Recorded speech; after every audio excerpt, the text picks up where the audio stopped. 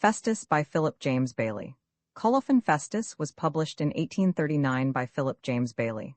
This ebook was transcribed and produced for Standard eBooks by Emma Sweeney and is based on digital scans from various sources.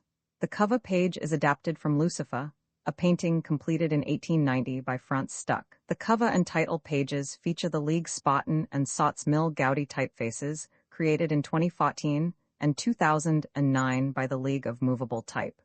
This edition was released on December 1, 2025, 1:48 a.m., and is based on revision 74C1C5. The first edition of this ebook was released on October 20, 2023, 4:33 p.m.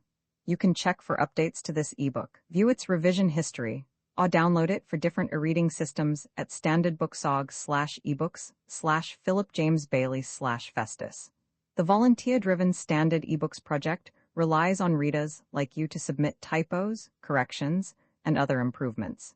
Anyone can contribute at Standard Booksorg. Roman 3 Scene, Water and Wood, Midnight. All things are calm and fair and passive. Earth looks as if lulled upon an angel's lap into a breathless, dewy sleep, so still that we can only say of things they be.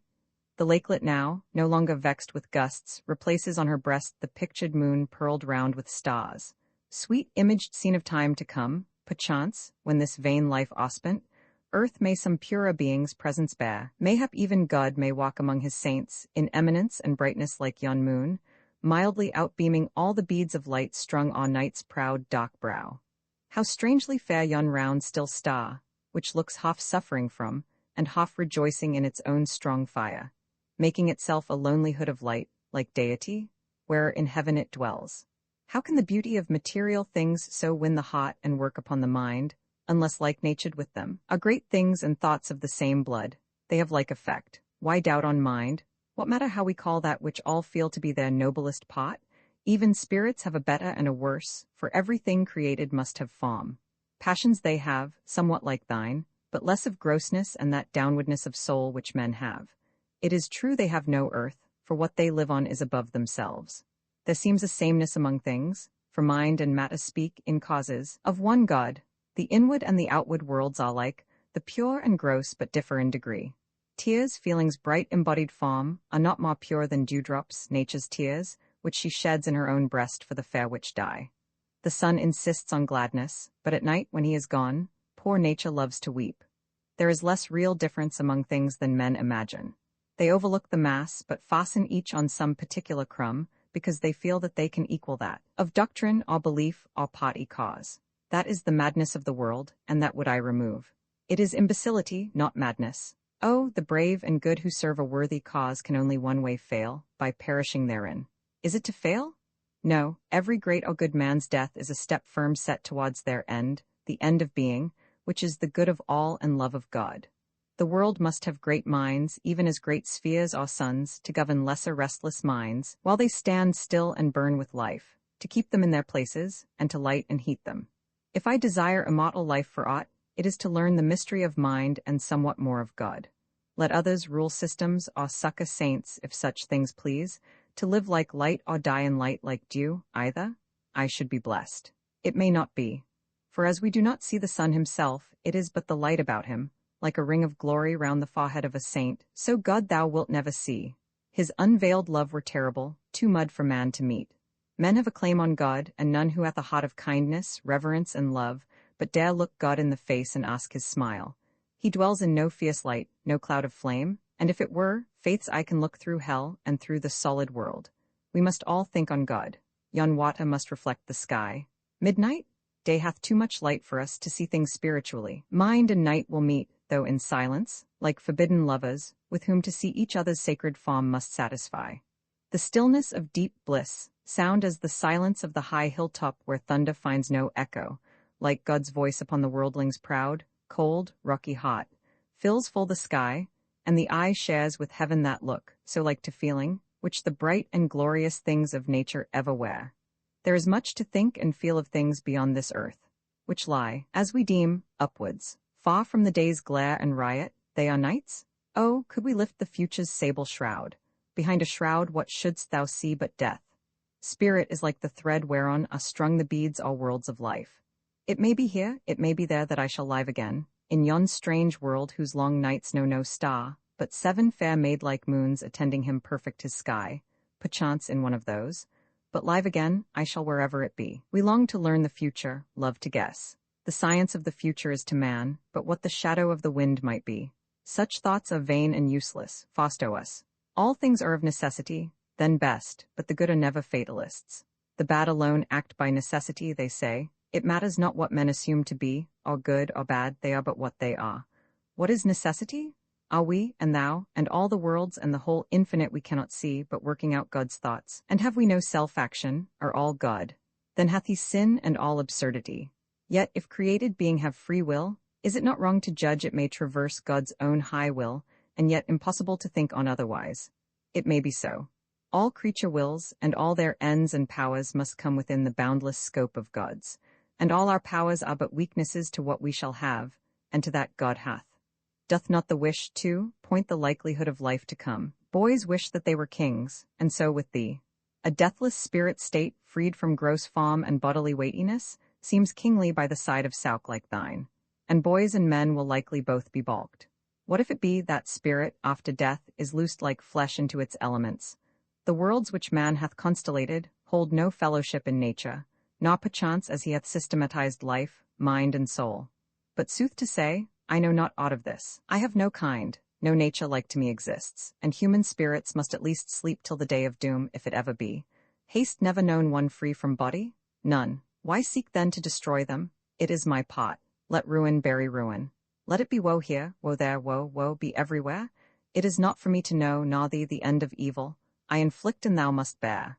The arrow knoweth not its end and aim, and I keep rushing, ruining along like a great river rich with dead men's souls. For if I knew, I might rejoice, and that to me by nature is forbidden. I know nor joy nor sorrow, but a changeless tone of sadness like the night winds is the strain of what I have of feeling. I am not as other spirits, but a solitude even to myself, I the sole spirit soul. Can none of thine immortals answer me? None, mortal? Where then is thy vaunted power? It is better seen as thus I stand apart from all. Mortality is mine, the green, unripened universe. But as the fruit matures, and world by world drops mellowed off the wrinkling stalk of time, as thine own race hath seen of stars now vanished, all is hid from me. My pot is done. What after comes I know not more than thou. Raise me a spirit, awake ye dead. Out with the secret, death, the grave hath no pride nor the rise again. Let each one bring the bane whereof he died. Bring the man his, the maiden hers. Oh, half mankind are murderers of themselves or souls. Yeah, what is life but lingering suicide? Wake, dead? Ye know the truth, yet there ye lie all mingling, mouldering, perishing together like run sand in the hourglass of old time. Death is the mad world's asylum. There is peace, destruction's quiet, and equality. Night brings out stars as sorrow shows as truths, though many, yet they help not. Bright they light not. They are too late to serve us, and sad things are aye too true. We never see the stars till we can see naught but them. So with truth. And yet if one would look down a deep well, even at noon, we might see those same stars far fairer than the blinding blue. The truth? Probe the profound of thine own nature, man, and thou mayst see reflected, and in life, the worlds, the heavens, the ages, by and by, the coming come. Then welcome, world-eyed truth, but there are other eyes men better love than truth's, for when we have her she is so cold and proud, we know not what to do with her. We cannot understand her, cannot teach, she makes us love her, but she loves not us, and quits us as she came and looks back never. Wherefore we fly to fiction's warm embrace, with her to relax and bask ourselves at ease, and in her loving and unhindering lap voluptuously lulled, we dream at most on death and truth. She knows them, loves them not, therefore we hate them and deny them both.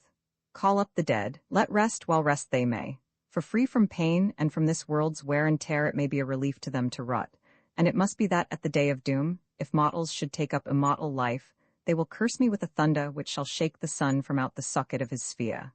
The curse of all created. Think on it? Those souls thou mean'st whom thou hast ruined, damned. Nor only those, when once the virgin bloom of soul is soiled, and rudely hath my hand swept all the swelling clusters of all life, little it matters whether crushed or touched scarcely. Each speaks the spoiler hath been there. The saved, the lost shall curse me both alike. God too shall curse me, and I myself. That curse is ever greatening, quick with hell, the coming consummation of all woe. O man, be happy, die and cease forever? Why wear we not the shroud alway, that robe which speaks our rank on earth, our privilege? To know I have a deathless soul, I would lose it. Believest thou all I tell thee? All I do. Stringing the stars at random round her head, like a pearl network, there she sits, bright night. I love night more than day, she is so lovely. But I love night the most because she brings my love to me in dreams which scarcely lie. Oh, all but truth and lovelier oft than truth. Let me have dreams like these, sweet night, forever when I shall wake no more, an endless dream of love and holy beauty mid the stars. I see thy heart and I will grant thy wish. I have lied to thee, I have command over spirits. Whom wilt thou that I call, mine Angela? There is an angel ever by thine hand. What seest thou? It is my love, it is she, my glory, spirit, beauty, let me touch thee. Nay, do not shrink back. Well then I am wrong, thou didst not use to shrink from me, my love. Angela, dost thou hear me? Speak to me? And thou art there, looking alive and dead. Thy beauty is then incorruptible, I thought so, oft as I have looked on thee. Thou art too much even now for me as once. I cannot gather what I raved to say, nor why I had thee hither. Stay, sweet sprite, dear art thou to me now, as in that hour when first love's wave of feeling, spray-like, broke into bright utterance, and we said we loved. Yea, but I must come to thee. Move no more. Art thou in death, or heaven, or from the stars? Have I done wrong in calling for thee thus?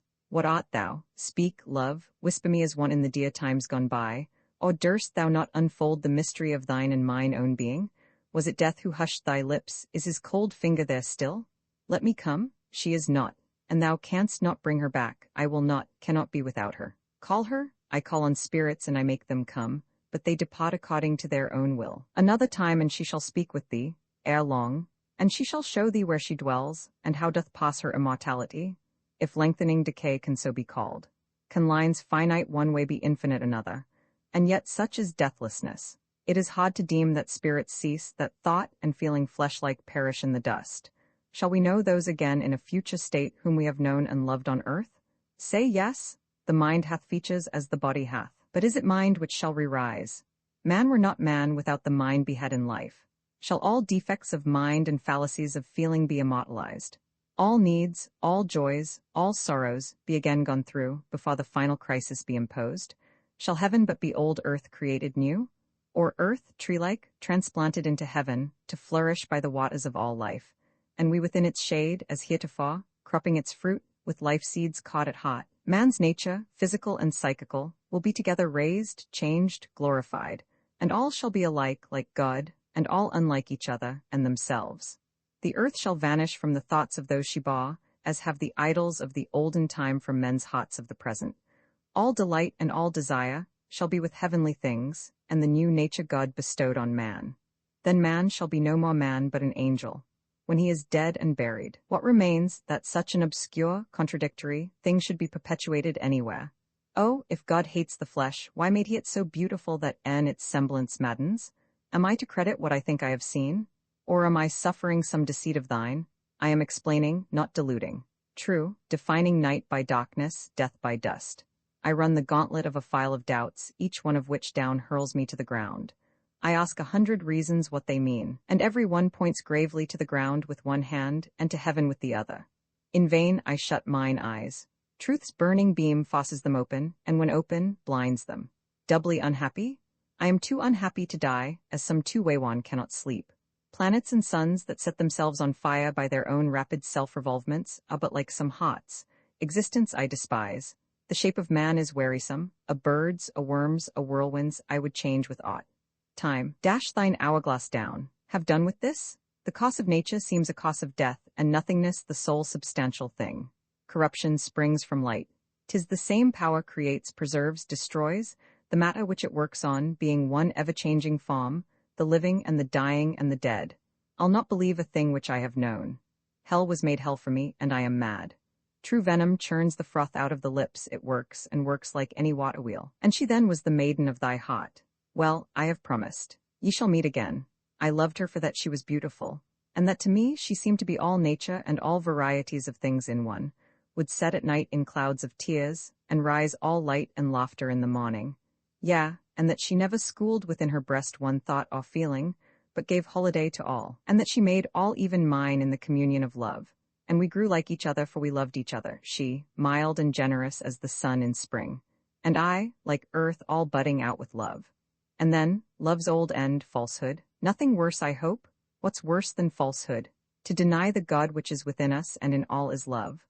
Love hath as many vanities as charms, and this, perchance, the chief of both, to make our young hearts track upon the first, and snow-like fall of feeling which overspreads the bosom of the youthful maiden's mind, more pure and fair than even its outward type. If one did thus, was it from vanity, or thoughtlessness, or worse? Nay, let it pass. The beautiful are never desolate, but someone always loves them, God or man. If man abandons, God himself takes them. And thus it was. She whom I once loved died. The lightning loathes its cloud, the soul its clay. Can I forget that hand I took in mine, pale as pale violets that I, where mind and matter met alike divine? Ah, no, may God that moment judge me when I do? Oh, she was fair. Her nature once all spring, and deadly beauty like a maiden sod, startlingly beautiful. I see her now. Whatever thou art, thy soul is in my mind, thy shadow hourly lengthens all my brain, and peoples all its pictures with thyself. Gone, not forgot, past, not lost, thou shalt shine in heaven like a bright spot in the sun. She said she wished to die, and so she died. For cloud-like she poured out her love, which was her life, to freshen this parched heart. It was thus. I said we were to part, but she said nothing. There was no discord. It was music ceased, life's thrilling, bounding, bursting joy. She sat like a house god, her hands fixed on her knee, and her dark hair lay loose and long around her, through which her wild, bright eye flashed like flint. She spake not, moved not, but she looked the more, as if her eye were action, speech, and feeling. I felt it all, and came and knelt beside her. The electric touch solved both our souls together. Then comes the feeling which unmakes, undoes, which tears the sea-like soul up by the roots and lashes it in scorn against the skies. Twice did I madly swear to God, hand clenched, that not even he nor death should tear her from me. It is the saddest and the soft sight one's own love weeping. But why call on God, but that the feeling of the boundless bounds all feeling, as the welkin doth the world? It is this which ones us with the whole and God. Then first we wept, then closed and clung together, and my heart shook this building of my breast, like a live engine booming up and down. She fell upon me like a snow-wreath thawing. Never were bliss and beauty, love and woe, raveled and twined together into madness as in that one wild hour, to which all else, the past, is but a picture, that alone is real, and forever there in front, making a black blank on one side of life like a blind eye, but after that I left her, and only saw her once again alive. Well, shall we go? This moment, I am ready. Farewell, ye dear old walks and trees, farewell, ye waters, I have loved you well. In youth and childhood it hath been my life to drift across ye lightly as a leaf, or skim your waves in yon skiff swallow-like, or lay like a loved locket on your sunny bosom. Could I, like you, by looking in myself find mine own heaven, farewell? Immortal, come, the morning peeps her blue eye on the east. Think not so fondly as thy foolish race, imagining a heaven from things without, the picture on the passing wave call heaven, the wavelet, life, the sands beneath it, death, daily more seen till, lo, the bed is bare. This fancy fools the world. Let us away. Roman far scene, a mountain sunrise. Hail, beauteous earth! Gazing o'er thee, I all forget the bounds of beings, and I long to fill thee, as a lover pines to blend soul, passion, yea existence with the fair creature he calls his own. I ask for naught before or after death, but this, to lie and look and live and bask and bless myself upon thy broad bright bosom. From thee I sprang, and to thee I turn, heart, arm, and brain. Yes, I am all thine own. Thou art the sole parent. To rock and river, plain and wood I cry, ye are my kin. While I, O earth, am but an atom of thee and a breath, passing unseen and unrecorded like the tiny throb here in my temple's pulse. Thou art forever and the sacred bride of heaven, worthy the passion of our God. O, full of light's love grace, the grace of all who owe to thee their life, thy Maker's love, his face's light. All thine rejoice in thee, thou in thyself for I, rolling through air as seraphs song out of their trumpet lips rolls round the skies of heaven. See the sun, God's crest upon his azure shield the heavens. Canst thou, a spirit, look upon him?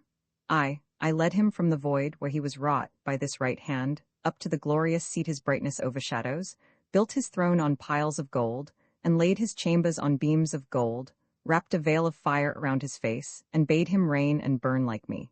There, ever since, sat warming into life these worlds as in a nest he has and is. But fall he must. I have done due, naught else from my first thought to this and to my last. No matter, it is beneath this mind of mine to reck of aught. I have borne the ill of ages, of eternities, and must, I care not. I shall sway the world as now, which worse and worse sinks with me as I sink, till finite souls evanish as a vapor, till immortality, the proud thing, perish, and God alone be and eternity. Then will I clap my hands and cry to him, I have done. Have thy will now, there is none but thee, I am the first created being, I will be the last to perish and to die. Thou art a fit monitor, methinks, of pleasure. To the high air sunshine and cloud are one, pleasure and pain to me. Thou and the earth alone feel these as different, for ye are under them, the heavens and I above. But tell me, have ye scenes like this in hell? Nay, not in heaven. What is heaven? Not the toys of singing, love, and music. Such a place were fit for women only. Heaven is no place, unless it be a place with God allwhere. It is the being good, the knowing God, the consciousness of happiness and power, with knowledge which no spirit e'er can lose but doth increase in every state, and aught it most delights in the full leave to do. But why consume me with such questions? Why add earth to hell, in the great chain of worlds which God in wrath hath bound about me? Why? 'Twas therefore that I closed with thee, great fiend, that thou mightst answer all things I proposed, or bring me those who would do. All these things thou wilt know sometime, when to see and know are one. To see a thing and comprehend the nature of it essentially. Perceive the reason and the science of its being, and the relations with the universe of all things actual or possible, mortal, immortal, spiritual, gross. This, when the spirit is made free of heaven, is the divine result, proportioned still to the intelligence as human, for there are degrees in heaven as everything, by God's will. Unimaginable space as full of suns as is earth son of atoms, faileth to match his boundless variousness, and ever must do, though 1,000 worlds, as diverse from each other as is thine from any of thy systems, were lanced each minute into life unendingly. All of yon worlds, and all who dwell in them, stand in diverse degrees of bliss and being. Through the 10,000 times 10,000th grade of blessedness, above this world's and man's ability to feel or to conceive, the soul may pass and yet know not of heaven, more than a dim and miniature reflection of its most bright infinity. For God makes to each spirit its peculiar heaven, and yet is heaven a bright reality, as this or any of yon worlds. A state where all is loveliness and power and love, where all sublimest qualities of mind, not infinite, are limited alone by the surrounding godhood, and where naught but what produceth glory and delight to creature and creator is, where all enjoy entire dominion o'er themselves, acts, feelings, thoughts, conditions, qualities, spirit and soul and mind, all under God, for spirit is soul deified, while earth to the immortal vast, God-natured spirit, is but a spell, which having served to light a lamp, is cast into consuming fire. And hell?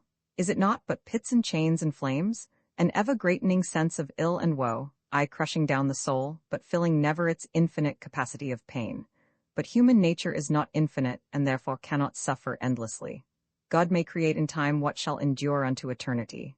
With him is no distinction, nor in that which is of him. Then is not soul of God, but man and earth.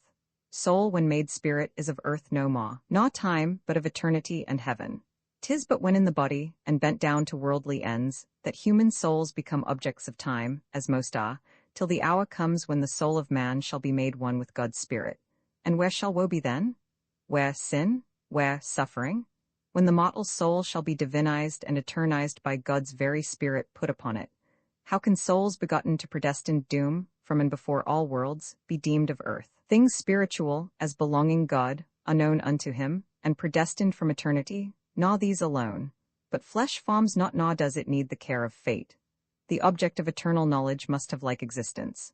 Then it cannot be bound unto torment, that would be to bring torture on godlike essence. Hast not heard how thine existence here on earth is but the dark and narrow section of a life which was with God, long ere the sun was lit, and shall be yet, when all the bold bright stars are dark as death dust, immortality and wisdom tending thee on either hand, thy divine sisters. But do thou believe e'en what thou wilt. It matters not to me. Is it the nature or the deed of God to render finite follies infinite, or to eternize sin and death in fire? For so long as the punishment endures, the crime lasts. Were it not for thy presence, Spirit, I would not deem hell were. Let not my presence pass for more than it is worth, I pray, nor yet my absence. Trust me, I could wish with thee that hell were blotted out of utmost space. 'Tis man himself makes his own God in his hell, but this is truth. The truth is perilous never to the true, nor knowledge to the wise, and to the fool, and to the false, error and truth alike. Error is worse than ignorance. But say, how can eternal punishment be due to temporal offenses, to a pulse of momentary madness? Pardon me. Sin is not temporary. nothing is of spiritual nature, but hath cause immortal and immortal end in all, as spirits. Therefore till the soul shall be by grace redeified, as is the soul, so is the sin, for ever before God. Sin is not of the spirit, but of that which blindeth spirit, heart, and brain. Believe so. The law of all the worlds is retribution. But is it so of God? The laws of heaven are not of earth, their law is liberty. Thou thundercloud of spirits, darkening the skies and wrecking earth, could I hate men, how I should joy with thee, even as an eagle, nigh famished in the fellowship of storms, but I still love them. What will come of men? Whatever may, perdition is their meed. Were heaven dispeopled for ministry to warn them of their ways, were thou and I to monish them, were heaven and earth and hell to preach at once, they still would mock and jeer as now, but never repent until too late, until the everlasting hour had struck. Men might be better if we better deemed of them. The worst way to improve the world is to condemn it. Men may overget delusion, not despair. Why love mankind? The affections are thy system's weaknesses, the wasteful outlets of self-maintenance. The wild flower's tendril, proof of feebleness, proves strength, and so we fling our feelings out, the tendrils of the heart, to bear us up. O earth, how drear to think to tear oneself, even for an hour, from looks like this of thine, from features, oh, so fair, to quit for aye the luxury of thy side. Why art thou thus glorious, and tweer not to sate the soul, and chide us for the senseless dream of heaven? The still strong stream sweeps onward to its end, like one of the great purposes of God, all like, maybe, a soul like mine to him. Along yon deep blue vein upon thy bosom, earth, I could float forever. See it there, winding among its green and smiling isles, like charity amidst her children dear, all peace, rejoicing in her olive wreaths and gladdening as she glides along the lands. And yet all this must end, must pass, drop down oblivion like a pebble in a pit, for God shall lay his hand upon the earth and crush it up like a red leaf. Not be? I cannot root the thought, nor hold it firm. This same sweet world which thou wouldst fondly deem eternal, maybe, which I soon shall see destruction suck back as the tide a shell. It will not be yet. I'll woo thee, world, again, and revel in thy loveliness and love. I have a heart with room for every joy, and since we must part sometime, while I may, I'll quaff the nectar in thy flowers, and press the richest clusters of thy luscious fruit into the cup of my desires.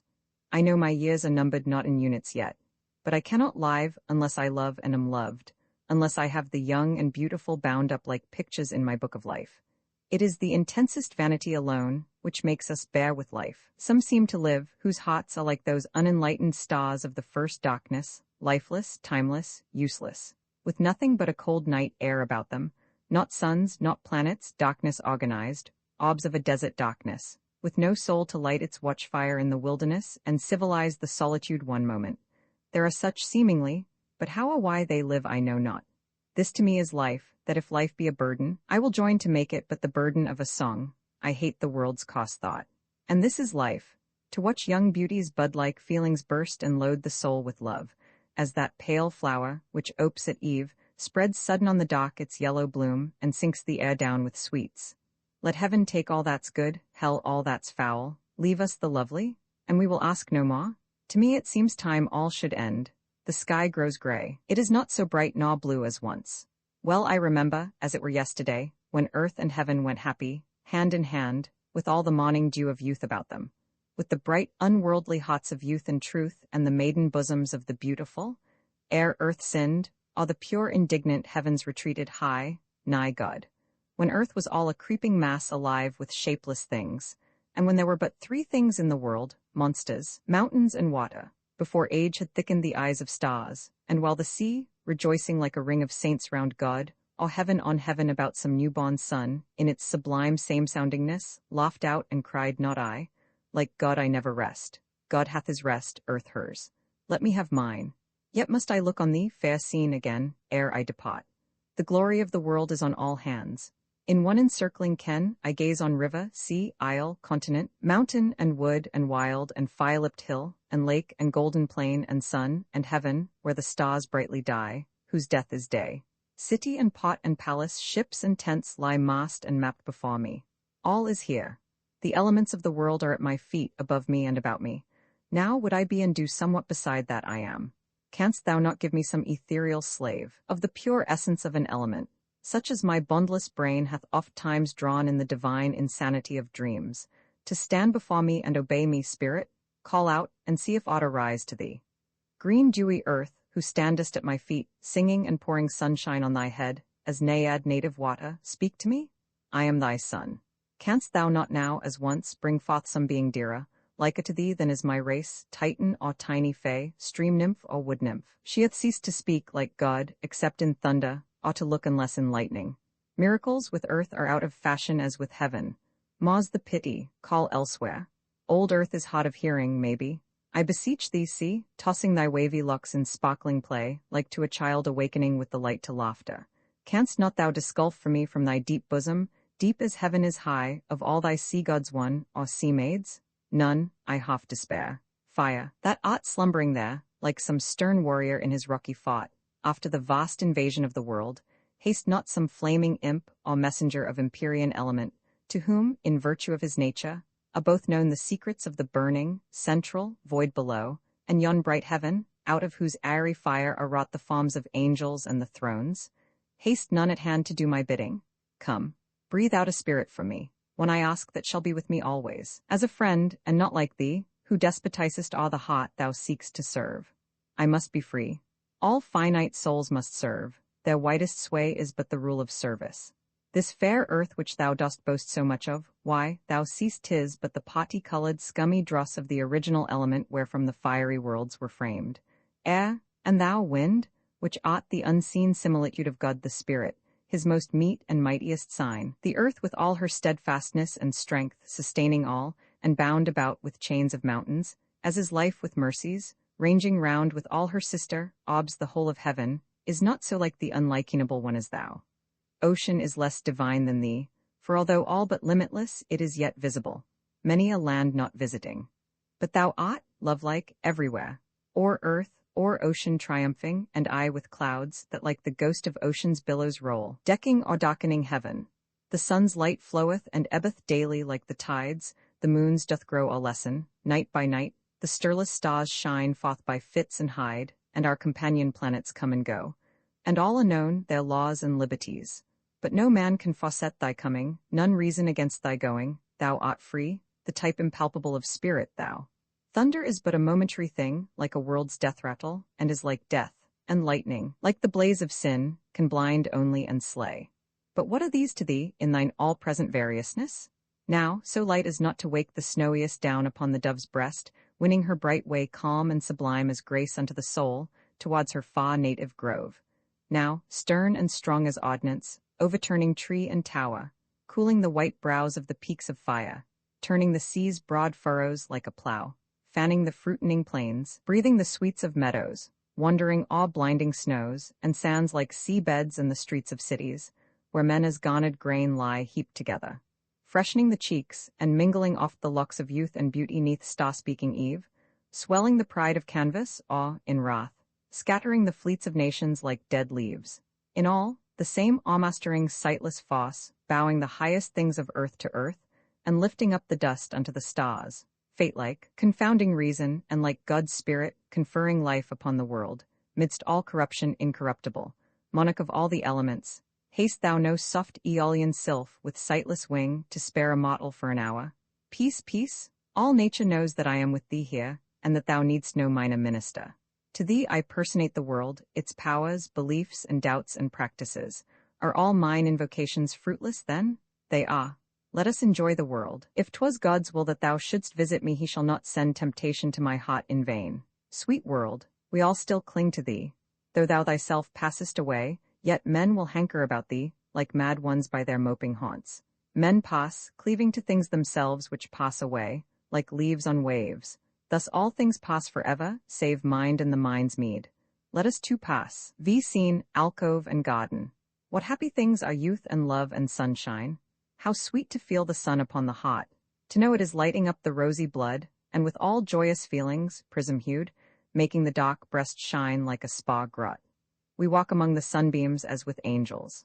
Yes, there are feelings so serene and sweet, coming and going with a musical lightness, that they can make amends for their passingness, and balance God's condition to decay. As yon light fleecy cloudlet floating along, like golden down from some high angel's wing, breaks but relieves and beautifies the blue. I wonder if ever I could love another. How I should start to see upon the sward a shadow not thine own arm linked with mine? See, Here is a garland I have bound for thee. Nay, crown thyself, it will suit thee better, love. Place wreaths of everlasting flowers on tombs, and deck with fading beauties forms that fade. Put it away, I will no crown save this. And could the line of dust which here I trace upon my brow but warrant dust beneath, and nothing more, or could this bubble frame, informed with soul, lashed from the stream of life by its own impetus, but burst at once, and vanish pot on high and pot below, I would be happy, nor would envy death. Could I, like heaven's bolt, earthing quench myself, this moment would I burn me out a grave. Might I but be as many years in dying as I have lived, that might be some relief. What canst thou mean? Mean? Is there not a future? The past, the present, and the coming, curse each. The future, curse it. Shall we not ever live and love as now? Aye, live I fear we must. And love, because we then are happiest. We shall lack nothing having love, and we must be happy everywhere. We too, for spiritual life is great and clear and self-continuous as the changeless sea, rolling the same in every age as now. Whether awe mountain tops, where only snow dwells, and the sunbeam hurries coldly by, or awe the vales, as now, of some old world older than ancient man's. As is the seas, so is the life of spirit and the kind. And then with natures raised, refined, and freed from these poor forms, our days shall pass in peace and love. No thought of human littleness shall cross our high calm souls, shining and pure as the gold gates of heaven. Like some deep lake upon a mountain summit they shall rest, high above cloud and storm of life like this, all peace and power, and passionless purity. Or if a thought of other troubled times ruffle it for a moment, it shall pass like a chance raindrop on its heavenward face. I love to meditate on bliss to come. Not that I am unhappy here, but that the hope of higher bliss may rectify the lower feeling which we now enjoy. This life, this world is not enough for us. They are nothing to the measure of our mind. For place we must have space, for time we must have eternity, and for a spirit godhood. Mind means not happiness, power is not good. True bliss is to be found in holy life, in charity to man, in love to God. Why should such duties cease, such powers decay? Are they not worthy of a deathless state, a boundless scope, a high uplifted life? Man, like the airborne eagle who remains on earth only to feed and sleep and die, but whose delight is on his lonely wing, wide sweeping as a mind, to foss the skies high as the lightfall air, begirt with clouds, it dash this nether world. Immortal man rushes aloft, right upwards into heaven. O faith of Christ, sole honor of the world, what know men of religion save its forms? True faith nor biddeth nor abideth form. The bended knee, the eye uplift is all which man need render, all which God can bear. What to the faith are forms? A passing speck, a crow upon the sky. God's worship is that only he inspires, and his bright words, writ in the red-leaved volume of the heart, return to him in prayer, as due to heaven. Our proper good we rarely seek or make, mindless of our immortal powers and their immortal end, as is the pearl of its worth, the rose its scent, the wave its purity. Come, we will quit these saddening themes. Wilt sing to me? For I am gloomy, and I love thy singing, sacred as the sound of hymns, on some bright Sabbath morning on the moor, where all is still save praise, and where hard by the ripe grain shakes its bright beard in the sun, the wild bee hums more solemnly. The deep sky, the fresh green grass, the sun, and sunny brook, all look as if they knew the day, the hour, and felt with man the need and joy of thanks. I cannot sing the lightsome lays of love.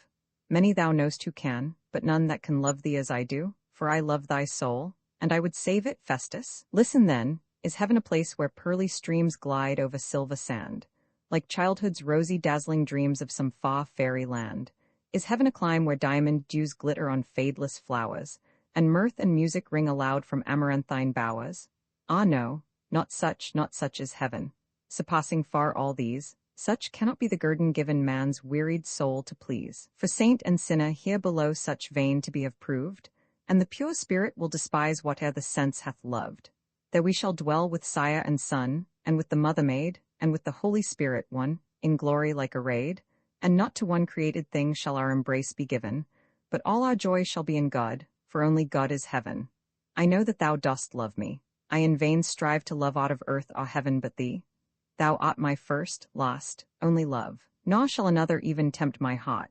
Like stars, 1,000 sweet and bright and wondrous fair, 1,000 deathless miracles of beauty, they shall ever pass at all but eyeless distance, and never mix with thy love, but be lost all, meanly in its moon-like lustrousness. How still the air is! The tree-tops stir not, but stand and peer on heaven's bright face as though it slept and they were loving it. They would not have the skies see them move for summers, would they? See that sweet cloud? It is watching us, I am certain. What have we here to make thee stay 1 second? Away? Thy sisters wait thee in the west, the blushing bridemaids of the sun and sea. I would I were like thee, thou little cloud, ever to live in heaven. Ah, seeking earth to let my spirit down in drops of love to sleep with night upon her dewy lap. And the next dawn, back with the sun to heaven.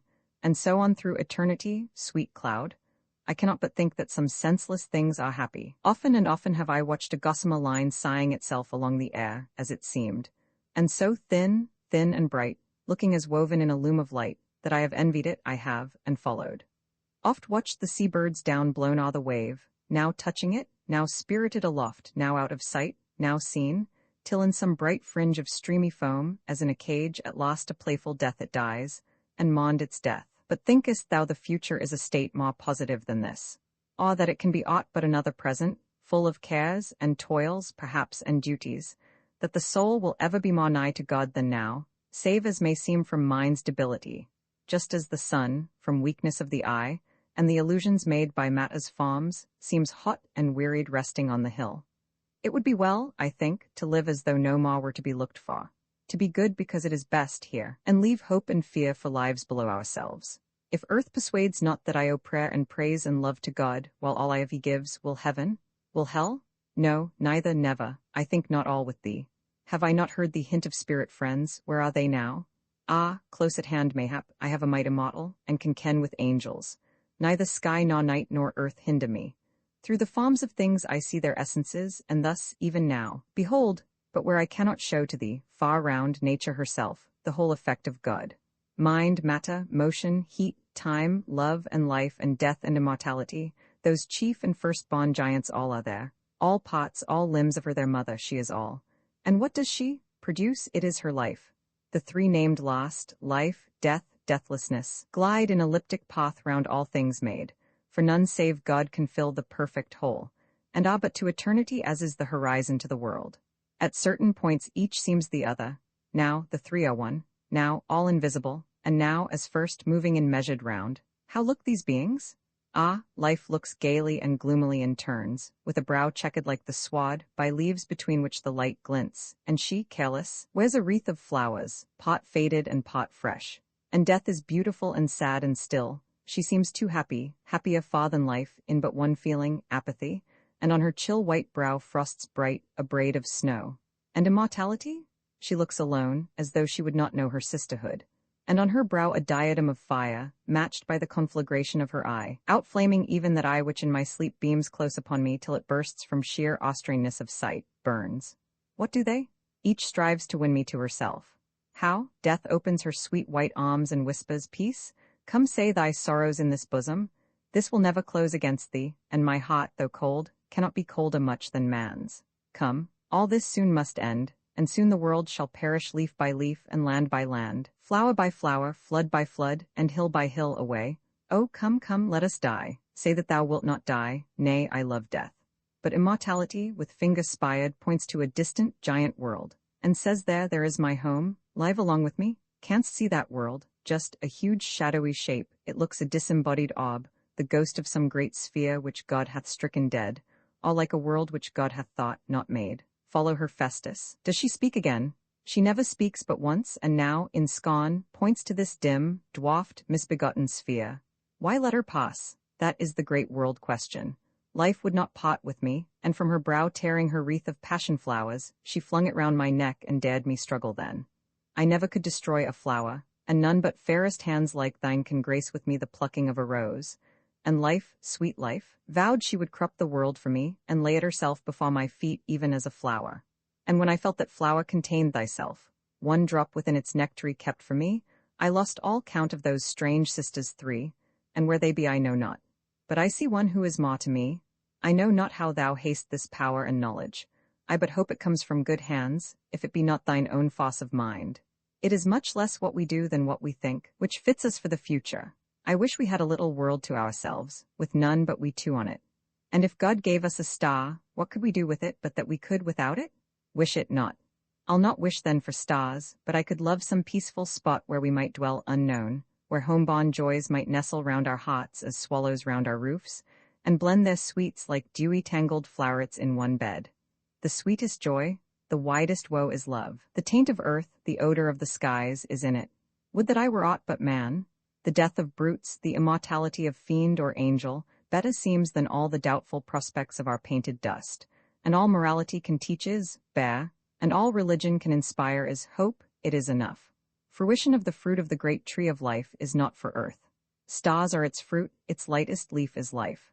The heart hath many sorrows beside love, yea, many as the veins which visit it. The love of aught on earth is not its chief nor ought to be. Inclusive of them all there is the one main sorrow, life. For what can spirit, severed from the Great One, God, feel but a grievous longing to rejoin its infinite, its author, and its end? And yet is life a thing to be beloved and honored holily and bravely borne. A man's life may be all ease and his death by some dark chance, unthought of agony, or life may be all suffering and decease a flower-like sleep, or both be full of woe, or each comparatively painless. Blame not God for inequalities like these. They may be justified. How canst thou know? They may be only seeming. Canst thou judge? They may be done away with utterly by loving, fearing, knowing God the truth. In all distress of spirit, grief of heart, bodily agony, or mental woe, rebuffs and vain assumptions of the world, or the poor spite of weak and wicked souls, think thou on God. Think what he underwent and did for us as man. Weigh thou thy cross with Christ's, and judge which were the heavier. Joy even in thine anguish, such was his but measurelessly more. Thy suffering assimilateth thee to him. Rejoice, think upon what thou shalt be, think on God. Then ask thyself, what is the world and all its mountainous inequalities? Ah, what, are not all equal as dust atomies? My soul's orb darkens as a sudden star, which having for a time exhausted earth and half the heavens of wonder, motley passes forever, not eclipsed, consumed. All but a cloudy vapor darkening there, the very spot in space it once illumed. Once to myself I seemed a mount of light, but now a pit of night. No more of this? Here have I lain all day in this green nook, shaded by larch and hornbeam, ash and yew, a living well and runnel at my feet, and wild flowers, dancing to some delicate air, an urn-topped column and its ivy wreath skirting my sight, as thus I lie and look upon the blue, unchanging, sacred skies. And thou, too, gentle Clara by my side, with lightsome brow and beaming eye, and bright long glorious locks, which drop upon thy cheek like gold-hued cloud-flakes on the rosy morn. Oh, when the heart is full of sweets to offlowing, and ringing to the music of its love, who but an angel or an hypocrite could speak or think of happy estates? Farewell, remember what thou saidst about the stars. Goes, oh, why was woman made so fair? Or man so weak as to see that more than one had beatty? It is impossible to love but one. And yet I dare not love thee as I could, for all that the heart most longs for and deserves passes the soonest and most utterly. The moral of the world's great fable, life. All we enjoy seems given to deceive, or maybe, undeceive us, who cares which? And when the sum is done and we have proved it, why work it over and over still again? I am not what I would be. Hear me, God, and speak to me in thine invisible likeness the wind as once of yore. Let me be pure? Oh, I wish I was a pure child again, as ere the clear could trouble me, when life was sweet and calm as is a sister's kiss, and not the wild and whirlwind touch of passion, which though it hardly light upon the lip, with breathless swiftness sucks the soul out of sight so that we lose it, and all thought of it. What is this life wherein thou hast founded me, but a bright wheel which burns itself away, benighting even night with its grim limbs, when it hath done and fainted into darkness?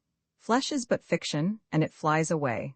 The gaunt and ghastly thing we bear about us, and which we hate and fear to look upon, is truth, in death's dark likeness limbed, no more. Vi seen anywhere. God hath refused me. Wilt thou do it for me? Or shall I end with both, remake myself? Now that is the one thing which I cannot do. Am I not open with thee? Why choose that? Because I will it. Thou art bound to obey. The world bears marks of my obedience. Off, I am torn to pieces. Let me try and gather up myself into a man as once I was. I have done with thee. Dost hear? Thou canst not mean this, once for all.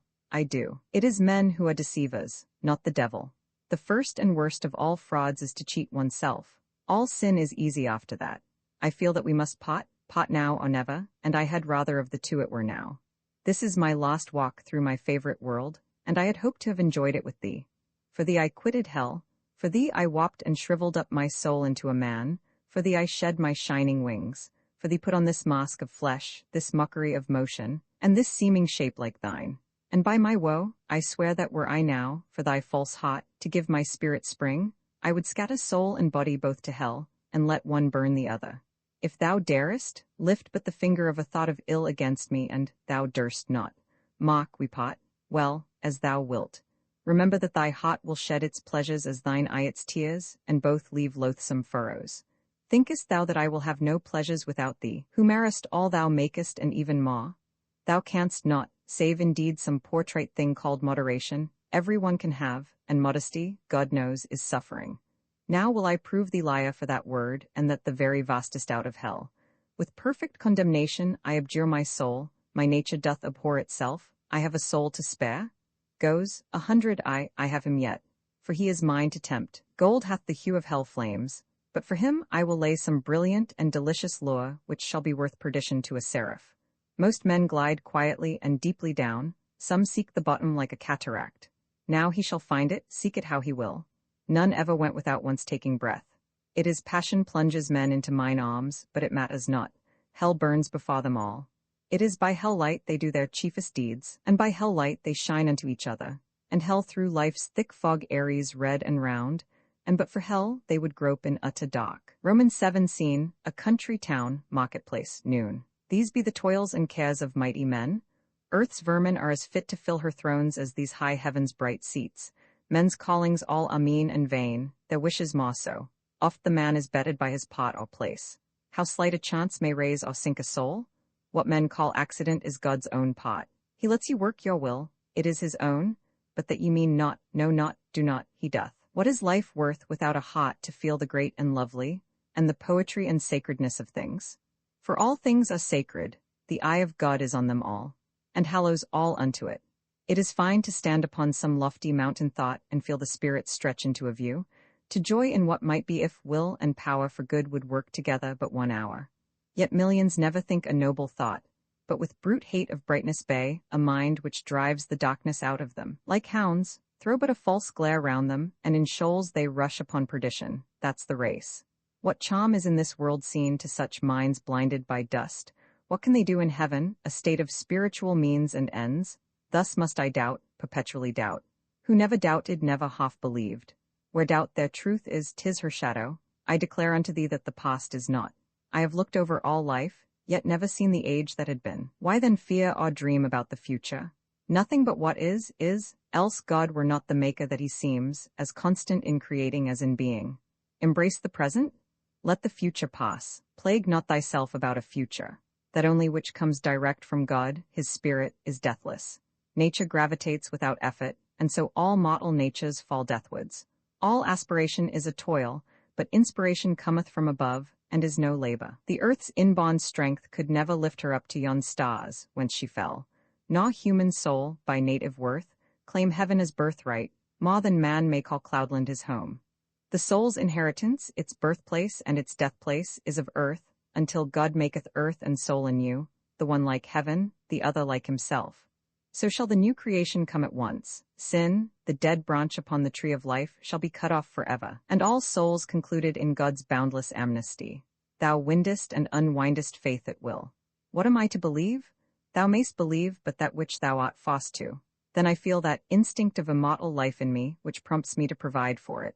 Perhaps, man hath a knowledge of a time to come, his most important knowledge.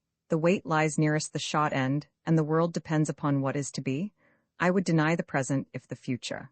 Oh, there is a life to come, or all's a dream, and all may be a dream. Thou seest in thine men deeds clear, moving, full of speech and order, then why may not all this world be but a dream of God's? Fear not, some morning God may waken. I would it were. This life's a mystery. The value of a thought cannot be told, but it is clearly worth 1,000 lives like many men's, and yet men love to live as if mere life were worth their living for. What but perdition will it be to most? Life's more than breath, and the quick round of blood, it is a great spirit and a busy heart. The coward and the small in soul scarce do live.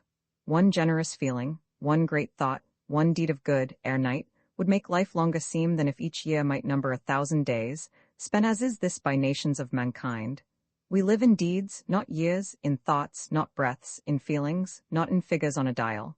We should count time by hot throbs. He most lives who thinks most, feels the noblest, acts the best life's but a means unto an end. that end, beginning, mean and end to all things, God, the dead have all the glory of the world.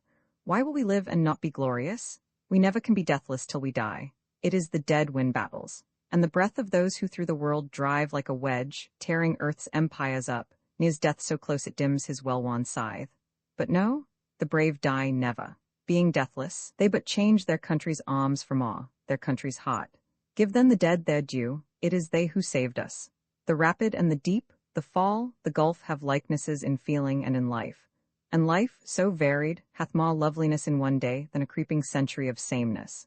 But youth loves and lives on change till the soul sighs for sameness, which at last becomes variety and takes its place. Yet some will last to die out thought by thought, and power by power, and limb of mind by limb, like lambs upon a gay device of glass, till all of soul that's left be dry and dark, till even the burden of some 90 years hath crashed into them like a rock, shattered their system as if 90 suns had rushed to ruin earth, or heaven had rained its stars, till they become, like scrolls, unreadable through dust and mold. Can they be cleaned and read? Do human spirits wax and wane like moons? The eye dims and the heart gets old and slow. The lithe limb stiffens, and the sun-hued locks thin themselves off, or whitely wither. Still ages not spirit, even in one point, immeasurably small, from orb to orb, in ever-rising radiance, shining like the sun upon the thousand lands of earth. Look at the medley, motley throng we meet, some smiling, frowning some, their cares and joys alike not worth a thought, some sauntering slowly as if destruction never could o'ertake them, some hurrying on as fearing judgment swift should trip the heels of death and seize them living. Grief hallows hearts even while it ages, and much hot grief, in youth, fosses up life with power which too soon ripens and which drops. A funeral passes. Whose funeral is this ye follow, friends? Would ye have grief? Let me come. I am woe, we want no grief. Festus, she died of grief. Did ye say she died? Oh, I knew her then. Set down the body, let toe look upon her. Now, Son of God, what dost thou now in heaven while one so beautiful lies earthening here? I will give up the future for the past, the winged spirit and the starry home if thou wilt let her live, and make me love. She was a lock of heaven which heaven gave earth, and took again, because unworthy of her. Her air was an immortal's. I have seen stars look on it with feeling, and her eye, wherever she went, it won her way like wine. Men bowed to it as to the lifted host. How could I be so cruel? Who but I? And now, corruption, come sit, feast thyself. This is the choicest banquet thou hast been at. Thou art my happier, only rival. Thou who takest love from the living, life from beauty, beauty from death, whole rubber of the world. The moment after thou desertedst her, a cloud came over the prospect of her life, and I foresaw how evening would set in, early and dark and deadly. She was true. Did I not love thee too? Pure, perfect thing. This is a soul I see and not a body. Go, beauty, test for eye. Go, starry eyes and lips like rosebuds peeping out of snow. Go, breast love-filled as a boat's sail with wind, leaping from wave to wave as leaps a child thoughtless o'er grassy graves. Go, locks which have the golden embrownment of a lion's eye. Yet one more look. Farewell, thou well and fair. All who but loved thee shall be deathless. Not named, but with thee can perish. Thou and death have made each other purer. Lovelier seem like snow and moonlight. Never more for thee let eyes be swollen like streams with latter rains. To die were rapture having lived with thee. Thy soul hath passed out of a bodily heaven into a spiritual. Rest for I? Pure as the dead in life, the dead are holy, I would I were among them. Let us pass, living is but a habit, and I mean to break myself of it soon. Too soon thou canst not. Men heed not of the day, how nigh none knows, which brings the consummation of the world. But in my ear the old machine already begins to grate. They would not credit warning, or I would up and cry, repent, I will. Here is a fair gathering and I feel moved. Mortals, repent, the world is nigh to its end, on its lost legs and desperately sick. See ye not how it reels round all day long? Oh, here's a ranta, come, here's fun. Amen, I know the church service by heart, be off, you'll serve the church by keeping out of it. I am a preacher come to tell you truth. I tell you too there is no time to be lost, so fold your souls up neatly while you may, direct to God in heaven, or someone else may seize them, seal them, send them, you know where. The world must end, I weep to think of it. But you laugh, I knew you would. I know men never will be wise till they are fools forever. Laugh away. The time will come when tears of fire are trickling from your eyes. You will blame yourselves for having laughed at me. I warn ye, men, prepare, repent, be saved. I warn ye, not because I love, but know ye. God will dissolve the world as she of old her pearl within his cup and swallow ye in wrath, although to taste ye would be poison, and death and suicide to aught but God. Again I warn ye, save himself who can. Do ye not oft begin to seek salvation? You, and fail as oft to find, sink, cease, and shall I tell ye, brethren, why ye fail once and forever? Why there is no past, and the future is the fiction of a fiction, the present moment is eternity. It is that ye have sucked corruption from the world like milk from your own mothers. It is in your soul blood and your soul bones. Earth does not wean one out of 1,000 sons to heaven. Beginnings are alike. It is ends which differ. One drop falls, lasts, and dries up but a drop. Another begins a river, and one thought settles a life, an immortality, and that one thought you will not take to good. Now I will tell you just one other truth. Ye hate the truth as snail's salt. It dissolves ye, body and soul, but I don't mind. So now, up to this moment ye are all, each damned. What are ye now? Still damned? It will be the same tomorrow, and the next day, and the next, till some fine morning ye will wake in fire. Ye see I do not mince the truth for ye. Belike ye think your lives will dribble out as brooks in summer dry up. Let us see, try dike them up, they stagnate, thicken scum. That would make life worse than death. Well, let go, where are ye then? For life, like water, will find its lost level. What level? The grave. It is but a fall of 5 feet after all, that cannot hurt ye. It is but just enough to work the wheel of life, so work away. Ye may think that I do not know the terms and treasures whereupon ye live so high. But I know more than most men, modestly speaking. I know I am lost, and ye too. God could only save me by destroying me, so that I have no advantage over you. And therefore think ye will the rather bear one of your own state to advise for ye now. Don't you envy me, good folks, I pray? Envy's a coal comes hissing hot from hell. 'Twill be such coals will burn ye by the way. Your other preachers first think they are safe. Now I say broadly, I am the worst among ye, and God knows I have no need to wrong myself, nor you. I boast not of it, but as truth, it is little to be proud of, credit me. What is salvation? What is safety? Think, who wants to know? Does any? All of us. Then I will not tell ye. You shall wait until some angel come and stir your stagnant souls, then plunge into yourselves and rise redeemed. Come, I'll unroll your hearts and rid them to ye. To say ye live is but to say ye have souls, that ye have paid for them and mean to play them, till some brave pleasure wins the golden stake, and rakes it up to death as to a bank. Ye live and die on what your souls will fetch, and all are of different prices. Therefore hell cannot well bargain for mankind in gross, but each soul must be purchased, one by one. This it is makes men rate themselves so high, while truly ye are worth little, but to God ye are worth more than to yourselves. By sin ye wreak your spite against God, that ye know, and knowing will it. But I pray, I beg, act with some smack of justice to your Maker, if not unto yourselves. Do, it is enough to make the very devil chide mankind, such baseness, such unthankfulness. Why he thanks God he is no worse. You don't do that, I say be just to God. Leave off these airs, know your place, speak to God, and say, for once go first, Lord, take your finger off your eye. It blocks the universe and God from sight. Think ye your souls are worth nothing to God? Are they so small? What can be great with God? What will ye weigh against the Lord? Yourselves? Bring out your balance, get in man by man, add earth, heaven, hell, the universe, that's all. God puts his finger in the other scale, and up we bounce, a bubble. Naught is great nor small with God.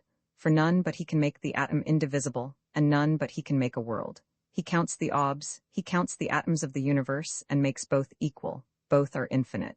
Giving God honor, never underrate yourselves. After him ye are everything but mind. God's more than everything, he is God. And what of me? No, us, no, I mean the devil.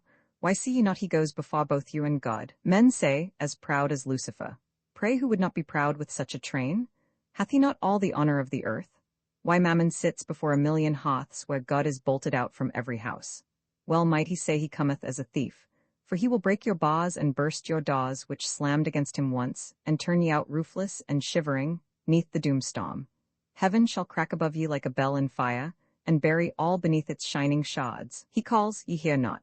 Lo, he comes, ye see not. No, ye are deaf as a dead adder's ear. No, ye are blind as never bat was blind, with a burning, bloodshot blindness of the heart, a swimming, swollen senselessness of soul.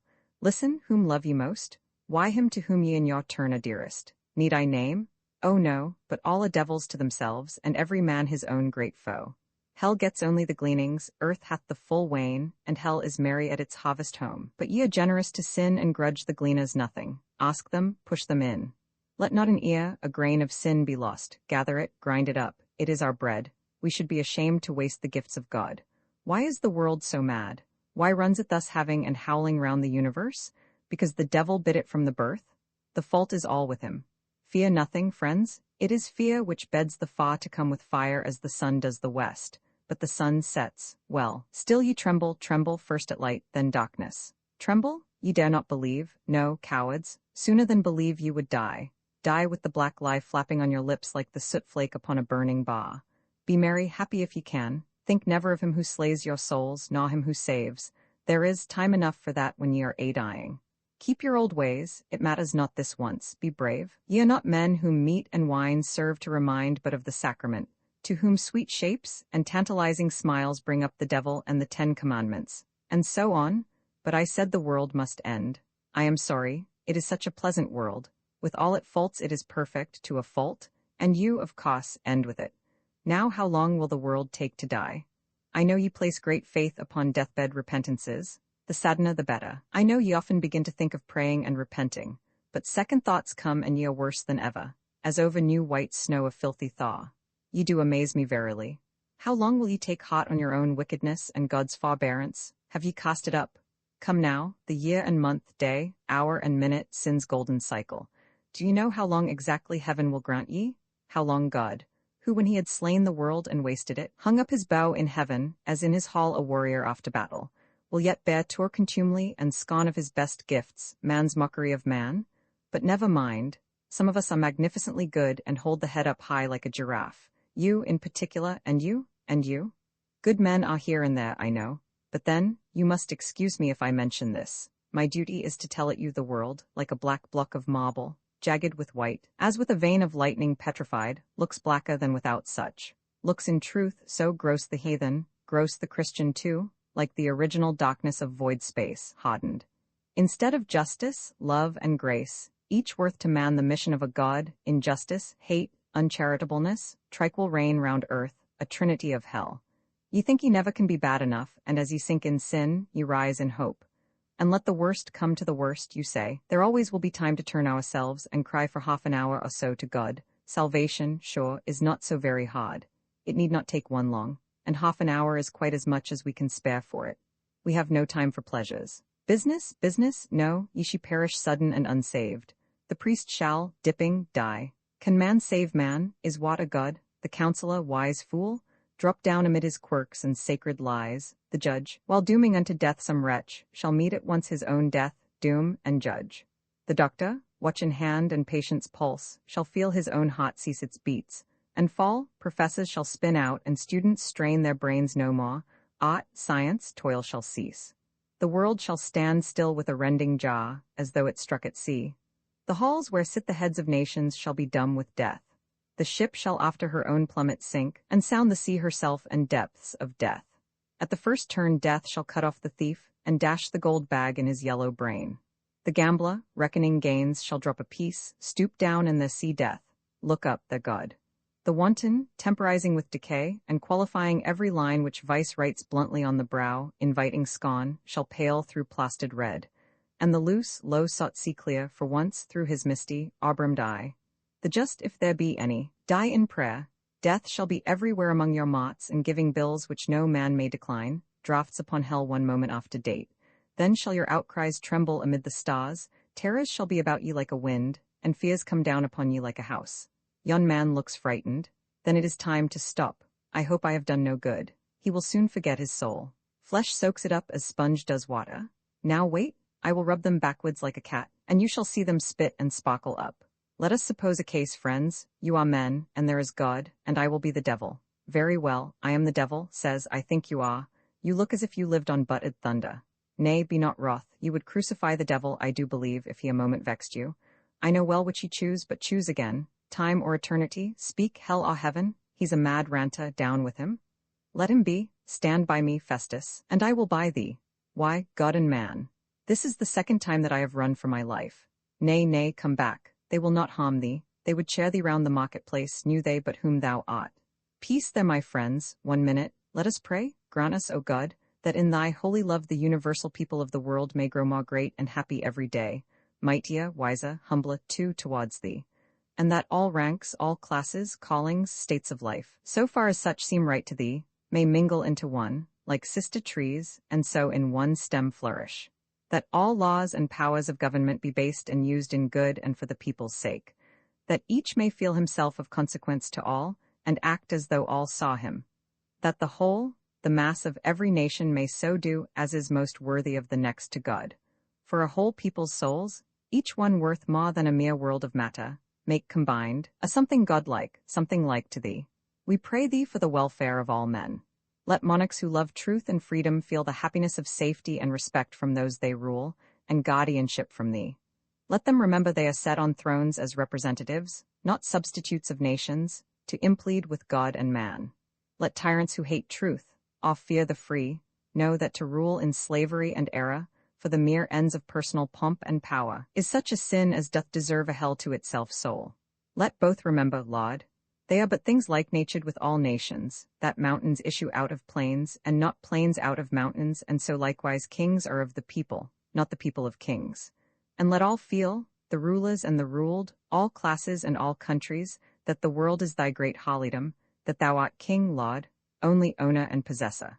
Grant that nations may now see, it is not kings, nor priests they need fear so much as themselves, that if they keep but true to themselves, and free, sober, enlightened, godly, mortal men become impassible as air, one great and indestructible substance as the sea. Let all on thrones and judgment seats reflect how dreadful thy revenge through nations is on those who wrong them. But do thou grant, Lord, that when wrongs are to be redressed, such may be done with mildness, speed, and firmness, not with violence or hate, whereby one wrong translates another, both to the abhorrent. The bells of time are ringing changes fast. Grant, Lord, that each fresh peal may usher in an era of advancement, that each change prove an effectual, lasting, happy gain. And we beseech thee, overrule, O God, all civil contests to the good of all party and religious difference to honorable ends, whether secured or lost, and let all strife, political or social, spring from conscientious aims, and have a generous self-ennobling end, man's good and thine own glory in view always. The best may then fail and the worst succeed alike with honor. We beseech thee, Lord, for bodily strength, but more especially for the soul's health and safety. We entreat thee in thy great mercy to decrease our wants, and add autumnal increase to the comforts which tend to keep men innocent, and load their hearts with thanks to thee as trees in bearing, the blessings of friends, families, and homes, and kindnesses of kindred. And we pray that men may rule themselves in faith in God, in charity to each other, and in hope of their own soul's salvation. That the mass, the millions in all nations may be trained, from their youth upwards, in a nobler mode, to loftier and more liberal ends. We pray above all things, Lord, that all men be free from bondage, whether of the mind or body, the bondage of religious bigotry and bald antiquity, servility of thought or speech to rank and power, be all free as they ought to be in mind and soul as well as by state birthright. And that mind, time's giant pupil, may right soon attain majority and speak and act for himself. Incline thou to our prayers and grant, O Lord, that all may have enough and some safe mean of worldly goods and honors, by degrees, take place, if practicable, in the fitness and fullness of thy time. And we beseech thee, that truth no more be gagged, nor conscience dungeoned, nor science be impeached of godlessness, nor faith be circumscribed, which as to thee, and the soul's self-affairs is infinite, but that all men may have due liberty to speak an honest mind in every land, encouragement to study, leave to act as conscience orders. We entreat thee, Lord, for thy Son's sake, to take away reproach of all kinds from thy church, and all temptation of pomp or power political, that none may err in the end for which they were appointed to any of its orders, low or high, and no ambition, of a worldly cast, leaven the love of souls unto whose care they feel propelled by thy most Holy Spirit. Be every church established, Lord, in truth. Let all who preach the word, live by the word, in moderate estate, and in thy church, one, universal and invisible worldwards, yet manifest unto itself, may it seem good, dear Saviour, in thy sight, that orders be distinguished, not by wealth, but piety and power of teaching souls. Equalize labor, laud, and recompense. Let not 100 humble pastors starve in this or any land of Christendom, while 1 or 2, impalaced, mitred, throned and banqueted, burlesque, if not blaspheme the holy penury of the Son of God, the fastings, the foot-wanderings, and the preachings of Christ and his first followers. Oh, that the Son might come again! There should be no more war, no more want, no more sickness. With a touch, he should cure all disease, and with a word, all sin, and with a look to heaven, a prayer, provide bread for 1,000,000 at a time. But till that perfect advent grant us, Laud, that all good institutions, orders, claims, charitably proposed, or in the aid of thy divine foundation, may much prosper, and more of them be raised and nobly filled. That thy word may be taught throughout all lands, and save souls daily to the thrones of heaven. And we entreat thee, that all men whom thou hast gifted with great minds may love thee well, and praise thee for their powers, and use them most humbly and holily, and leave alike, act but in lifting up the mass of mind about them, knowing well that they shall be questioned by thee of deeds the pen hath done, or caused, or glozed. Inspire them with delight and power to treat of noble themes and things, worthily, and to leave the low and mean, things born of vice or day-lived fashion, in their naked native folly. Make them know fine thoughts or wealth, for the right use of which men are and ought to be accountable, if not to thee, to those they influence. Grant this, we pray thee, and that all who read or utter noble thoughts may make them theirs, and thank God for them, to the betterment of their succeeding life.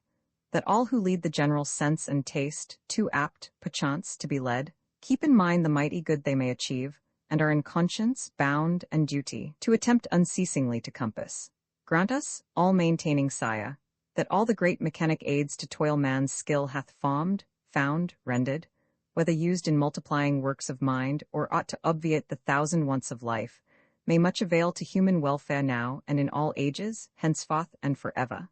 Let their effect be, Laud, to lighten labor, and give more room to mind, and leave the poor some time for self-improvement. Let them not be forced to grind the bones out of their arms for bread, but have some space to think and feel like moral and immortal creatures.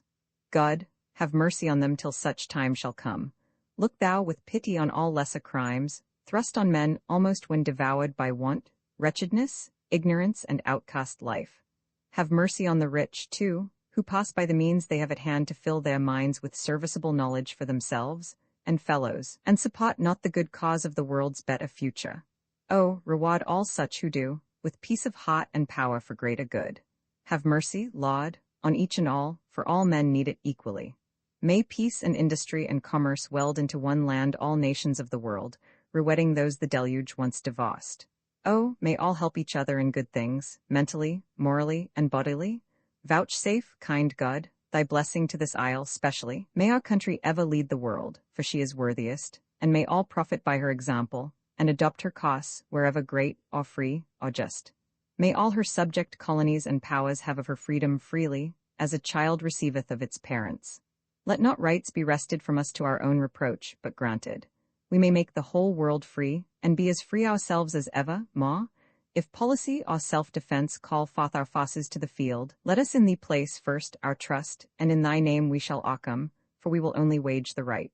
Let us not conquer nations for ourselves, but for thee, Laud, who hast predestined us to fight the battles of the future now, and so have done with war before thou comest.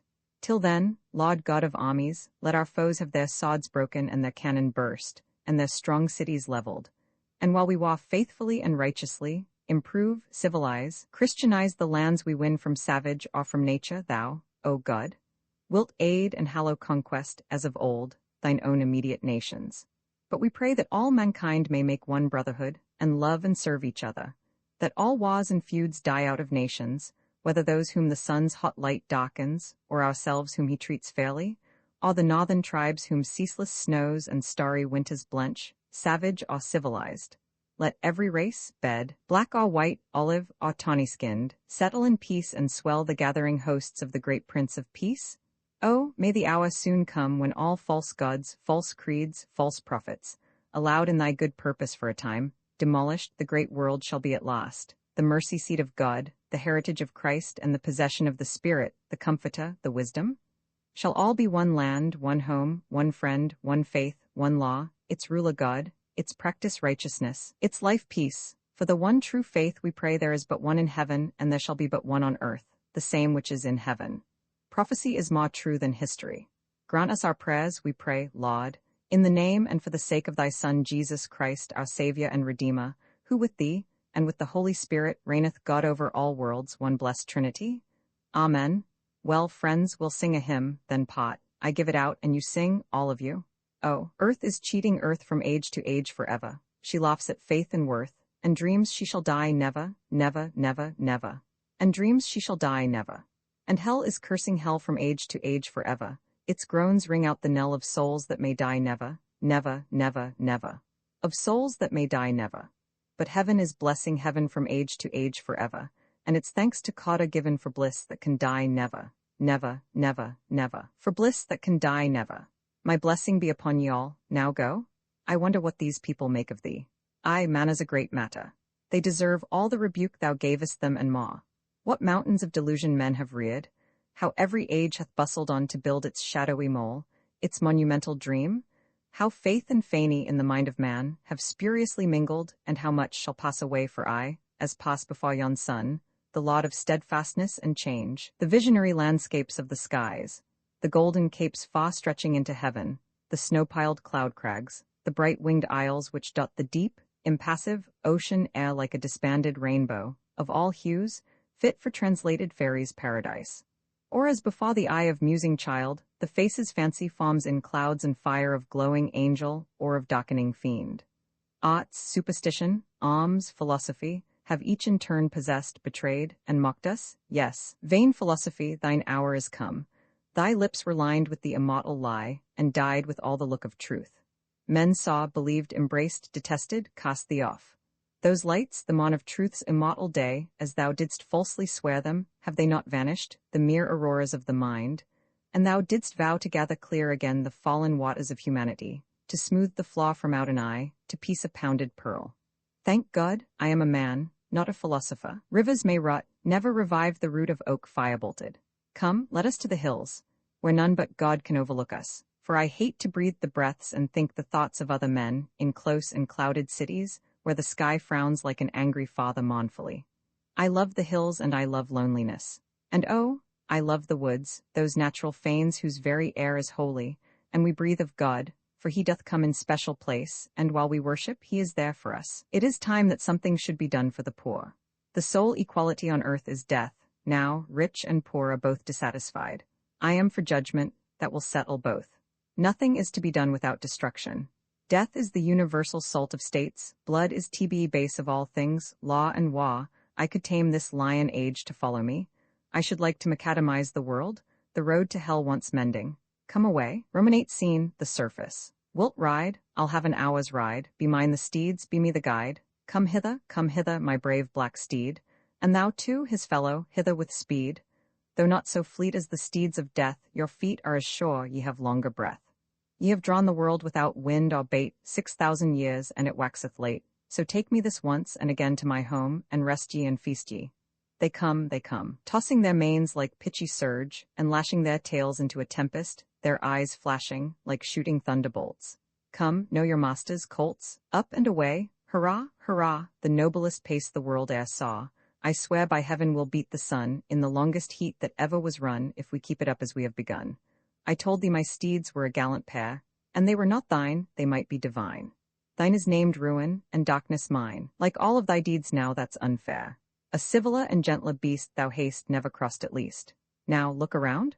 Why, this is France, nature is here like a living romance. Look at its vines and streams and skies, its glancing feet and dancing eye. 'Tis a strange nation, light yet strong, fierce of heart and blithe of tongue, prone to change, so fond of blood she wounds herself to quaff her own. Oh, it's a brave and lovely land, and well deserving every good which others wish themselves alone, could she but herself command. On, no more delay, or we'll not ride round the world all day. Good hoss, get off the ground, sit firm, and if our hosses please, we will take at once the Pyrenees. 'Twas bravely leapt, aye, this is Spain, Europe's lost land 'twill e'er remain, lost in the progress of the earth, the lost in liberty, the lost in wealth and worth, the lost in bigotry. Turn thy steed and slacken rein, quick, we must be back again. Awe the vale hid in the mountain, awe the merry forest fountain, ruin and darkness. We must fly o'er crag and rift, swift, swift, swift as the glance of an eye. That is Italy, the grave and resurrection of the slave, and there lies Greece, whose soul men say hath fled. Perhaps some god may come and raise the dead. Norwood now will hold our course. Thine I think is the bolder hoss, but bear him up with a harder hand. Thou riding this awe Switzerland, so all have found it who have tried, high as their Alps the people's pride, never to have bowed before the tyrant or the conqueror. Away, away, before thee lie the fields and floods of Germany. Well I love thee, fatherland, sire of Europe as thou art, be free, and crouch no more, but stand. thy noblest son will take thy pot. Oh, sooner let the mountains bend beneath the clouds when tempests lure. The nations stoop their sky-comparing heads in homage to some petty despot's power. The worm which suffers mincing into pots may sprout forth heads and tails, but grows no hots. There lies Austria, famous land for fiddlesticks and sod in hand, and Poland, whom truly unhappy we call, unworthy to rise, unwilling to fall. Forge into sods thy feudal chain, smite and the souls of foes in twain. The fetters have been bound in vain round England's arms, and we are free as the souls of our sires in heaven which be. That earth should have so few men, fathers, like to you? What matter who be free or slaves, for all there is one tyranny, the graves, or freedom may be. On, haste, what land is yonder wide, white waste? Ha, 'tis Russia's gentle realm, whose sceptre is the sod, whose crown the helm. I swear by every atom which exists, I better love this reckless ride o'er hill and forest, lake and river wide, o'er sunlit plain and through the mountain mists, than aught which thou hast given beside. See what a long, long track of dust and fire behind, for miles and mile aback, and shrill and strong as we shoot along, whistles and whirs, like a forest of firs falling, the cold north wind. Look, my way I can only read by the sparks from the hoof of my giant steed. Where art thou now? In Tata land, I know by the deserts of salt and sand. Nor aim nor end hath a wandering life, rest reaps but rest, and strife but strife. With the nations round they ne'er have mixed, for good or ill they stand all still. Their bodies but rove, their minds are fixed. And yonder lies old China's wall, where gods of gold do men enthrall, gods whose gold's their only worth. Well, is not gold the god of earth? Now southward, hey, for Hindustan? The sun beats down both beast and man. Insect and herb for life do gasp, the river reeks and faints the asp. But blithe are we, and our steeds, I trow, and the mane of mine yet bears the snow which fell on us by Caucasus. By the far beasts, but this is warm. Away, away, naw stint naw stay, we'll reach the sea before yon storm. Wilt take the sea? Aye, that will we. And swim as we ride, our steeds astride. Come leap, leap off with me. What, shall we leap sheer off this steep, a mile the sea above? Leap as to save from worse than a grave the maid thou most dost love. There is a rapture in the headlong leap, the wedge-like cleaving of the closing deep, a feeling full of hardihood and power with which we caught the waters that devour. Oh, 'tis a feeling great, sublime, supreme, like the ecstatic influence of a dream, to speed one's way thus o'er the sliding plain, and make a kindred being with the main. By chaos? This is gallant spot, a league at every breath. Methinks if I ever have to die, I'll ride this rate to death. Away, away upon the whitening tide, like lover hastening to embrace his bride, we hurry faster than the foam we ride. Dashing aside the waves which round us cling, with strength like that which lifts an eagle's wing where the stars dazzle and the angels sing. We scatter the spray, and break through the billows, as the wind makes way through the leaves of willows. In vain they urge their armies to the fight, their surge crests crumble neath our stroke of might. We meet and fear not, mount now rise, now fall, and dare, with full-nerved arm, the rage of all. Through anger-swollen wave or sparkling spray, nothing it recks, we hold our perilous way right onward, till we feel the whirling brain ring with the maddening music of the main, till the fixed eyeball strives and strains to ken, yet loathes to see the shaw and haunts of men. And the blood, half-starting through each ridgy vein, in the unwieldy hand sets black with pain. Then let the tempest cloud on cloud come spread, and tear the stormy terrors of his head. Let the wild sea-bird wheel around my brow, and shriek and swoop, and flap her wing as now it gladdens. On, ye boisterous billows, roll, and keep my body, ye have ta'en my soul. Thou element, the type which God hath given for eyes and hearts too earthy of his heaven, were heaven a mockery, I would never mon while o'er thy bosom I might still be born, while yet to me the power and joy was given to fling my breast on thine, and mingle earth with heaven. See yonder, now we quit the main, for here's the cape, here's land again, and scour we must o'er Afric's plain. Away, away, on either hand naw town naw tower, naw shade naw shower, nothing but sun and sand. See there they are, I knew right soon we would light on the mountains of the moon. Over them? Over, naught forbids, yonder the Nile and the pyramids, hurrah, by my soul. At every bound I see, I feel the earth rash round, I see the mountains slide away, that side night and this side day. Shall we go to America? Why, have we time? Oh, plenty, be there too ere we reckon 20. Another run, another bound, and we shall leave this lion ground. The sea again, the swift bright sea, hold hard and follow me. Well, now we have travelled upon the waves, wilt travel a time beneath, and visit the sea-bawn in their caves, and look on the rainbow-tinted wreath of weeds, beset with pearls, wherewith the mermaid binds her long green hair, or rouse the sea snake from his lair? Aye, down let us dive. Look up, we lack not stars, and every star thou seest alive, a little globe of life, light, love, whose every atom is a living being, each the other's bosom seeing, each enlightening the other. Oh, how unlike the world above, where each doth vainly strive to dim, or to outshine his brother. Come on, come on. Are those bright spars, or eyes of things which ne'er forgive, that seem to play on us, and glare with rage that we so far should dare to search the hidden deeps, where tide, the moonslave, sleeps? Where the wind breathes not, and the wave walks softly as above a grave, where coral worms, in countless nations, build rocks up from the sea's foundations, where the islands strike their roots far from the old mainland, and spring like desert fruits, shook off by God's strong hand, up from their bed of sand. Look, listen. There is music in the cave, where ocean sleeps, and brightness in the wave the seabird makes its pillow, and the star, lost born of heaven, its azure mirror. Far and wide, the pale, fine fire of ocean flows, softly sublime like lightnings in repose, till roused, anon, afar its flaming spray it throws. There, now we stand on the world's end land, over the hills away we go, through fire and snow and rivers, where to all others are rills. Through the lands of silver, the lands of gold, through lands untrodden and lands untold. By strait and bay we must away, through swamp and plain and hurricane, and that dark cloud of slaves which yet may rise, though naught shall blot the bannered stars from freedom's skies. America, half-brother of the world, with something good and bad of every land, greater than the hair lost their seat, great as seest none can stand. Thy flag now flouts the skies, the highest under heaven, save the Red Cross, whereto are given all victories. Our horses snot and snuff the sea, and pant for where we ought to be. Well, here we are, and as we flew in, I said, let darkness follow ruin. 'Twas right. Spur on, come, darkness, come. Think of thy well-strown stall. For me, I care not what's to come, nor for the fate by which I fall. But I would that I were ocean's son, the solitary brave, like yon sea snake, to climb upon the crest of the bounding wave.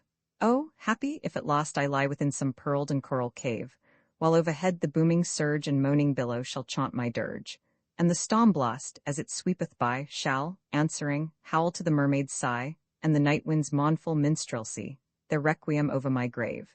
Through morn and midnight, sunset and high noon, 1 hour hath ta'en us, o'er all land and sea, o'er opening earthquake and iceberg, have we swept in swift safety. 'Twill be over soon. Behold the common, narrow sea, which, like a strong man's arm, keeps back 2 foes whose lips are white, whose hearts with rage are warm.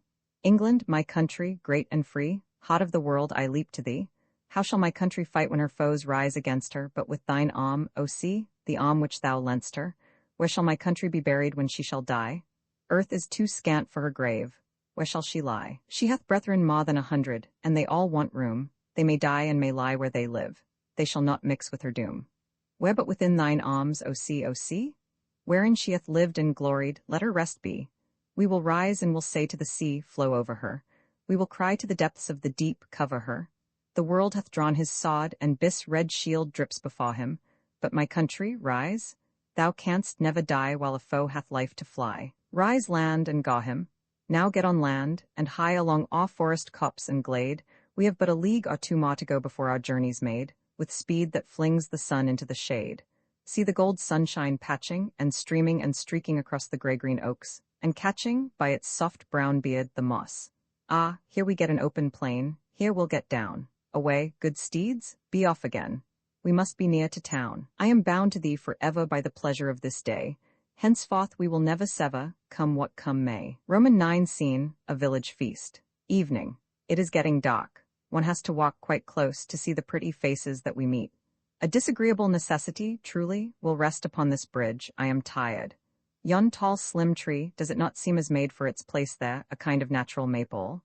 Beyond, the lighted stalls starred with the good things of our childhood's world, and behind them, the shouting showman and the clashing cymbal, the open-dawed cottages and blazing hearth, the little ones running up with naked feet and cake in either hand to their mother's lap, old and young laughing, schoolboys with their playthings, clowns cracking jokes, and lasses with sly eyes, and the smiles settling in their sun-flecked cheeks, like noon upon the mellow apricot, make up a scene I can for once give into.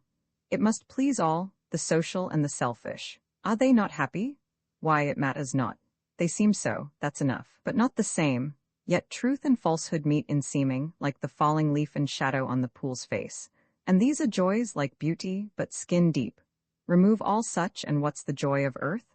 'Tis they create the appetite of life, give zest and relish to the lot of millions, and take the taste for them away. What's left? A dry, ungainly skeleton of soul. Power is I above the soul and joy below it. Pleasure men prefer to power. Play away, good ones. Pity the poor blind man. Here is substantial pity. Heaven reward you. Blind as the blue skies after sunset. Blind, and I am tired of looking on what is. One might as well see beauty nevermore as look upon it with an empty eye. I would this world were over. I am tired. Naught happens but what happens to oneself, and all hath happened I have wished, and more. Our pleasures all pass from us, one by one, with that relief which sighing gives the heart, though each sigh leaves it lower. It is sad to think how few our pleasures really are, and for the which we risk eternal good. There's nothing that can satisfy oneself, except oneself. Well, it is very sad, and by the time we come of age we have felt in one degree or other all that age can offer. We have reaped our field ere noon. The rest is reproduction, sowing, reaping, losing again. Toil and gain tire alike. We cannot live too slowly to be good and happy, nor too much by line and square. But youth is burning to forestall its nature, and will not wait for time to ferry it over the stream, but flings itself into the flood, and perishes. And yet, why not? There is no charm in time as time, nor good. The long days are no happier than the short ones. 'Tis some time now since I was here. We leave our home in youth, no matter to what end, study, or strife, or pleasure, or what not. And coming back in few short years, we find all as we left it, outside, the old elms, the house, grass, gates, and latchets self-same click, but lift that latchet, all is changed as doom. The servants have forgotten our step, and more than half of those who knew us know us not. Adversity, prosperity, the grave, play a round game with friends. On some the world hath shot its evil eye, and they are passed from honor and remembrance, and a stare is all the mention of their names receives. And people know no more of them than of the shapes of clouds at midnight, a year back. Let us move on to where the dancing is. We soon shall see how happy they all are. Here is a loving couple quarreling, and there another. It is quite distressing. See yonder, 2 men fighting. What avail these vile exceptions to the rule of joy?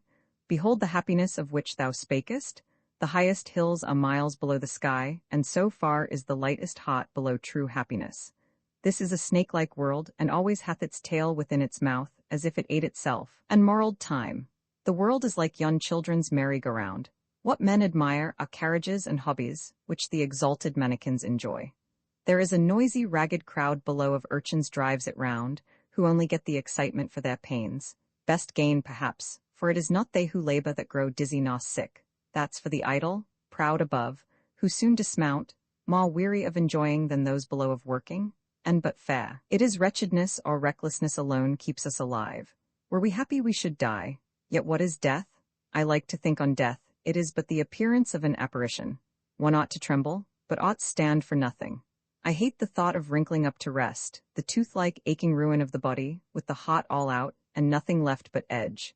Give me the long high-bounding feel of life, which cries, let me but leap unto my grave, and I'll not mind the when nor where. We never care less for life than when enjoying it. Oh, I should love to die. What is to die? I cannot hold the meaning more than can an oak's arms clasp the blast that blows on it. There is an air-like something which must be, and yet not to be seen, nor to be touched. I am made up to die, for having been everything there is nothing left but nothing to be again. Hark, here is a ballad singer, all of my own composing. Yes, yes, we know. My gypsy maid, my gypsy maid. I bless and curse the day I lost the light of life, and caught the grief which maketh grey. Would that the light which blinded me had saved me on my way. My night-haired love, so sweet she was, so fair and blithe was she. Her smile was brighter than the moon's, her eyes the stars might see. I met her by her lane-spread tent, beside a moss-green stone, and bade her make, not mock, my fate. My fortune was her own. Thou art but yet a boy, she said, and I a woman grown. I am a man in love, I cried. My heart was early manned. She smiled and only drooped her eyes, and then let go my hand. We stood a minute, neither spake what each must understand. I told her, so she would be mine and follow where I went, she straight should have a bridal bower instead of gypsy tent. Or would she have me wend with her? The world between should fall. For her I would fling up faith and friends and name and fame and all. Her smile so bright froze while I spake, and ice was in her eye, so near, it seemed ere touch her heart I might have kissed the sky. I said that if she loved to rule, or if she longed to reign, I would make her queen of every race which Tiac trode the world's sad face, all blade at every vein. She laid her finger on her lip and pointed to the sky. There is no God to come, she said, dost thou not fear to die? And what is God, I said, to thee? Thy people worship not. The good, the happy, and the free, she said, they need no God. I looked until I lost mine eyes. I felt as though I were in a dark cave with one weak light, the light of life, with her, and that was wasting fast away. I watched but would not stir. Again she took my hand in hers and read it awe and awe. Ah, eyes so young, so sweet, I said, make as they read love's law. She held my hand, I trembled whilst, for sorely soon I felt she made the love cross she foretold, and all the woe she dealt. Unhappy I should be, she said, and young to death be given. I told her I believed in her, not in the stars of heaven.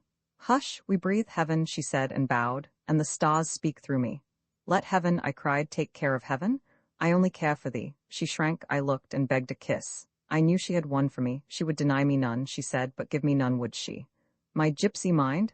My gypsy maid? 'Tis 3 long years like this, since there I gave and got from thee that meeting, parting kiss. I saw the tears start in her eye and trickle down her cheek, like falling stars across the sky, escaping from their maker's eye. I saw, but spared to speak. Go and forget, she said, and slid below her lowly tent. I will not, cannot, hear me, girl. She heard not, and I went. At eve, by sunset, I was there, the tent was there no more, the fire which warmed her flickered still, the fire she sat before. I stood by it, till through the dark I saw not where it lay, and then like that my heart went out in ashy grief and grey. My gypsy maid? My gypsy maid? Oh, let me bless this day it was I met thee first, and yet it shall be and is cursed, for thou hast gone away. Another, please, not quite so gloomy, friend, I wonder if the tale it tells be true. I dare say, but you want a Maria. Every man's life has its apocrypha, mine has at least. I have said more than need be. It happened, too, when I was very young. We never meet such gypsies when we are old, and yet we more complain of youth than age.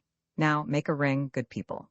Let me breathe? Sings, oh, the wee green nuke, the sly green nuke, the wee sly nuke for me, while the wheat is waven bright and brown, and the wind is fresh and free. Where I weave wild weeds, and out o' reeds curve whistles as I lay, and a douse low voice is murmurin' by through the lelang sima day. Oh, the wee green nuke, etc., and wore things lewick as though they lod to languish in the sun, and that if they feed the fire they dree, they wudner ae pang were gone. While the liftaboon is still as death, and bright as life can be, while the douse low voice says, na, na, na, but ye mauna lewick sae at me. Oh, the wee green nuke, etc., while the lang rank bent is soft and cool, and freshenin' till the feet, and the spot is sly, and the spinney high, while my luve and I mak seat, and I tease her till she rins, and then I catch her round the tree, while the poppies shack their hides and blush, let 'em blush till they drap for me. Oh, the wee green nuke, etc., and all who know such feelings and such scenes will, I am sure, reward you. Here, take this, and this too, thank ye all, good friends. There's much that hath no merit but its truth, and no excuse but nature. Nature does never wrong. 'Tis society which sins. Look on the bee upon the wing among flowers, how brave, how bright is life. Then mock him hived, cramped, cringing in his self-built social cell.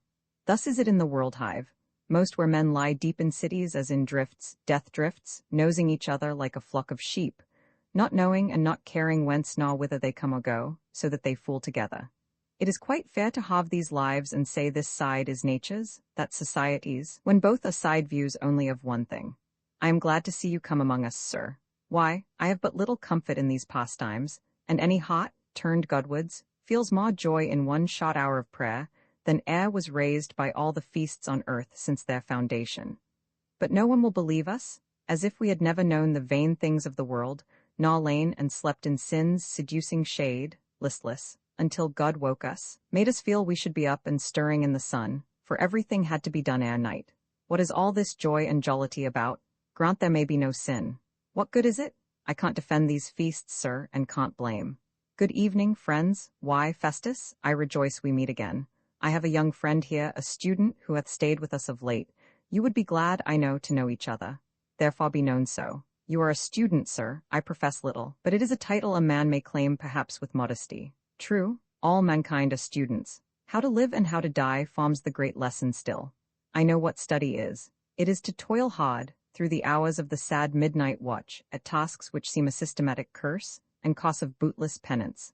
Night by night, to trace one's thought as if on iron leaves, and sorrowful as though it were the mode and date of death we wrote on our own tombs, wring a slight sleep out of the couch, and see the self-same moon, which lit us to our rest, her place scarce changed perceptibly in heaven, now light us to renewal of our toils. This, to the young mind, wild and all in leaf, which knowledge, grafting, paineth. Fruit soon comes, and more than all our troubles pays us powers, so that we joy to have endured so much, that not for nothing have we slaved and slain ourselves almost. And more, it is to strive to bring the mind up to one's own esteem. Who but the generous fail? It is to think, while thought is standing thick upon the brain as dew upon the brow, for thought is brain sweat, and gathering quick and dark, like storms in summer, until convulsed, condensed in lightning spot, it plays upon the heavens of the mind, opens the hemisphered abysses here, and we become revealers to ourselves. When night hath set her silver lamp on high, then is the time for study. When heaven's light paws itself on the page, like prophecy on time, unglooming all its mighty meanings, it is then we feel the sweet strength of the stars and magic of the moon. It's a bad habit, and wisdom dwells in secret and on high, as do the stars. The sun's diurnal glare is for the daily herd, but for the wise, the cold pure radiance of the night-born light, wherewith is inspiration of the truth.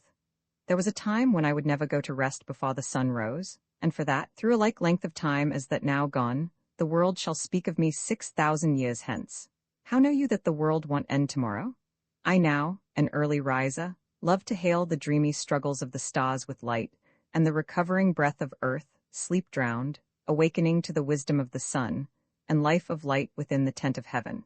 To kiss the feet of morning as she walks in dewy light along the hills, while they, all odorous as an angel's fresh culled crown, unveil to her their bounteous loveliness.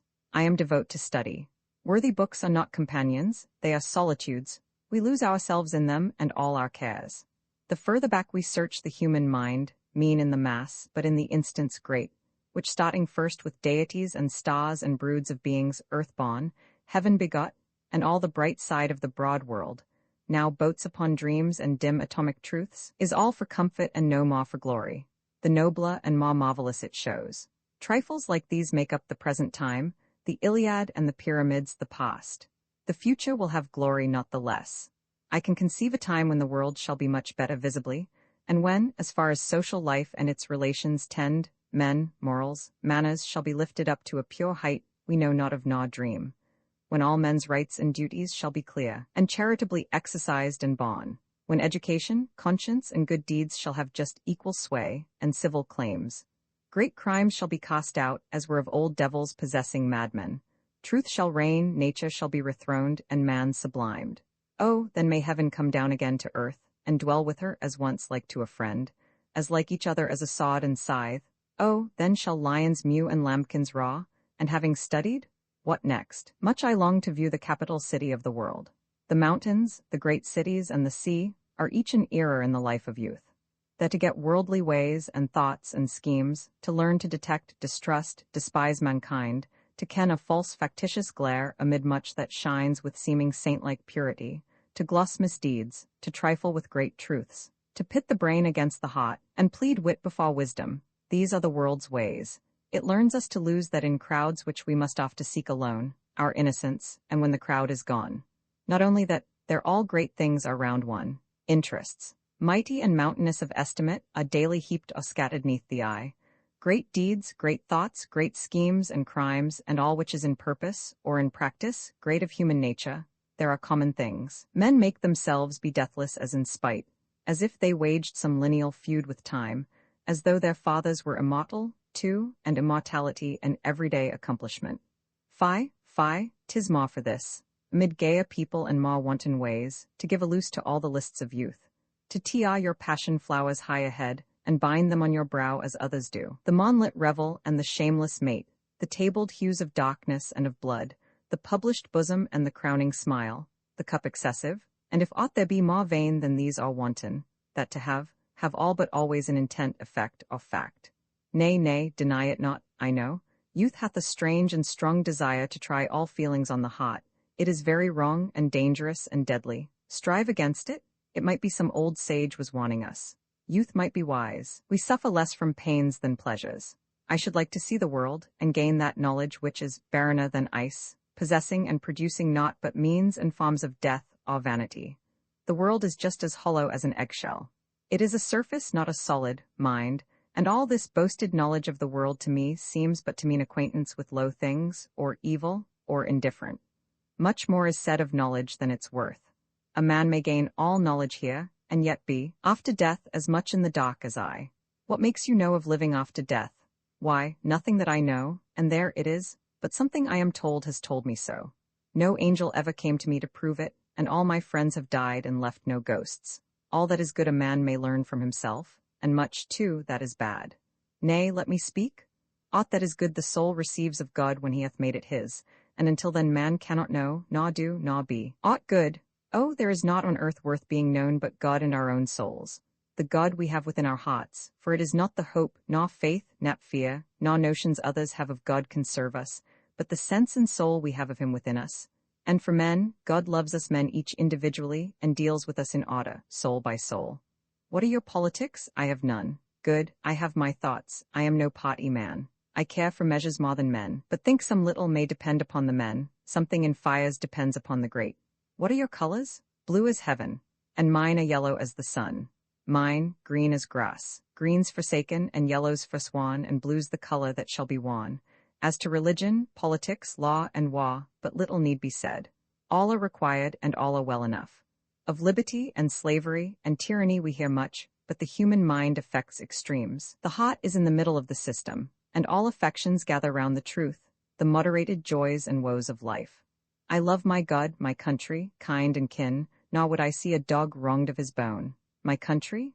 If a wretch should e'er arise out of thy countless sons who would curtail thy freedom, dim thy glory, while he lives may an earth's peoples curse him, for of all haste thou secured the blessing.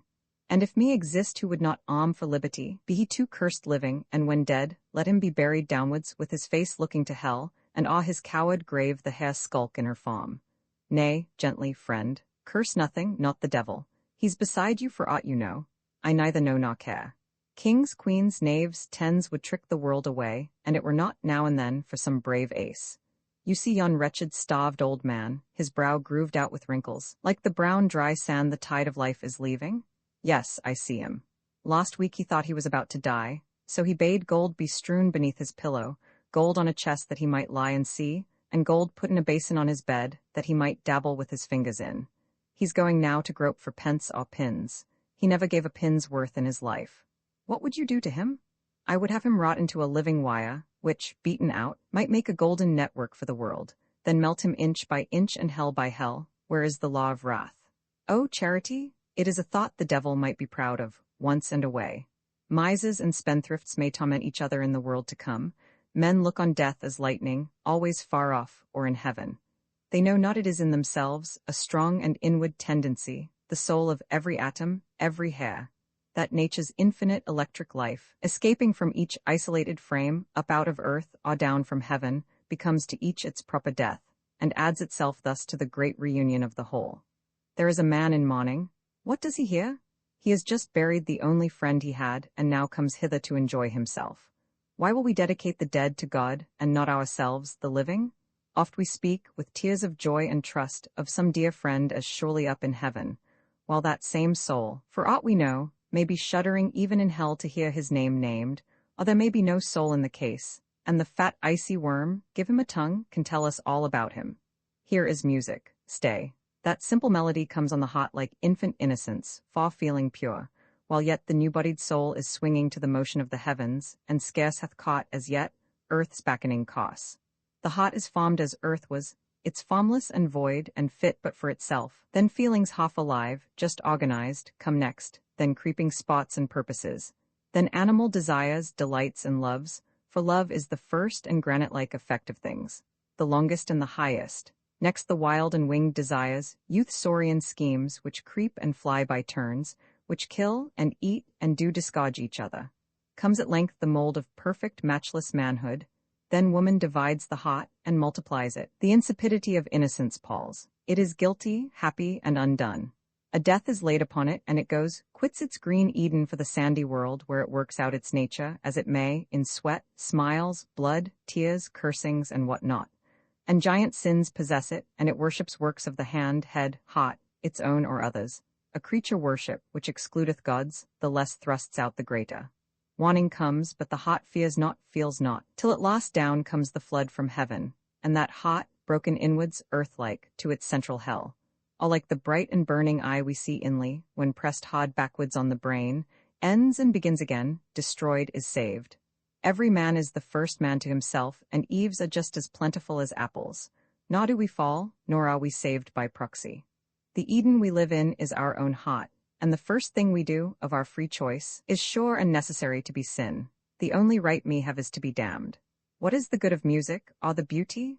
Music tells no truths. Oh, there is naught so sweet as lying and listening music from the hands, and singing from the lips of one we love, lips that all others should be turned to. Then the world would all be love and song. Heaven's hops and obs join in. The whole be harmony, distinct, yet blended, blending all in one long and delicious tremble like a cod. But to thee, God, all being is a hop whereon thou makest mightiest melody. Hast ever been in love? I never was. 'Tis love which mostly destinates our life. What makes the world at afterlife I know not, for our horizon alters as we age. Power only can make up for the lack of love, power of some sort. The mind at one time grows so fast, it fails, and then its stretch is more than its strength. But as it opes, love fills it up, like to the stamen in the flower of life, till for the time we well nigh grow all love. And soon we feel the want of one kind hot to love what's well, and to forgive what's ill in us. That hot we play for at all risks. How can the hot, which lies embodied deep in blood and bone, set like a ruby eye into the breast, be made a toy for beauty, and, vain-like, blown about by every wanton sigh? How can the soul, the rich star-travelled stranger, who here sojourneth only for a purchase, risk all the riches of his years of toil, and his God-vouched inheritance of heaven, for one light momentary taste of love? It is so, and when once you know the spot, the crowded pack of passions in full cry, the sweet deceits, the tempting obstacles, the smile, the sigh, the tear, and the embrace, all the delights of love at last in one, with kisses close as stars in the Milky Way, in at the death you cry, though 'twere your own. Upon my soul, most sound morality, nothing is thought of virtue then, nor judgment? Oh, everything is thought of, but not then, and judgment, no, it is nowhere in the field. Slow-paced and late arriving, still it comes. I cannot understand this love, I hear of its idolatry, not its respect. Respect is what we owe, love what we give. And men would mostly rather give than pay.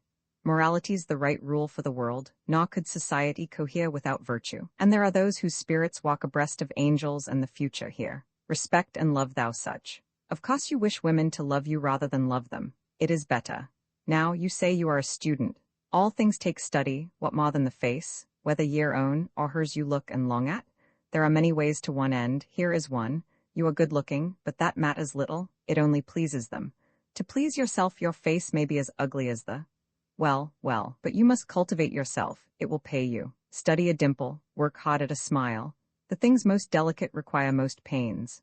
Practice the upward, now the sidelong glance, now the long, passionful, unwinking gaze, which beats itself at last and sees air only. Be restless and distress yourself for her. Take up her hand, press it and pour on it. Let it drop, snatch it again as though you had let slip so much of honor or of heaven. Swear, vow by all means. Never miss an oath, if broken, why it only spoils itself, it is a broken oath and not an whole one. Frown, toss about, let her lips be for a time, but steal a kiss at last like fire from heaven.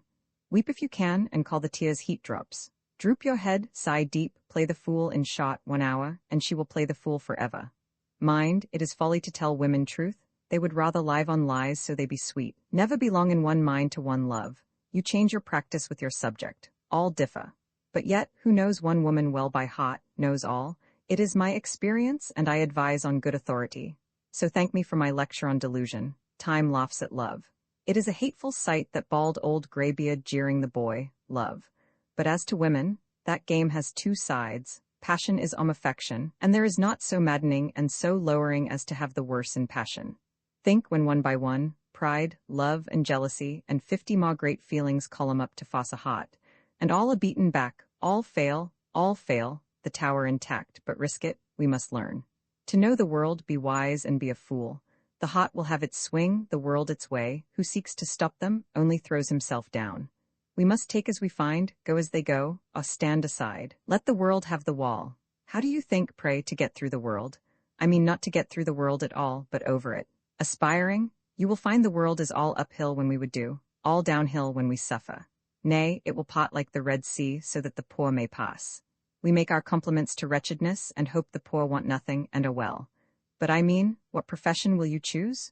Surely you will do something for a name. Names are of much more consequence than things. Well, here's our honest, all-exalting friend the parson, here the doctor. I am sure the devil might act as moderator there and do mankind some service, in his way, but I care neither for men's souls nor bodies. What say you to the law? Are you ambitious? Nor do I mind for other people's business. I have no heart for their predicaments, I am for myself. I measure everything by, what is it to me, from which I find I have but little in common with the mass, except my meals and so forth, dress and sleep. I have that within me I can live upon, spider-like, spin my place out anywhere. To none of all die arts and sciences, astronomy nor entomology, nor gunnery, for instance, then you feel attracted heartily and mentally? Why no, there are so many rise and fall, one knows not which to choose. As for the stars, I never look on them without dismay. Earth has outrun them in our modern mind by worlds of odds. Enough for us, it seems, and our cold calculators to jot down their revolutions, distances, and squares, and the bright laws which stars and spirits rule, are all laid out and buried grave on grave. The fourfold worlds and elemental spheres, which in concentric circles, like the ring that the magician stands in, from on high give spiritual calling to our earth, and lot it over her, yet in such wise, that still by them we may conjoin our souls unto the starry spirits of all worlds, beyond the changed mansions of the moon, beyond the burning hot of heaven, where dwell the governors of nature and the blessed, all-knowing spirits and celestial and divine demons, are all gone extinct. There is no danger now of knowing aught which ought not to be known. No more of that.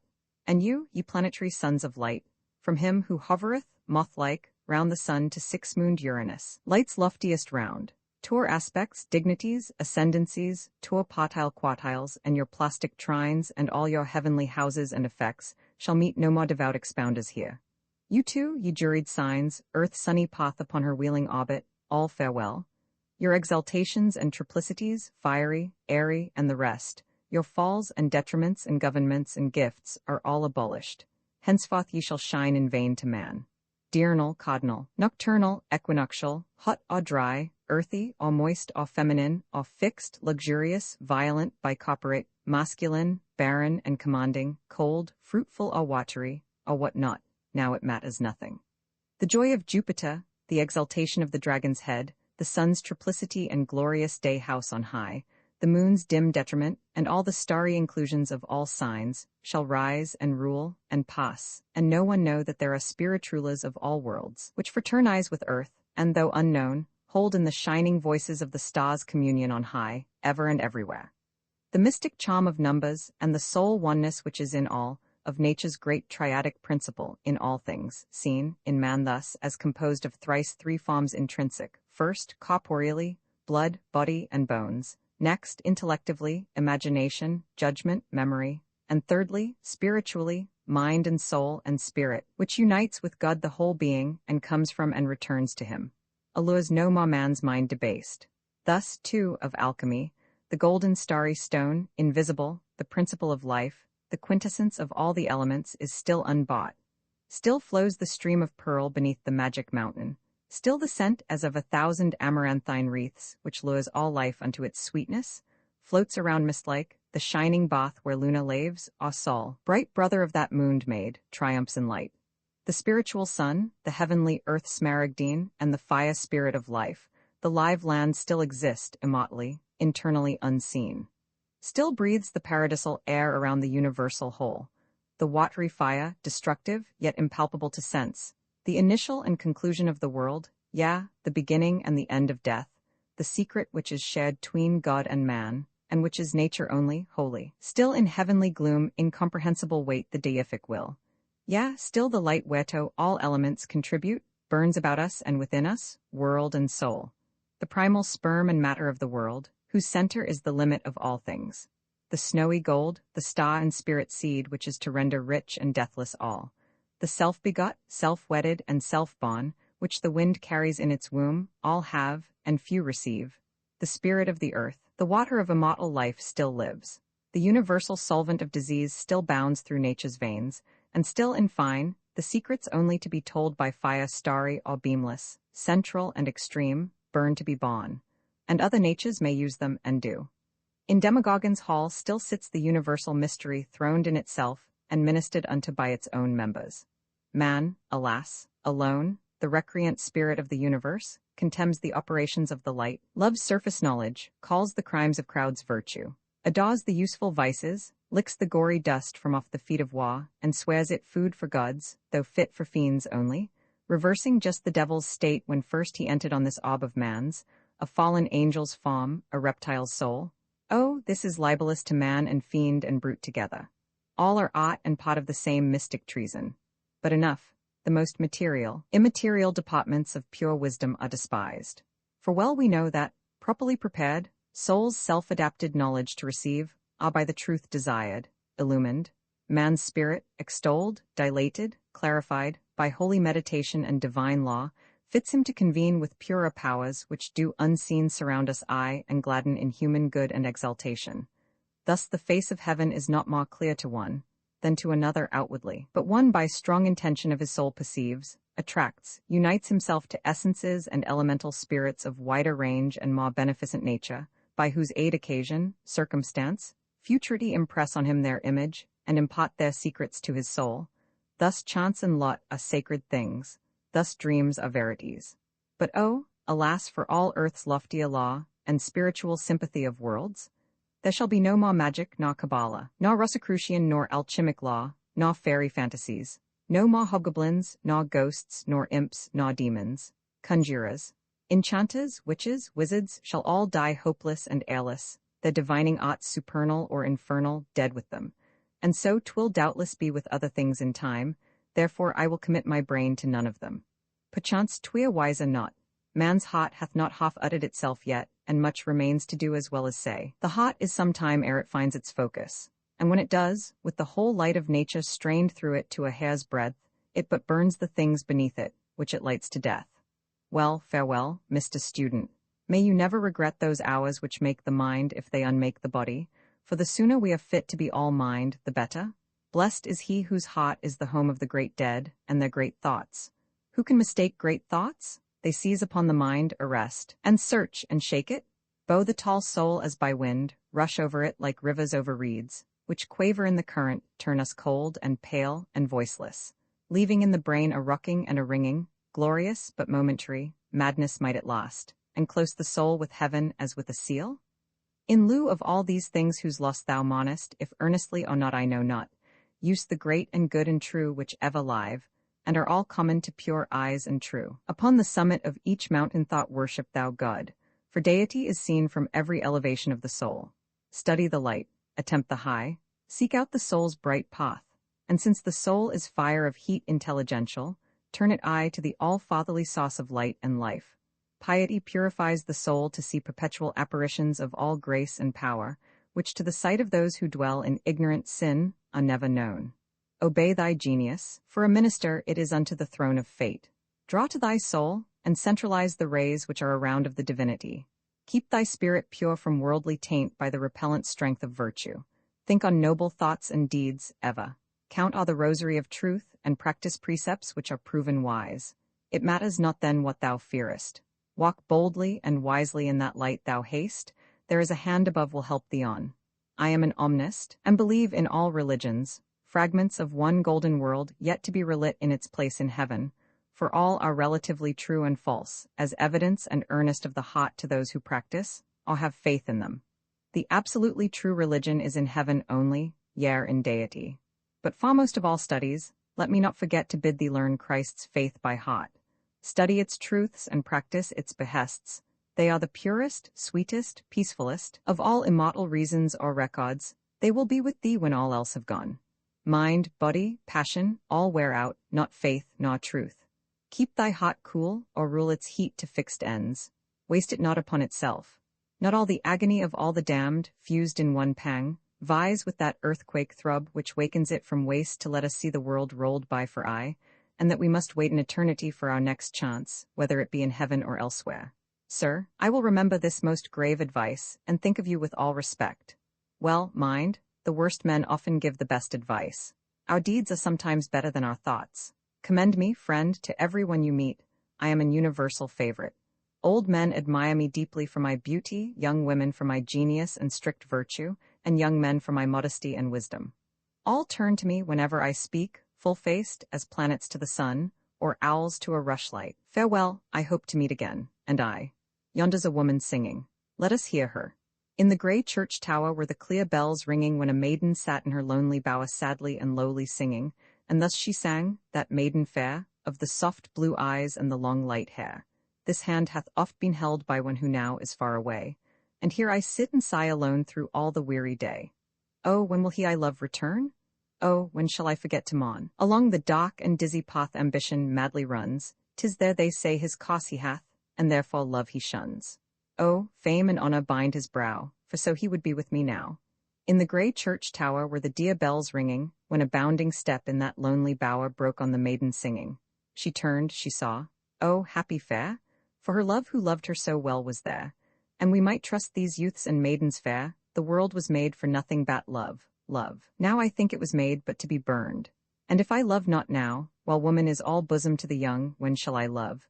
Who ever paused on passion's fiery wheel, or trembling by the side of her he loved whose lightest touch brings all but madness, ever stopped coldly shot to reckon up his pulse? The car comes, and we lie, and let it come, it crushes, kills, what then? It is joy to die, enough shall not fool me, I fling the foil away. Let me but look on aught which casts the shadow of a pleasure, and here I bear a breast which would embrace a bride of fire. Pleasure? We part not? No, it were easier to wring God's lightnings from the grasp of God. I must be mad, but so is all the world, folly, it matters not. What is the world to me? Naught, I am all things to myself. If my heart thundered, would the world rock? Well, then let the mad world fight its shadow down, there soon will be naw sun, naw world, naw shadow. And thou, my blood, my bright red running soul, rejoice thou, like a river in thy rapids. Rejoice, thou wilt never pale with age, naw thin, but in thy full dark beauty, vein by vein, fold by fold, serpent-like, encircling me like a stag, sunstruck, top thy bounds and die. Thrub, bubble, sparkle, laugh and leap along, make merry while the holidays shall last. Hot, I could tear thee out, thou fool, and strip thee into shreds upon the wind. What have I done that thou shouldst serve me thus? Let us away, we have had enough of this. The night is glooming on us. It is the hour when lovers will speak lowly, for the sake of being nigh each other, and when love shoots up the eye like morning on the east, making amends for the long northern night they passed ere either knew the other loved. It is the hour of hearts, when all hearts feel as they could love to mad death, finding aught to give back fire. For love, like nature, is wa, sweet wa, alms to alms, so they be woman. Old people may say what they please. The heart of age is like an emptied wine cup, its life lies in a heel tap, how can they judge? 'Twere a waste of time to ask how they wasted theirs. But while the blood is bright, breath sweet, skin smooth, and limbs all made to minister delight, ere yet we have shed our locks like trees their leaves, and we stand staring bare into the air. He is a fool who is not for love and beauty. I speak unto the young, for I am of them, and always shall be.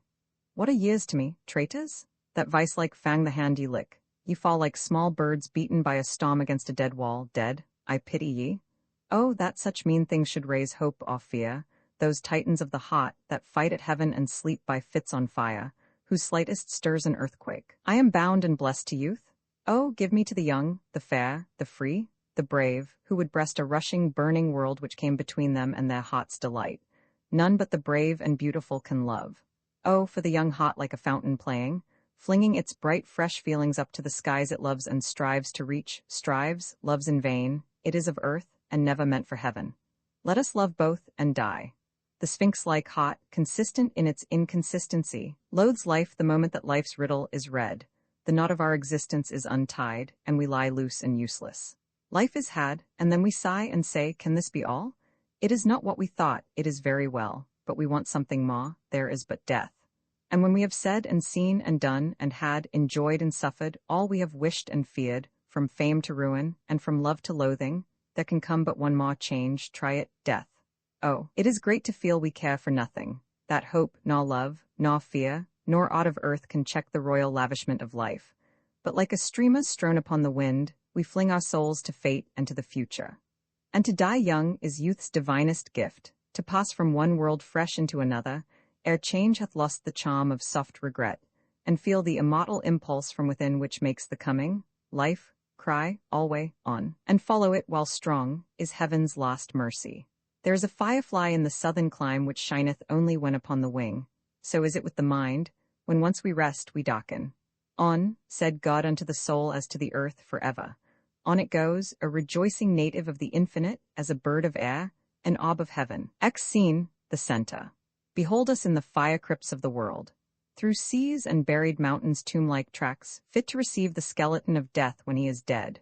Through earthquakes, and the bones of earthquake-swallowed cities, have we wormed down to the ever-burning forge of fire, whereon in awful and omnipotent ease nature, the delegate of God, brings forth her everlasting elements, and breathes around that fluent heat of life, which clothes itself in lightnings, wandering through the air, and pierces to the last and loftiest pore of earth's snow-mantled mountains. In these vaults are hid the archives of the universe, and here, the ashes of all ages gone, each finally inurned. These pillars stand, earth's testimony to eternity. All that is solid now was fluid once, water, or air, or fire, or some one permanent, permeating element, as in this focal, world-evolving fire like what I see around, the vacuous power whereon the world is based, and as wherein it rolls. I must believe, the original of all things is one thing, creation is one whole. The differences a mortal sees are diverse only to the finite mind. This marble-walled immensity o'erroofed with pendant mountains glittering, awes my soul. God's hand hath scooped the hollow of this world. Yea, none but his could, and I stand in it, like a forgotten atom of the light, some star hath lost upon its lightning flight. Here mayst thou lay thy hand on nature's heart, and feel its thousand-yeared throbbing cease. High overhead, and deep beneath our feet, the sea's broad thunder booms, scarce heard, around the arches, like uplifted continents of starry matter, burning inwardly, stand, and hard by, earth's gleaming axle sleeps, all moving, all unmoved. Age here on age lie heaped like withered leaves. And must it end? God worketh slowly, and 1,000 years he takes to lift his hand off. Layer on layer he made earth, fashioned it and hardened it into the great, bright, useful thing it is. Its seas, life-crowded and soul-hallowed lands he girded with the girdle of the sun, that sets its bosom glowing like love's own breathless embrace, close clinging as for life. Veined it with gold and dusted it with gems, lined it with fire, and round its hot fire bowed rock ribs unbreakable.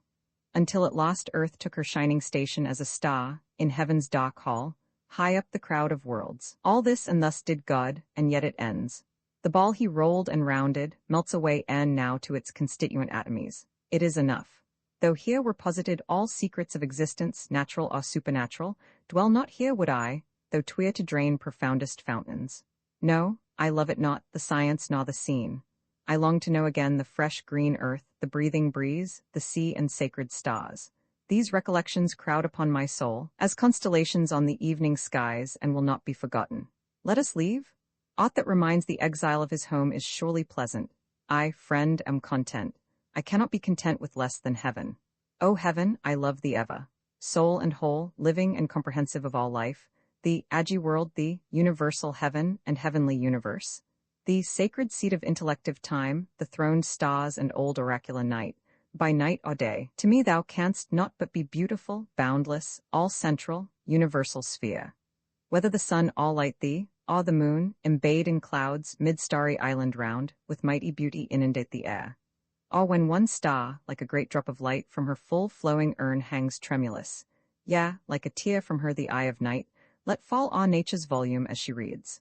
Or when in radiant thousands, each star reigns in imparticipable royalty, leaderless, uncontrasted with the light wherein their light is lost, the sons of fire, arch element of the heavens. When storm and cloud debar the mortal vision of the eye from wandering o'er thy threshold, more and more I love thee, thinking on the splendid calm which bounds the deadly fever of these days, the higher, holier, spiritual heaven. And when this world, within whose hot strings now I feel myself encoiled, shall be resolved, the eye shall be permitted still perchance to love and live in endlessly. All here thou seateth holden fellowship with gods, with eldest time and primal matter, space and stars and air, and all inherent fire, the watery deep and chaos, night, the all, and the interior immortality and first begotten love. These rocks retain their caverned footsteps printed in pure fire. Those were the times, the ancient youth of earth, the elemental years, when earth and heaven made one in holy bridals, royal gods their bright immortal issue. when men's minds were vast as continents, and not as now minute and indistinguishable plots, with here and there acres of untilled brains, when lived the great original, broad-eyed, sunken race, whose wisdom, like these sea-sustaining rocks, hath formed the base of the world's fluctuous law. When too, by mountainous travail, human might sought to possess the everlasting heavens, and incommunicable, by the right of self-acquirement and high kindred with celestial virtues. When the mortal powers, fore-counsel, wisdom, and experience, teachers of all arts, founders of all good, with godhood strove, and gloriously failed, in failure half successful. As these scenes, fire fountains, and volcano utterances, earth heavings, island vomitings, evince. The world hath made such comet-like advance lately on science, we may almost hope, before we die of sheer decay, to learn something about our infancy. But me this troubles not. Were all earth's mountain chains to utter fire at once, what a grand show of pyrotechny for our neighbor moon! Let us ascend, but not through the charred throat of an extinct volcano. This way down. So shalt thou thread the world at once. Haste, haste. Roman 11 scene, a ruined temple. Here will I worship solely. 'Tis a fane once sacred to the sun. It matters not what false god here hath falsely been adored, or what life-hating rites these walls have viewed. The truly holy soul, which hath received the unattainable, can hallow hell. Now to the only true and triune God, these walls shall echo praise, if never yet. Bring me a morsel of the fire without, for I will make a sacred offering to God, as though the high priest of the world. He lacks not consecration at best hands whom thou hast hallowed, laud by choice, and these, the elements I offer, thou hast made holy by making them. Lo, here is fire, I will await thee in the air. Withdraw, thine laud are all the elements and worlds. The sun is thy bright servant, and the moon thy servant's servant. The round rushing earth, the lifeful air, the thousand-winged winds, the heaven-kinned fire, the continental clouds, the sea broad-breasted, and the tranced lake, rich arterial rivers, and the hills which wave their woody tresses in the breeze, in grateful undulation, all are thine. Thine are the snow-robed mountains circling earth as the white spirits guard the Saviour's throne. Thine the bright secrets, central in all orbs, and rudimental mysteries of life. The sun-starred night, the ever-maiden morn, the all-prevailing day, consummate eve, confess them thine through the perpetual world. All art hath wrought from earth, all science lured from truth, like flame out of the fire cloud, are thine. Thine the glory, all belongs to thee, finite, indefinite and infinite, as mountains to a world, as worlds to heaven. The high doomed city and the toilful town and early hamlet, all that live or die, that flourish or decay, that change or stand before thy face, unchanged, exist for thee, or are not at thy bidding. Thine, all souls, atom and world, the universe is thine. Thou canst as easily turn thy kindest eye from comprehending the bright infinite to this crushed temple, where the wild flower decks its earthquake-rifted walls, and the birds build in corners of its columned capitals. And to this crumbling hut I offer here, as trust thine own eternity. Behold, accept, I pray thee, Lord, this sacrifice, these elemental offerings simple, pure, which in the name of man I make to thee, formless, save prostrate soul and kneeling heart, in token of thy perfect monarchy and all-comprising mercy. These are they: a flowery turf, a branch, a burning coal, a cup of water, and an empty bowl. This air-filled bowl is typic of the world thou fillest with thy spirit, and the soul, receptive of thy life-conferring truth. This the symbolic element wherefrom we are to be reborn, wherein made pure. Those whom thou choosest are to be redeemed out of the mighty multitudes of men, yet all as of one nature be redeemed. This coal, torn flaming from the earth, proclaims thy sin-consuming mercy as of earth, and may our souls ever aspire to thee, as these pale flames unto the stars. This turf is as the earthy nature and abode we would subject to thee, and lieth here, the representative of every star and world-extended matter. Lord, this branch which waveth high o'er all, oh, let it sign thine own eternal Son's humanity, which was on earth, yet ever lives in heaven, redemptive of all being. Golden branch, which in the eld time, seers and sibyls' words, full of dark central thought and mystic truth, foretold should overspread the spirit world, and with its fruit heal every wound of death, tree of eternal life, the all adore. Accept this prayer, O Saviour, that if men can nothing do but sin, thou mayst forgive the creature crime, and bring back all to thee. Thou art the one who made the universe, yet didst thou walk on earth.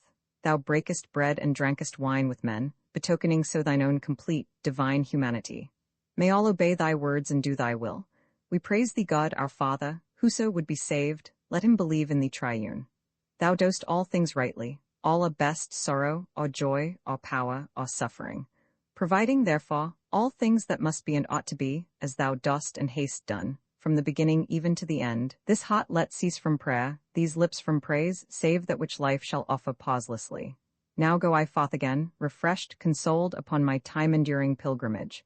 Ho, Lucifer, I wait thee. Whither next, as thou wilt, opposite or opposite. 'Tis light translateth night, 'tis inspiration expounds experience, 'tis the west explains the east, 'tis time unfolds eternity. Roman 12 scene, a metropolis public place. What can be done here? Oh, 1,000 things as well as elsewhere. True, it is a place where passion, occupation, or reflection may find fit food or field, but suits not me. My burden is the spirit, and my life is henceforth solely spiritual. Well, at the current season, too, it shall be satisfied. It might be even now, from things about us. But look, here comes a man thou knowest well. I do, stop friend, of late I have not seen thee. With a ghost thou now, I am upon my business and in haste. Business? I thought thou wast a simple schemer. Mayhap I am. There is a visionary business as well as visionary faith. I have been all life living in a mine, lancing the world for gold. I have not yet fingered the right vein. Oh, I often wish the time would come again, which science prates of, when earth's bright veins ran ruddy, virgin gold.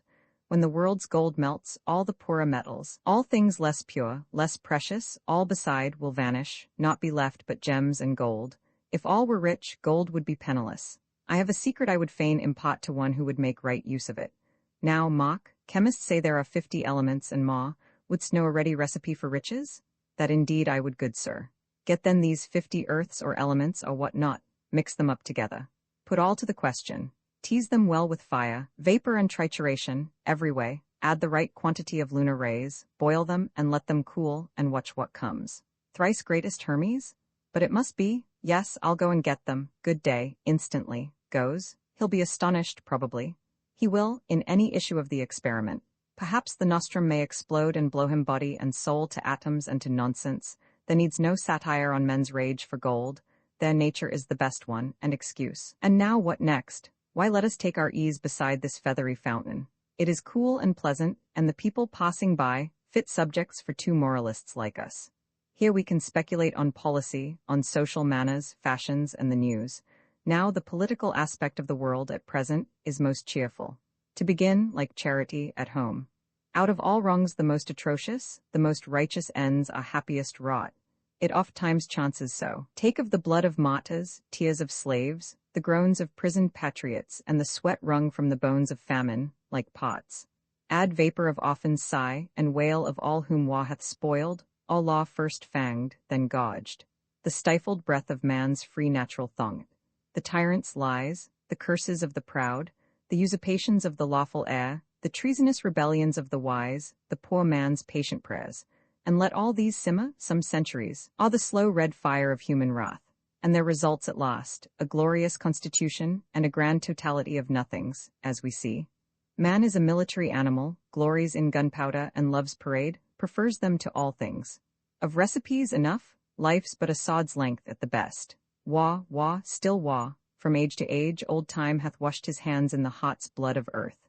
Yet fields of death, ye are earth's purest pride, for what is life to freedom? War must be while men are what they are, while they have bad passions to be roused up, while ruled by men, while all the powers and treasures of a land are at the beck of the ambitious crowd, while injuries can be inflicted or insults be offered. Yea, while rights are worth maintaining, freedom keeping, all life having, so long the sod shall shine, so long shall war continue and the need for war remain. And yet all war shall cease, it must and shall. Some news seems stirring, what I know not yet, nor I. I heard that one of Saturn's moons had flown upon his face and blinded him. 'Twas also said, in circles I frequent at times, his outer ring was falling off. If I should find, I'll keep it. It might fit a little finger such as mine, I think. Poor Saturn? Much I doubt he is breaking up. But for these news, I know not what they be. Someone perhaps has lit on a new vein of stars in heaven, or cracked one with his teeth, to look inside it, or made out at last the circulation of the light. Or what thinkst thou? I know not. Ask, sir, what's the news? The news are good news, being none at all. Your goodness, sir, I deem of like extent. We heard the great bear was confined of twins. 'Tis not unlikely stars do propagate, and so much for civility and news. This city is one of the world's social poles, round which events revolve. Here, dial-like, time makes no movement but is registered. You gaudy equipage? Haste, ever seen a drowning dragonfly floating down a brook, topping the sunny ripples as they rise, till in some ambushed eddy it is sucked down by something underneath. Thus with the rich, their gilding makes their death conspicuous. Some men are nobly rich, some nobly poor, some the reverse. Rank makes no difference. The poor may die in swamps unheeded. They but swell the mass of columned ciphers. Oh, ye poor, ye wretched, ye bowed down by woe, thank God for something, though it were but this, he fire, ye ashes, thou art surely mad. I meant to moralize. I cannot see a crowd and not think on the fate of man, clinging to error as a dormant bat to a dead bough. Well, 'tis his own affair. All homilies on the sots and lot of men are vain and wearisome. I want to know no more of human nature. As it is, I honor it and hate it.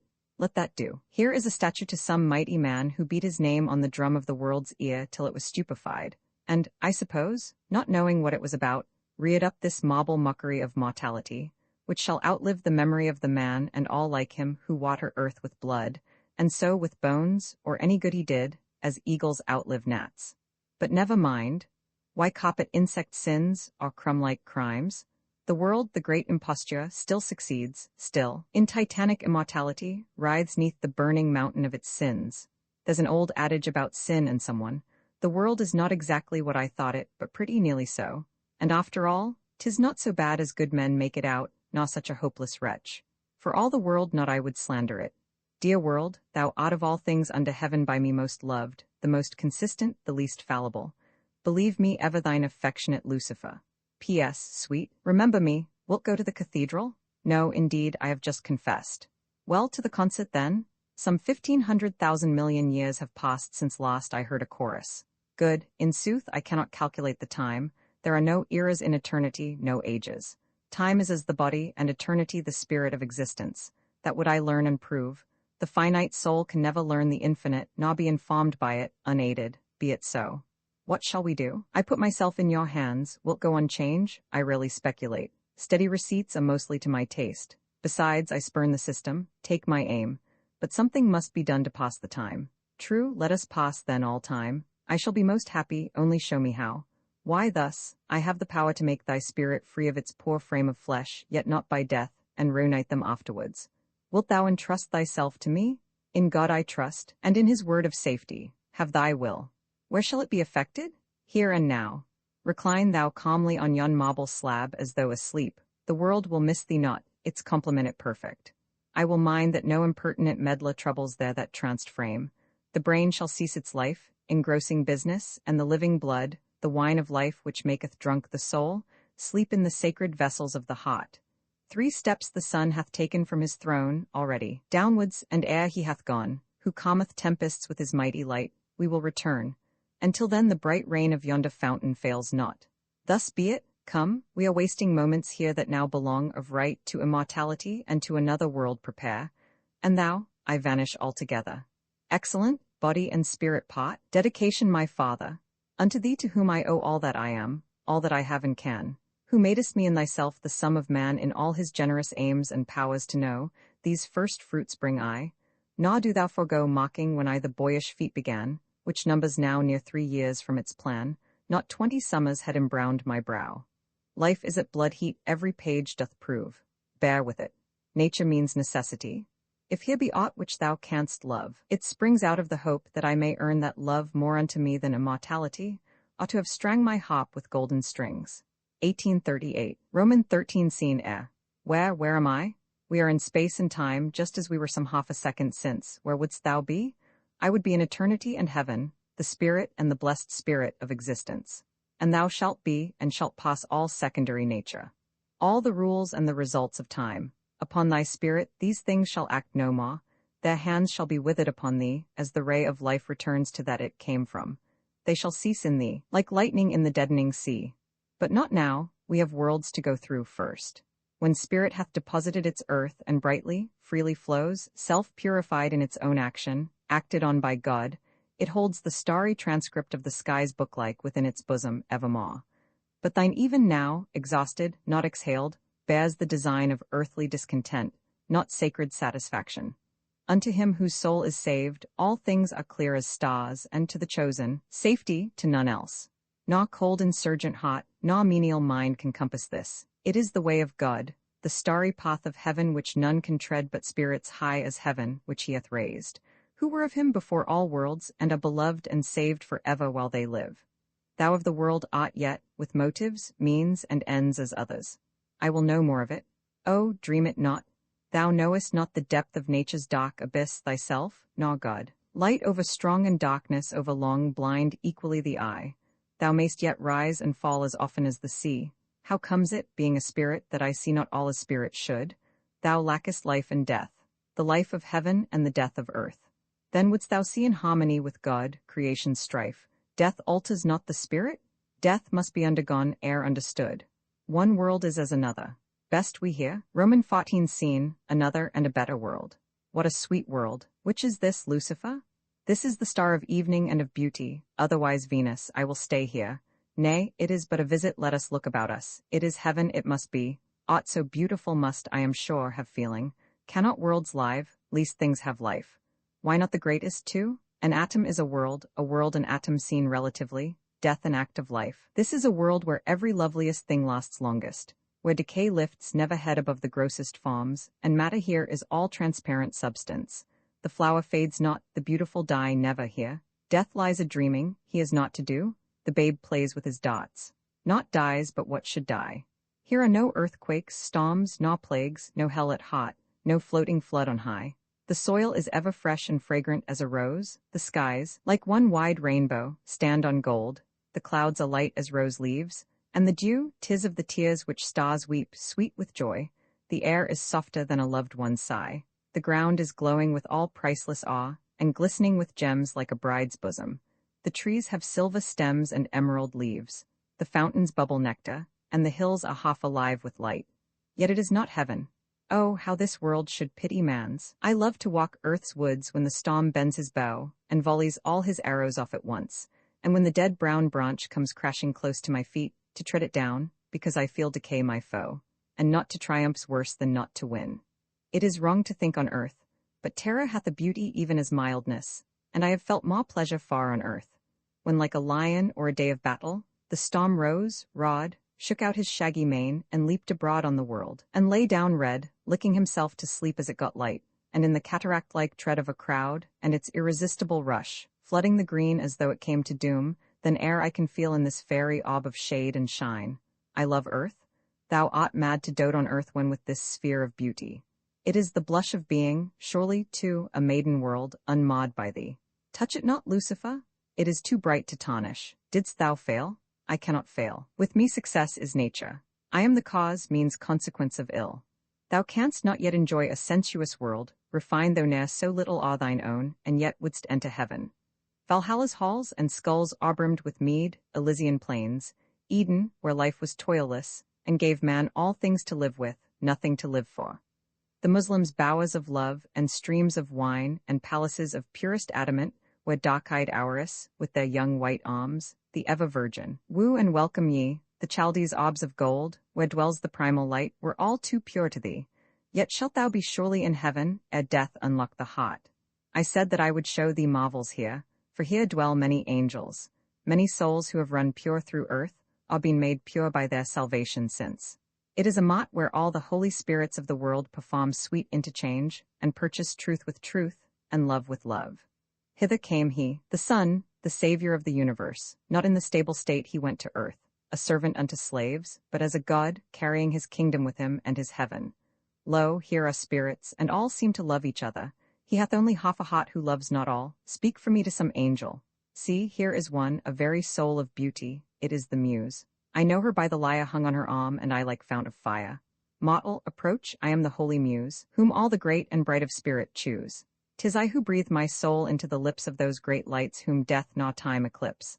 'Tis I who wing the loving heart with song, and set its sighs to music on the tongue. It is I who watch, and with sweet dreams, reward the starry slumbers of the youthful bard, for I love everything that is sweet and bright. And but this morn, with the first wink of light a sunbeam left the sun, and as it sped, I followed, watched, and listened what it said. Wherefore, with all this brightness am I given from sun to earth? Am I not fit for heaven? From God I came once, and though worlds have passed, ages and dooms, yet I am light to the last. Whatever God hath once bent to his will is sacred, so the world's to be loved still. What of this swift, this bright, but downward being, too burning to be born, too brief for seeing? What is mine aim, mine end? I would not die in dust or water, or an idiot's eye. I would not cease in blood, nor end in fire, nor light the loveless to their low desire. No, let me perish on the poet's page, where he kisses from his beauty's brow all age, spelling it fair for eye, and wrinkles scorning, as when first that brow break on him like a morning. But yet I cannot quit this line I tread, though it lead and leave me to the eyeless dead. It is mine errand. 'Tis for this I come, and live, and die, and go down to my doom. This is my fate, right and bright to speed on. God is his own God, fate and fall are one. Straight from the sun I go, like life from God, which hits, now on a heaven, now on a clod. But spite of all, the world's air wafts our way, and crops the roses off the cheek of day, as some false friend who holds our fall in trust, oils our decline, and hands us to the dust. Where are the sunbeams gone of the young green earth? Search dust and night, our death makes dear our birth, it said, and saw earth. And one moment more fell bright beside a vine-shadowed cottage door. In it came, glanced upon a glowing page, where, youth forestalling and foreshortening age, weak with the work of thought, a boyish bard, sat suing night and stars for his reward. The sunbeam swerved and grew, a breathing, dim, for the first time, as it lit and looked on him, his forehead faded, pale his lip and dry, hollow his cheek, and fever fed his eye. Clouds lay about his brain as on a hill, quick with the thunder thought and lightning will. His clenched hand shook from its more than midnight clasp till his pen fluttered like a winged asp, save that no deadly poison blacked its lips. 'Twas his to life enlighten, not eclipse. Nor would he shade one atom of another, to have a son his slave, a god his brother. The young moon laid her down as one who dies, knowing that death can be no sacrifice, for that the sun, her god, through nature's night shall make her bosom to grow great with light. Still he sat, though his lamp sunk, and he strained his eyes to work the nightness which remained. Vain pain? He could not make the light he wanted, and soon thought's wizard ring gets disenchanted. When earth was dayed, was morrowed, the first ray perched on his pen, and diamonded its way. The sun ray that I watched, which, proud to mock the line it loved as deathless, there died dark, died in the only path it would have trod, were there as many ways as worlds to God. There, in the eye of God again to burn, as all man's glory unto God's must turn. And so may sunbeams ever guide his pen, and God his heart, who lights the morn of men, for this life is but being's first faint ray, and sun on sun, and heaven on heaven, make up God's day. And were there suns in day as stars in night, they would show but like one ray from out his full-sphered light, as but one momentary gleam would fly, as years, the arrows of eternity. Poets are all who love, who feel great truths and tell them, and the truth of truths is love. There was a time, I remember well, when, like a seashell with its sea-born strain, my soul I rang with music of the lyre, and my heart shed its lore as leaves their dew, a honey dew, and throve on what it shed. All things I loved, but song I loved in chief. Imagination is the air of mind, judgment its earth, and memory its main, passion its fire. I was at home in heaven, swift like I lived above, once touching earth, the meanest thing might master me, long wings but baffled. Still and still I hopped on song. Oh, to create within the mind is bliss, and shaping forth the lofty thought, all lovely, we seek not, need not heaven, and when the thought, cloudy and shapeless, first forms on the mind, slow darkening into some gigantic make, how the heart shakes with pride and fear, as heaven quakes under its own thunder. Or as might of old the mortal mother of a god, when first she saw him lessening up the skies. And I began the toil divine of verse, which like a burning bush doth guest a god. But this was only wing-flapping, not flight, the pawing of the courser ere he win, till by degrees, from wrestling with my soul, I gathered strength to keep the fleet thoughts fast, and made them bless me. Yes, there was a time when tomes of ancient song held eye and heart, were the sole lore I recked of, the great bards of Greece, of Rome, and mine own master land, and they who in the holy book are deathless. Men who have vulgarized sublimity, and bought up truth for the nations, potted it, as soldiers lotted once the garb of God, men who have forged gods. Uttered, made them pass, in whose words, to be read with many a heaving of the heart, is a power, like wind in rain, sons of the sons of God, who in olden days did leave their passionless heaven for earth and woman, brought an immortal to a mortal breast, and like a rainbow clasping the sweet earth, and melting in the covenant of love, left here a bright precipitative soul, which lives forever through the lines of men, flashing by fits like fire from an enemy's front, whose thoughts, like bars of sunshine in shut rooms, mid-gloom, all glory, win the world to light, who make their very follies like their souls, and like the young moon with a ragged edge, still, in their imperfection, beautiful, whose weaknesses are lovely as their strengths. Like the white nebulous matter between stars, which, if not lights at least is likest light, men whom we build our love round like an arch of triumph, as they pass us on their way to glory and to immortality. Men whose great thoughts possess us like a passion through every limb and the whole heart, whose words haunt us as eagles haunt the mountain air, thoughts which command all coming times and minds, as from a tower a warden, fix themselves deep in the heart as meteor stones in earth, dropped from some higher sphere, the words of gods and fragments of the undeemed tongues of heaven. Men who walk up to fame as to a friend or their own house, which from the wrongful air they have wrested, from the world's hard hand and gripe. Men who, like death, all bone, but all unarmed, have ta'en the giant world by the throat and thrown him, and made him swear to maintain their name and fame at peril of his life, who shed great thoughts as easily as an oak looseneth its golden leaves in a kindly largesse to the soil it grew on, whose rich dark ivy thoughts, sundaw with love, flourish around the deathless stems of their names, whose names are ever on the world's broad tongue, like sound upon the falling of a fosse, whose words, if winged, are with angels' wings, who play upon the heart as on a hop, and make our eyes bright as we speak of them, whose hearts have a look southwards and are open to the whole noon of nature. These I have waked and wept night by night, oft pondering thus, Homer is gone, and where is Jove? And where the rival cities seven, his song outlives time, tower, and God, all that then was save heaven. Yea, but the poor perfections of thine earth shall be as little as nothing to thee here. God must be happy, who I makes, and since mind's first of things, who makes from mind is blessed all men. Thus saith the bard to his work, I am thy God, and bid thee live as my God me. I live or die with thee, soul of my soul. Thou camest and went'st sun-like from morn to eve, and smiledst fire upon my heaving heart, like the sun in the sea, tall it arose and dashed about its house all might and mirth, like ocean's tongue in Staffa's stormy cave. Thou art a weakly reed to lean upon, but like that reed the false one filched from heaven, full of immortal fire, immortal as the breath of God's lips, every breath a soul. Mortal? The muse is with thee, leave her not. Once my ambition to another end stirred, stretched itself, but slept again. I rose and dashed on earth the hop, mine other heart, which, ringing, brake its discord ruinous harmony still, and coldly I rejoiced no other joy I had worm-like to feed upon my ripe resolve. It might not be, the more I strove against, the more I loved it. Come, let us walk along, so say farewell, I will not, no, my greeting is forever. Well, well, come on. Oh, show me that sweet soul thou brought'st to me the first night that we met. She must be here, where all are good and fair, and thou didst promise me. Is that not she walking alone, uplooking to thine earth? For lo, it shineth through the midday air, it is. Well, I will come again. Goes, knowest thou me, mine own immortal love? How shall I call thee? Say, what mayest thou be? I am a spirit, Festus, and I love thy spirit and shall love, when once like mine, more than we ever did or can even now. Pure spirits are of heaven all heavenly. Yet marvel not to meet me in this guise, all radiant like a diamond as it is. We wonder in what way we will through all or any of these worlds, and wheresoever we are, there heaven is, here, and there too God. Thou dost remember me. Aye, every thought and look of love which thou hast lent to me comes daily through my memory as stars wear through the dark. And thou art happy, love? Yes, I am happy when I can do good. To be good is to do good. Who dwell here? Are they all deathless, happy? All are not, some err, though rarely, slightly. Spirits sin only in thought, and they are of a race higher than thine, have fewer wants and less temptations, many more joys, greater powers.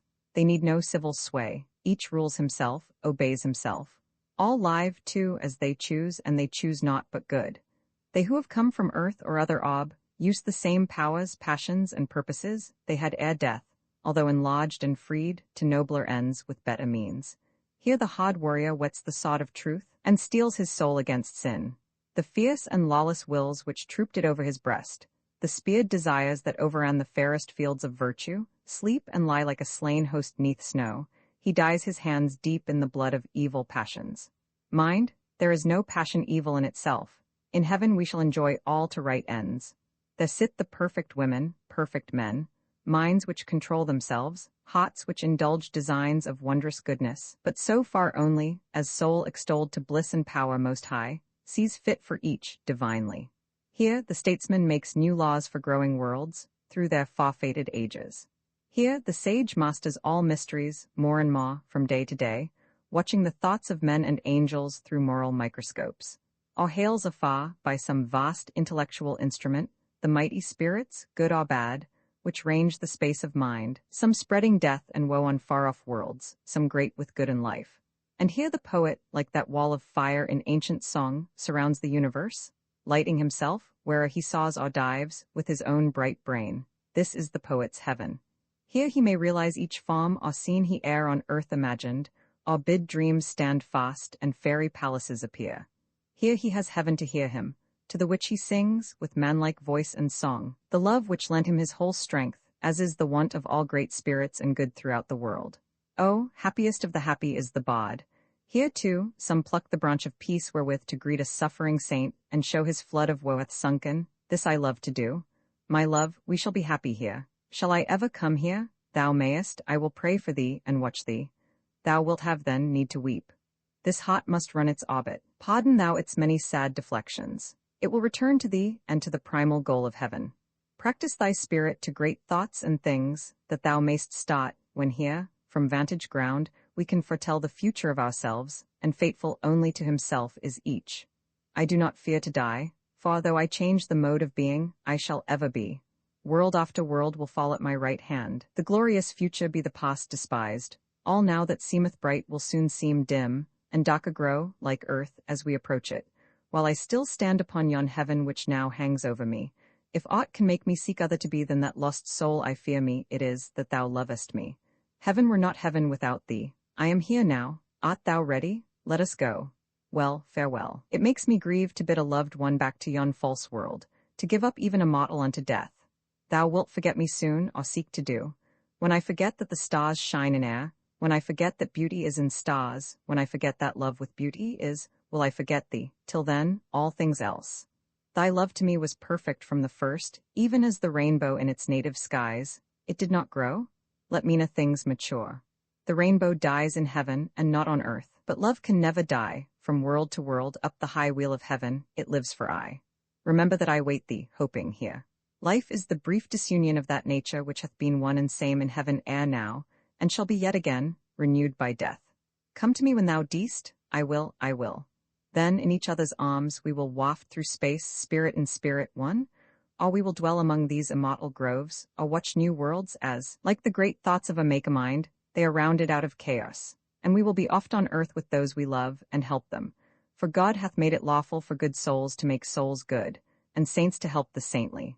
That thou right soon mayst fold unto thy heart the blissful consciousness of separate oneness with God, in him in whom alone the saved are deathless, shall become, for thee, my earliest, earnest, and most constant prayer. Oh, what is dear to creatures of the earth? Life, love, fight, liberty. But dearer far than all, and oh, an universe more divine, the gift which God endows his chosen with of his own uncreated glory, his before all worlds, all ages, and reserved till after all for those he loves and saves. As when the eye first views some Andean chain of shadowy rolling mountains based on air, height upon height, aspiring to the last, even to heaven, in sunny snow sheen, upstretching the angels' pinions, nor can tell which be the loftiest nor the loveliest, as when an army, wakening with the sun, starts to its feet all hope, spear after spear and line on line re-undulating light, while night's dull watchfires wreak themselves away, so feels the spirit when it first receives the bright and mountainous mysteries of God, containing heaven, moving themselves towards us, in their free greatness, as by ships at sea come icebergs, pure and pointed as a star afar off glittering, of invisible depth and dissolving in the light above. My prayer shall be that thy prayer be fulfilled. I must to earth again. Farewell, sweet soul. Farewell, I love thee and will oft be with thee. I like earth more than this. I rather love a splendid failing than a petty good, even as the thunderbolt, whose course is downwards, is nobler far than any fire which saws. I am determined to be good again. When was I otherwise than ill? Does not sin paw from my soul like dew from earth and, vaporing up before the face of God, congregate there in clouds between heaven and me? What wonder that I lack delight of life? For it is thus, when amid the world's delights, how warm saw we feel a moment among them, we find ourselves, when the hot blast hath blown, prostrate and weak and wretched, even as I am. I wish that I could leap from off this star, and dash my soul to atoms like a glass. I have done nothing for thee yet. Thou shalt see heaven and hell, and all the sights of space when thou choosest. Not then now. Up, rise, no, I'll be good and will see none of them. Earth draws us like a lodestone. We are coming. Roman 15 scene, a lodge, party, and entertainment. My Helen, let us rest a while, for most I love thy calm smile, will not be missed from this gay throng, they dance so eagerly and long, and were one half to go away, I'll bet the rest would scarce perceive it. With thee I either go or stay, prepared the same to like or leave it. These two, perhaps, will take our places. They seem to stand with longing faces. Then sit we, love, and sip with me, and I will teach thyself to thee. Thy nature is so pure and fine, 'tis most like wine, thy blood, which blushes through each vein, rosy champagne, and the fair skin which o'er it grows, bright as it snows. Thy wit, which thou dost work so well, is like cool Moselle, like Madeira, bright and warm is thy smile's charm. Claret's glory hath thine eye, all mine must lie, but naught can like thy lips possess deliciousness. And now that thou'rt divinely merry, I'll kiss and call thee sparkling sherry. I sometimes dream that thou wilt leave me without thy love, even me, lonely, and oft I think, though oft it grieve me, that I am not thy one love only, but I shall always love thee till this heart, like earth in death, stand still. I love thee, and will leave thee never, until my soul leave life forever. If earth can from her children run, and leave the seasons, leave the sun, if yonder stars can leave the sky, bright truants from their home in heaven, immortals who deserve to die, were death not too good to be given. If heaven can leave and live from God, and man tread off his cradle clod, if God can leave the world he sowed, right in the heart of space to fade, soul, earth, star, heaven, man, world, and God may part, not I from thee, sweet maid. Ah, see again my favorite dance, see the wave-like line advance, and now in circles break, like raindrops on a lake. Now it opens, now it closes, like a wreath dropping into roses. It is a lovely scene, fair as aught on earth, and we feel when it hath been at hot a dearth, as from the breaking up of some bright dream, the failing of a fountain's spray-topped stream. Ladies, your leave, we'll choose a queen to rule this fair and festive scene, and it were best to choose by lot, so none can hold herself forgot. They draw lots, it falls to Helen. I knew, my love, how this would be, I knew that fate must favour thee. Lady fair, we throne thee queen. Be thy sway as thou last been light and lovely and serene. Here, wear this wreath. No ruder crown should deck that dazzling brow, or ask yon halo from the moon, 'twould well beseem thee now. I crown thee, love, I crown thee, love, I crown thee queen of me, and oh, but I am a happy land and a loyal land to thee. I crown thee, love, I crown thee, love, thou art queen in thine own right. Feel, my heart is as full as a town of joy. Look, I've crowded mine eyes with light. I crown thee, love, I crown thee, love, thou art queen by right divine, and thy love shall set neither night nor day o'er this subject heart of mine. I crown thee, love, I crown thee, love, thou art queen by the right of the strong, and thou didst but win where thou mightst have slain, or have bounden in thraldom long. I crown thee, love, I crown thee, love, thou art my queen for aye. Ab the moon doth queen the night, my love, as the night doth crown the day. I crown thee, love, I crown thee, love, queen of the brave and free, for I'm brave to all beauty but thine, my love, and free to all beauty by thee. Here in this cot of pleasure, blessed to reign, if not the loveliest where all are fair, we still, 1 hour, our royalty retain to outqueen all in kindness and in care. Love, beauty, honor, bravery, and wit, was ever queen served by such noble slaves. The peerage of the heart, for heaven's cot fit, will dream no more that earth hath ills or graves. With mirth and melody and love we reign, begin we then our sweet and pleasurous sway. And here though light, so strong is beauty's chain, that none shall know how blindly they obey. We have but to lay on one light command, that all shall do the most what best they love, and pleasure hath her punishments at hand, for all who will not pleasure's rule approve. But no, there's none of us can disobey, since by our one command we free ye thus, and as our powers must on your pleasures stay, support, and you will reign along with us. Ha, Lucifer, how now? I come in sooth to keep my vow, thy vow, to revel in earth's pleasures and tire down mirth in her own measures. Go thy ways, I shrink and tremble to think how deep thou canst dissemble, for who would dream that in yon breast the heart of hell was burning, or deem that strange and listless guest some priceless spirit earning? I hear, from every footstep, rise a trampled spirit's smothered cries. Fest, engage fair Marion's hand. Pass me, she is free no less than I, who by my queen will stand, may it please her loveliness? Festus, we know the love and see, which was with Marion and thee. I will not dance tonight again, though bid by all the queens that reign.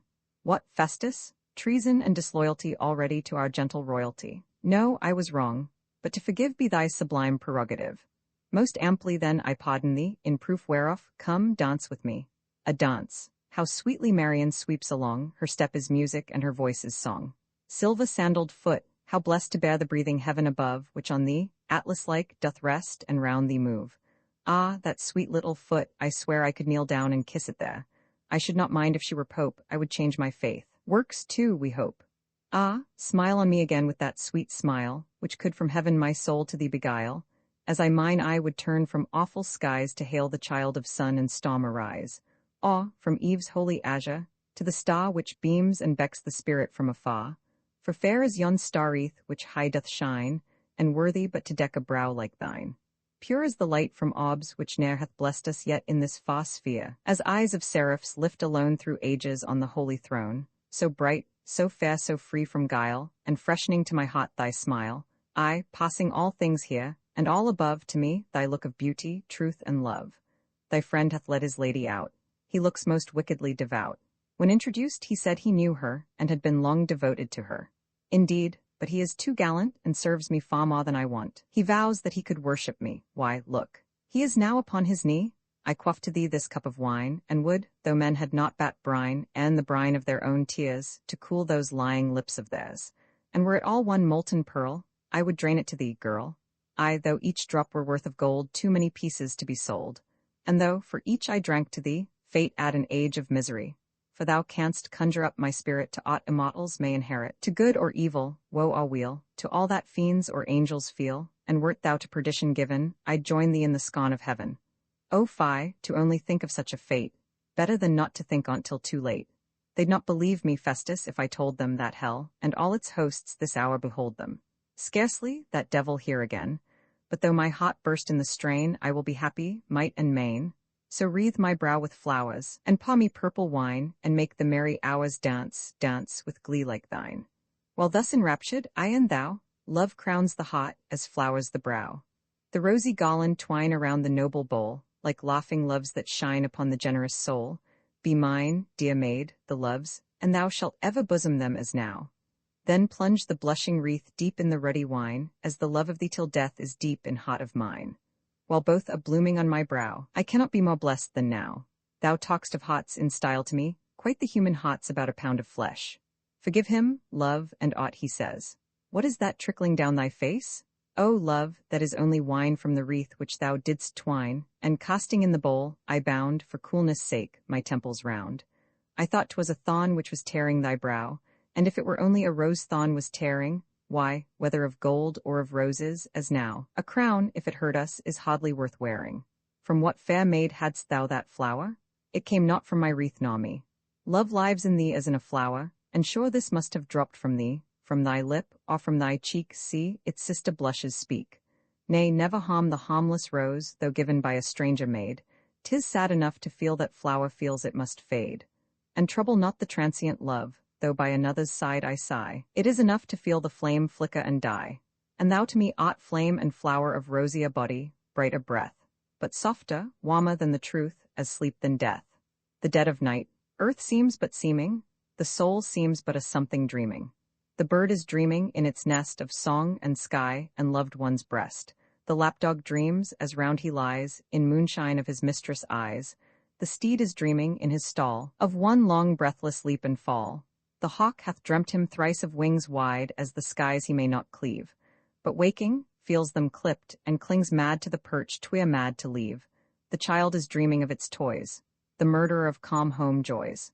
The weak are dreaming endless fears, the proud of how their pride appears. The poor enthusiast who dies of his life dreams the sacrifice, sees, as enthusiast only can, the truth that made him more than man, and hears once more, in vision trance, that voice commanding to advance, where wealth is gained, love, wisdom won, or deeds of danger dared and done. The mother dreameth of her child, the maid of him who hath beguiled, the youth of her he loves too well, the good of God, the ill of hell. Who live of death, of life, who die, the dead of immortality. The earth is dreaming back her youth, hell never dreams, for woe is truth, and heaven is dreaming o'er her prime, long ere the morning stars of time, and dream of heaven alone can I, my lovely one, when thou art nigh. Let someone sing. Love, mirth, and song, the graces of this life of ours, go ever hand in hand along, and ask alike each other's powers. Sings. For every leaf the loveliest flower which beauty sighs for from her bower, for every star a drop of dew, for every sun a sky of blue, for every heart a heart as true. For every tear by pity shed upon a fellow sufferer's head, oh, be a crown of glory given. Such crowns as saints to gain have striven, such crowns as seraphs wear in heaven. For all who toil at honest fame, a proud, a pure, a deathless name. For all who love, who loving bless, be life one long kind, close caress, be life all love, all happiness. Tell me what's the chiefest pleasure in this world's high-heaped measure? Power, beauty, love, wealth, wine, all different votes, come, Frederick, thine. What may thy joy judgment be? I scarce know how to answer thee. Each, a pot too soon will tire, altogether slake desire. So ask not of me the one chief joy of earth, for that I'm unable to say. Bat here is a wreath which will lose its chief worth, if you pluck but one flower away. Then these are the joys that should never despot, the joys which are dearest to me, as the song, and the dance, and the laugh of the heart, thou, girl, and the goblet be. Oh, excellent, the truth is dear, the one opinion, too, I love to hear. Is this a queen's fate, to be left alone? I wish another had the throne. Festus, why art thou not here beside thy liege and lady dear? My thoughts are happier oft than I, for they are ever, love, with thee. And thine, I know, as frequent fly o'er all that severs us to me, like rays G-pound stars that meet in space and mingle in a bright embrace. Never load thy locks with flowers, for thy cheek hath a richer flush. And then wine, or the sunset hour, or the ripe yew-berries blush. Never braid thy brow with lights like the sun on its golden way to the neck and the locks of night, from the forehead fair of day. Never star thy hand with stones, for every dead light there is a living glory gone than the brilliant farm or fair. Nay, nay, wear thy buds, braids, gems. Let the lovely never part, thou alone canst rival them, or in nature, or in art. Be not sad, thou shalt not be. Why wilt mourn, love, when with me? One tear that in thine eye doth start could wash all purpose from my heart, but that of loving thee, if I could ever think to wrong a love so river-like, deep, pure, and long. I cast mine eyes around and feel there is a blessing wanting. Too soon our hearts the truth reveal, that joy is disenchanting. I am a wizard, love, and I a new enchantment will supply, and the charm of thine own smile shall thine own heart of grief beguile. Smile, I do command thee rise from the bright depths of those eyes, by the bloom wherein thou dwellest as in a rose-leaved nest, by the pleasure which thou tellest, and the bosom which thou swellest, I bid thee rise from rest, by the rapture which thou causest, and the bliss while ere thou pausest, obey my high behest. Dread magician, cease thy spell, it hath wrought both quick and well. Ah, thou hast dissolved the charm, ah, thou hast outstepped the ring, who shall answer for the harm beauty on herself will bring? Come, I will conjure up again that smile, the scarce departed spirit, there it is, settling and hovering round thy lips the while, like some bright angel are the gates of bliss. And I could sit and set that rose-bright smile, until it seemed to grow immortal there, a something abstract even of all beauty, as though 'twere in the eye or in the air. Ah, never may a heavier shadow rest than thine own ringlets on that brow so fair. Nor sob, nor sorrow, shake the perfect breast which looks for love, as doth for death despair. And now the smile, the sigh, the blush, the tear, lo, all the elements of love are here. Oh, weep not, whither not the soul made saturate with bliss, I would not have one briny tear embitter beauty's kiss. Nay, weep not, fear not, woe nor wrath can touch a soul like thine, more than the lightning's blinding path may strike the stars divine. Sing, then, while thy lover sips, and hear the truth that wine discloses, music lives within thy lips like a nightingale in roses. Sings, oh, love is like the rose, and a month it may not see, ere it withers where it grows. Rosalie, I loved thee from afar, oh, my heart was lift to thee like a glass up to a star. Rosalie, thine eye was glassed in mine as the moon is in the sea, and its shin was on the brine. Rosalie, the rose hath lost its red, and the star is in the sea, and the briny tear is shed. Rosalie, what the stars are to the night, my love, what its pearls are to the sea, what the dew is to the day, my love, thy beauty is to me. I am but here die under Queen of Beauty, for yonder hangs the likeness of the goddess, and so to worship her is our first duty. The heavenly minds of old first taught the heavenly bodies were to be worshipped, and the idolatry holds to this hour, though. Beauty, but of thine, I am thy priestess, and will worship thee with all this brave and lovely train of mine. Lo, we all kneel to thee before thy pictured shrine. Yes, there, thou goddess of the heart, immortal beauty there, thou glory of Jove's free love skies, and like thyself too fair. too bright, too sweet for mortal eyes, for earthly hearts too strong. Thy golden girdle lifts and drawst the heavens and earth along. O, thou art as the cloudless moon, undimmed and unarrayed. No robe hast thou, no crown save yon goddess, thy long locks soft and sun-bright braid. And there's thy son, love, beauty's child, world known for strangest powers. Boy God, thy place is blessed o'er all. Smilst thou at thoughts of ours? And there, by thy luxurious side, the Queen of Heaven and Jove stands, and the deep delirious draught drinks from thy looks of love and lips, which oft have kissed away the thunders from his brow who ruled, men say, the world of worlds, as God our God rules now. And thou art jet as great awe this as erst o'er olden sky, of all heaven's darkened deities the last live light on high. God after God hath left thee lone, which lived on human breath, when prayers were breathed to them no more, the false ones pined to death. But in the service of young hearts to loveliness and love, live thou shalt while yon wandering world named unto thee shall move.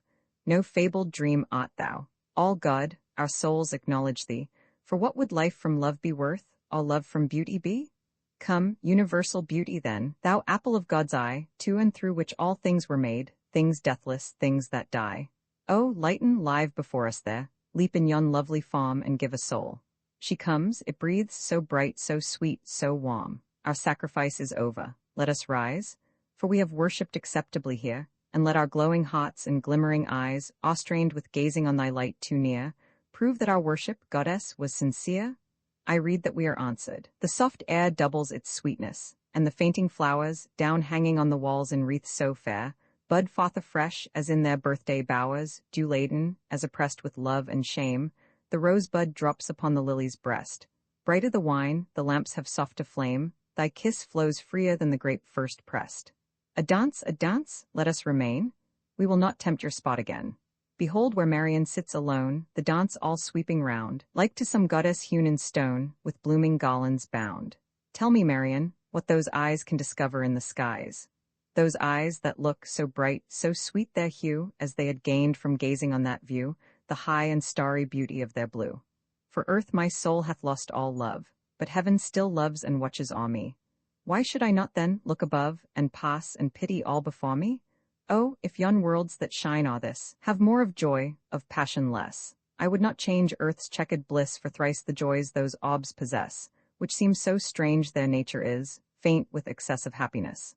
Thy heart with others hath its rest, and it shall wake with me, and if within another breast thy heart hath made itself a nest, mine is no more for thee.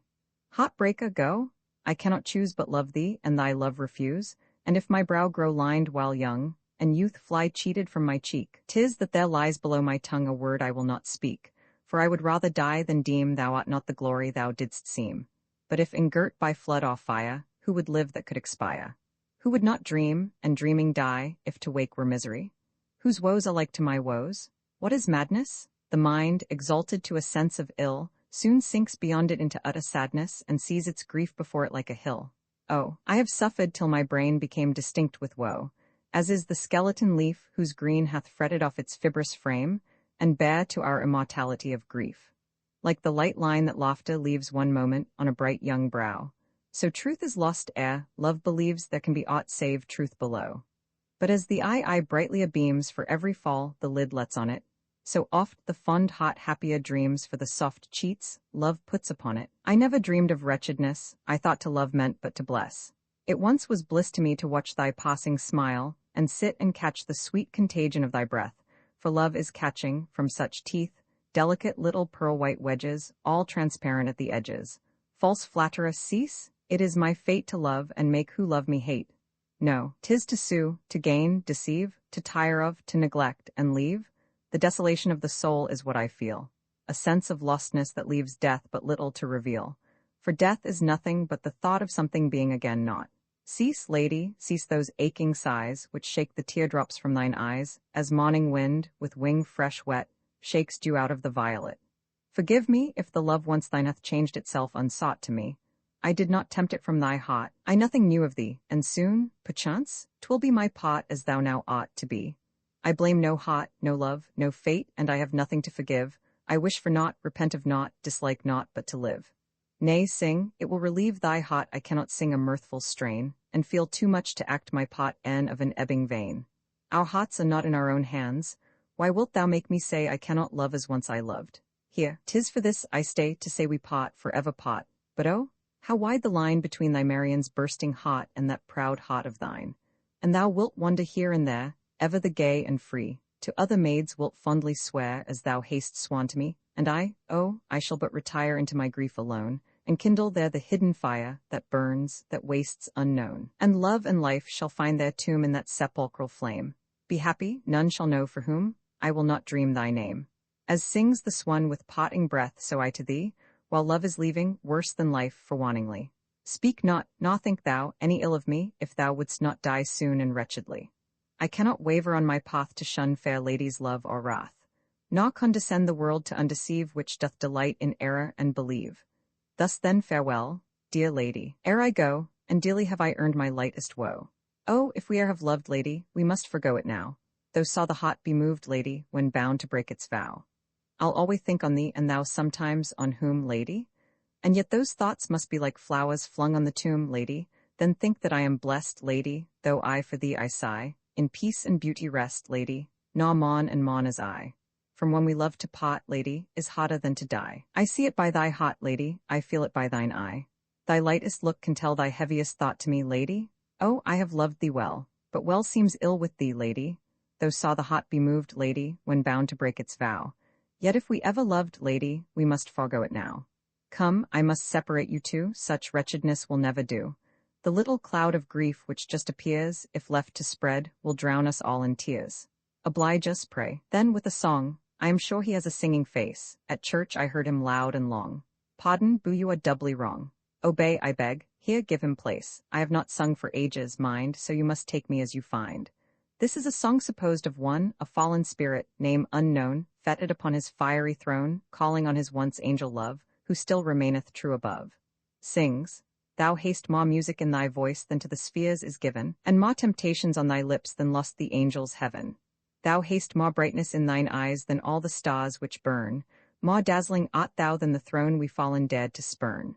Go search through heaven, the sweetest smile that lightens there is thine, and through hell's burning darkness breaks no frown so fell as mine. One smile, 'twill light, one tear, 'twill cool, these will be more to me than all the wealth of all the worlds, or boundless power could be. Entreat him, pray to sing again, anything anyone desires. Your loveliness hath but to deign to will, and he'll do all that will requires. Sings, oh, many a cloud hath lift its wing, and many a leaf hath clad the spring, but there shall be thrice the leaf and cloud, and thrice shall the world have worn her shroud, ere there's any like thee, but where thou wilt be. Oh, many a storm hath drenched the sun, and many a stream to sea hath run, but there shall be thrice the storm and stream, ere there's any like thee but in angel's dream, or in look, or in love, but in heaven above. What is love? Oh, I wonder so, do tell me. Who pretends to know? Ask not of me, love, what is love? Ask what is good of God above, ask of the great sun what is light, ask what is darkness of the night, ask sin of what may be forgiven, ask what is happiness of heaven, ask what is folly of the crowd, ask what is fashion of the shroud, ask what is sweetness of thy kiss, ask of thyself what beauty is, and, if they each should answer, I, let me too join them with a sigh. Oh, I let me pray my life may prove, when thus with thee, that I am love. I cannot love as I have loved, and yet I know not why. It is the one great woe of life to feel all feeling die, and one by one the hot strings snap as age comes on so chill, and hope seems left that hope may cease, and all will soon be still.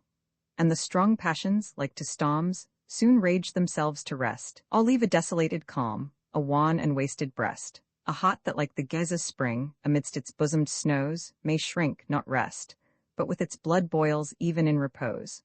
And yet the things one might have loved remain as they have been, truth ever lovely, and one heart still sacred and serene, but lower, less, and grosser things eclipse the world-like mind, and leave their cold dark shadow where most to the light inclined.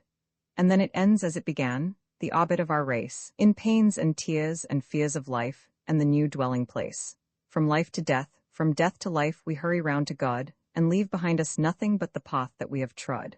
In vain I try to lure thy heart from grief to mirth. It were as easy to ward off night from the earth. Fill, I'll drink it till I die, Helen's lip and Helen's eye, an eye which outsparkles the beads of the wine, with a hue which outdarkles the deeps where they shine. Come, with that lightly flushing brow, and darkly splendid eye, and white and wavy arms which now, like snow wreaths on the dark brown bough, so softly on me lie. Come, let us love while love we may, ere youth's bright sands be run. The hour is nigh when every soul which scapeth evil's dread control, nor drains the fury's fiery bowl, shall into heaven for aye, and love its God alone. Now let me leave my throne, and if the hours have measured every moment by a kiss, as I do think, since first ye gave these flowers, it was to teach us how to dial bliss. Farewell, dear crown, thy mistress will not wear, save when she sitteth royally alone. Farewell, too, throne, not quickly wilt thou bear a happier form if fairer than mine own. The ladies leave us? Oh, by all means let them, but say, for heaven itself will not forget them, say we will pledge them to the top of breath, as loud as thunder, and as deep as death. Apart. Where is thy grave, my love? I want to weep. High as thou art this earth above, my woe is deep, and my heart is cold as is thy grave, where I can neither soothe nor save. Whate'er I say, or do, or see, I think and feel alone to thee. Oh, can it be forgiven that I forget thou art in heaven? Thou wilt forgive me this and more. Love spends his all and still hath store. Thou wilt forgive if beauty's while should win, perforce, one glance from me, when they, whose art it is to smile, can never smile my heart from thee. And if with them I chance to be, and give mine ear up to their singing, it wind-like, only wakes the sea, in all its mad monotony of memory forth thy music ringing. Thou wilt forgive, if now and then I link with hands less loved than thine, whose gold-like touch makes kings of men, but wakes no will and blood of mine. And if with them I toss the wine, and set my soul in love's ripe riot, it echoes not, this desert shrine, where still thy love from heaven doth shine, moonlike, across some ruins quiet. Thou wilt forgive me, if my feet should move to music with the fair, when at each turn I burn to meet thy stream-like step and airy air, and if before some beauty there, mine eye may forge one glance of gladness, it is but the ripple of despair, that shows the bed is all but bare, and naught scarce left but stony sadness. Thou wilt forgive, if e'er my heart err from the orbit of its love, when even the bliss-bright stars will start earthwards, some lower sphere to prove. Thou wilt forgive, if soft white arms embrace by fits this breast of mine, when, while amid their pillowy charms, my heart can kiss no heart but thine, and if these lips but rarely pine in the pale abstinence of sorrow, it is, that nightly I divine, as I this world-sick soul recline, I shall be with thee ere the morrow. Thou wilt forgive, if once with thee I limned the outline of a heaven, but go and tell our God from me, he must forgive what he hath given. And if we be by passion driven to love, and all its natural madness, tell him, that man by love hath thriven, and that by love he shall be shriven, for God is love where love is gladness. Thou wilt forgive, if clay-bound mind can scarce discover that thou art, but wait, I feel the outward wind rush fresh into my fluttering heart. Perchance thy spirit stays in yon mild star in peace, and flame like purity and prayer, and oh, when mine shall fly on earth afar, I will pray God that it may join thine there, to a doubling heaven, that heaven with thee to share. And while thou leadest music and her lyre, like a sunbeam holden by its golden hair, may I too, mingling with the immortal choir, love thee and worship God. What more may soul desire? Enough for me? But if there be more, it shall be left for thee. If anything I love in chief, it is that flowery rich relief that wine doth chase on mortal metal before good wine begins to settle. But all seems smilingly serenely dull, and melancholy as the moon at full. Quenched by their company they seem, like sparks of fire and clouds of steam. They who mourn the lack of wit, show, at least, no more of it. I cannot bear to be alone, I hate to mix with men. To me there's torture in the tone which bids me talk again. Like silly nestlings, wand in vain, my heart's young joys have flown, while singing to them, even then, they left me one by one. I envy every soul that dies out of this world of care, I envy e'en the lifeless skies, that they enshrine thee there. And would I were the bright blue air which doth insphere thine eyes, that thou mightst met me everywhere, and feel these faithful sighs. E'en as the bubble that is mixed of air and wine right red, so my heart's love is shared betwixt the living and the dead. If on her breast I lay my head, my heart on thine is fixed. Wilt thou I loose, as I have said, or keep the soul thou seek'st? For me thou canst not pass away while I have soul or sight. I see thee on my waking way, and in my dreams thee bright. I see thee in the dead of night, and the full life of day. I know thee by a sudden light. It is thy soul, I say. If yonder stars be filled with forms of breathing clay like ours, perchance the space that spreads between is for a spirit's powers. And loving as we two have loved in spirit and in heart, whether to space or star removed, God will not bid us part. As to this seat, its late and fair possessor should, ere she went, have chosen her successor. In right of her who eat thereon, I think I might demand the throne. I rather choose to let it be. George shall be king of the company.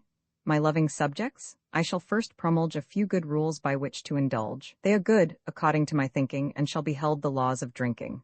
First, each man shall do what he chooses, provided that he ne'er refuses, but shall be sworn, by stand and stopper, to drink as much as I think proper. Stay, all of you who think, with me, this law should pass, will please to signify the same by emptying their glass. Filling again and emptying, and so on, at each law, pari passu, as we go on. Secondly, no man shall be held as mellow who can distinguish blue from yellow. Thirdly, no man shall miss his turn nor toast, nor yet give more than 2 at once, at most. Fourthly, if one at table should fall under, there let him lie, so much extinguished thunder. Fifthly, let all in such case who still stay, like living lightnings, but the bright a play. Sixthly, and last but one, mind this, there shan't be aught said that is not irrelevant. Seventhly, if any of these edicts should not be kept, it shall be good to plead, I would not. Oh, let the royal law be writ in rosy wine, and read and kept at every feast where wit and mirth combine. How sweetly shine the steadfast stars, each eyeing, sister-like, the earth, and softly chiding scenes like this, of senseless and profaning mirth. Thou art ever prating of the stars like an old soldier of his scars. Thou shouldst have been a stalling friend, and not an earthling. And could I speak as many times of each as there are stars in heaven, I could not utter half the sweet thoughts one to me hath given. The holy quiet of the skies may waken well the blush of shame, whene'er we think that thither lies the heaven we heed not, ought not name. O, heaven, let down thy cloudy lids and close thy 1,000 eyes, for each, in burning glances, bids the wicked fool be wise.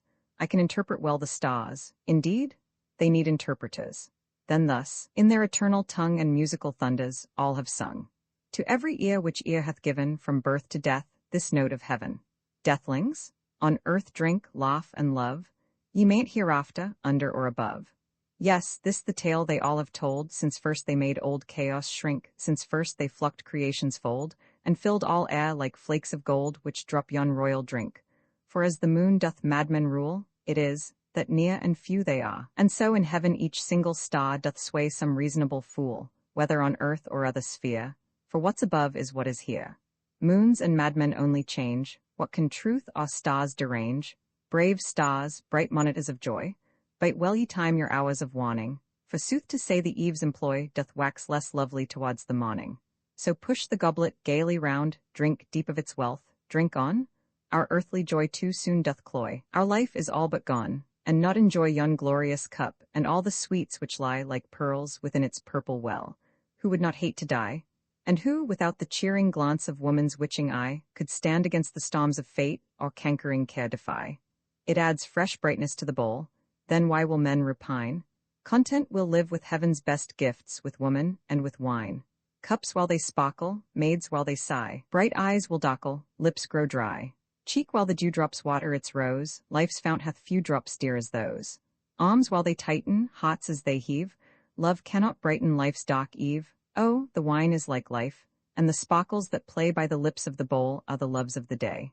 Then kiss the bright bubble that breaks in its rise. Oh, I love is a trouble, as light when it dies. Let the young be glad, though cares in crowds leave scarce a break of blue, yet BPPE gives wings to morning clouds, and while they shade the sky in shrouds, by love and wine, which through them shine, they are turned to a golden hue.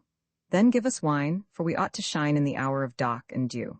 Well might the thoughtful race of old with ivy twine the head of him, they hailed their god of wine, thank God.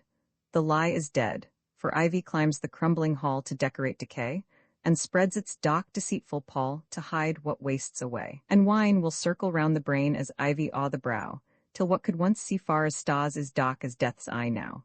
Then dash the cup down, 'tis not worth a soul's great sacrifice, the wine will sink into the earth, the soul, must rise. A toast, he is beauty's fairest flower, the maiden of our own birthland, pale face? Oh, for one happy hour to hold my splendid Spaniard's hand, why differ on which is the fairest form, when all are the same the hot to warm? Although by different charms they strike, their power is equal and alike. Ye bigots of beauty, behold I stand forth and drink to the lovely all over the earth. Come, fill to the girl by the Tagus waves, wherever she lives there's a land of slaves. And here's to the Scot, with her deep blue eye, like the far-off locks neath her hill-propped sky, to her of the Green Isle, whose tyrants defaam the land where she beams like the bow in the storm. To the Norman, so noble, and stately and tall, whose charms, ever-changing, can please as they pall, 2 bowls and a breath. Here's to each and to all, come fill to the English, whose eloquent brow says, pleasure is passing but coming, and now, oh, her eyes are the wine are like stars are the sea, and her face is the face of all heaven to me. And here's to the Spaniard, that warm blooming maid with her step superb and her black locks braid.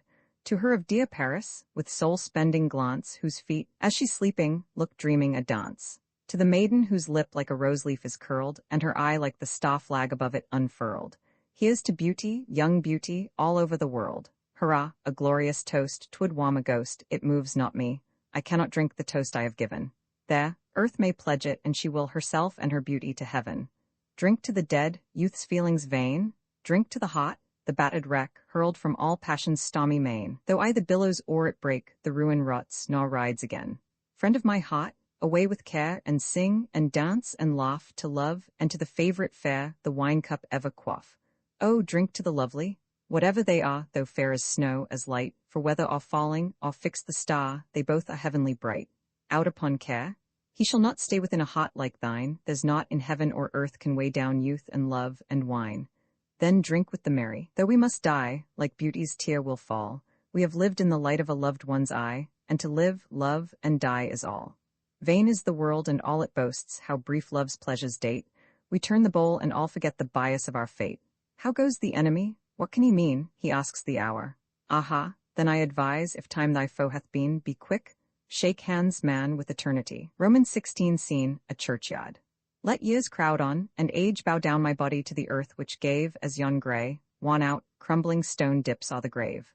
What though for in no music thrill, nor mirth delight, nor beauty move, though the hot stiffen and wax still, and make no love, still, deep and bright like river gold, embedded here thy love shall lie, sun-grains, that with the sands are rolled, of memory. Shall that soul never burst the tomb, draped in long robes of living light, awe worm-like, alway eat the gloom and dust of night? Oh, life in spotting on earth lies, till death share up the rich green sod, that if the spirit lives or dies, why try ye God? What should it never smile nor sigh from cheeks or lips but those beneath? Doth love not weigh the world's vast lie? Doth life not death? I ask why man should suffer death. Answer, what right to life hath he? God gives and takes away your breath. What more have ye? Breath is your life, and life your soul. Ye have it warm from his kind hands, then yield it back to the great whole when he demands. Why, deathling, wilt thou long for heaven? Why seek a bright but blinding way? Go, thank thy God that he hath given night upon day. Go, thank thy God that thou hast lived and ask no more. 'Tis all he gave, 'tis all there needs to be believed, God and the grave. For thee, God, will I save my heart. For thee my nature's honour keep, then. Soul and body, all apart, rest, wake, or sleep. Romans 17 scene, space. Listen, I hear the harmonies of heaven, from sphere to sphere, and from the boundless round re-echoing bliss to those serenest heights where angels sit and strike their emulous harps, wreathed round with flowers and diamonded with dew. Such dew as gemmed the ever-during blooms of Eden winterless, or as all night the tree of life wept from its every leaf unwithering. And now methinks I hear the music of the murmur of the stream, which through the bridal city of the Lord floweth all life for ever, and the breath through the star-shading branches of that tree transplanted now to heaven, but once on earth, whose fruit is for all beings breathed of God. Oh, breathe on me, inspiring spirit breath. Oh, flow to me, ye hot reviving waves, freshen the faded soul that droops and dies. The universe is but the gate of heaven. Lo, from this highest orb, the crown of space and footstool unto heaven, we can look up and gain a glimpse of glory unconceived. See how yon angels stretch their shining arms, wave their star-haunting wings which gleam like glass, and locks that look like mornings when she comes triumphant in the east. Is this their joy-awesome world penitent? Lo, there it rides, blessed to discharge on heaven's all-peaceful shores its long-accumulated load of life, its deathless freight, pilgrims of time and space. Yon guilty orb of hesitating light slow looming, there, on its dark path, goes up at the forgotten hour, as do all worlds to God, to judgment. And the earthquake groans which rend its adamantine breast forebode its agonizing doom. And doth not heaven grieve with the lost as gladden with the saved? How many immortals mourn at the decree of righteous wisdom, which alone to them is bliss sufficient, being infinite? If God hath made all he alone, it is who hath to answer for all. He hath made, To secondary natures it seems just that justice should be realized, and there is one example extant in the skies. But wherefore did it not repent in time? What unto us is time, stands before God eternity. Repentance is the grief for and effectual abstinence from sin, which secondary natures without God cannot attain to. Cloudy and dear by turns thy words as heaven, I know not what to think nor how to act. It is natural, and none can aim or hit but as appointed them. There is but one great sinner, human nature, predict of every world and predicate, the wicked one, the enemy of God, to be destroyed in the eternal fire of his wrath, even thus in deity, in whom as they begin must all things end. God loveth only his own spirit, so all that is base shall perish. From the first these things were fixed, and I shall be consummating, and are revealed as writ in words always fulfilled and burning truth under the buried basements of the skies, which after overthrown shall rapier. The unenlightened mind sees deity in all things, but the spiritual soul all things in God. Now, ere we higher rise, look downwards from this coping of the world, and know that down to the profoundest depth of utter space, where not an atom mars the void invisible, it were easier far to cast a line and calculate its rate, or pierce all space, nor cross the path of light, than fathom man's dark heart or sound his soul. Roman 18 Scene, Heaven. Infinite God, thy will is done, the world's lost sand is all but run, the night is feeding on the sun. All being God, I come to thee again, nor come alone, mortality is here. Thou badst me do my will, and I have dared to do it. I have brought him up to heaven, thou canst not do what is not willed to be. Suns are made up of atoms, heaven of souls and suns are but the atoms of the body I, God, dwell in. What wilt thou with him who is here with thee? Show him God. No being, upon part of whom the curse of death rests, were it only on his shadow, can look on God and live. Look, Festus, look, eternal fountain of the infinite, on whose life tide the stars seem strewn like bubbles, forgive me that anatomy of being hath sought to see its maker face to face. I have seen all thy works and wonders, passed from star to star, from space to space, and feel that to see all which can be seen is nothing, and not to look on thee the invisible. The spirits that I met all seemed to say, as on they sped upon their starward course, and slackened their lightning wings on moment on me, I could not look on God whate'er I was, and thou didst give this spirit at my side power to make me more than them immortal. So when we had winged through thy wide world of things, and seen stars made and saved, destroyed and judged, I said, and trembled lest thou shouldst not hear me, and make thyself right ready to forgive, I will see God before I die, in heaven. Forgive me, Lord, rise, mortal, look on me. Oh, I see nothing but like dazzling darkness, I knew how it would be, I am away, I am thy creature, God, oh, slay me not, but let some angel take me, or I die. Come hither, Festus, who art thou? I am one who hath I been by thee from thy birth, thy guardian angel, thy good genius, I knew thee not till now. I am never seen in the earth's low thick light, but here in heaven, and in the air which God breathes, I am clear. I tell to God each night thy thoughts and deeds, and watching awe thee both on earth and here, pray unto him for thee and intercede. And this is heaven, light on. Will God forgive that I did long to see him? It is the strain of all high spirits towards him. Thou couldst not even if thou wouldst behold God, masked in dust. Thine eye did light on darkness, but when dead, and the dust shaken off the shining essence, God shall glow through thee as through living glass, and every thought and atom of thy being shall guess his glory, be overbright with God. Hadst thou not been by faith immortalized for the instant, then thine eye had been thy death. Come, I will show thee heaven and all angels. Lo, the recording angel, him I see high-seated, and the pen within his hand plumed like a storm-portending cloud which curves half over heaven, and swift, in use divine, as is a warrior's spear. The book wherein are writ the records of the universe lies like a world laid open at his feet. And there, the book of life which holds the names, formed out in starry brilliance of God's sons, the spirit names which angels learn by heart, of worlds beforehand. Wilt thou see thine own? My name is written in the book of life. It is enough. That constellated word is more to me and clearer than all stars, henceforward and for aye. Raise still thine eyes, thy gleaming throne, hewn from that mount of light which was before created light or night never created, heaven's eternal base, whereon God's throne is stablished. Sit on it? Nay, I will forestall nothing more than sight. Turn then and view yon streams where spirits spot quaffing immortal life, preparing eye for higher and intenser being still. These are the upper fountains of the heavens, the emanations of eternity, by washing them in which they purify their eyes to penetrate the essential light in all things hidden, seen alone by eyes fire-spirited, ethereally clear. which like the fabled stone, conceived of fire, son of the sun, transmutes all seen to soul. And such the bliss and power reserved for man, yet but the surface shadow canst thou see. The substance is to be. Behold yon group of spirits blessed. In their divinest eyes the Spirit speaks, and shows that in their own all doubt and want hath ceased, as death hath ceased. Hither they come, rejoicing, marvelling. How all with kindly wonder look on me? Mayhap I tell of earth to their pure sense. Some seem as if they knew me, I know none. But how claim kinship with the glorified, unless with them like glorified? Yet, yes, it must be.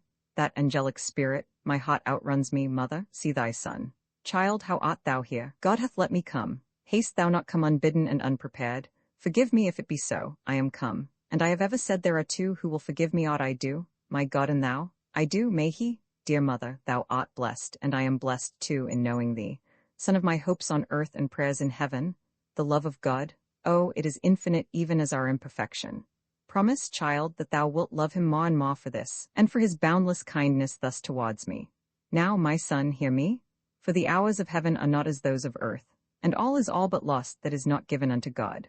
Oft have I seen with joy thy thoughts of heaven, and holy hopes, which track the soul with light, rise from dead doubts within thy troubled breast, as souls of drowned bodies from the sea, upwards to God, and mock them so received, that, oh, my soul hath overflowed with rapture, as now thine eye with tears. But, oh, my son beloved, fear thou ever for thy soul, it yet hath to be saved. Not perfect stands, but that which is in heaven.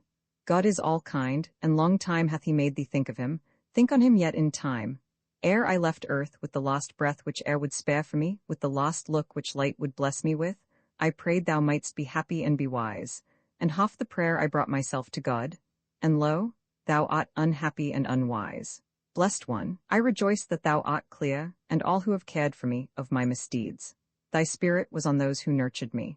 All word and practice that could be of good was given me, so that my sin is splendid.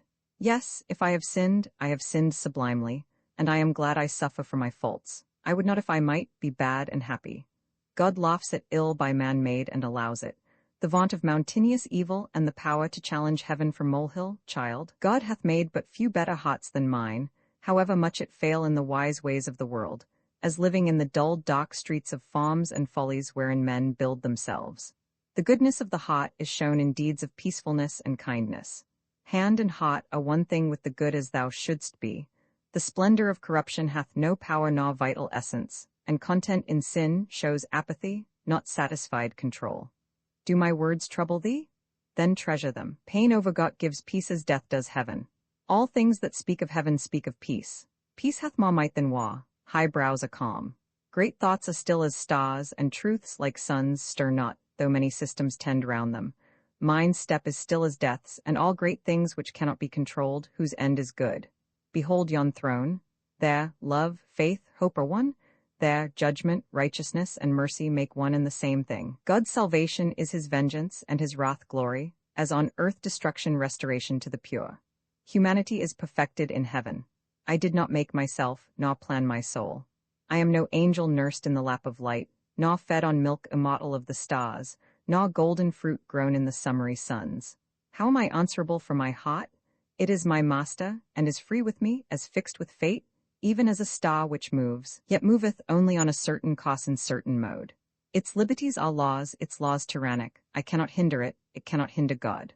All that we do or bear is settled from eternity, whereof is no beginning, midst, nor end. To act is ours, quite sure whate'er we do, whether it be for our own good or ill, or others' ill or good, it is for God's glory, the same and always. It is ordered. The soul is but an organ, and it hath no power of good and evil in itself, more than the eye hath power of light or dark. God fitted it for good, and evil is good in another way we are not skilled in. The good we do is of his own good will, the ill of his own letting. Doth not nature, all light and life, shine, marsh-like, too, in death? Yea, wandering fires wait even on rottenness like a stray gleam of thought in an idiot's brain. And thus I look on souls that seem decaying in sin and flying off by elements. All may not live again, but all which do must change perpetually and in heaven, and not by death to death, but life to life. No, step by step and throne by throne, we rise continually towards the infinite, and ever nearer, never near to God. Yet merit or demerit none I see in nature, human or material, in passions or affections good or bad. We only know that God's best purposes are oftenest brought about by dreadest sins. Is thunder evil, or is dew divine? Does virtue lie in sunshine, sin in storm? Is not each natural, each needful, best? How know we what is evil from what good? Wrath and revenge God claimeth as his own. And yet men speculate on right and wrong as upon day and night, forgetting both have but one cause, and that the same, God's will originally, ultimately him. All right is right divine. A worm hath rights a king cannot despoil him of, nor sin. Yet wrongs are things necessitate, like wants, and oft are well permitted to best ends. A double error sometimes sets us right. In man there is no rule opound right and wrong inherent as mere man. Why, conscience is the basest thing of all. Its life is passed in justifying and condemning sin. Accomplice, traitor, judge and headsman too, but conscience knows its business and performs. Nothing is lost in nature, and no soul, though buried in the center of all sin, is lost to God. But there it works his will and burns conformably. The weakest things are to be made the examples of his might, the most defective of his perfect grace, whene'er he thinketh well. Oh, everything to me seems good and lovely and immortal, the whole is beautiful, and I can see not wrong in man nor nature, not meant. As from his hands it comes who fashions all holy as his word. The world is but a revelation. He breathes himself upon us before our birth, as o'er the formless void he moveth at first, and we are all inspired with his spirit. All things are God or of God. For the whole world is in the mind of God what a thought is in ours. Why boast we then of aught? All that is good belongs to God, and good in God are all things or shall be. There lacks in souls like thine unsaved, unraised the light within, the light of perfectness, such a there is in heaven. The soul hath sunk and perished like a lighthouse in the sea, it is for God to raise it and rebuild. And thy sons, he will raise. Since with me I have shown him infinite wonders. We have opened and scanned the golden scroll of fate, wherein are writ, in God's own hand, all things which happen. There we have seen the record of his being, his long temptation, sin, and suffering. And hear it, O beloved and blessed one, mine own salvation. God is great in love, infinite in his nature, power, and grace, creating and redeeming and destroying, infinite infinitely. But in love, oh, it is the truth transcendent over all. When thus to one poor spirit he gives his hand, he seems to impart his own unboundedness of bliss. We seem to be hardly worth destroying, and much less saving, yet he loveth each as though all were his equal. I know all I have to go through henceforth, all the doubts, passions of life, and woes, but knowing them hinders them not.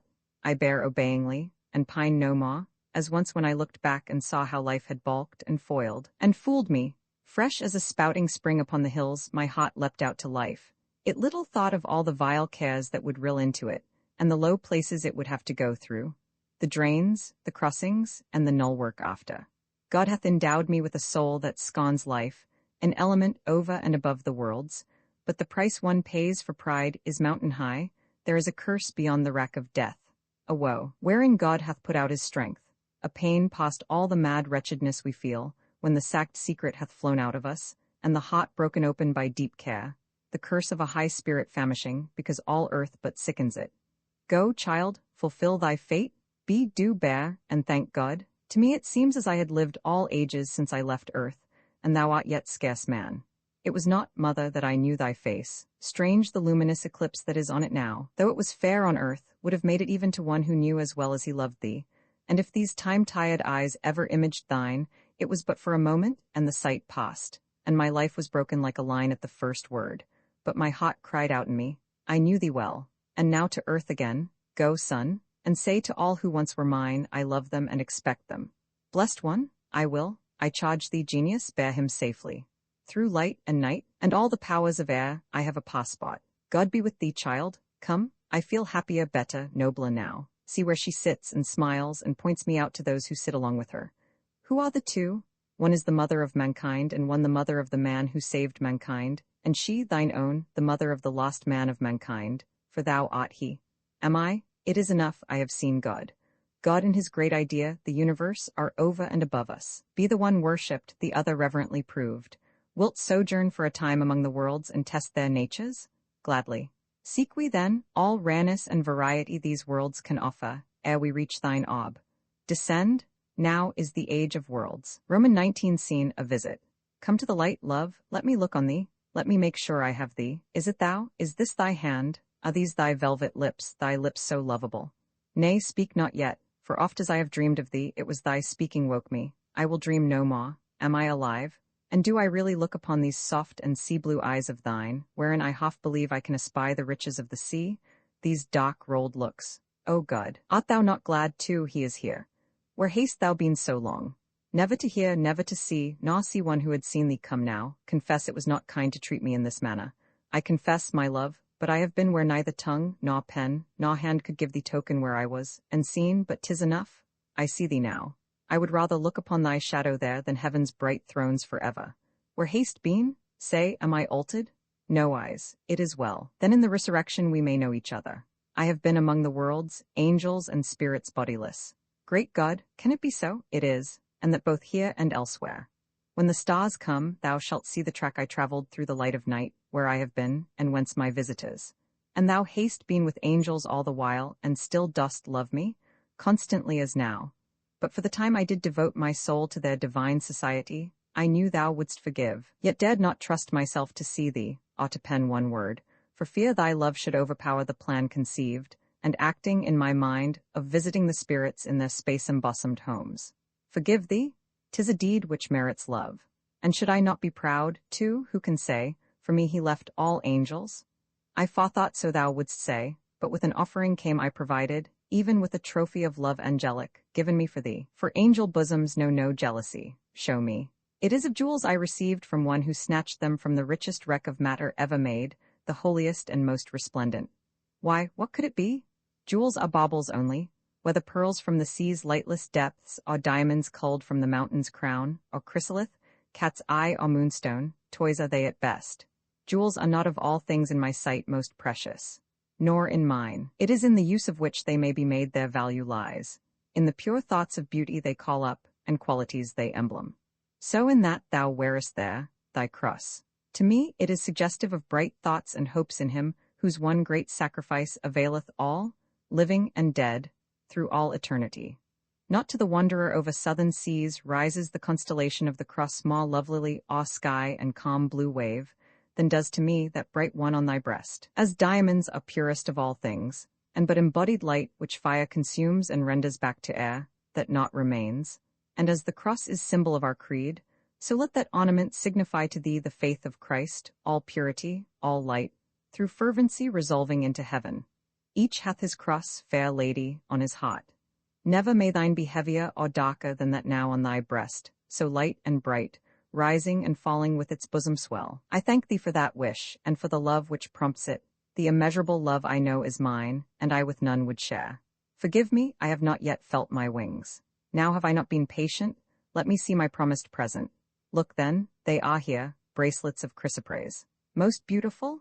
Come, let me clasp them, dearest, on thine arms, for these of those are worthy, and are named in the foundation stones of the bright city, which is to be for the immortal saved, their lost and blessed abode. And such their hue, the golden green of paradisal plains which lie about it boundlessly, and more intensely tinted with the burning beauty of God's eye, which alone doth light that land, than our earth's cold grass garment with the sun, though even in the bright, hot, blue-skied east, where he doth live the life of light and heaven, where, o'er the mountains, at midday is seen the morning star, and the moon tans at night the cheek of careless sleeper.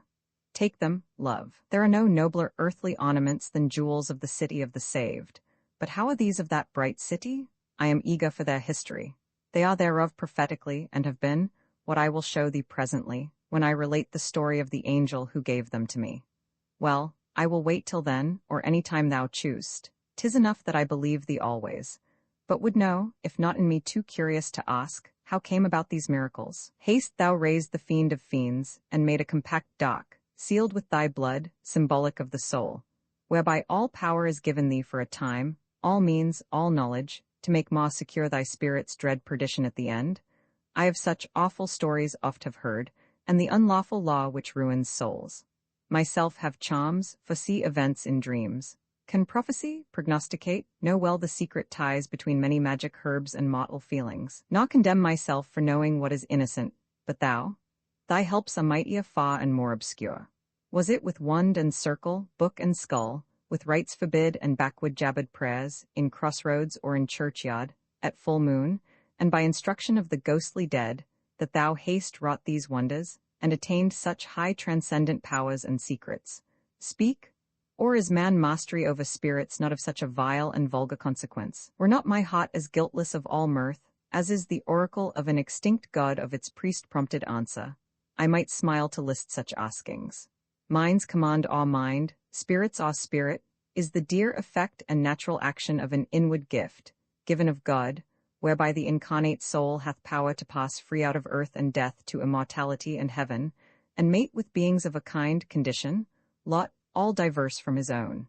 This mastery means but communion, the power to quit life's little globule here, and coalesce with the great mass about us.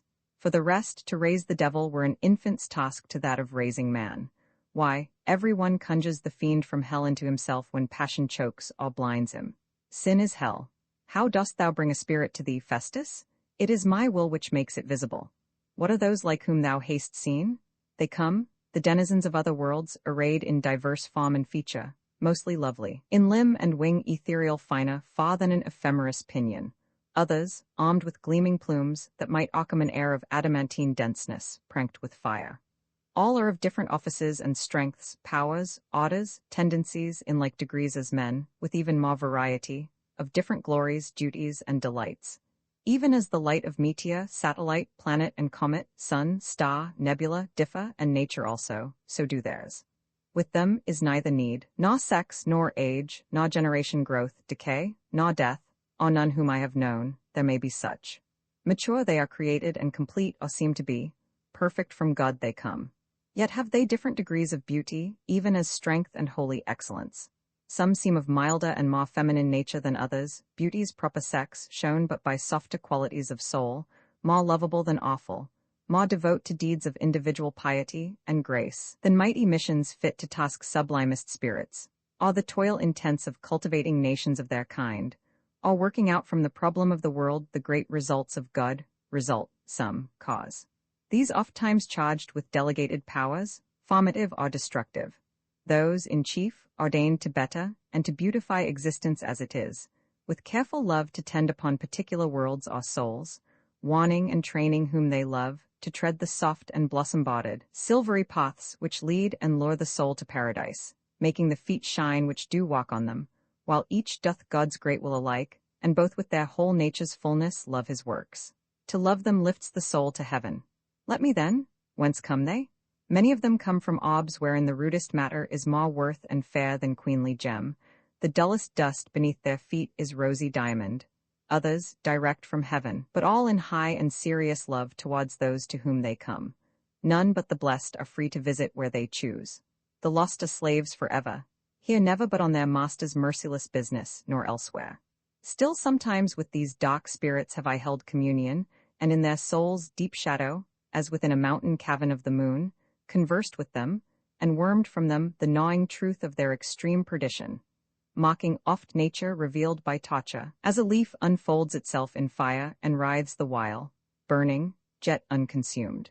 Others there are come garlanded with flowers unwithering, or crowned with sunny jewels, clad in light, and girded with the lightning, in their hands ones of pure rays or arrowy starbeams. Some bright as the sun's self-lit, in stature tall, strong, straight, and splendid as the golden reed whereby the height, and length, and breadth, and depth, of the descendant city of the skies, in which God sometime shall make glad with man, were measured by the angel. The same reed wherewith our Lord was mocked that angel found close by the cross and took. God made it gold, and now it makes the scepter of his Son over all worlds. The sole bright rule of heaven, the measure of immortal life, the scale of power, love, bliss, and glory infinite, some gorgeous and gigantic, who with wings wide as the wings of armies in the field drawn out for death, sweep over heaven, and eyes deep, dark as sea-wan caverns, with a torch at the end, far back, glaring. Some with wings like an unfainting rainbow, studded round with stones of every hue and excellence, writ all with mystic words which none may read, but those to whom their spiritual state gives correlative meaning, fit thereto. Some of these visit me in dreams, with some have I made one in visions, in their own abodes of brightness, blessedness, and power, and know moreover I shall joy with them, ere long their sacred guest, through ages yet to come, in worlds not now perhaps create, as they have been mine here. And some of them in unimaginable splendors I have walked with through their winged worlds of light, double and triple potty-colored suns, and systems circling each the other, clad in tints of light and air, whereto this earth hath nothing like, and man no knowledge of. Orbs heaped with mountains, to the which ours are mere grave mounds, and their skies flowered with stars, violet, rose or pearl-hued, or soft blue, golden or green, the light now blended, now alternate, many moons and planets full, crescent, or gibbous-faced, illumining in periodic and intricate beauty, at once those strange and most felicitous skies. How I should love to visit other worlds, or see an angel! Wilt thou now? I dare not now at least, I am not in the mood, ere I behold a spirit I would pray. Light as a leaf thy step, or arrowy footing of breeze upon a waveless pool, sudden and soft too, like a waft of light, the beautiful immortals come to me, oh, ever lovely, ever welcome they. But why art thou, of all men, favored thus? To say there is a mystery in this or aught is only to confess God. Speak, it is God's will that I possess this power, thus to attract great spirits to mine own, as steel magnetically charged draws steel, himself the magnet of the universe, bound whom all spirits tremble, and towards whom all tend. If as thou sayest it is good, may it be an immortal good to thee. There is no keeping back the power we have. He hath no power who hath not power to use. Some of these bodies whom I speak of are pure spirits, others bodies soulical, for spirit is to soul as wind to air. They give me all I seek, and at a wish would furnish treasures, thrones, or palaces, but all these things have I eschewed, and chosen command of mind alone, and of the world unbodied and all lovely. Is not this pleasure too much for mortal to be good? All pleasure is with thee, God, elsewhere none. Not silver-sealed hall nor golden throne, set thick with priceless gems as heaven with stars, or the high heart of youth with its bright hopes, nor marble gleaming like the white moonlight, as twere an apparition of a palace inlaid with light, as is a waterfall. Not rainbow pinions colored like yon cloud, the sun's broad banner or his western tent, can match the bright imaginings of a child upon the glories of his coming years. How equal, then, the full assured faith of him to whom the Saviour hath vouchsafed the heaven of his bosom? What contempt in its performance equal to that promise? My soul stands fast to heaven as doth a star, and only God can move it who moves all. There are who might have sawed to what I spurned, and like to heavenly orders human souls, some fitted most for contemplation, some for action, these for thrones and those for wheels. Tell me what they discourse upon, these angels? They speak of what is past or coming, less of present things or actions. Some say most about the future, others of the gone, the dim traditions of eternity, or time's first golden moments. One there was, from whose sweet lips elapsed as from a well, continuously, truths which made my soul as they sank in it, fertile with rich thoughts, spake to me oft of heaven, and our talk was of divine things always, angels, heaven, salvation, immortality, and God, the different states of spirits and the kinds of being in all orbs, or physical or intellectual. I never tired preferring questions, but at each response my soul drew back, sea-like, into its depths to urge another charge on him. This spirit came to me daily for a long, long time, whene'er I prayed his presence. Many a world he knew right well, which man's eye never yet hath mocked, nor ever may mock while on earth. Yet grew his knowledge every time he came. His thoughts all great and solemn and serene, like the immensest features of an orb, whose eyes a blue seas, and whose clear broad brow, some cultured continent, came ever round from truth to truth, day bringing as they came. He was to me an all-explaining spirit, teaching divine things by analogy with mortal and material. Thus of God he showed, as the three primal rays make one sole beam of light, so the three persons make one God, neither without the other is. However bright or beautiful itself the theme he touched, he made it more so by his own light, like a firefly on a flower. And one of all I knew the most of, yet the least can say of him, for full oft our thoughts drown speech, like to a foaming fosse, which thunders down the echo it creates. Yet must I somewhat tell of him. He was the spirit evil of the universe, impersonate. Oh, strange and wild to know, perdition and destruction dwelt in him, like to a pair of eagles in one nest. Hollow and wasteful as a whirlwind was his soul, his hot as earthquake, and engulfed world upon world. In him they disappeared as might a morsel in a lion's maw, the world which met him rolled aside to let him pass on his piercing path. His eyeballs burned revolving lightnings like a world on fire. Their very night was fatal as the shade of death's dark valley. And his space spread wings, wide as the wings of darkness when she rose scowling, and backing upwards, as the sun, giant of light, first donned his burning crown, gladdening all heaven with this inaugural smile, were stained with the blood of many a starry world. Yeah, I have seen him seize upon an orb, and cast it careless into worldless space, as I might cast a pebble in the sea. His might upon ibis earth was wondrous most. He stood a match for mountains. Ocean's depths he clove unto their rock bed, as a sod, through blood and muscle to the central bone, with one swoop of his arm. His brow was pale, pale as the lifeblood of the undying worm which writhes around its frame of vital fire. His voice blew like the desolating gust which strips the trees and strews the earth with death. His words were ever like a wheel of fire, rolling and burning this way now that, now whirling forth a blinding beam, now soft and deep as heaven's own luminous blue, and now like to a Unquer's chariot wheel they came, sodden with blood and slow, revolving death, and every tone fell on the ear and hot, heavy and harsh and startling, like the first handful of mold cast on the coffin dead as though he claimed them his. Entering. Dost recognize the portrait, lady? Festus? Who is this? What portrait? Wherefore comest thou? Did I not claim privacy one evening? Why, indeed, I simply called, as I was on my way to Jupiter, and he's a mouthful, mind, to keep the proverbs too in countenance. Any commands for our planetary friends? I go, make my excuses, goes. A mistake, dearest, but rectified, a pot, and he is gone, hell hath its own again. Some sorrow chills ever the spirit, like a cloudlet nursed in the star-giant's bosom. Tell me, love, more of these angels. There was one I loved of those immortals, of a lofty air, dimly divine and sad, and side by side him whom I spake of first she oft would stand with her fair form, shadow illuminate, like to the dark moon in the young one's arms. She never murmured at the doom which made the sorrow that contained her, as the air enfolds the orb whereon we dwell, but spake of God's will alway as most good and wise. She had but little pleasure, but her all, such as it was in devising plans of bliss to come, or in the tales of time and the sweet early earth. She was in truth our earth's own angel. Ofttimes would she dwell with long and luminous sweetness on her theme, unwearying, unpausing as a world. The sun would rise and set, the soul-like moon in passive beauty and receptive light, absorbing inspiration from the sun, as doth from God his prophet ceaselessly. She too would rise and set, and the far stars, the third estate of light, complete the round of the divine day. Still our angel spake, and still I listened to the eloquent tongue which e'en on earth retained the tone of heaven. The shadow of a cloud upon a lake, o'er which the wind hath all day held his breath, is not more calm and fair than her dear face, so sweetly sad and so consolingly, when she spake even on the end of earth. Save that her eye grew darker, and her brow brighter with thought, as with galactic light mid-heaven when clearest, at such times, not I had known that earth were dearer unto her than other of the visitants divine, which hallow oft mine hours.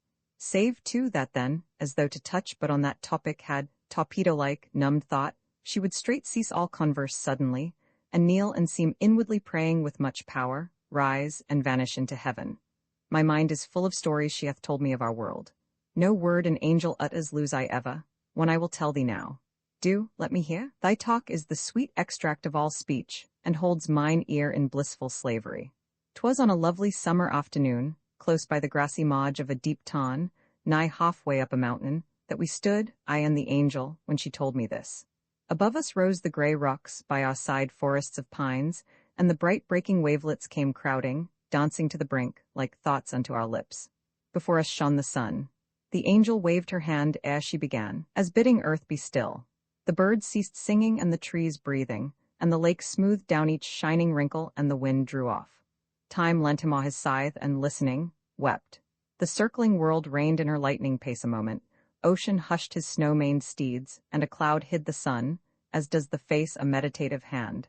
Then spake she thus? Scarce had the sweet song of the morning stars, which rang through space at the first sign of life our earth gave, springing from the lap of God on to her orbit, when from heaven came down a white-winged host, and in the east, where Eden's pleasance was, first furled their wings, alighting like to snowflakes. There they built, out of the riches of the soil around, a house to God. There were the ruby rocks, and there, in blocks, the quarried diamonds lay, opal and emerald mountain, amethyst, sapphire and chrysoprase, and jacinth stood with the still action of a star, all light, like sea-based icebergs, blinding. These, with tools tempted in heaven, the band angelic wrought, and raised, and fitted, having first laid down the deep foundations of the holy dome on bright and beaten gold, and all the while a song of glory hovered round the work like rainbow round a fountain. Day and night went on the hallowed labour till 'twas done. And yet but thrice the sun set, and but thrice the moon arose, so quick is work divine. Tower and roof and pinnacle without were solid diamond. Within, the dome was eye-blue sapphire, sewn with gold-bright stars and clustering constellations, the wide floor all emerald, earth-like, veined with gold and silver, marble and mineral of every hue and marvelous quality. The meanest thing, where all things were magnificent, was gold, the plainest. The high altar there was shaped out of one ruby heart-like.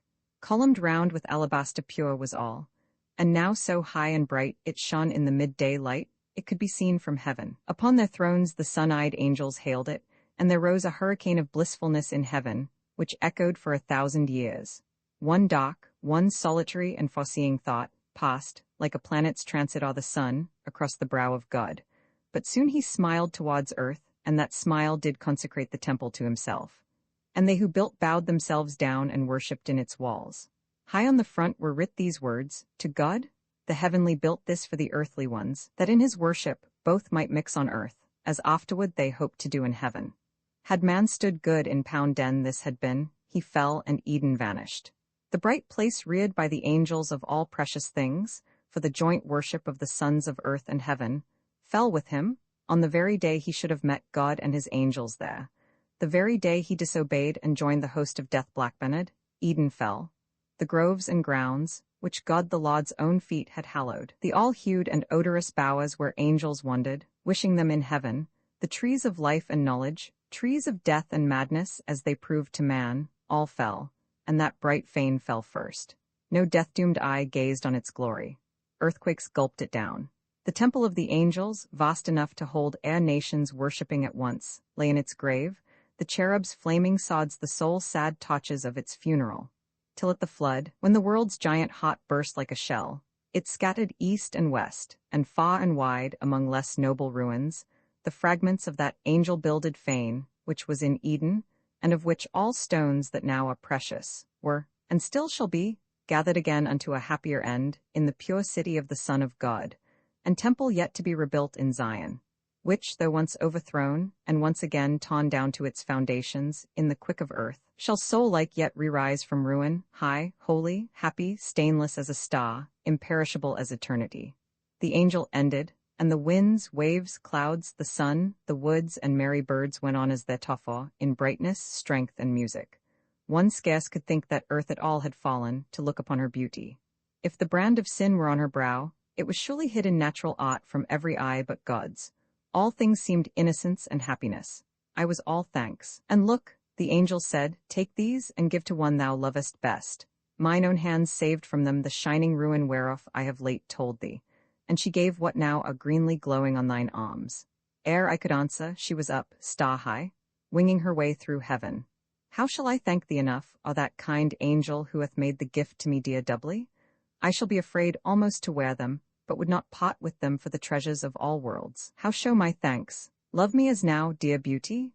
Present or absent always, and 'twill be more than enough of recompense for me. Haste met that angel late while, I have not. Yet oft methinks I see her, catch a glimpse of her sun-circling pinions or bright feet which fitter seem for rainbows than for earth, or heaven's triumphal arch, more firm and pure than the world's whitest marble.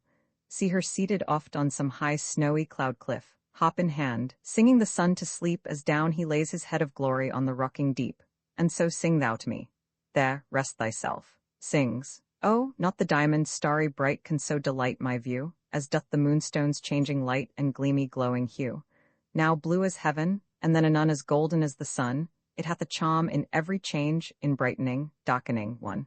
And so with beauty, so with love, and everlasting mind, it takes a tint from heaven above, and shines as it's inclined, or from the sun, or towards the sun, with blind or brilliant eye, and only lights as it reflects the life-light of the sky.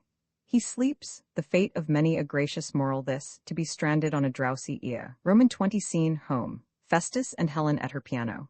Dusk, I cannot live away from thee. How can a flower live without its root? I too must love or die, but I must have. Attend, I am to say and do just as I please, I may command thee, may I, that I will? I love to be enslaved. Oh, I would rather obey thee, beauty, than rule men by millions. Near as afar, I will have loved the same, with a bright sameness like this diamond, which, wherever the light be, shines like bright. And thou shalt say all sorts of pretty things to me. Mind to me only, write love songs about me, and I will sing them to myself. Perhaps to thee, sometime as it were now, if I should happen to be very kind. Sing now, no, tyrant, I will banish thee. Nay, if to sing and play would please thee, I would die to music. It was very wrong to say I would deny thee anything, but be not angry with me, for though God forgave me, I could ne'er forgive myself. If I brought sorrow to thee, could I love?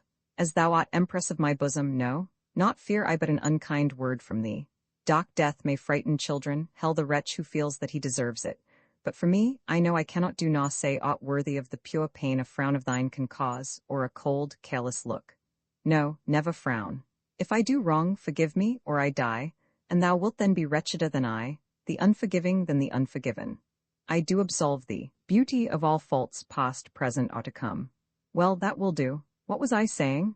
I love this instrument, it speaks, it thinks, nay, I could kiss it. Look, there are 3 things I love half-killingly, thee lastly, and this next, and myself first. Thou art a silly, tiresome thing, and yet I never weary of thee, but could gaze, sick with excess and not satiety, upon thy countenance, with the serious joy with which we I, the unbounded space, which is the visible attribute of God, who makes all things within himself. And thus it is the heaven we hope for, and can find no point from which to take its altitude. For the infinite is upwards, and above the highest thing created, upwards so I could, thinking on thy face, believe an infinite expression, heightening still the longer that I thought, and leaving thee, coming to thee, all being with thee. Love, I am so happy when with thee, and they tell us virtue lies in self-denial. My virtue is indulgence. I was born to gratify myself unboundedly, so that I wronged none else. These arms were given me to clasp the beautiful and cleave the wave, these limbs to leap and wander where I will, these eyes to look on everything without effort, these ears to list my loved one's voice, these lips to be divinized by her kiss, and every sense, pulse, passion, power, to be swollen into sunny ripeness. Virtue is one with nature, or 'tis nothing, it is love. I come fresh from thee every time we meet, steeped in the still sweet dew of thy soft beauty, like earth at day dawn, lifting up her head out of her sleep, star-watched to face the sun, so I, to front the world on leaving thee. Oh, there is inspiration in thy look, poesy, prophecy. Come hither, love, the evening air is sweet. It comes on us fresher and clearer through these dewy vine leaves, fit for the forehead of the young wine god. A large, red egg, of light the moon lies like on the dark moor-hill, and now, rising slow, beams on the clear flood, smilingly intent, like a fair face, which loves to look on itself, saying, There is no wonder that men love me, for I am beautiful. As I heard thee, it was not right to overhear me that. 'Twas very wrong to do what I could not help, but vanity speaks out. Well, I don't mind. I never knew that I was as I am till others told me. Now we're soon enough. Ah, nothing comes to us too soon but sorrow. For all were happiness if all might live long, or die soon enough, for even us. Dost not remember when the other eve thy friend the student called, there was a tale upon thy tongue he interrupted? Was there? A tale out of the poets about love and happiness and sorrow and such things. But I forget such things when thou art by. Besides, I asked him here again, tonight here, at this hour, and he is punctual. In truth, then, I despair of hearing it. He keeps his word relentlessly. With not more pride an Indian shows his foeman's scalp than he his watch for punctuality. But tales of love are far more readily made than remembered. Tell-tale, make one then. Love is the art of hearts and heart of arts. Conjunctive looks and interjectional sighs are its vocabulary's greater half. Well then, my story says, there was a pair of lovers once, nay, how singular? But where they lived indeed I quite forget, say anywhere, say here, their names were. I forget those two, say anyone's, say ours. Most probable, most pertinent so far. The lady was of course most beautiful and made her lover do just as she pleased, and consequently he did very wrong. They met, sang, walked, talked folly, just as all such couples do, adored each other, thought, spoke, wrote, dreamed of and for naught on earth except themselves, and so on. Pray proceed. That's all? Oh no? Well, thus the tale ends. Stay. No, I cannot remember nor invent. Do think, I can't. Oh then, I don't like that, 'tis not in earnest. Well, in earnest then.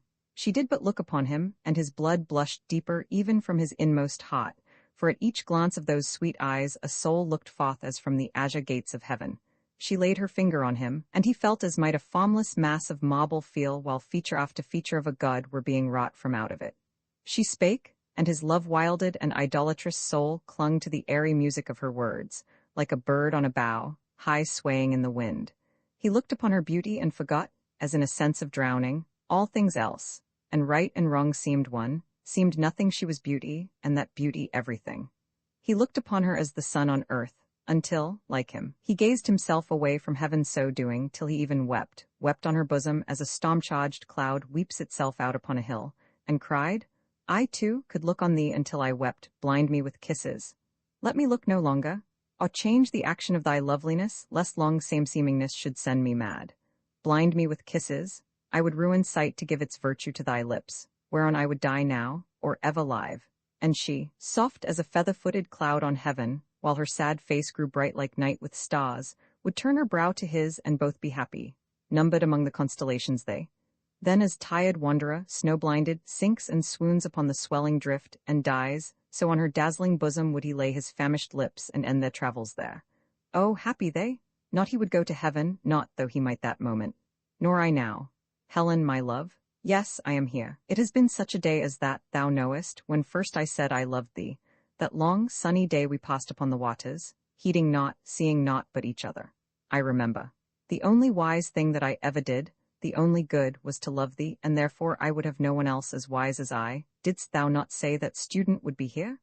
I think I hear him every minute come. It is not kind, we should be more alone. There was a time thou wouldst have no one else. Am I not with thee all day? Yes, I know, but often and often thou art thinking not of me, my good child. Well, I know thou lovest me, and so I cannot bear thee to think, speak, or be with any but me.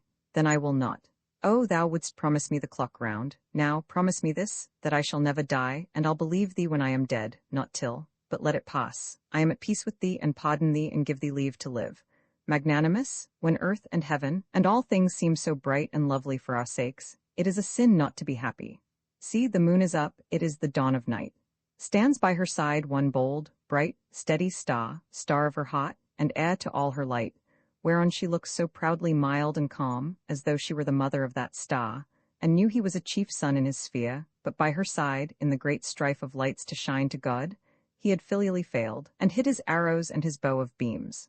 Mother of stars, the heavens look up to thee.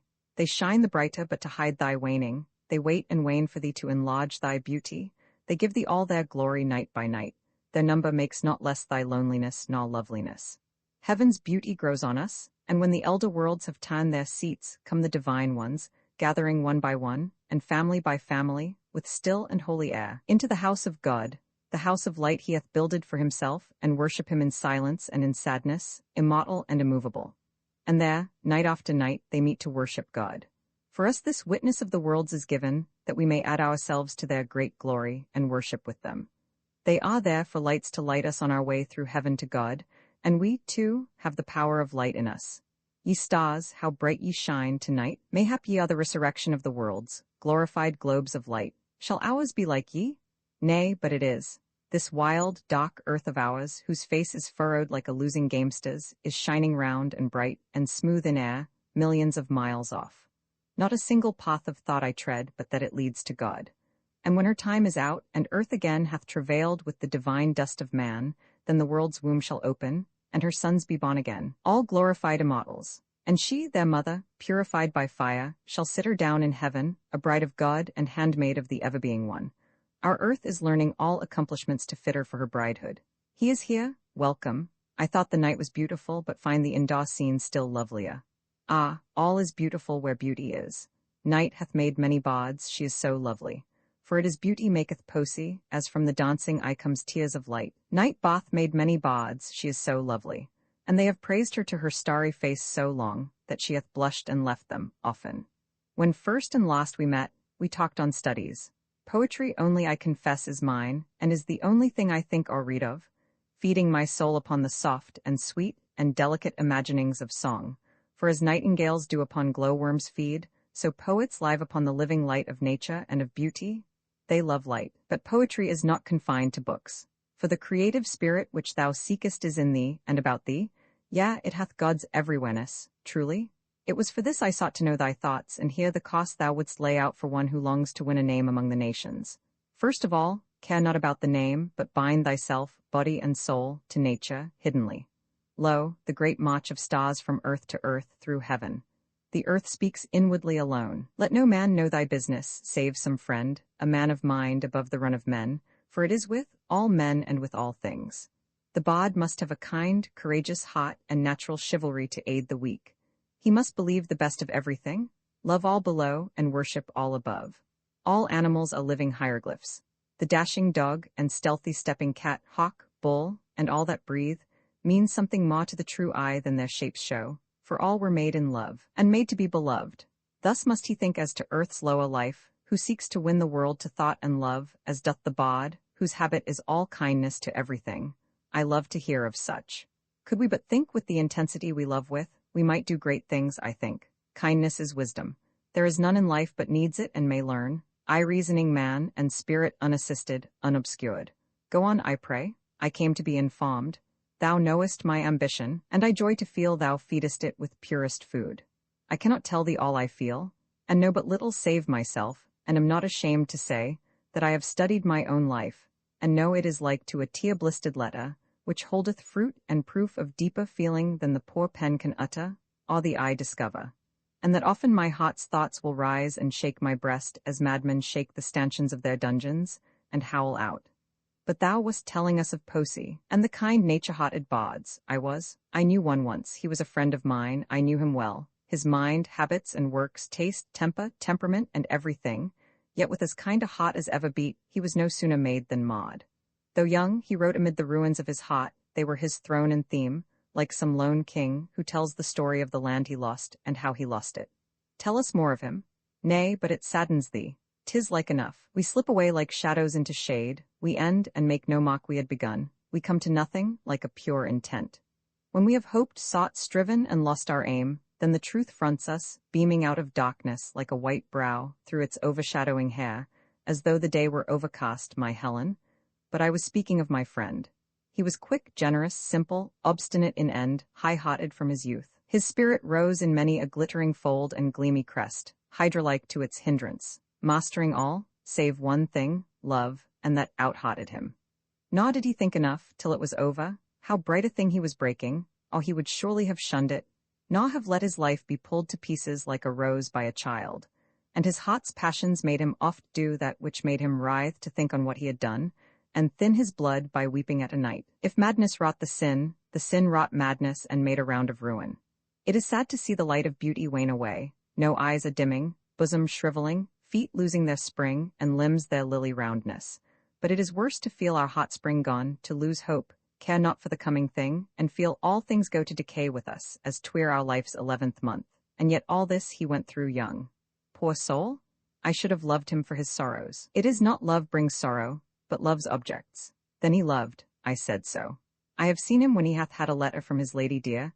He blessed the paper that her hand had travelled over, and her eye looked on, and would think he saw gleams of that light she lavished from her eyes wandering amid the words of love that traced like glow-worms among beds of flowers.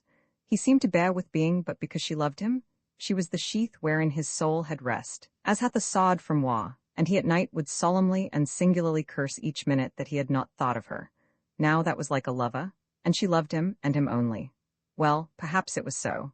But he could not restrain his heart, but loved in that voluptuous purity of taste which dwells on beauty coldly, and yet kindly, as night dew, whensoe'er he met with beauty. It was a pity, that inconstancy. If she he loved were but as good and fair as he was worthy of. It was his way. There is a dark and bright to everything but beauty such as thine, and that is all bright. If a fault in him, 'twas one which made him do the sweetest wrongs man ever did. And yet a whisper went that he did wrong, and if that whisper had echo in him or not, it mattered little, or right or wrong, he were alike unhappy. Ah me, that there should be so much to call up love, so little to delight. The best enjoyment is half disappointment to that we mean all would have in this world. And there were many strange and sudden lights beckoned him towards them. They were Rekha's lights, but he shunned these, and righted when she rose, moon of his life, that ebbed and flowed with her. A sea of sorrow struck him, but he held on, dashed all sorrow from him as a Bach spray from her bow bounding. He lifted up his head, and the deep ate his shadow merely. A poet not in love is out at sea. He must have a Leofelga. I meant not to screen, but to describe this friend of mine. Describe the lady, too. Of course she was above all praise and all comparison. Why, true? Her heart was all humanity, her soul all gods in spirit and in form like fair. Her cheek had the pale pearly pink of seashells, the world's sweetest tint, as though she lived, one half might deem, on roses sopped in silver dew. She spake as with the voice of spheral harmony which greets the soul, when at the hour of death the saved one knows his sister angels near. Her eye was as the golden pane the setting sun doth just emblaze, which shows, till heaven comes down again, all other lights but grades of gloom. Her dark, long rolling locks were as a stream the slave might search for gold, and searching find. Enough? I have her picture perfect, quite enough. What were his griefs? He who hath most of hot knows most of sorrow. Not a thing he saw nor did, but was to him, at times, a woe, at times indifferent, at times a joy. Folly and sin and memory make a curse wherewith the future fires may vie in vain. The sorrows of the soul are graver still. Where and when did he study? Did he mix much with the world, or was he a recluse? He had no times of study, and no place. All places and all times to him were one. His soul was like the wind harp, which he loved and sounded only when the spirit blew. Sometime in feasts and follies, for he went lifelike through all things, and his thoughts then rose like sparkles in the bright wine, bright as still. Sometimes in dreams, and then the shining words would wake him in the dark before his face. All things talked thoughts to him. The sea went mad, and the wind whined as tweer in pain, to show each one his meaning, and the awful sun thundered his thoughts into him, and at night the stars would whisper theirs, the moon sigh hers. The spirit speaks all tongues and understands, both gods and angels, man's and all dumb things, down to an insect's inarticulate hum and an inaudible organ. And it was the spirit spake to him of everything, and with the moony eyes like those we see, thousands on thousands, crowding air and dreams, looked into him its mighty meanings, till he felt the power fulfill him, as a cloud in every fibre feels the forming wind. He spake the world's one tongue, in earth and heaven there is but one, it is the word of truth. To him the eye let out its hidden meaning, and young and old made their hearts over to him, and thoughts were told to him as unto none save one who heareth said and unsaid, all. And his heart held these as a grate its gleeds where others warm them. I would I had known him. All things were inspiration unto him, wood, wold, hill, field, sea, city, solitude, and crowds and streets, and man where'er he was, and the blue eye of God which is above us, brook-bounded pine spinneys where spirits flit, and haunted pits the rustic hurries by, where cold wet ghosts sit ringing jingling bells, old orchards leaf-roofed aisles, and red-cheeked lode, and the blood-colored tears which yew trees weep o'er churchyard graves, like murderers remorseful. The dark green rings where fairies sit and sup, crushing the violet dew in the acorn cup, whereby his new-made bride the bridegroom sips, the white moon shimmering on their longing lips, the large all-loaded wealthy-looking wains quietly swaggering home through leafy lanes, leaving on all low branches as they come, straws for the birds, ears of the harvest home.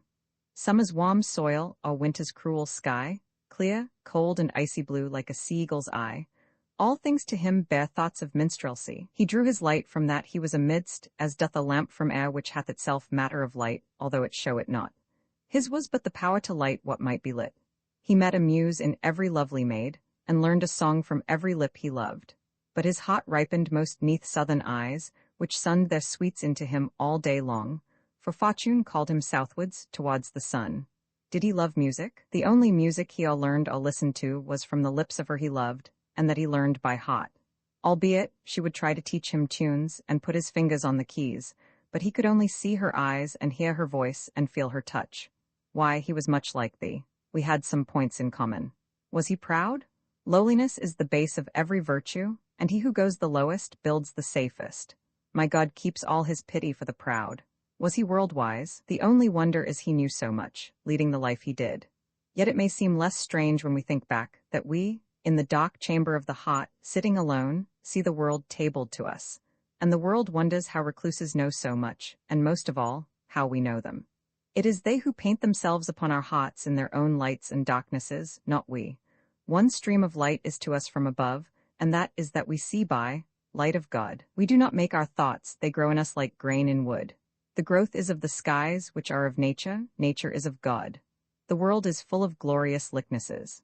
The poet's power is to sort these out, and to make music from the common strings with which the world is strung, to make the dumb earth utter heavenly harmony, and draw life clear and sweet and harmless as spring water, welling its way through flowers. Without faith, illimitable faith, strong as estates in its own might, in God no bawd can be. All things are signs of other and of nature. It is at night we see heaven moveth, and a darkness thick with suns. The thoughts we think subsist, the same in God as stars in heaven. And as these specks of light will prove great worlds when we approach them sometime free from flesh, so too our thoughts will become magnified to mind like things immortal. And as space is but a property of God, wherein is laid all matter, other attributes may be the infinite homes of mind and soul. And thoughts rise from our souls, as from the sea the clouds sublimed in heaven. The cloud is cold, although ablaze with lightning, though it shine at all points like a constellation, so we live not to ourselves, our work is life, in bright end ceaseless labor as a star which shineth unto all worlds, but itself. And were this friend and bawd of whom thou speakest, and she whom he did love, happy together. True love is ever tragic, grievous, grave. Bawds and their beauties are like double stars, one in their bright effect. Whose light is love? Or is it posy thou meanest? Both. For love is posy, it doth create, from fading features, dim soul, doubtful heart, and this world's wretched happiness, a life which is as near to heaven as are the stars. They parted, and she named heaven's judgment seat as their next place of meeting, and 'twas kept by her, at least, so far that nowhere else could it be made until the day of doom. So soon men's passion passes, yea, it sinks like foam into the troubled wave which bore it. Merciful God, let me entreat thy mercy. I have seen all the woes of men, pain, death, remorse, and worldly ruin. They a little weighed with the woe of woman when forsaken by him she loved and trusted. Hear too thou, Lady of heaven, mother of God and man, who made the world his brother, one with God made mother, mold of God, who wrought in thee by model as he doth in the world's womb, so that the universe is great with God. Thou in whom God did deify himself, betaking him into mortality, as in thy Son he took it into him, and from the temporal and eternal made of the soul world one same and ever God. Oh, for the sake of thine own womanhood, pray away aught of evil from her soul, and take her out of anguish unto thee, always, as thou didst this one, who doth not believe that lat he loveth cannot die. There is no mode of death in thine eyes beams to hint of dust, or darkness, or decay, eclipse upon eclipse and death on death. No, immortality sits mirrored there like a fair face long looking on itself. Yet thou shalt lie in death's angelic garb, as in a dream of dress, my beautiful. The worm shall trail across thine unson's sweets, and fatten him on that men pine to death for. Yea, have a further knowledge of thy beauties than ever did thy best-loved lover dream of. It is unkind to think of me in this wise. Surely the stars must feel that they are bright, in beauty, number, nature infinite, and the strong sense we have of God in us makes me believe my soul can never cease. The temples perish, but the God still lives. It is therefore that I love thee, for that when the fiery perfection of the world, the sun, shall be a shadow and burnt out, there is an impulse to eternity raised by this moment's love. I pray it may. Time is the crescent-shaped bounded eye of what is ever perfect unto God. The bosom heaves to heaven and to the stars, our very hearts throb upwards, our eyes look. Our aspirations always are divine, yet is it in the gloom of soul we see most of the God about us, as at night. For then the soul, like the mother-maid of Christ, is overshadowed by the Holy Spirit, and in creative darkness doth conceive its humanized divinity of life. Think then God shows his face to us no less in spiritual darkness than in light, but of thy friend, I would hear more of him. Perhaps much happiness in friendship made amends for his love's sorrows. Ask me not. But loved he never after? Came there none to roll the stone from his sepulchral heart, and sit in it an angel? Ah, my life, my more than life, my immortality? Both man and kind belie their nature when they are not kind, and thy words are kind and beautiful, and loving like thyself. Thine eye and thy tongue's tone, and all that speak thy soul, are like it. There's a something in the shape of hops as though they had been made by music. Beauty's the effect of soul, and he of whom thou askest loved again. Couldst thou have loved one who was unlike men, whose heart was wrinkled long before his brow, who would have cursed himself if he had dared tempt God to ratify his curse in fire, and yet with whom to look on beauty was a need, a thirst, a passion? Yes, I think I could have loved him. But no, not unless he was like thee, unless he had been thee. Tell me, what was it rendered him so wretched at heart? I will not tell thee. But tell me how and on what he wrote, this friend of thine? Love, mirth, woe, pleasure, was in tum his theme, and the great good which beauty does the soul, and the God-made necessity of things. And like that noble knight in olden tale, who changed his armor's hue at each fresh charge by virtue of his lady-love's strange ring, so that none knew him save his private page, and she who cried, God save him, every time he brake spears with the brave till he quelled all. So he applied him to all themes that came. loving the most to breast the rapid deeps where others had been drowned, and heeding not where danger might not fill the place of fame. And mid the magic circle of those sounds, his lyre rayed out, spellbound himself he stood, like a stilled storm. It is no task for suns to shine.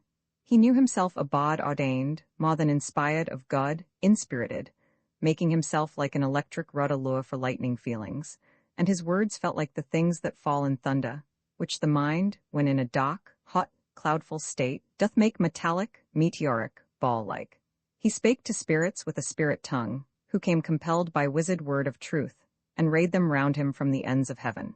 For as be all bards he was born of beauty, and with a natural fitness to draw down all tones and shades of beauty to his soul, even as the rainbow-tinted shell, which lies miles deep at bottom of the sea, hath all colours of skies and flowers, and gems, and plumes, and all by nature which doth reproduce like loveliness in seeming opposites.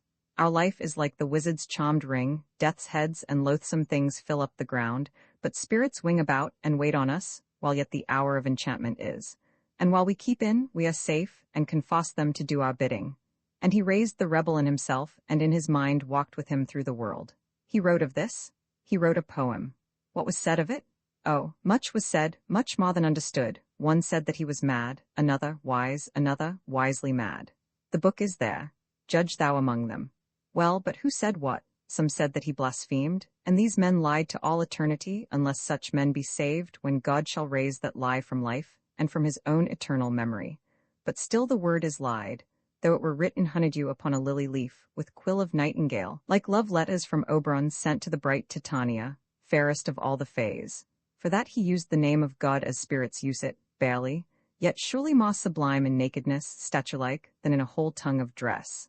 Thou knowest, God, that to the full of worship all things are worshipful, and thy great name, in all its awful brevity, hath not unholy breeding in it, but doth bless rather the tongue that utters it. For me, I ask no higher office than to fling my spirit at thy feet and cry thy name, God, through eternity. The man who sees irreverence in that name must have been used to take that name in vain, and the same man would see obscenity in pure white statues. Call all things by their names. Hell, call thou hell. Archangel, call archangel, and God, God. And what said he of such? He held his peace a season, as a tree its sap till spring, preparing to unfold itself, and let all rigour do its worst, which only served to harden him, though nothing nesh at first. And then he said at last, what at the first he deemed would have been seen by other men, by men, at least, above low what a mock, who take it, they lead others, that it is they who set their shoulders to the stalled world's wheel, and give it a hitch forwards. There were some encouraged him with good will, surely? Many. The kind, the noble, and the able cheered him. The lovely. Likewise, others knew he not of. And yet he loved not praise, nor sighed for fame.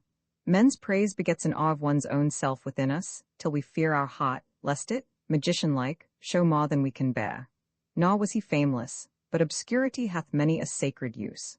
The clouds which hide the mental mountains rising nighest heaven are full of finest lightning, and a breath can give those gathered shadows fearful life, and launch their light in thunder o'er the world. And thought he well of that he wrote, perchance. Perchance we suffer, and perchance succeed. Perchance he would his tongue had perished ere it uttered half he said, from childhood up to manhood, and so on. For much I heard from him required expiation, much soul sacrifice and penance for hot deeds which passion had accomplished.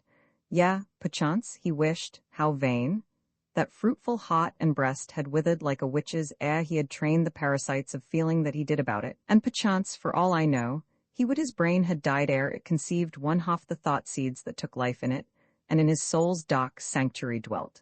Yet his blue eyes' dark ball grew greater with delight, and darker, as he viewed the things he made, not monsters outside of the fane, grinning and howling, but seraphic forms, embodied thoughts of worship, wisdom, love, joining their fire-tipped wings across the shrine where his heart's relics lay, and where were wrought immortal miracles upon men's minds. Take up the book, and if thou understandest, unfold it to me. What I can, I will.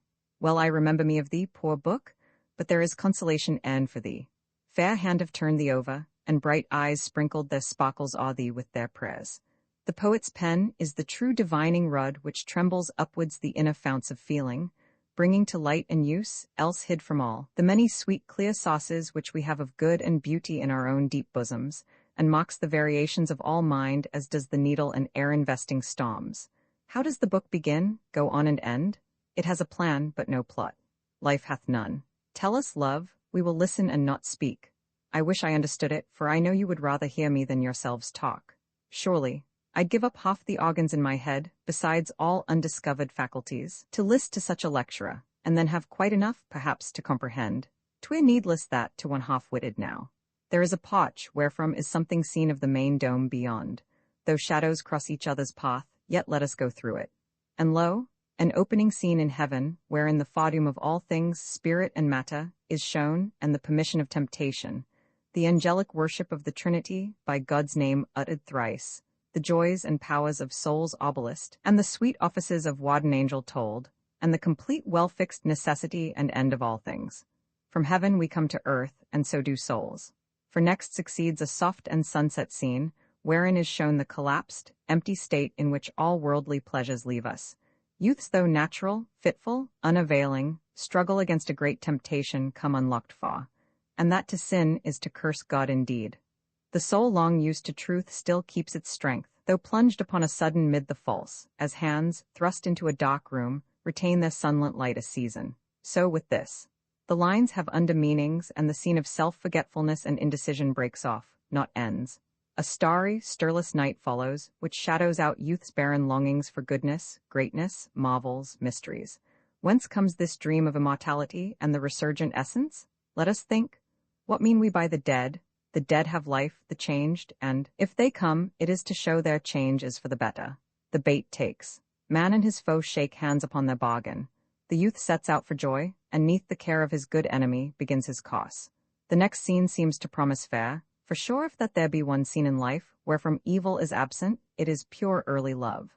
Alas, when beauty pleads the cause of virtue, the chief temptation to embrace its wanting. A man in love sees wonders, but not love makes the soul happy, so the youth gets hopeless. To this comes on a stem and stormy quarrel tween the two foe friends, youth demanding what cannot be, and the other withholding safe and easy grants. They part and meet as though nothing had happened in the next scene. None know how we reconcile ourselves to evil. But there they are together, aiding each the other, and abusing others.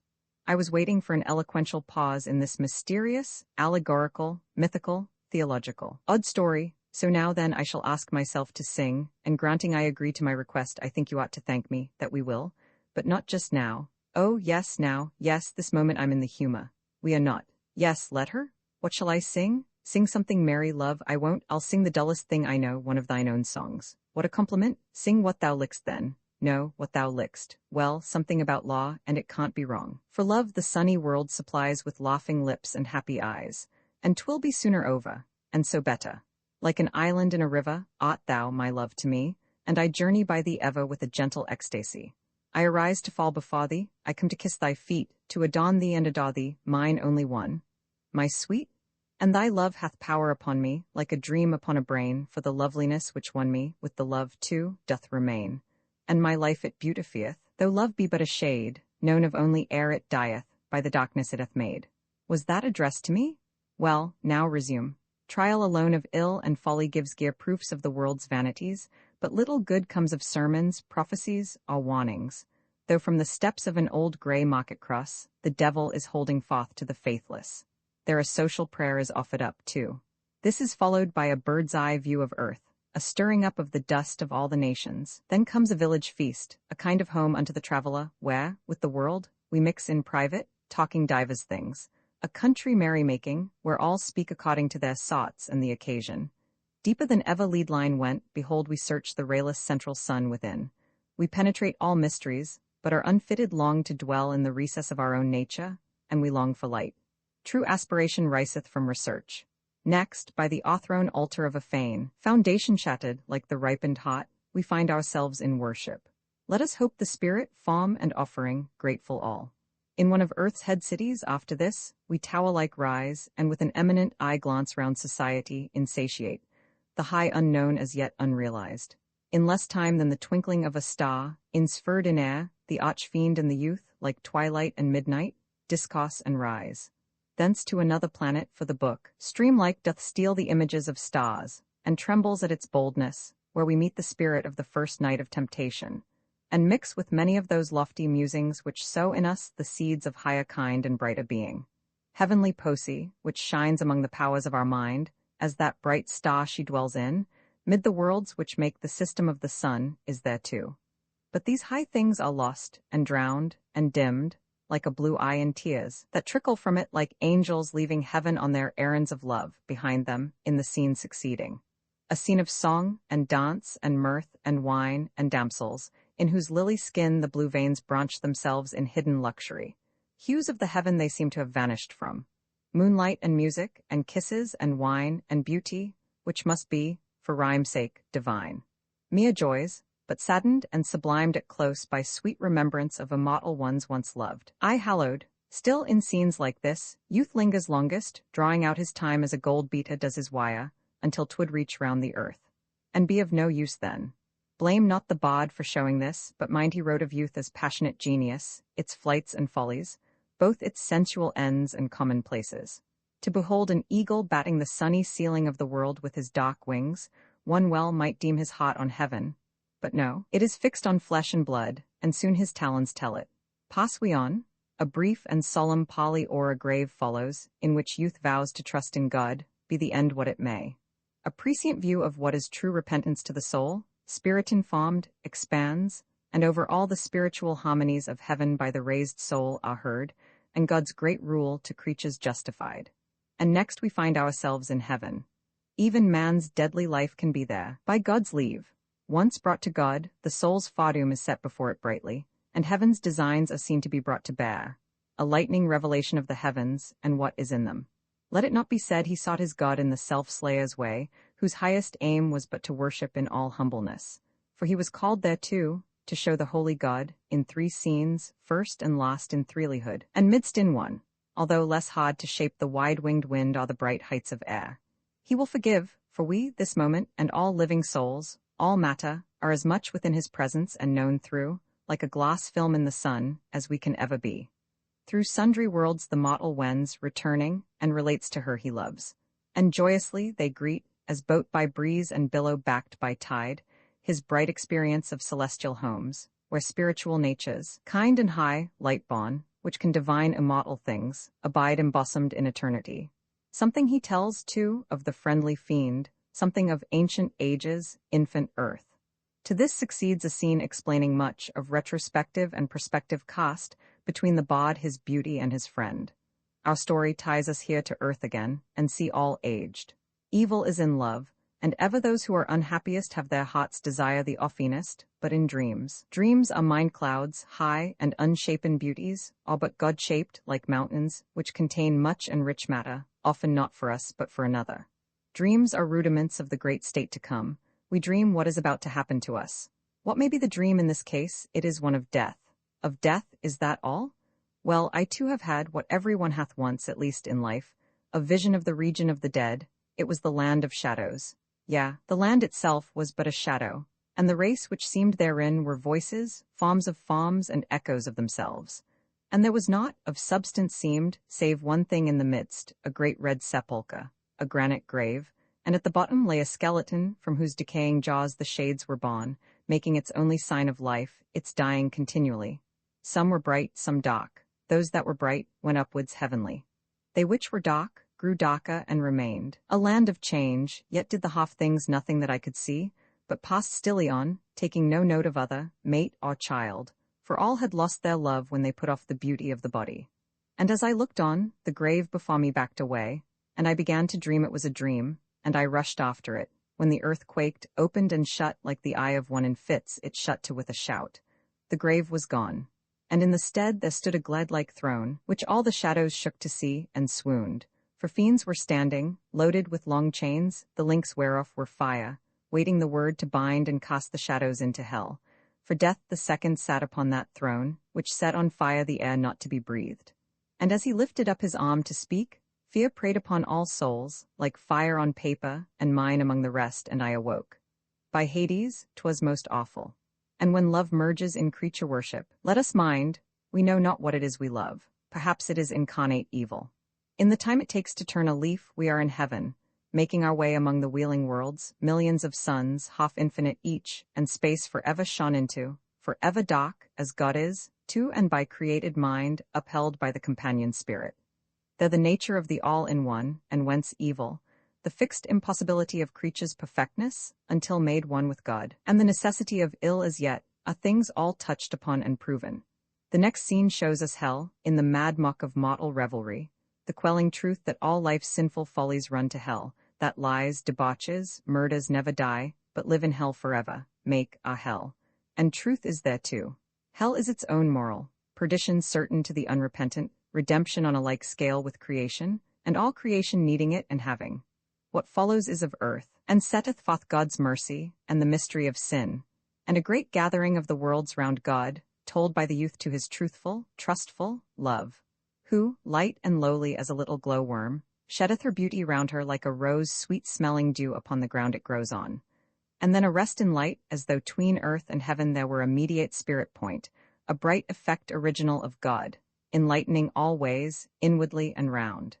Then comes a scene of passion, brought about by the bad spirit's means for his own ends, whom we know not when come, so dark we grow, making it but a blind for the next scene, laid by the lonely seashore, as before, where the great waves come in frothed, like a hoss put to his hot burst speed, sobbing uphill, wherein he works his victim's death, to clear his way, and keep his name of murderer. As he in other parts makes good his titles, deceiver, liar, tempter, and accuser, hater of man, and, most of all, of God. In the next scene we picture back our life, contrasting the pure joys of earlier years with the unsatedness of current sin, and the sad feel that love's own heart turns sick like a bad pearl, but that the feeling still is adamantine, though the splendid thing whereon it writes its record is of all frailest. And though earth shows to good and bad the same blind kindness, beautiful to see, wherewith our lovely mother loveth us, the world in vain unbosometh her beauty. We have no lust to live, for things may be corrupted into beauty, and that love, where all the passions blend as hues in white, tires at the last as day would, if all day and no night. So despair of hot increases. The lost lure power is proffered taken. All hangs on the lost desire, whatever it be. A scene of prescient solitude and soul commune with heaven, repentance, prayer, faith, which are all things inspired alone of God, who signifies salvation, follows this. In the next scene, we feel the end draw nigh. A change is wrought on earth as great as that in its first ages, when the elements less gross and palpable than air were changed to mountainous and adamantine mass, now 'neath the feet of nations, figuring forth the fateful mind which is to govern all, controlling the great evil. For it is mind which shall rule and be ruled, and not the body, in the lost age of human sway on earth. Ambition ruined by its own success, aims lost, power useless. Love, pure love, the lost of mortal things that nestles in the heart. There is a love which acts to death and through death, and may come white and bright and pure, like paper, from refuse, or from clearest things at first. It is beyond the accidents of life. For things we make no compt of, have in them the seeds of life, use, beauty, like the cause of apples that we fling away. Not now is left but trust in God, who tries the heart and saves it, at the last, from its own ruin, the potting spirit fluttering like a flag, half from its earthy staff. The death change comes. Death is another life. We bow our heads at going out, we think, and enter straight another golden chamber of the kings, larger than this we leave, and lovelier. And then in shadowy glimpses, disconnect, the story, flower-like, closes thus its leaves. The will of God is all in all. He makes, destroys, remakes for his own pleasure, all. After inferior nature is subdued, the evil is confined. All elements conglobe themselves from chaos, purified. The rebegotten world is born again.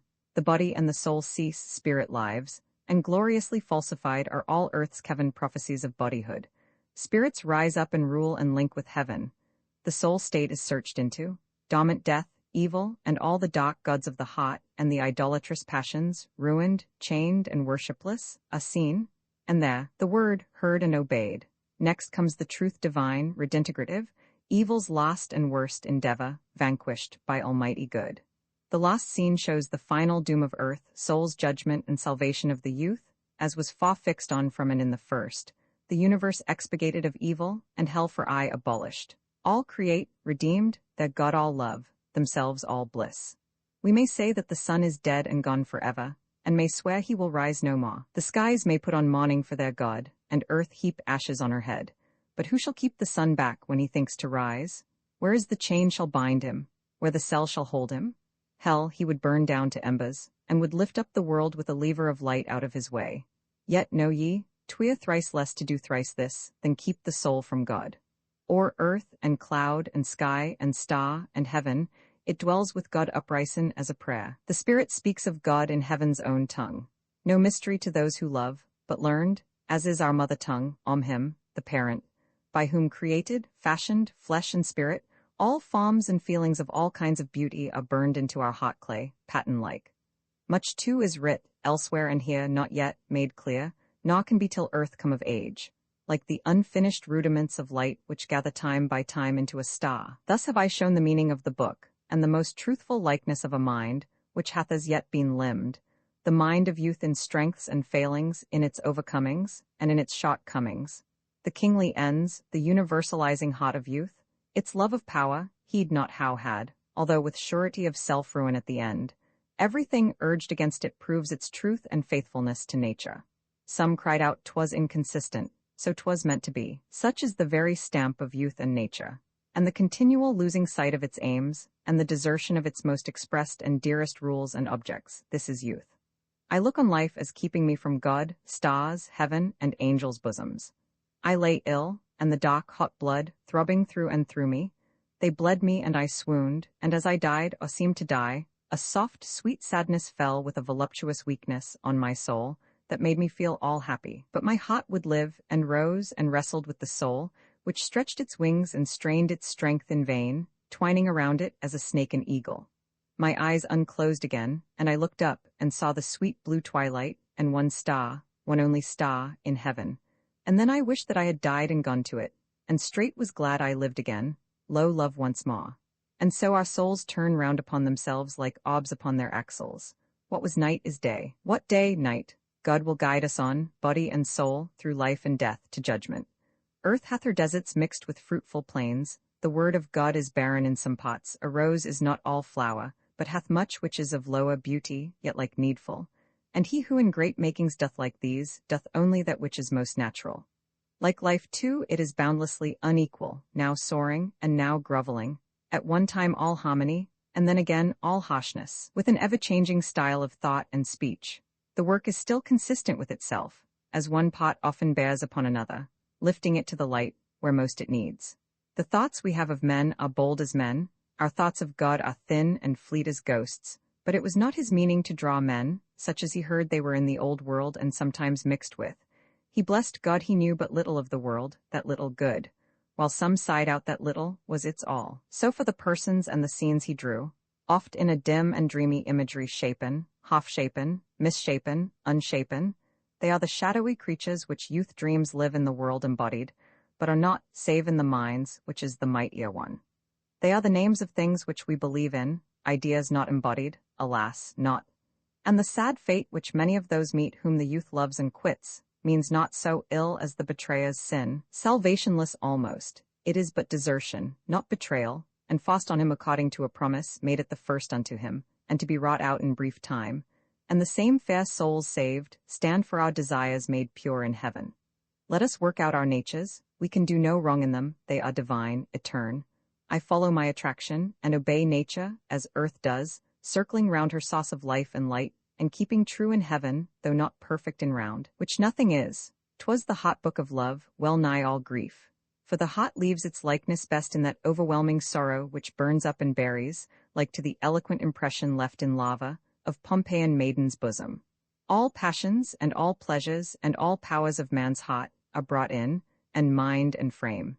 He made this work the business of his life, it was his mission, and was laid on him. He was a laborer on the ways of God, and had his hire in peace and power to work.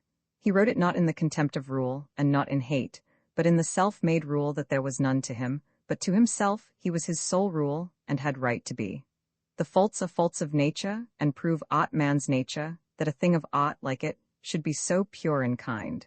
I do believe the world is a forged thing, and hath not got the dye of God upon it. It will not pass in heaven, I tell ye. How shouldst thou know aught of heaven, unless by contrast? Pray now cease. Ye two are jarring ever, though as with the bickering beauty of two swords, whose strife, though deadly, maketh music, I could listen, did not each stab whichever way, pain me.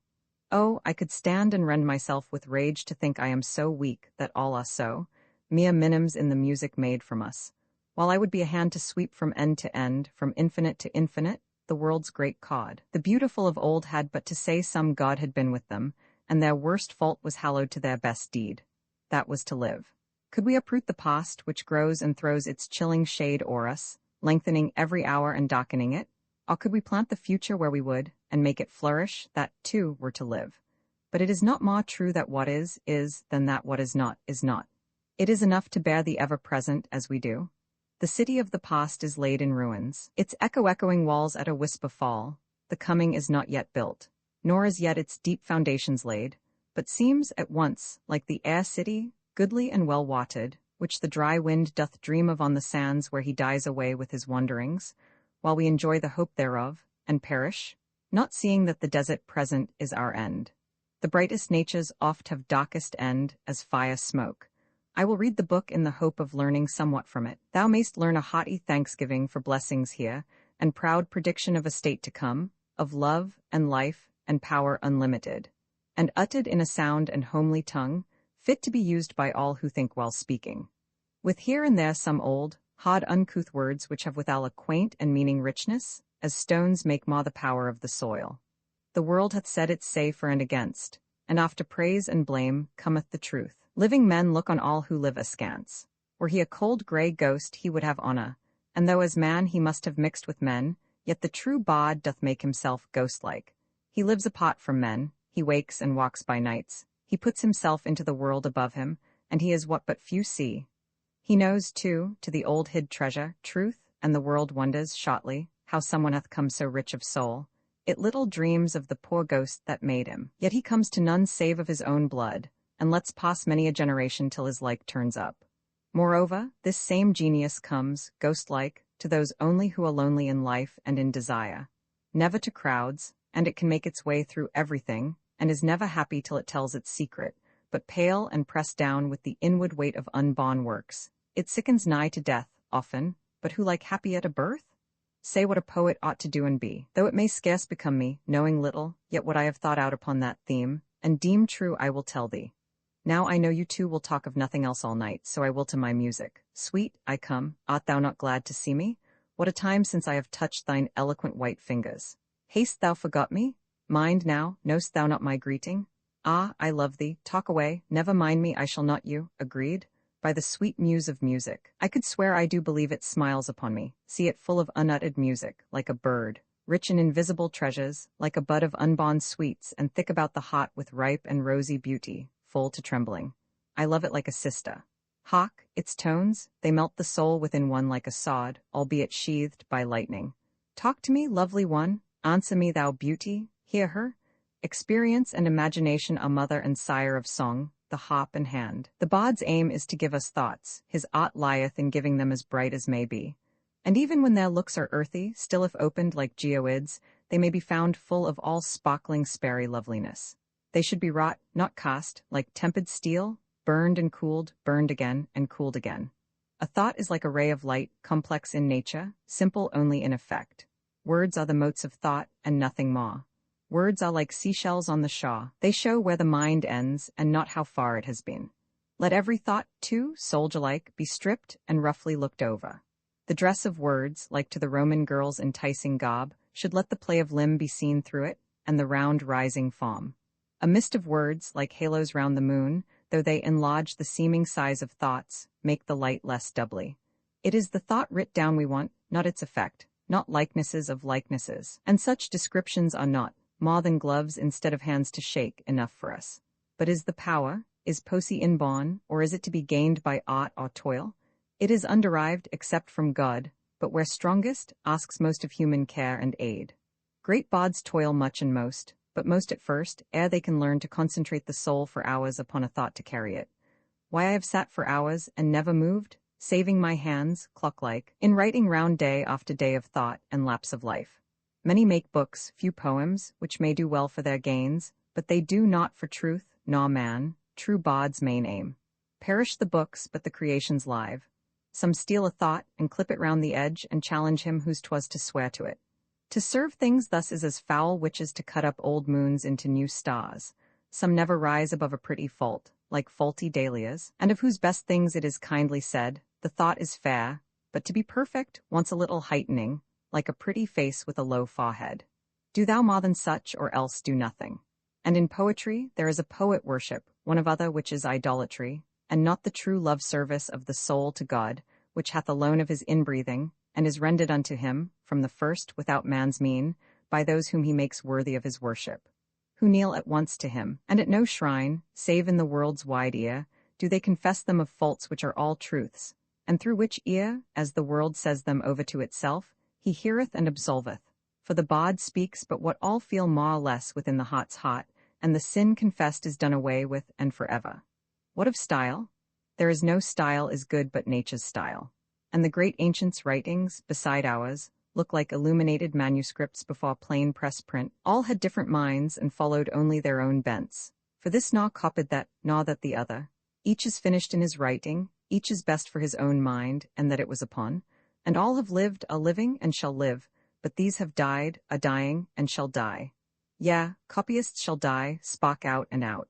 Minds which combine and make alone can tell the bearings and the workings of all things lie and upon each other. All the parts of nature meet and fit. Wit, wisdom, worth, goodness, and greatness. To sublimity beauty arises, like a planet world, laboring slowly, seemingly, up heaven, but with an infinite pace to some immortal eyes. And he who means to be a great bard, most measure himself against pure mind, and fling his soul into a stream of thought, as will a swimmer hurl himself into the water. But never swimmer on the stream, nor bird on wind, feels half so strong, or swift, or glad, as bard borne high on his mind above himself, as though he should begin a lay like this, where spiritual element is all, thought chafing thought, as bow, till all burn, like the star-written prophecies of heaven. The shattered shadow of eternity upon the troubled world, even as the sun shows brokenly on wavy waters. Time, all time is but a second to the dead. The smoke of the great burning of the world had trailed across the skies for many an age, and was fast wearing into air away, when a saint stood before the throne, and cried, Blessed be thou, Lord God of all the worlds that have been, and that are to be. For thy destruction is like infinite with thy creation, just and wise in both. Give me a world. And God said, Be it so. And the world was. And then go on to show how this new orb was made, and where it shone, who ruled, abode, worshipped, and loved therein. Their natures, duties, hopes, let it be pure, wise, holy, beautiful, if not to be without it, made so by constraint of God, kindly fast good. We have had enough of sin and folly here to wish for and love change. Let him show God is going thither mildly, fatherlike, blessing all and cursing none, and that there never will be need for them, that he shall come in glory new to himself, with light to which the lightning shall be shadow, and the sun sadness, borne upon a car with wheels of burning worlds, within whose rims whole hells burn, and beneath whose cost the stars dry up like dewdrops. But of this enough? I mean that he must weigh himself as he will be weighed after by posterity. After us all are critics, to a man. Write to the mind and heart, and let the ear glean after what it can. The voice of great or graceful thoughts is sweeter far than all word music, and great thoughts, like great deeds, need no trumpet. Never be in haste in writing. Let that thou utterest be of nature's flow, not aught's, a fountain's, not a pump's. But once begun, work thou all things into thy work, and set thyself about it, as the sea about earth, lashing at it day and night, and leave the stamp of thine own soul in it as thorough as the fossil flower in clay. The theme shall start and struggle in thy breast, like to a spirit in its tomb at rising, bending the stones and crying, Resurrection? What theme remains? Thyself, thy race, thy love, the faithless and the full of faith in God, thy race's destiny, thy sacred love. Every believer is God's miracle. Nothing will stand whose staple is not love, the love of God, all man, all lovely woman. The first is scarcely touched, the next scarce felt, the third is desecrated. Lift it up, redeem it, hallow it, blend the three in one great holy work. It shall be read in heaven by all the saved of sinners of all time. Preachers shall point to it, and tell their wads it is a handful of eternal truth. Make ye a hotful of it. Men shall will that it be buried with them in their hands. The young, the gay, the innocent, the brave, the fair, with soul and body both all love, shall run to it with joy. And the old man, still haughty in decline, whose happy life hath blossomed downwards like the purple bellflower, closing the book, shall utter lowlily, Death, thou art infinite, it is life is little. Believe thou art inspired, and thou art. Look at the bard in others, never heed the petty hints of envy.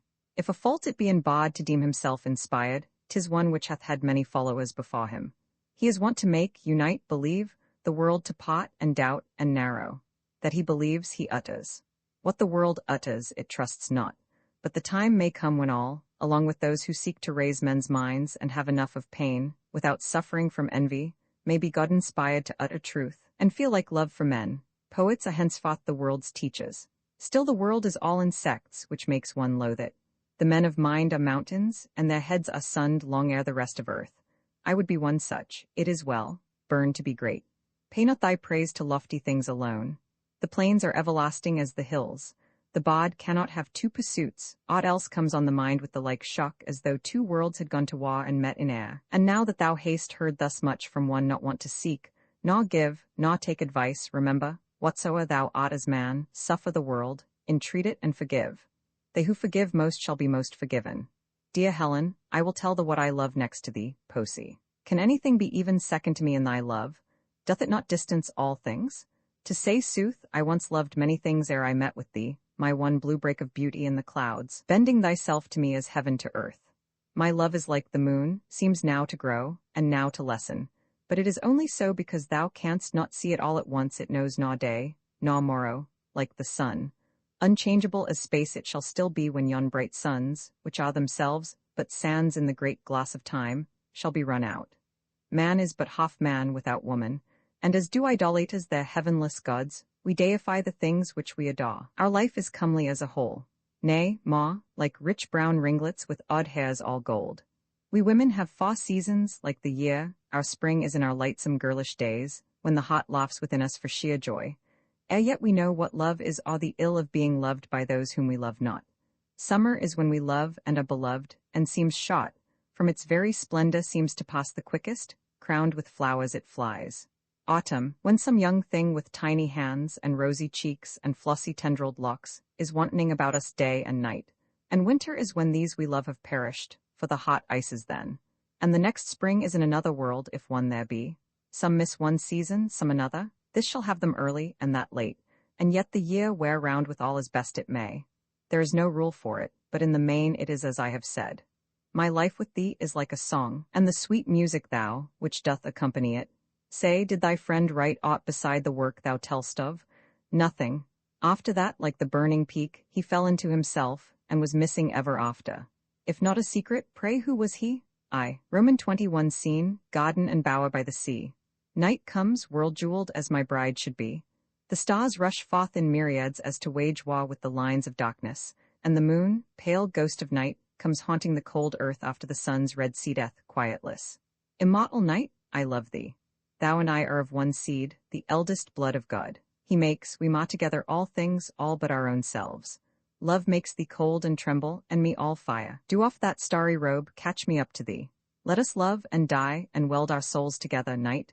But here cometh mine earthly. My Alyssa, welcome. Is't not a lovely, nay, a heavenly eve? Thy presence only makes it so to me. The moments thou art with me are like stars peering through my dark life. Nay, speak not so, or I shall weep, and thou wilt turn away from woman's tears. Yet are they woman's wealth. Then keep thy treasures, lady. I would not have the world, if prized at one sad tear of thine. One tear of beauty can outweigh a world even of sin and sorrow, heavy as this. But beauty cannot sin and should not weep, for she is mortal. Oh, let deathless things alone weep. Why should aught that dies be sad?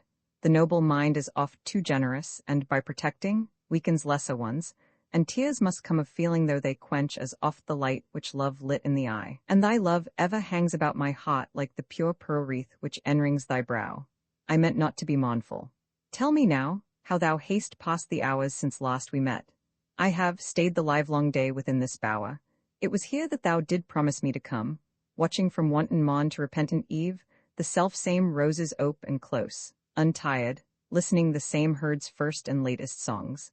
And still thou camest not. To the mind which waits upon one hour the others are but slaves. The week hath but one day, the day 1 hour, that hour of the heart, that lot of time. Sweet one, I raced with light and past the laggard to meet thee, I could have done, have outsped the very dot of death, see much I sought, And were I living light from God, with leave to range the world, and choose another brow than his whereon to beam, to mock what even an angel could but covet, a something lovelier than heaven's loveliness.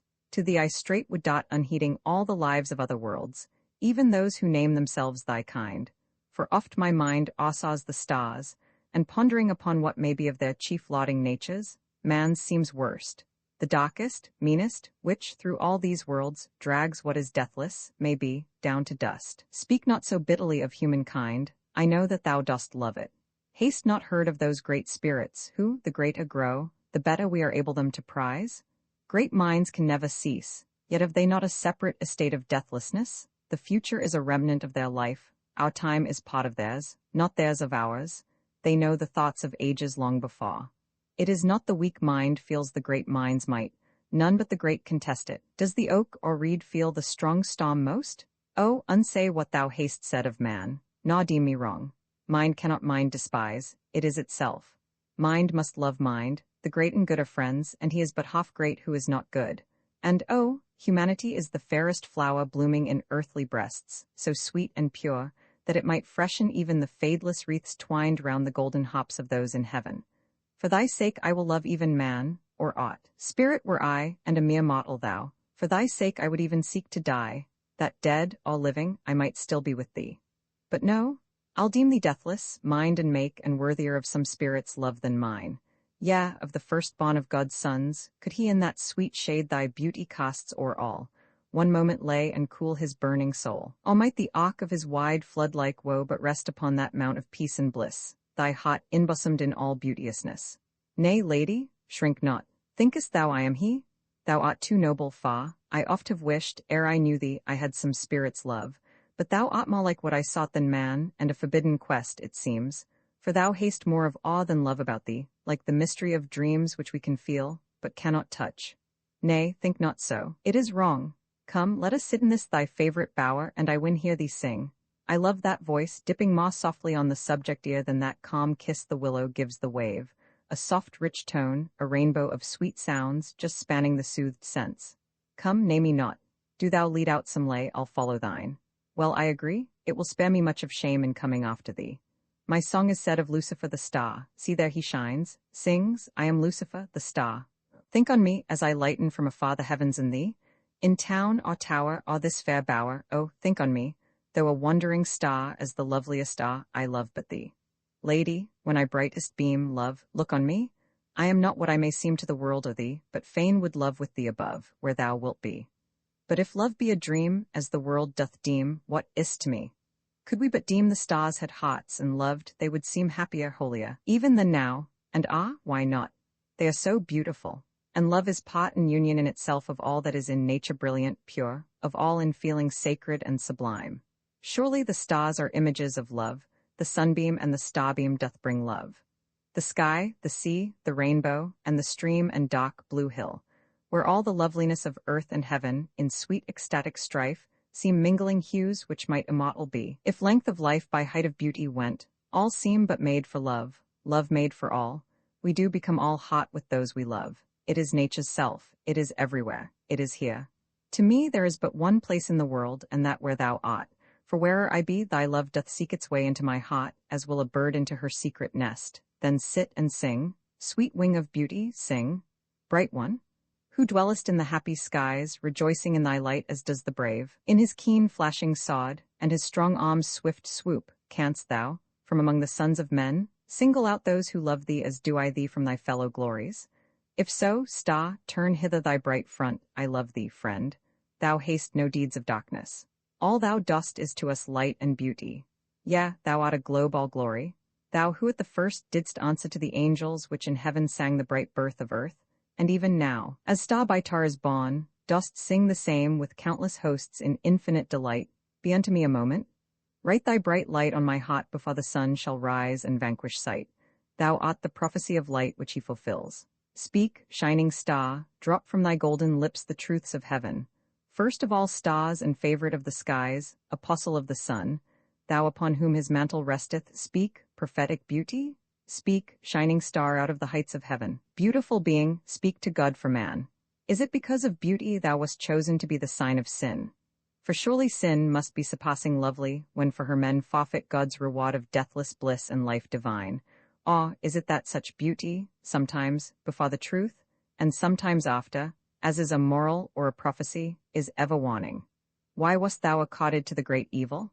Is it because thou art of all the sun's bright servants nearest earth? And shall we then forget that Christ hath said he is thyself, the light bringer of heaven, star of the morning? Unto us thou art the presage of a day of power. Like thee let us rejoice in life then, and proclaim a glory coming greater than our own. All ages are but stars to that which comes sun-like. Oh, speak, star, lift thou up thy voice out of yon radiant ranks, and I on earth, as thou in heaven, will bless the Lord God ever. Hear, Lucifer, thou star, I answer thee. Sings, oh, ask me not to look and love, but bid me worship thee, for thou art earthly things above, as far as angels be. Then whether in the eve or morn thou dost the maiden skies adorn, oh, let me worship thee. I am but as this drop of dew. Oh, let me worship thee. Thy light, thy strength is ever new, even as the angels be, and as this dewdrop till it dies, bosoms the golden stars and skies, oh, let me worship thee. But dearest, why that dark look? Let it not cloud thine even with its shadow, but the ground of all great thoughts is sadness, and I mused upon past happiness. Well, be it past. Did Lucifer, as I do, gaze on thee, the flame of woe would flicker in his breast and straight die out, the brightness of thy beauty quenching it as the sun doth earthly fire. Nay, look not on me so intensely sad. Forgive me, it was an agony of bliss. I love thee, and am full of happiness. My bosom bounds beneath thy smile as doth the seas unto the moon, his mighty mistress, lying and looking up to her, and saying, Lovely, lovely, lovely, lady of the heavens, oh, when the thoughts of other joyous days, perchance, if such may be of happier times, are falling gently on the memory like autumn leaves distained with dusky gold, yet softly as a snowflake, and the smile of kindliness, like thine, is beaming on me. Oh, pardon if I lose myself, nor know whether I be with heaven or thee. Use not such ardent phrase, nor mix the claim of aught on earth with thoughts more than with hopes of heaven. Hopes, lady, I have none. Thou must have. All have hopes, however wretched they may be, all blessed. It is hope which lifts the lark so high, hope of a lighter air and bluer sky, and the poor hack which drops down on the flints, upon whose eye the dust is settling, he hopes to die. No being is which hath not love and hope. Yes, one, the ancient ill, dwelling and damned through all which is, that spirit whose heart is hate, who is the foe of God, the foe of all. How knowest thou such doth live? Love is the happy privilege of mind, love is the reason of all living things. A trinity there seems of principles which represent and rule created life, the love of self, our fellows, and our God. In all throughout one common feeling reigns, each doth maintain and is maintained by the other, all are compatible, all needful, one to life, to virtue one, and one to bliss, which thus together make the power, the end, and the perfection of created being. From these three principles doth every deed, desire, and will, and reasoning, good or bad, come. To these they all determine, sum, and scheme. The three are one in centre and in round, wrapping the world of life as do the skies our world. Hail, air of love by which we live, how sweet, how fragrant, spirit, though unseen, void of gross sign, is scarce a simple essence, immortal, immaterial though it be. One only simple essence liveth, God creator, uncreate. The brutes beneath, the angels high above us with ourselves, are but compounded things of mind and form. In all things animate is therefore caught an elemental sameness of existence, for God, being love, in love created all, as he contains the whole, and penetrates. Seraphs love God, and angels love the good. We love each other, and these lower lives, which walk the earth in thousand diverse shapes according to their reason, love us too. The most intelligent affect us most. Nay, man's chief wisdom's love, the love of God. The new religion, final, perfect, pure, was that of Christ and love. His great command, his all-sufficing precept, was not love? Truly to love ourselves we must love God, to love God we must all his creatures love, to love his creatures, both ourselves and him. Thus love is all that's wise, fair, good, and happy. How knowest thou God doth live? Why did he not, with that creating hand which sprinkled stars on space's bosom, bidding her breathe and wake from the long death-like trance in which she lay, with that same hand which scattered o'er the sky, as this small dust I strew upon the wind, yon countless orbs, I fixing each on him its flaming eye, which winks and blenches oft beneath his glance, with the finger of that hand which spangled o'er infinity with suns, and wrapped it round about him as a robe. Why did he not write out his own great name in spheres of fire, that heaven might always tell to every creature, God? If not, then why should I believe when I behold around me naught scarce, save ill and woe? God surely lives. Without God all things are in tunnel darkness. Let there be God, and all a Son all God. And to the just soul in a future state, defects dark mist, thick spreading o'er this veil, shall dim the eye no more, nor bound survey. And evil, now which boweth being down as dew the grass, shall only fit all life for fresher growth and for intenser day, where God shall dry all tears as the sun dew. O, lady, I am wretched, say not so. With thee I could not deem myself unhappy. Hark to the sea, it sounds like the near hum of a great city. Say the city earth, for such these orbs are in the realms of space. I dreamed once that the night came down to me, in figure, oh, too like thine own for truth, and looked into me with his 1,000 eyes, and that made me unhappy, but it passed, and I half wished it back. Mind hath its earth and heaven. The many petty common thoughts on which we daily tread, as it were, make one, and above which few look. The other is that high and welkin-like infinity, the brighter, upper half of the mind's world, thick with great sun-like and constellate thoughts. And in the night of mind, which is our sleep, these thoughts shine out in dreams. Dreams double life, they are the heart's bright shadow on life's flood, and even the step from death to deathlessness, from this earth's gross existence unto heaven, can scarce be more than from the harsh hot day to sleep's soft scenes, the moonlight of the mind. The wave is never weary of the wind, but in mountainous playfulness leaps to it always. But mind gets weary of the world and glooms itself in sleep, like a sweet smile, line by line, settling into proper sadness, for sleep seems part of our immortality, and why should anything that dies be sad? Last night I dreamed I walked within a hall, the inside of the world. Long shroud-like lights lit up its lift-like dome and pale wide walls, horizon-like, and every one was there. It was the house of death, and death was there. We could not see him, but he was a feeling. We knew he was around us, heard us, eyed us, but where wast thou? I never met thee once. And all was still as nothing, or as God, deep judging, when the thought of making first quickened and stirred within him, and he made all heaven at one thought as at a glance. Noise was there none, and yet there was a sound which seemed to be half like silence, half like sound. All crept about still as the cold wet worms, which slid among our feet, we could not escape from. Bound me were ruined fragments of dead gods, those shadows of the mystery of one, and the red worms, too, flourished over these, for marble is a shadow weighed with mind, each being, as men of old believed, distinct in form and place and power. But oh, not all the gathered gods of eld could shine like ours, no more than all yon stars could make a sun. But truly then men lived in moral night, neath a dim starlight of religious truth. I felt my spirit's spring gush out more clear, gazing on these. They beautified my mind as rocks and flowers reflected do a well. Mind makes itself like that it lives amidst and on, and thus, among dreams, imaginings, and scenes of awe, and purity, and power, grows sternly sweet and calm, all beautiful with godlike coldness and unconsciousness of mortal passion, mental toil, until, like to the marble model of a god, it doth assume a firm and dazzling form, scarcely less incorruptible than that it emblems, and so grew, methought, my mind. Matter hath many qualities, mind one, it is irresistible, pure power, pure God. While wandering on I met what seemed myself. Was it not strange that we should meet and there? But all is strange in dreaming, as in death, and waking as in life. Naught is not strange, methought that I was happy, because dead. All hurried to and fro, and many cried to each other, "Can I do thee any good?" But no one heeded. Nothing could avail. The world was one great grave. I looked and saw time on his two great wings. One night, one day, fly, moth-like, right into the flickering sun, so that the sun went out and they both perished. And one gat up and spake, a holy man, exhorting them, but each and all cried out, "Go to. It helps not, means not, we are dead." Death spake no word methought, but me he made speak for him, and I dreamed that I was death, then, that death only lived. All things were mixed, up and down shooting, like the brain's fierce dance in a delirium, when we are apt to die. Hell is my heir, what kin to me is heaven? Bring out your hearts before me, give your limbs to whom you list all love. My son decay will take them. Give them him, I want your hearts, that I may take them up to God. There came these words among us, but we knew not whence. It was as if the air spake. And there rose out of the earth a giant thing, all earth, his eye was earthy, and his arm was earthy. He had no heart. He but said, "I am decay," and as he spake he crumbled into earth, and there was nothing of him.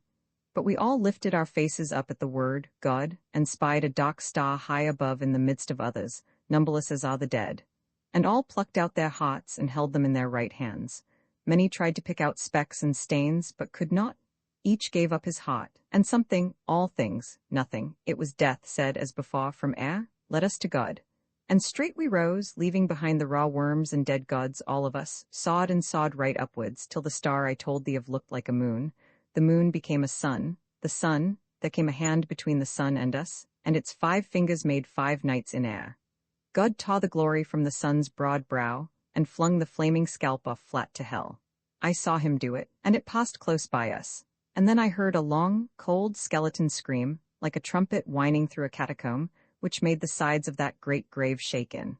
I saw the world and vision of the dead dim itself off, and all was life. I woke, and felt the high sun blazoning on my brow his own almighty mockery of woe, and fierce and infinite laugh at things which cease. Hell hath its light, and heaven, he burns with both. And my dream broke, like life from the lost limb, quivering, so loth I felt to let it go, just as I thought I had caught sight of heaven.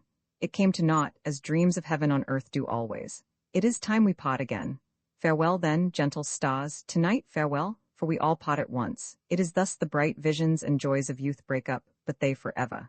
When ye shine again I will be with ye, for I love ye next to him. To all, adieu. When shall I see thee next, lady? I know not, say, never, perchance. There is but one immortal in the world who need say, never, what if I were he? But thou art not he, and thou shalt not say it. Stars rise and set and rise again in their sublime-like beauty through all time. Why should not we too ever meet like them? I see no beauty, feel no love, all things are unlovely. O earth, be deaf, and heaven, shut thy blue eye. He doth blaspheme the world. Dost not love me? Love thee? I, earth and heaven together could not make a love like mine. When wilt thou come again? Tomorrow? Well, and then I cross yon sea ere I return, for I have matters in another land. Fear not. When will our parting days be over? Oh, soon, soon. Think of me, love, on the waters, be happy. And for me, I love few things more than at night to ride upon the broad-backed billow, seeing along and plunging on his precipitous path, while the red moon is westering low away, and the mad waves are fighting for the stars, like men for what they know not. Skana, saint, the world hath much that's great, and but one sea, which is her spirit, and to her it stands as the mad monarch passion to the heart, fathomless, overwhelming, which receives the rivers of all feeling, in whose depths lie wrecked the riches of all nature. God, when he did make thee, moved upon thee then, and left his impress there, the same even now as when thy lost wave leapt from chaos. Hark! Nay, there is someone coming. Entering, it is I said we should be sure to meet thee here, for I have brought one who would speak with thee. Thanks, and where is he? Yonder, he would not come up so far as this. Who is it? I know not who he may be or what, but I can guess. Remain a moment, love, till I return. Nay, let me leave. Not yet, do not dislike him. He is a friend, and more another time. I am sorry, lady, to have caused this parting. I fear I am unwelcome. We were parting. Then am I doubly sorry, for I know it is the saddest and the sacredest moment of all with those who love. He is coming, so I forgive thee. I must leave thee, love. I know not for how long, it rests with thee if it seem long at all. Eternity might pass, and I not know it in thy love. If to believe that I do love thee always may make time fly the fleeter, I'll believe it, trust me. I leave this lady in thy charge. Be kind, wait on her. May he love. Thou knowest, I receive him as thy friend whenever he come. I ask no higher title than friend of the lovely and the generous. Farewell, lady, I will not forget my trust. Apart. The breeze which curls the lake's bright lip but lifts a purer, deeper, water to the light, the ruffling of the wild bird's wing but wakes a warmer beauty and a downier depth. That startled shrink, that faintest blossom blush of constancy alarmed. Love, if thou haste one weapon in that shining armory, the quiver on thy shoulder, where thou keep'st each arrowy eye-beam feathered with a sigh, if from that bow, shaped so like beauty's lips strung with a string of pearls, thou wilt twang forth but one dot, fair into the mock I mean do it, and I will worship thee forever. Yea, I will give thee glory and a name known, sun-like, in all nations. Hot, be still? This potting over, yes, this one, and then? Why then another, may be. No, no more. I'll be unhappy if thou tell'st me so. Well then, no more. But when wilt thou come back? Almost before thou wishest. He will know, I shall be always asking him. Farewell, goes, shine on ye stars, and lighter to her rest, scarce are ye worthy for her handmaidens. Why, hell would laugh to learn I had been in love. I have affairs in hell. Wilt go with me? Yes, in a month or two, not just this minute, I shall be there and back again ere then. Meanwhile I can amuse myself, so go. But sometime I would fain behold thy home, and pass the gates of fire. And so thou shalt? My home is everywhere where spirit is. All things are as I meant them. fare thee well, goes, the strongest passion which I have is honor, I would I had none, it is in my way. Roman 22 seen everywhere. Why, earth is in the very midst of heaven, and space, though void of things, feels full of God. Hath space no limit, none to thee? Yet if infinite, it would equal God, and that to think of is most vain. And yet if not infinite, how can God exist therein? I say not. No, so soon when placed beside the infinite, the poor immortal fails. Space is God's space, eternity is his eternity, his heaven. He only holds perfections which are but the impossible to other beings. We are things of time. With God time is not. Unto him all is present eternity. Worlds, beings, years, with all their natures, powers, and events, the range whereof when making he ordains, unfold themselves like flowers. He foresees not, but sees all at once.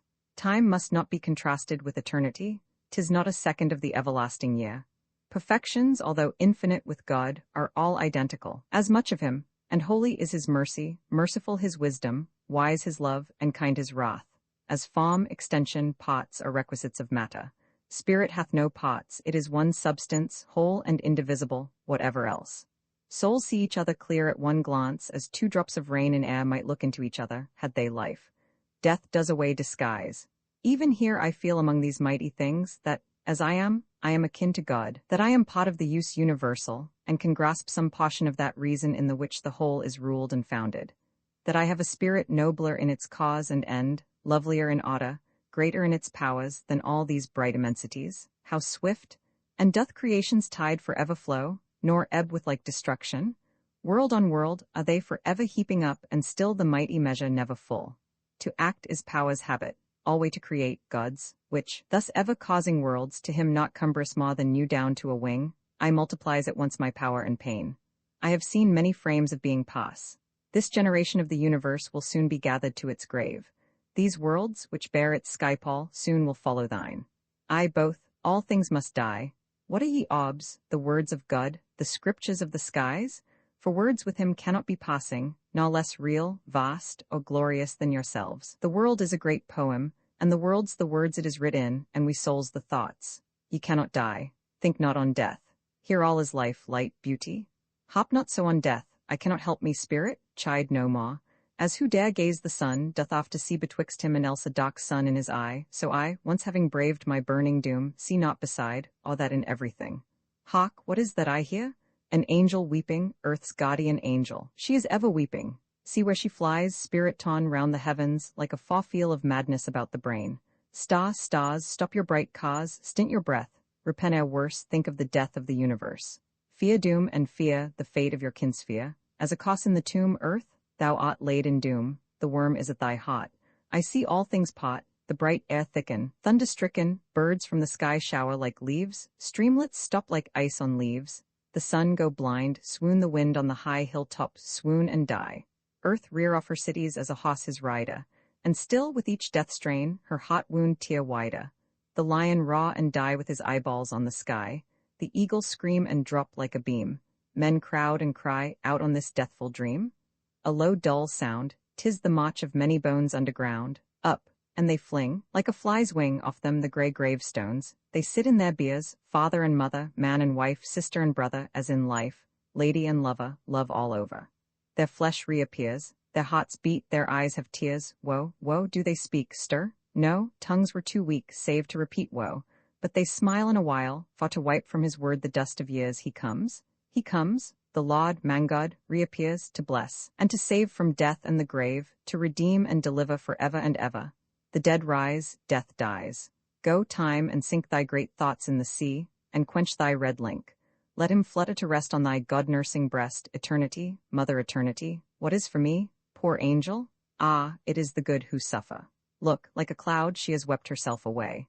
What of this world we view and all yon worlds? If God made not all things from nothing, how is he creator? Something must exist if otherwise, eternal with himself, and all things had not origin in him.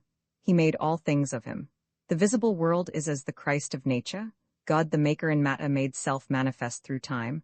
All things are formed of all things, all of God. The world is made of wonders. Every day is born a new creation.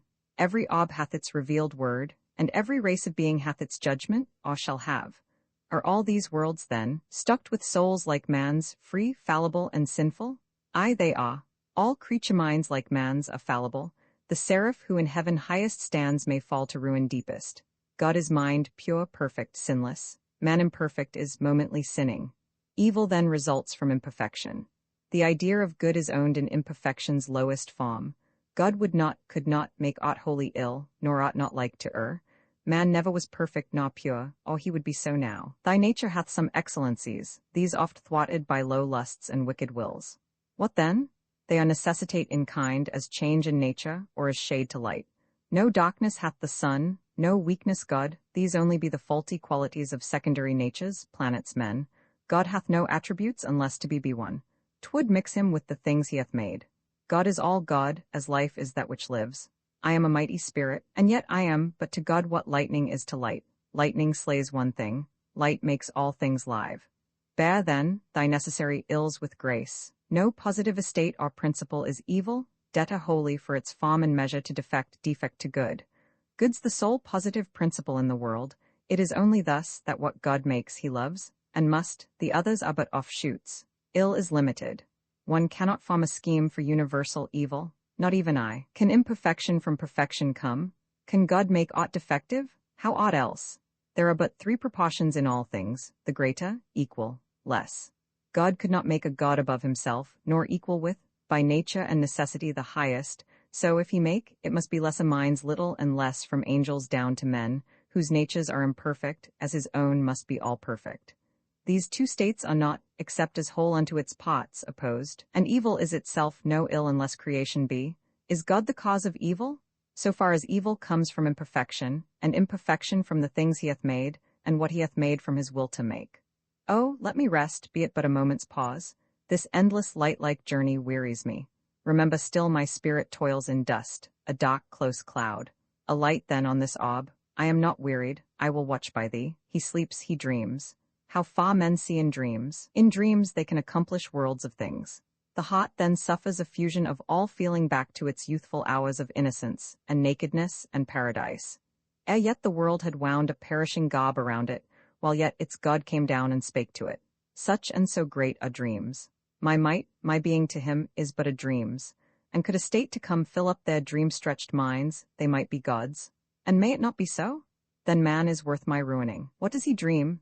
With all the sway his spirit now exerts o'er time, space, thought it is but a shadowy sway, light as a mountain shadow on a lake. Mine is the mountain's self. A touch would shake to naught whatever his soul now feels or acts, but not a world-quake could touch aught of mine, thus much we differ. I will not envy man. Power alone makes being bearable, and yet this dream power is mind power. Real, all things are real, fiction cannot be. A thought is real as the world, a dream true as all God doth know, with whom all is true. The deep dense sleep of half-dead exhaustedness, would I could feel it. Ah, he wakes at last. Oh, I have dreamed a dream so beautiful. Methought I lay as it were here, and lo, a spirit came and gave me wings of light, which thrice I waved delighted. Up we flew sheer through the shining air, far past the sun's broad blazing disk, past where the great snake binds in his bright coil half the host of heaven, past the Orion, who, with arm uplift, threatening the throne of God, dost ever stand sublimely impious, and thy mighty mace whirling on high, down from its glorious seat drops, crushed and shattered, many a shining world. And so the brave and beautiful of old believed thou wast a giant made of worlds, and they were rights if thus they bodied out the immortal mind, for it hath star-like beauty and world-like might, and is as high above the things it scorns and will make war with God, though he gave it earth and heaven, and arms to win them both, and spite of lust and pride to earn them. And now thy soul informs yon 100 stars, as mine my limbs. Well, 'tis a noble end. What now to thee be mortal maid or goddess? Look, she who fled thee once, now loves and longs to clasp thee to her cold and beamy breast. Pine moon, thou art as far below him now, as once she was above thee, thou of the world belt. And she who had thee, and who knew thee God, died of her boast and lies in her own dust. And she who loved thee, the young blushy morning, who caught thee in her arms, and bore thee off far o'er the lashing seas to a lonely isle, where she might pleasure longer and in secret, that love undid thee, and it is so now, whether the beauty seek or flee, or have, 'tis alike ill, this beauty doubly mortal. What though the moon with madness slew thee there, let me believe it was within the arms that loved thee even in the stroke of death, and that there snapped the lightning link of life. Kill but not conquer, man nor mind may gods. thou image of the almighty era, man, banished and banned to heaven by a weak world, which makes the minds it cannot master gods, and thou, the first and greatest of half-gods, which they in olden time did star together to an idolatrous immortality, who nationalized the heavens, and gave all stars unto the spirits of the good and brave, forestalling God by ages, wondrous men. And if, beguiled by wine, and the low wiles thou wouldst not creep to meet, and a drunken sleep, like to high noon in the midst of all his might, close by the brink of immortality, the deep dominions of thy sea-sire, thou didst lose thy light by kings who hate the great, thou only hadst to stand up to the sun, and gain again thine eyes. So the great king, the world, the tyrant we elect, in vain puts out the eyes of mind, it looks to God, and reaps its light again. Wherefore, revenge, out with the sod, the world will run before thee, Orion, belted giant of the skies, thou with the treble strain of godhood in thee, march. There is naught to hinder thee in heaven. Past that great sickle saved for one day's work, when he who sowed shall reap creation's field. Past those high diademed orbs which show to man his crown to come, up through the starry strings of that high hop close by the feet of God, which he methought took up and struck till heaven, in love's immortal madness, rang and reeled. The stars fell on their faces, and far off the wild world halted, shook his burning man, then, like a fresh-blown trumpet blast, went on, all like a god gone mad. On we flew, I and the spirit, far beyond all things of measure, motion, time and aught create, where the stars stood on the edge of the first nothing, and looked each other in the face and fled, past even the last long starless void, to God, whom straight I heard, methought, commanding thus, immortal, I am God, hie back to earth and say to all, that God doth say, love God, God visits men a-dreaming, I awake, and my dream changed to one of general doom.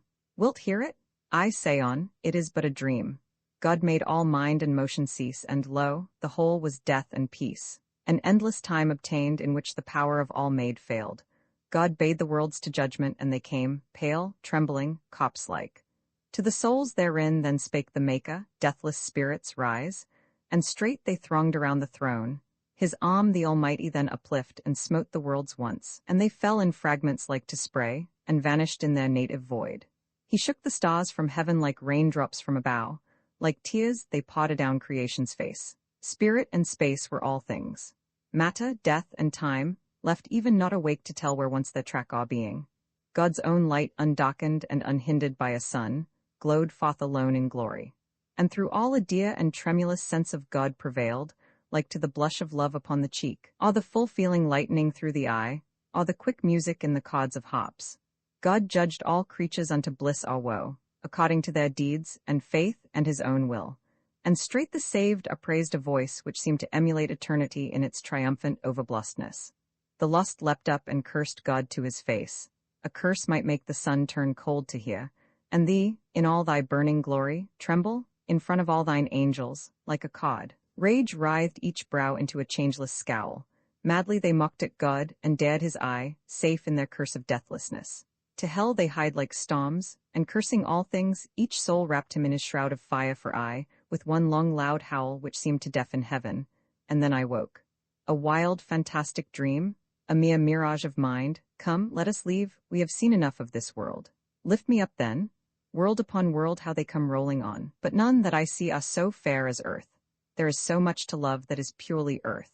Now I could wander all day in the wood, where nature, like a sibyl, writes the fate of all that live on her red forest leaves, and have no other aim than wandering within that wood, and wind my arms around its gray gaunt trunks, and think and feel to them, while the wind, sinking moans over the earth like a giant over some dead captive dame, whom death had saved from madness and his love, could tramp across the brown and springy moor, and over the purple ling, and never tire, could look upon the ripple of a river, or on a tree's long shadow down a hill, for a whole summer's day, wishing the sun would drink my soul up to him as he draws dew from the earth. These things are in my mind, and suns and systems cannot drive them out. Dost ravage of these worlds? I all mine own. Where spirit is, there evil, and the world is full of me as ocean is of brine. God is all perfect, man imperfect. Thou, I am the imperfection of the whole, the pitch profoundest of the fallible. Myself the all of evil which exists, the ocean heaped into a single surge.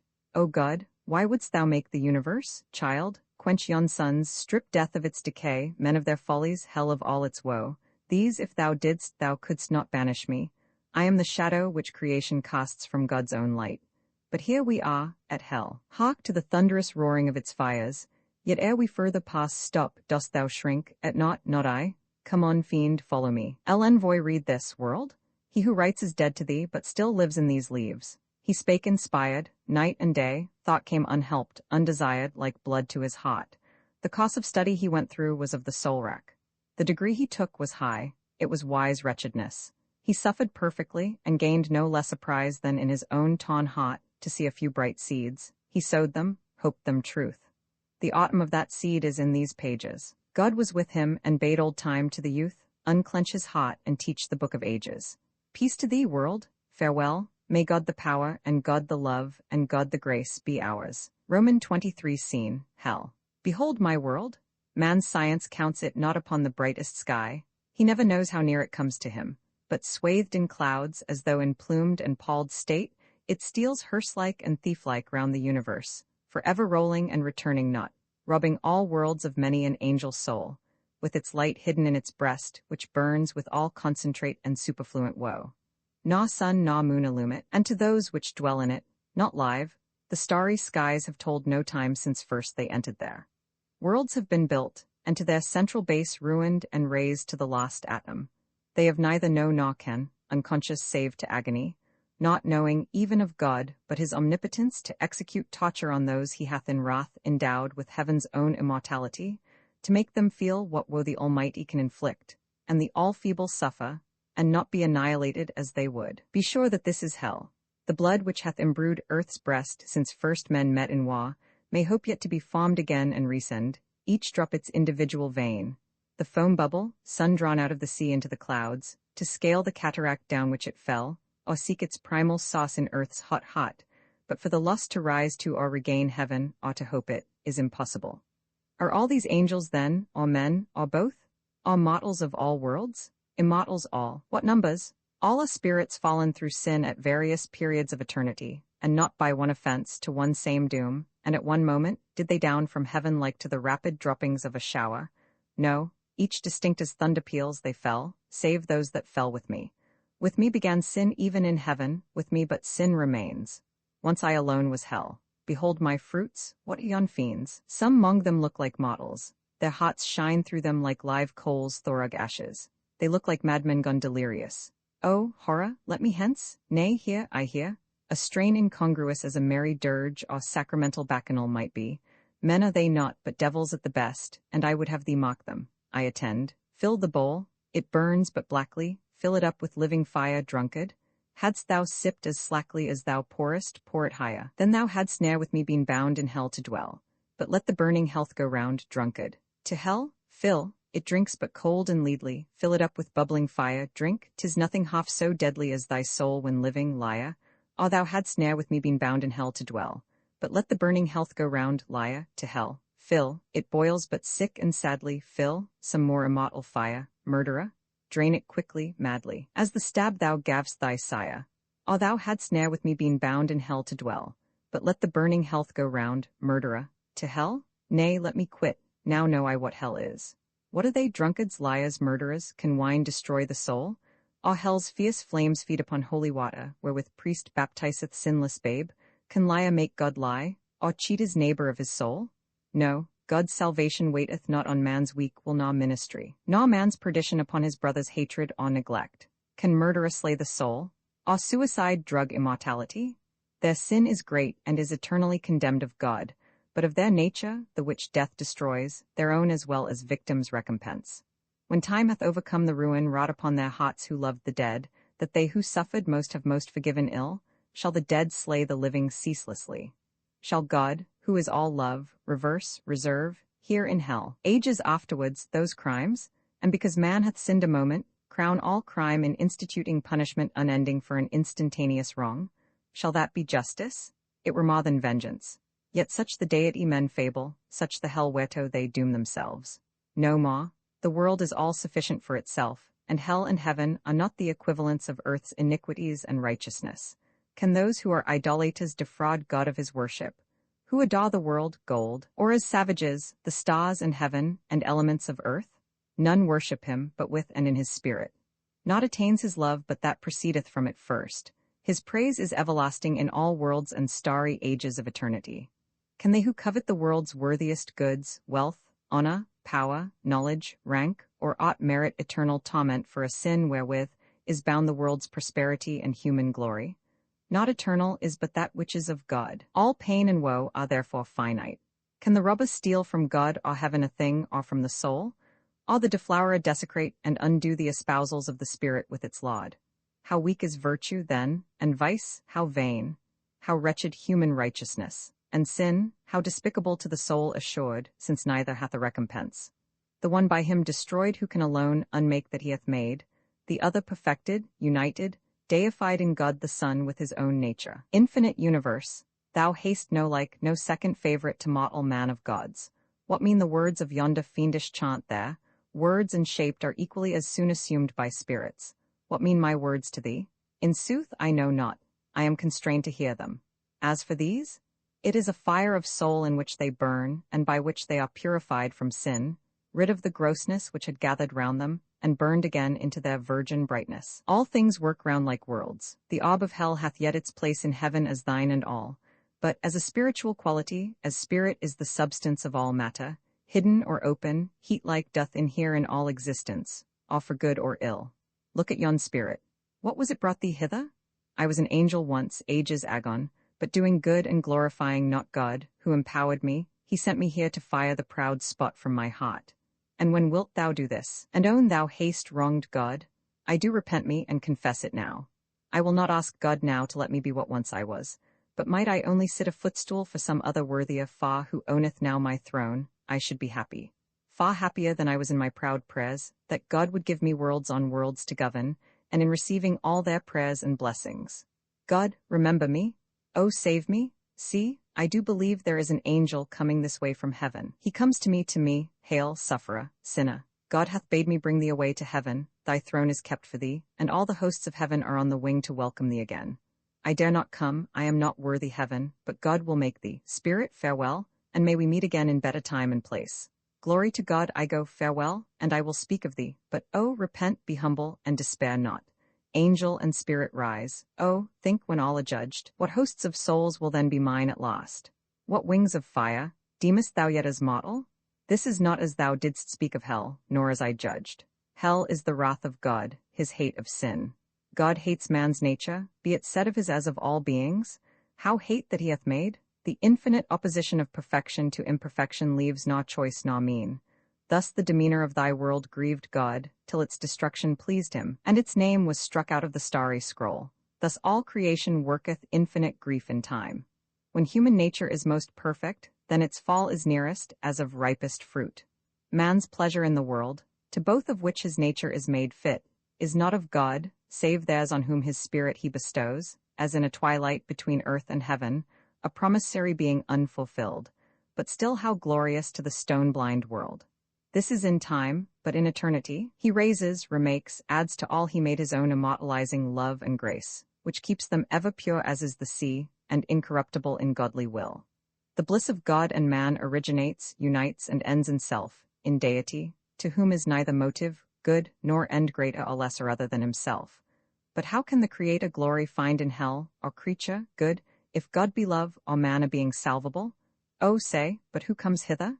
It is the Son of God, omnipotent, before whose steadfast feet the thrones of heaven, which hope to have o'erthrown thine, but now all strengthless, hopeless, godless here, rose once and ebbed forever, even these deep in their fiery abyss of woe unbent, unbettered will again rush forth in all the might of madness and despair, to prove their hatred of thee and thy love. Salvation is the scorn of angels here. What dost thou here, not having sinned? For men I bore with death, for fiends I bear with sin, and death and sin are each the pain I pay for the love which brought me down from heaven to save both men and devils, and the Father makes and orders every instant what is best. This is God's truth. Hell feels a moment cool. Hell is his justice. Heaven is his love, earth his long-suffering. All TBE world is but a quality of God, therefore come I to temper these, to give to justice, mercy, and to long-suffering, longer. Heaven is mine by birthright. Lo, I am the heir of God, he hath given all things to me. I have made the earth mine own, and all yon countless worlds, and all the souls therein.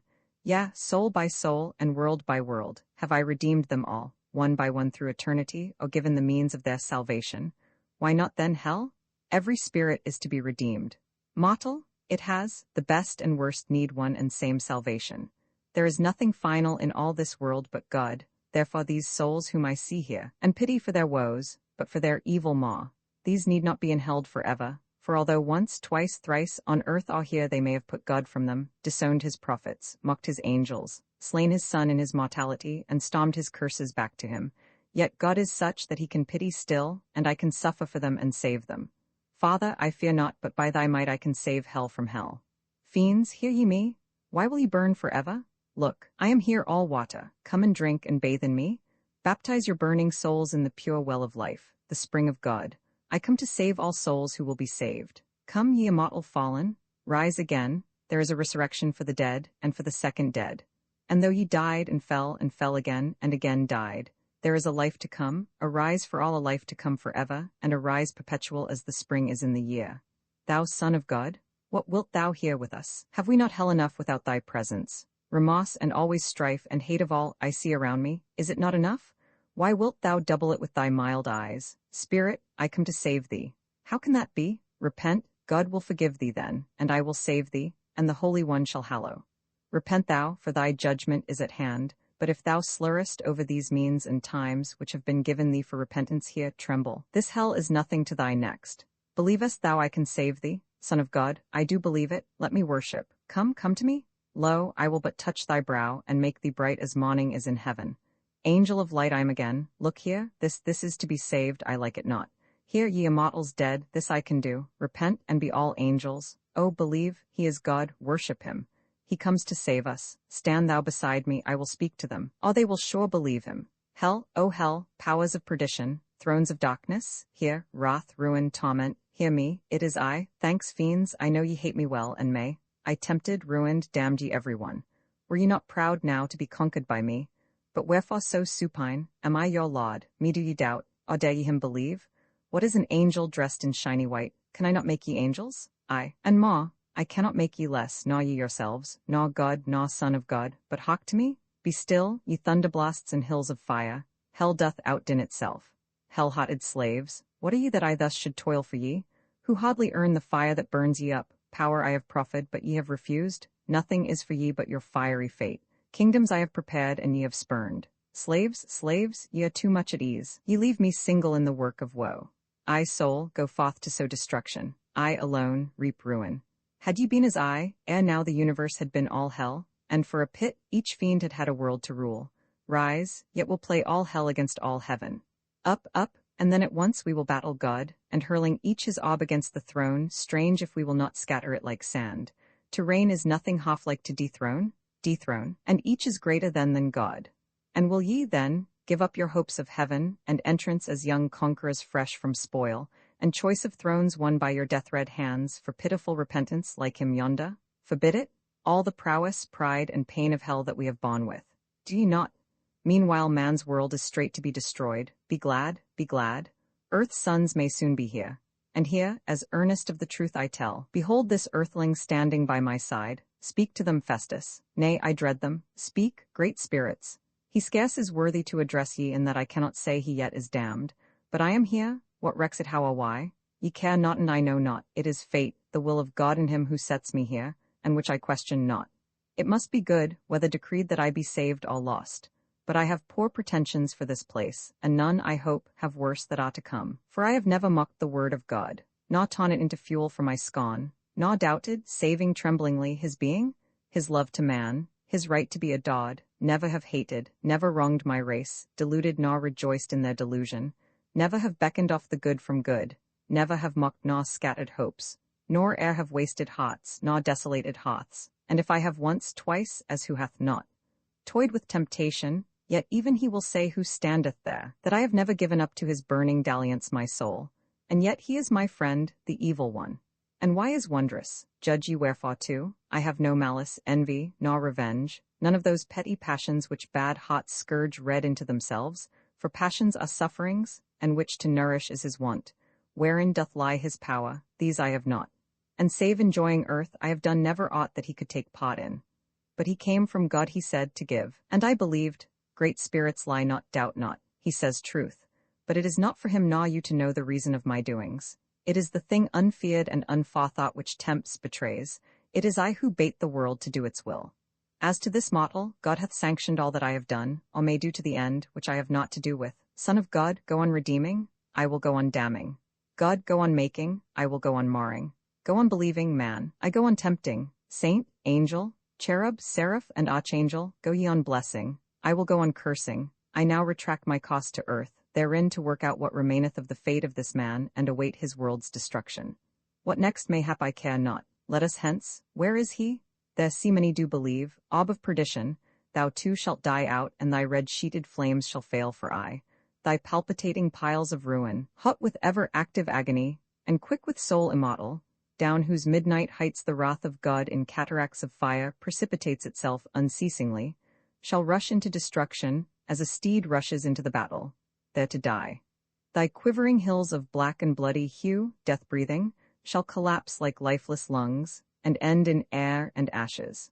Thou shalt be dashed from creation spark-like from a hand scarless, pass like a rolled syllable of midnight thunder from the coming day. The river of all life, which flows through heaven, shall yet reach thee and overflood thy flames. Thou shalt no more vex God nor man, nor all the seekings of the soul shall hunt thee out. Thy day is sometime over. Be it soon, and thou the lost world which the world hath lost. Roman 24 Scene, colonnade and lawn. What is it thou wilt tell me? I have seen what ne'er again may be, nor e'er till now hath been. Where didst thou see, and what? In space. He took me there, of whom I oft have told thee. Midst in air was God. I'll tell thee that he told the spheres. For the great family of the universe bound him were gathered as a fire, but we held back, and saving God, none did us see. Though round his throne in sunny halo rolls a ceaseless, countless throng of sainted souls. Say on, love, let me hear. A sound then first I heard as of a pent-up flood just burst. It was the rush of God's world-winnowing wing, which bowed the orbs as flowers are bowed by breath of spring. And then a voice I heard, a voice sublime, to which the haunted thunders of all time pealing earth's death knell, shall a whisper be, saying these words, Where will ye worship me? Aye, where shall be your Maker's holy place? The heaven of heavens is poor before his face. How shall ye meet my temple, ye who die? Look, can ye span your God's infinity? Hear, mighty universe, thy Maker's voice. Let all thy myriad worlds rejoice. Lo, I, your Maker, do amid ye come to choose my worship and to name my home. This heard each sphere, and all throughout the sky came crowding round. Our earth was rolling by, when God said to it, Rest, and fast it stood. With voice like winds through some wide olden wood, thus spake the one again, Behold, O earth, thy parent, God, it is I who gave thee birth.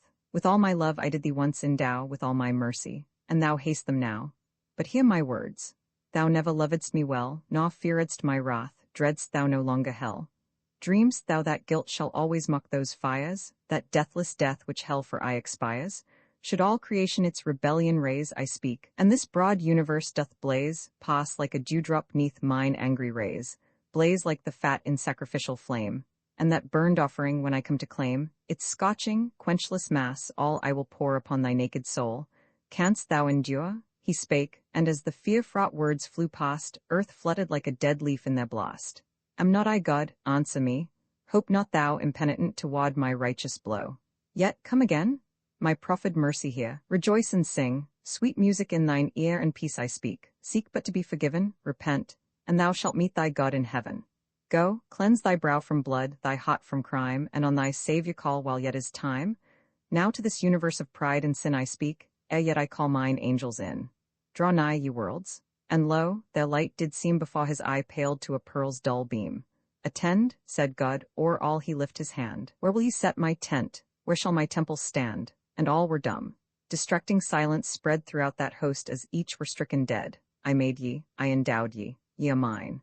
Then trembled out each orb, thine, God, forever thine. All that ye have within myself have I, God, am complete, full inexhaustibly. I dwell within myself, and ye in me, not in yourselves, I have infinity. The everything in all things is my throne, your might is my might, and your wealth mine own. 'Tis by my power and sufferance that ye shine. I live in light, and all your light is mine. Be dark, said God, night was. Each glowing sphere dulled, night seemed everything and everywhere, save that in utter space a feeble flare told that the pits of hell were sunken there.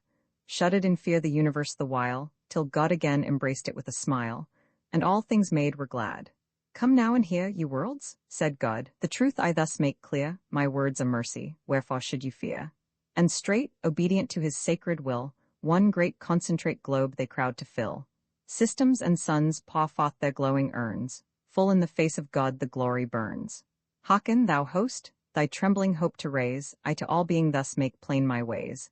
God, the Creator, bade creation rise, and matter came in void like clouds in skies. Lifeless and cold it spread throughout all space, and darkness dwelt and frowned upon its face. Chaos I bade depart this work of mine, and straight the mighty elements disjoin. Then light I lit, then order I ordained, and put the dance of atoms to an end. Matter I brake, and scattered into globes, and clad ye each in green and growing robes. Your sizes, places, forms, I fixed with laws, and wrought the link between effect and cause. Then formed I lives for each, which might inherit will, reason, form, and power, not deathless spirit. Then I made spirits things of heavenly worth, deathless, divine. Round these, from every earth, I gathered forms and features fit for love, trust, pleasure, power, and all I could approve. To every spirit I disclosed my name, my love, my might, and whence all being came, to deathless souls I righteously decreed accountability for thought, word, deed. Then every orb complete along the sky, in glory, beauty, order, harmony, I launched. Souls, worlds did everything possess which could immortal and immortal bless. To all the hope of happy estate was given, for all I keep one common boundless heaven. Ye all have freedom, and ye all do sin, for ye are creatures. But ye all may win life everlasting, everlasting joy, if ye do but the love of sin destroy. This only is offense, for sin ye must not by my will. But weakness dwells with dust, unless ye have sinned ye cannot enter heaven. How shall a sinless creature be forgiven? And by forgiveness only can ye claim hope in my mercy, trust upon my name. I knew that ye would all to sin be given, but I, even God, have paid your price to heaven, and if ye will not journey on that way, the truth, the life, what ye merit? Say, death is the gate of life, and sin, of bliss mock the dread truth, but mon your deeds amiss. Cast off your guilt, abandon folly's path. Turn to the Lord your God ere hell his wrath. Turn from your madness, wicked ones, and live. Take the bliss which God alone can give. God the Creator, me all beings own, God the Redeemer, I will still be known, God too the Judge, the each, the three, the one. Again the everlasting cried, repent, to bless or curse I am omnipotent. And what art thou, created being? Round that world of worlds his arm the Almighty wound, the bright immensity he raised and pressed, all trembling, like a babe unto his breast. There, in the Father's bosom rose again, of filial love, the universal strain, strong and exultant, blissful, pure, sublime, it rolled and thrilled and swelled in notes unknown to time. Think ye that I, who thus do ye maintain, thus always cherish ye, or all were vain, ye all would drop into your native void, if by my hand ye were not held and buoyed? Think ye that I cannot uphold in heaven, in righteous state, the souls I have forgiven? Is this a weightier task? With God, 'tis one to guide a sunbeam or create a sun, to rule 10,000,000 worlds or none. Go, worlds, said God, but learn, ere ye depart, my favored temple is an humble heart, therein to dwell I leave my loftiest skies, there shall my holy of all holies rise. He spake, and swiftly, reverent to his will, sprang each bright orb on high its sphere to fill. Glory to God, they chanted as they sawed, Father Almighty, be thou all adored. Thou art the glory, we, thine universe, serve but abroad thy lustre to disperse. Unsearchable, and yet to all made known. The world at once thy kingdom and thy throne, pity us, God, not chase us quite away before thy wrath, as night before the day. In thee, our God, we live, from thee we came, the feeble sparks of thine eternal flame. Thy breath from nothing filled us all at first, and could again as soon the bubble burst. In thee, like motes in the sunbeam, we move, glow in thy light, and gladden in thy love. And midst this praise, earth was the only one sullen remained in that grand union of joy and harmony. Word spake she none. Earth only had been chidden. Not alone. High o'er all height, God gat upon his throne. Downwards he bent, and, as a grain of sand, he lifted up our globe. Then from his hand, as twere in pity, bowled the ingrate sphere, which rushed like ruin down its dark career. And high the air's blue billows rolled and swelled on many an island world mine eye beheld. And where and what is he, this mighty friend, who to thee, human, thus his might doth lend? Who bore thee harmless, as thou say'st, through space, and brought thee front before thy Maker's face? I know not where he is. It is but at times that he is with me, but he aye sublimes his visits thus, by lending me his might, all things more bright than day, more deep than night. And he obeys me, Whether good or ill his or my object, he obeys me still. O Festus, I conjure thee to beware lest thus the evil one thy soul ensnare. What? May not a free spirit have preferred a mortal to his heart, as thou thy bird lovest, because it singeth of the sky, although it is as far below thy soul as I neath an archangel's majesty? God will protect the atom as the whole. Him then, I pray. The spirit full must share the truths it feels with God himself in prayer. So guide us, God, in all our works and ways that heart may feel, hand act, mouth show thy praise, tie when they meet, who love, and when they part, each may be high in hope and pure in heart, that they who have seen, and they who have but heard of thy great deeds, may both obey thy word. Unto the wise belongs the sphere of light, and to the spirit world-compelling might. Yon sun, now setting in the golden main, shall count me his ere next he rise again. Would that the earth had nothing fair to lure, nor being more to answer or endure? But I foresee, far suffer, bound to earth, wrecked in the deeps of heaven, in death's expiring birth. Roman 25 scene, the sun. Soul of the world, divine necessity, servant of God and master of all things. Here, in the heaven of light's eternal noon, first see I all things clear. From end to end the divine cycle of the soul of man. How spirit, soul, mind, life, flesh, feeling, mix, and how, withal they each reciprocate as ocean, earth, air, fire, and wind, how flow the streams of feeling and the cataracts of passion, mine and mountain, this of pride, and that of covetousness. Man I know, the human universe and the divine and central fate, know all must be fewfold of nature that there is, of sin and strife, peace, righteousness, change, self-delusion, self-destruction, ere the earth can take new life, or man become the minister of God. The world and man are just reciprocal, yet contrary. Spirit invadeth sense and carries captive nature. Be this true, all good is heaven, and all ill is hell. All things are means for greater good. Thou, sun, art just a giant slave, a god in bonds. The summit flower of all created life is its unition with divinity, in essence, yet existence separate. High on my own existence, here then I look down upon the nature and the earth, yet mine, whose separate and combined ends have still to be evolved. How wide men miss, while in the lower world of soul and sense, in aiming even at life-ruling truth. Formless as air, simple and one as death. If heaven and all its stars depend on earth, then may eternity on time, not else. But since now earth is as a crumb of heaven, and time an atom of eternity, neither depends upon the other, both one essence being eminent from God, whose flowings forth are eye and infinite, and radiant as the rivers of the skies. One only truth hath consequence, God's truth inspirited in man. Mere human truth or falsehood matters not. The world may act, believe, or bless, or curse, as best it lists, yet men expend life, solemnizing points uncertain as the sight of paradise and area of Hades. Not the less, there is no disappointment we endure one half so great as that we are to ourselves. We make our hearts the centers of all hopes, all powers, all rewards, remembering not that centers are imaginary points. Imaginary circles only two are perfect, therefore, draw life as we may, bound as a world, or as an atom round, and pure as virgin visionary's dream, or perfect faith's regenerative wave. It fails to match the true invisible whereof we labor. It is come to this. One state of life with me hath passed away. Aught henceforth that may matter be of doubt to me is matter of indifference. I love only that is certain. Me no more the spirits of the bright invisible shall throng round as the winds some mountain top, nor watery lightfulness of ghostly eyes, belonging heavenly forms informed with light, impose their spell of record unto pain. The inspiration quits me, it is gone like a retreating army from the land which it hath wasted. The long gleaming mass, snake-like, at last hath wound itself away, and left me weak and wretched. None again of all the starry tribes of shining mien, swifter than undulations of the light, a million in a moment, multiform as atomies of air, shall visit me? Their word of leave is taken back. Henceforth, restricted to perfection, earth they quit. True, albeit I loved them more than life, I felt myself made sacred by their touch, but they are gone, and there is naught on earth left acceptable. Fiery shadows, hence I have outbraved you once, it matters not. I have left all for one, truth's countless rays for truth itself, the mean for the supreme, the dubitable for the throned power. Yet thus I cannot rest. The mightiest sphere is not for man. The elements of mind and matter are proportioned in all worlds, the father they and mother of all things. And earth hath favor over crowds of stars. I must reseek earth.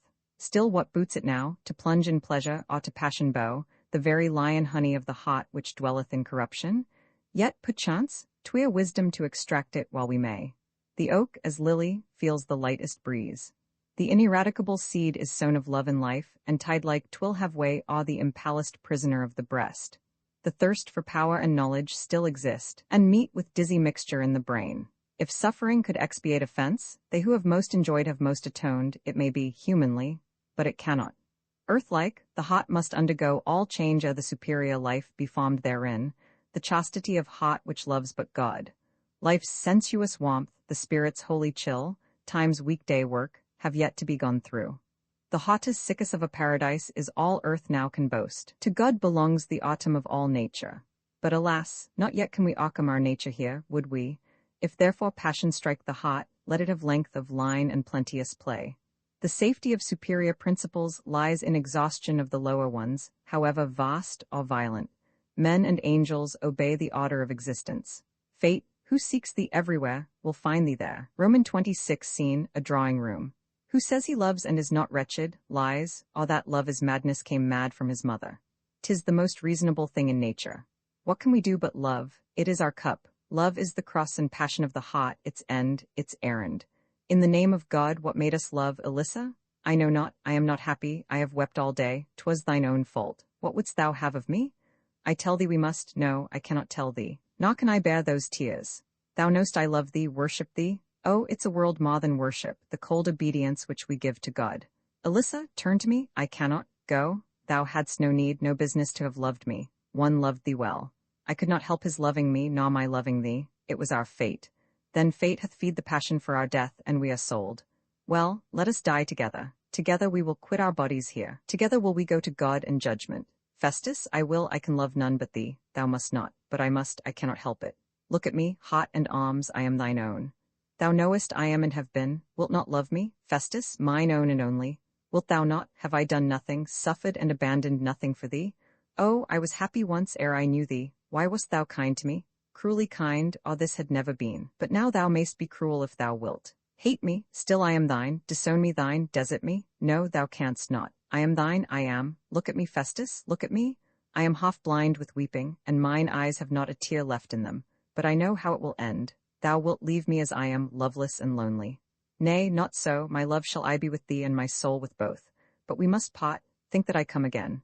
Not be again with thee, nor thou with me, it is too much. Let me go mad or die. Live, mine Alyssa, and thou shalt live with me, and I will love thee ever as I now love. Wilt thou? Oh, make me happy, say I may believe thee. May, thou must say it again, I cannot know too often of my bliss. But dost thou love me? Tell me, wilt thou love me? Since I have known thee I have done naught else. All hours not spent with thee are blanks between stars. I love thee, love thee, love thee, madly love thee. Oh, thou haste drank my heart dry of all love. It will be empty to aught after thee. Come, dry thine eyes, blessings on those sweet eyes. By heaven, they might a moment win the glance of any seraph gazing not on God. No wonder they drew thine. There is a tear? Aye, strange and startling is the first hot tear that we have shed for years, and which hath lain like to a water fairy in the eye's blue depths, spellbound in the socket of the soul. Death brought it not, pain brought it not, nor shame, nor penitence, nor pity, nor despair, nothing but love could. For a fearful time we can keep down the floodgates of the heart, but we must draw them sometime, or it will burst like sand this brave embankment of the breast and drain itself to dry death. When pride thaws, look for floods. Now thou wilt be very kind when next we meet. Our time will soon be gone. I cannot think of time. There is no time, time. I hate thee, with the hate of hell for aught that's good, but thou art infamous. I win give thee half my immortality to keep back for 1 hour. Leave me tonight, and wither me tomorrow like a weed. Where is he now? In hell, I hope. What mean'st thou? He wronged thee never. Say, when cometh he? Tonight. He comes to sever us like fate, but shall he part us? Never. Let him part the sun in two first. It was ever thus. I am made to make unhappy all around me. I will not hear of thy being wrong. It is I am the false usurper. And since one out of the three must be a sacrifice, let it be me. It shall be. Thou didst swear even now to love me ever. Be it so. I have sworn, and now and then I keep my oath. I will not give thee up, so save me, God. Oh, we have been too happy, have we not? But now I think of it, we might have known it could not last. Woe follows bliss as close as death does life, as naturally may be. We might have thought, I never thought about it, my love. Alyssa? Ah, how cold thy hand is. Here, warm it on my heart. Nay, let it be. The hand that is on the heart is on the soul. And it is thus some moments take the wheel and steer us through eternity. Believe me, could I but crowd life, love too, in one throb, I would beat it out, this moment in thy hand, and would die blessing. Give me my hand back, my sweet one. If this heart hath warmed thy hand, it hath not beaten in vain, it but returns a pleasure, and a passion, and a power, for oft at touch of thine this bosom burns. Love hath no end except itself. We only felt we loved and were happy. Ah, it was so. Our sole misfortune is, we have been happy, we never shall be happy here again. Nay, say not so, let us be happy now. Happy to fling aside thy wavy locks, and feed mine eyes on thy white brow. To look deep in thine eyes till I feel mine have drank full of that soft wet fire which floats in thine, eyes which I ne'er would leave. Yet when most near, then most astray I, oh, to lay my cheek upon thy sweet and swelling bosom thus, where midst upon the beauty of thy breast sits love like God between the cherubim, to crop the red budding kisses on thy lips to name thee, make thee, but one moment, mine delights me more than all that earth can lend the good or bad, or heaven can give the saved. One long wild kiss of sunny sweets till each lack breath, the lips half bleed and come, thou knowest, I ask but one such, let it last forever? Now, Festus, this is wrong. What is wrong? Shall my blood never bound beneath beauty's touch hot throb, nor I thaw with hers, when her tears drop, quick and bright, upon the glowing brow plunged in her bosom? Because, forsooth, it is wrong. Let it be wrong. It is wrong, it is wretchedness that I would lose both sense and soul to suffer. How dare we love each other as we do? Give me some wine. Ma, love, drink and drain the bowl. The vintage of 100 years would never slake the memory of shame, nor quench the thirst of folly. Fill again, my beauty, sing to me and make me glad. Thy sweet words drop upon the ear as soft as rose leaves on a well, and I could listen, as though the immortal melody of heaven were wrought into one word. That word a whisper, that whisper all I want from all I love. I am not happy, and I cannot sing. Thou lookest happy, I wish I were so. They tell us that the body of the sun is dark and hard and hollow, and that light is but a floating fluid veiling him.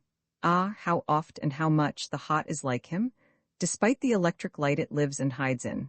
Entering. A singer who was told to come is here. Wilt hear him? Yes, love, gladly, show him in.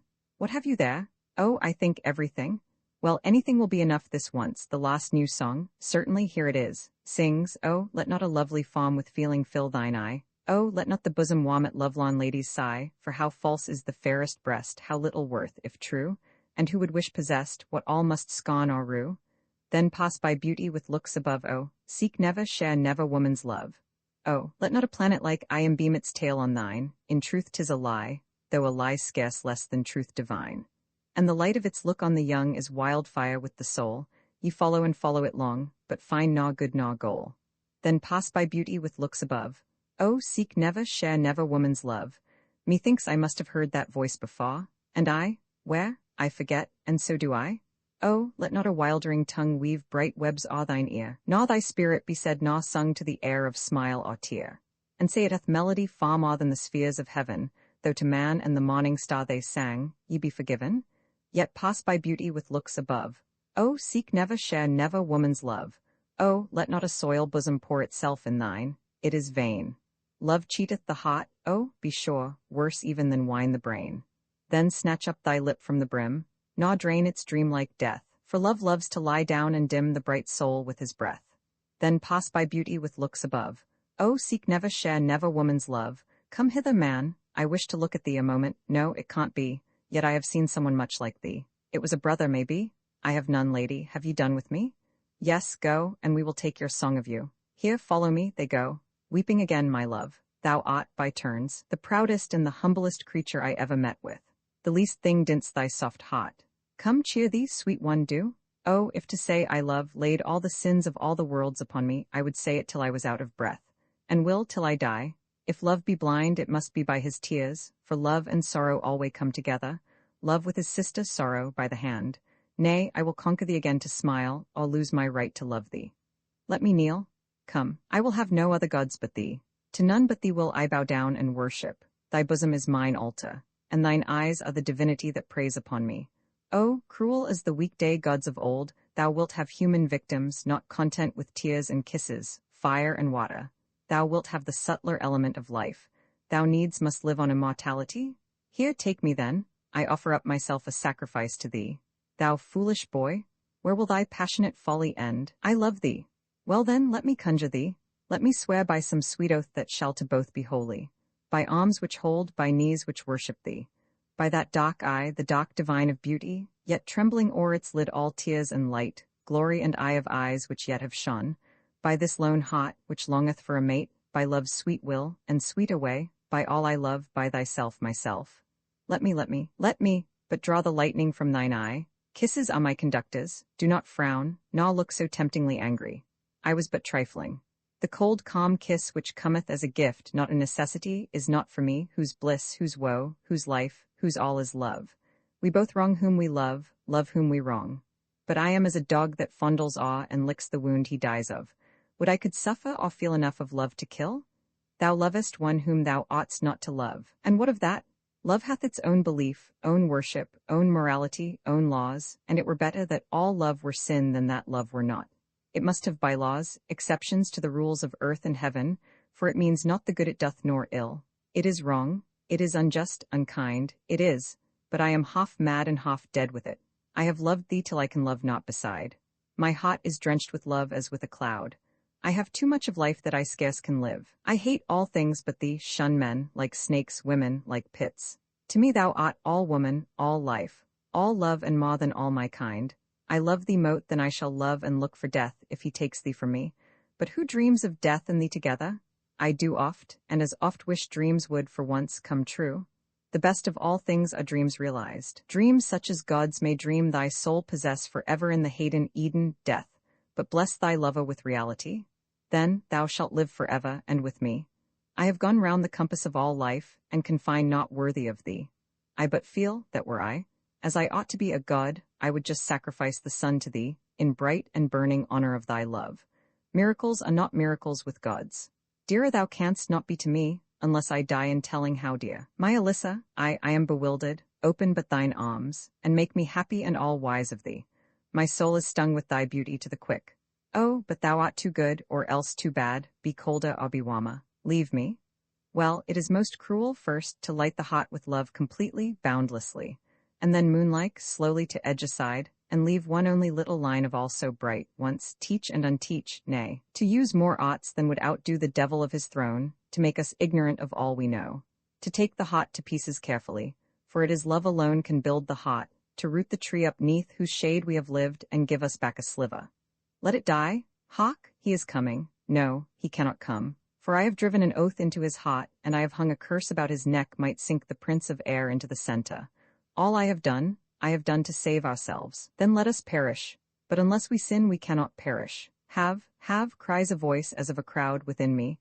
I would do aught to throw this dark desire which wrestles with me.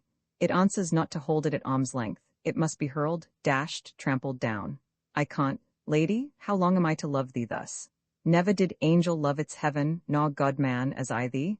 I feared how it would end. Can nothing less than sinning sate the soul? Can nothing but perdition serve to nest our hearts, after so sweet a flight of love? The might and truth of hearts is never shown but in loving those whom we ought not to love, or cannot have. The wrong, the suffering is its own reward. Let me not wrong thee, Festus. Let me not think I have thought too well of thee. Be as thou wast. What will become of us? Be mine, be me, be aught but so far from me? Give me thyself. It is not enough for me, that I have gazed and doted on thee, till mine eye is dazzled and my brain is dizzed. Thou must exhaust all senses. Not enough that in long dreams my soul hath spread itself like water over every living line of this sweet make, dreaming thou wast all lips. Nor that it now sinks in the face of thee, like a sea sunset, hot and tired with the long, long day of love. It is not enough. I must have more, have all. For I have sworn to fill mine arms with bliss, thus, Festus, entering. Friend, did ye not know me? It was I who sang. It was he. Thou, hush, thou ought not to utter what I am. Bethink thee, it was our covenant. I said that I would see thee once again.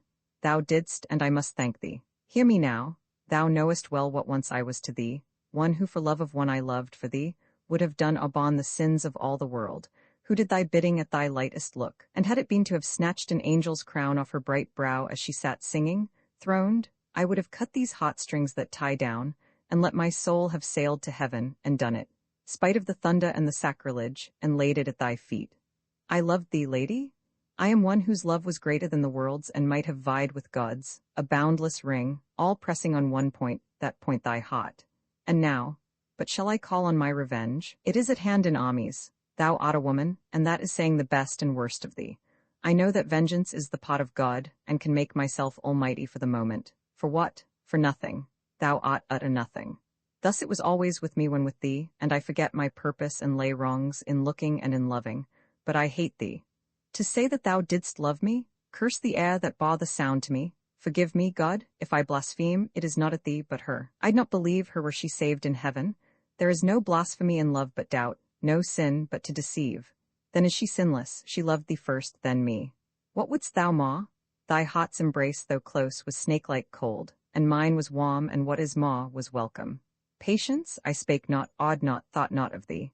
Now I forgive thy having loved another, and I forgive, but never mind it now, I have forgiven so much, there is nothing left to make ma words about. But for the future, I will as soon attempt to entice a star to perch upon my finger, or the wind to follow me like a dog, as think to keep a woman's heart again. Answer me not. Let me say what I have to say and go. Thou art all will and passion, that is thine excuse and condemnation. While that will was love to thee, I saw no harm, nor thou.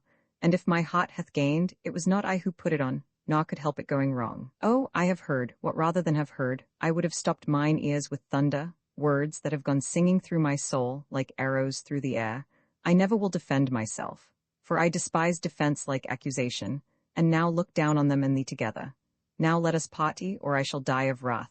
Be my estrangement perfect as my love. Part then? Thank God it is for eternity, I do. Away. Festus, I wait for thee. Come, thou art not the first deceived in love. Yet love is not so much love as a dream, which hath, it seems, like guerdon with the thing. The staring madness when we wake and find that what we have loved, must love, is not that we meant to love. Perhaps I profited too much by thy good lessons. Go, I follow, going. Now therefore would I wager, and I might, the great Achanga's trump to a dog whistle, that whatsoever happens, worse ensues. Forgive me, love, for having brought this on thee. The love which giveth all, forgiveth aught, and thou art more to me than earth or heaven. They have but given life. Thou gavest me, love, the lot of life. Thou my life, love and laud, take me again. My kindest, dearest, best, him who hath gone I never loved like thee. There was a desolation in his eye I could not brook to look on, for it seemed as though it ate the light out of mine own. I think that thou dost love me, and I think, for perfect love there should be but one God, one worshipper. We know the gods of old worshipped each other, equal deities. For the sweet poets surely spake the truth about the gods, they dare not speak but truth. Who but thyself would speak of poetry while thou art by? Who art the very breathing beauty which bards may seek ideally? And dost thou, then, believe the gods of old, those toys and playthings of an infant world? If I do not believe, I do not scorn them. Nay, I could mourn for them and pray for them. I can scorn nothing which a nation's heart hath held for ages holy, for the heart is alike holy in its strength and weakness. It ought not to be jested with, nor scorned. All things to me are sacred that have been. And though earth, like a river, streaked with blood, which tells a long and silent tale of death, may blush her history and hide her eyes, the past is sacred. It is God's, not ours. Let her and us do better if we can. There are whole veins of diamonds in thine eyes, might furnish crowns for all the queens of earth. Oh, I could sooner set a price on the sun, my love, than on thy lightest look. Look on me, speak, if it only be to say thou wilt not. Look, I would rather look on thee 1 minute than paradise for a whole day, such days as are in heaven. I love thee more and more. To love, and say we love, to suck the sting out of the heart, and put its poison on the tongue. Yet it is luxury to feel inflamed, to glow within ourselves, like fire opals. Now stay thy pretty little tuneful tongue, nor silver are thy syllables. They will not pass, no, not one more word. I must away, I have stayed too long already for my word. I cannot part with thee, nay, sit again. Parted from thee I feel like one half riven, and my soul acheth to spring to as thus. There, let me leave love, let me loose these arms. Another time and well, never mind, we shall be happier, I know we shall. Thou hast been mine, thou art mine, and thou shalt be. My life is one long loving thought of thee. If any ask me what I do, I could say I love, and that is all. It is enough. One kiss, another, one more, there, farewell, goes, and he is gone, and the world seems gone with him. Shine on, ye heavens. Why can ye not impart light to my heart? Have ye no feeling in ye? Why are ye bright when I am so unhappy? But oh, I would not change my woes for thrice the bliss of others, since they are for thee, love. Our very wretchedness grows dear to us when suffering for one we love. Sweet stars, I cannot look upon your loveliness without sadness, for ye are too beautiful, and beauty makes unhappy, so men say, ye stars, it is true, we read our fate in ye. Bright through all ages, are ye not happy there? With years many as your light rays are ye not immortal, space-pervading, oh, ye most be spirit-like, infinite, all-being God, who art in all things, and in whom all are. And it is thus we worship thee the most, when heart to heart with one we love we are gods. Let us believe that if thou gavest earth for our bodies, then the stars were for our souls, for perfect beauty and unbounded love. Let us believe they look upon us here as their inheritors, and save themselves for us, as we for thee, and thou for all. Roman 27 Scene, garden and bower by the sea, alone. Come, Festus, let me think on thee, my love, and fold the thought of thee unto my soul, until it fills it and is one with it. Ah, these poor arms are far from where they should be, and this heart farther still. Mine only love, why art thou thus so long away from me? I have whispered it unto the southern wind, and charged it with my love. Why should it not carry that love to thee as air bears light? And thou hast said I was all light to thee. The stars grow bright together, and for I, love alike watch each other. And though apart like us, they fill each other's eyes with love and beauty, and mine only fill with tears. Oh, life is less than nothing without love, and what is love without the embrace of love? I would give worlds for one more ere I die. Festus, come to me. I do think I am dying. Let me bequeath my life to thee, that so, in doubling thine, I may live alway with thee. I know that I am dying. It is my heart which makes me live that kills me, but I want to see him ere I do die. Oh, he will come, he must know how I love him. It is long, long since I saw him, I am ill with waiting, and I will fancy him coming to me now. Now he is thinking of me, loving me, he sees me, flies to me, half out of breath, his hand is on my arm, he looks on me, and puts my long locks backwards. God, thy ban lies upon waking dreams. To weep and sleep, dream, wake, and find one's only one hope false, is what we can bear, for we do endure it, and bear with heaven still. Just 1 year ago, I watched that large bright star where it is now. Time hath not touched its everlasting lightning, nor dimmed the glorious glances of its eye, nor passion clouded it, nor any star eclipsed. It is the leader still of heaven. And I who loved it then can love it now, but am not what I was. In 1 degree, calm star, who was it named thee Lucifer, from him who drew the third of heaven down with him? Oh, it was but the tradition of thy beauty. For if the sun hath 1 part, and the moon 1, thou hast the third part of the host of heaven, which is its power, which power is its beauty. It was no tradition, lady, but of truth. I thought we parted lost to meet no more. It was so, lady, but it is not so. Am I to leave or thou then? Neither, yet. I mean that thou shouldst fear me and obey. And who art thou that I should fear and serve? I am the morning and the evening star, the star thou lovest and thy lover too. I am that star. As once before I told thee, though thou wouldst not believe me, but I am a spirit, and a star, a power, an ill which doth outbalance being. Look at me. Am I not more than mortal in my form? Millions of years have circled round my brow like worlds upon their centres. Still I live, and age but presses with a halo's weight. This single arm hath dashed the light of heaven, this one hand dragged the angels from their thrones. Am I not worthy to have loved thee, lady, thou mortal model of all heavenliness? And yet I have abandoned all these spoils, cowered my powers, and becalmed my costs, and stooped from the high destruction of the skies for thee, and for the youth who loveth thee, and is lost with ye. Ye are both, lost. Thou hast but served the purpose of the fiend, and thou art but the vessel of the sin whose poison hath made drunk a soul to death, and he hath drunk, and thou art useless now. And it is for this I come, to bid thee die. I said that I was dying. God is good. The heavens grow darker as they grow the purer, and both as we do near them, so, near death, the soul grows darker and diviner, hourly. Could I love less I should be happier. But it is always to that mad extreme, that death alone appears the fitting finish to bliss like that my spirit presses for. Thy death hall be as gentle as thy life. I will not hurt thee, for I loved thee once. And thy sweet love, upon my burning breast, fell like a snowflake on a fevered lip. Thy soul shall pass out of thee like a dream. 1 moment more, and thou shalt wake in heaven. I ever thought thee to be more than mortal. And if thou art thus mighty, grant me this, since now we love no more, as friend to friend, bring him I love 1 moment, ere I die. Thou judgest well, I am all but almighty. And I have stretched my strength unto its limits to satisfy the heart of him who loves thee. In proof whereof, did I not give up thee because he loved thee? I have given him all things body or spirit could desire or have. And even at this moment, now he reigns king of the sun, and monarch of the 7 orbs that surround him, leaving earth alone. The earth is in good keeping as it is. I know that he is hasting hither now, but may not see thee living. It is not thou who takest life, it is God whose I shall be, and his with God whom here my heart deifies. I glory in his power as in his love. But I will see him while I am alive. I hear him, he is come. It is he. Die, thou shalt never look on him again. My love, haste, Festus. I am dying, dead. A word could kill her. She hath gone to heaven. Fiend, what is this? Alyssa, she is not dead. She is. I bade her die as I had reason. Now do I hate thee and renounce forever. Abhor thee, go. Who seeks the other first? I am gone. Away, fiend, leave me. My Alyssa. Roman 28 scene, a library and balcony, a summer night. Alone. The lost high upward slant of sun on the trees, like a dead soldier's sod upon his pall, seems to console earth for the glory gone. Oh, I could weep to see the day die thus. The deathbed of a day, how beautiful! Linger, ye clouds, one moment longer there. Fan it to slumber with your golden wings. Like pious prayers ye seem to soothe its end. It will wake no more till the all-revealing day, when, like a drop of water, greatened bright into a shadow, it shall show itself with all its little tyrannous things and deeds, unhomed and clear. The day hath gone to God straight, like an infant spirit, or a mocked and mourning messenger of grace to man. Would it had taken me too on its wing? My end is nigh. Would I might die outright, and slip the coil without waiting its unwind.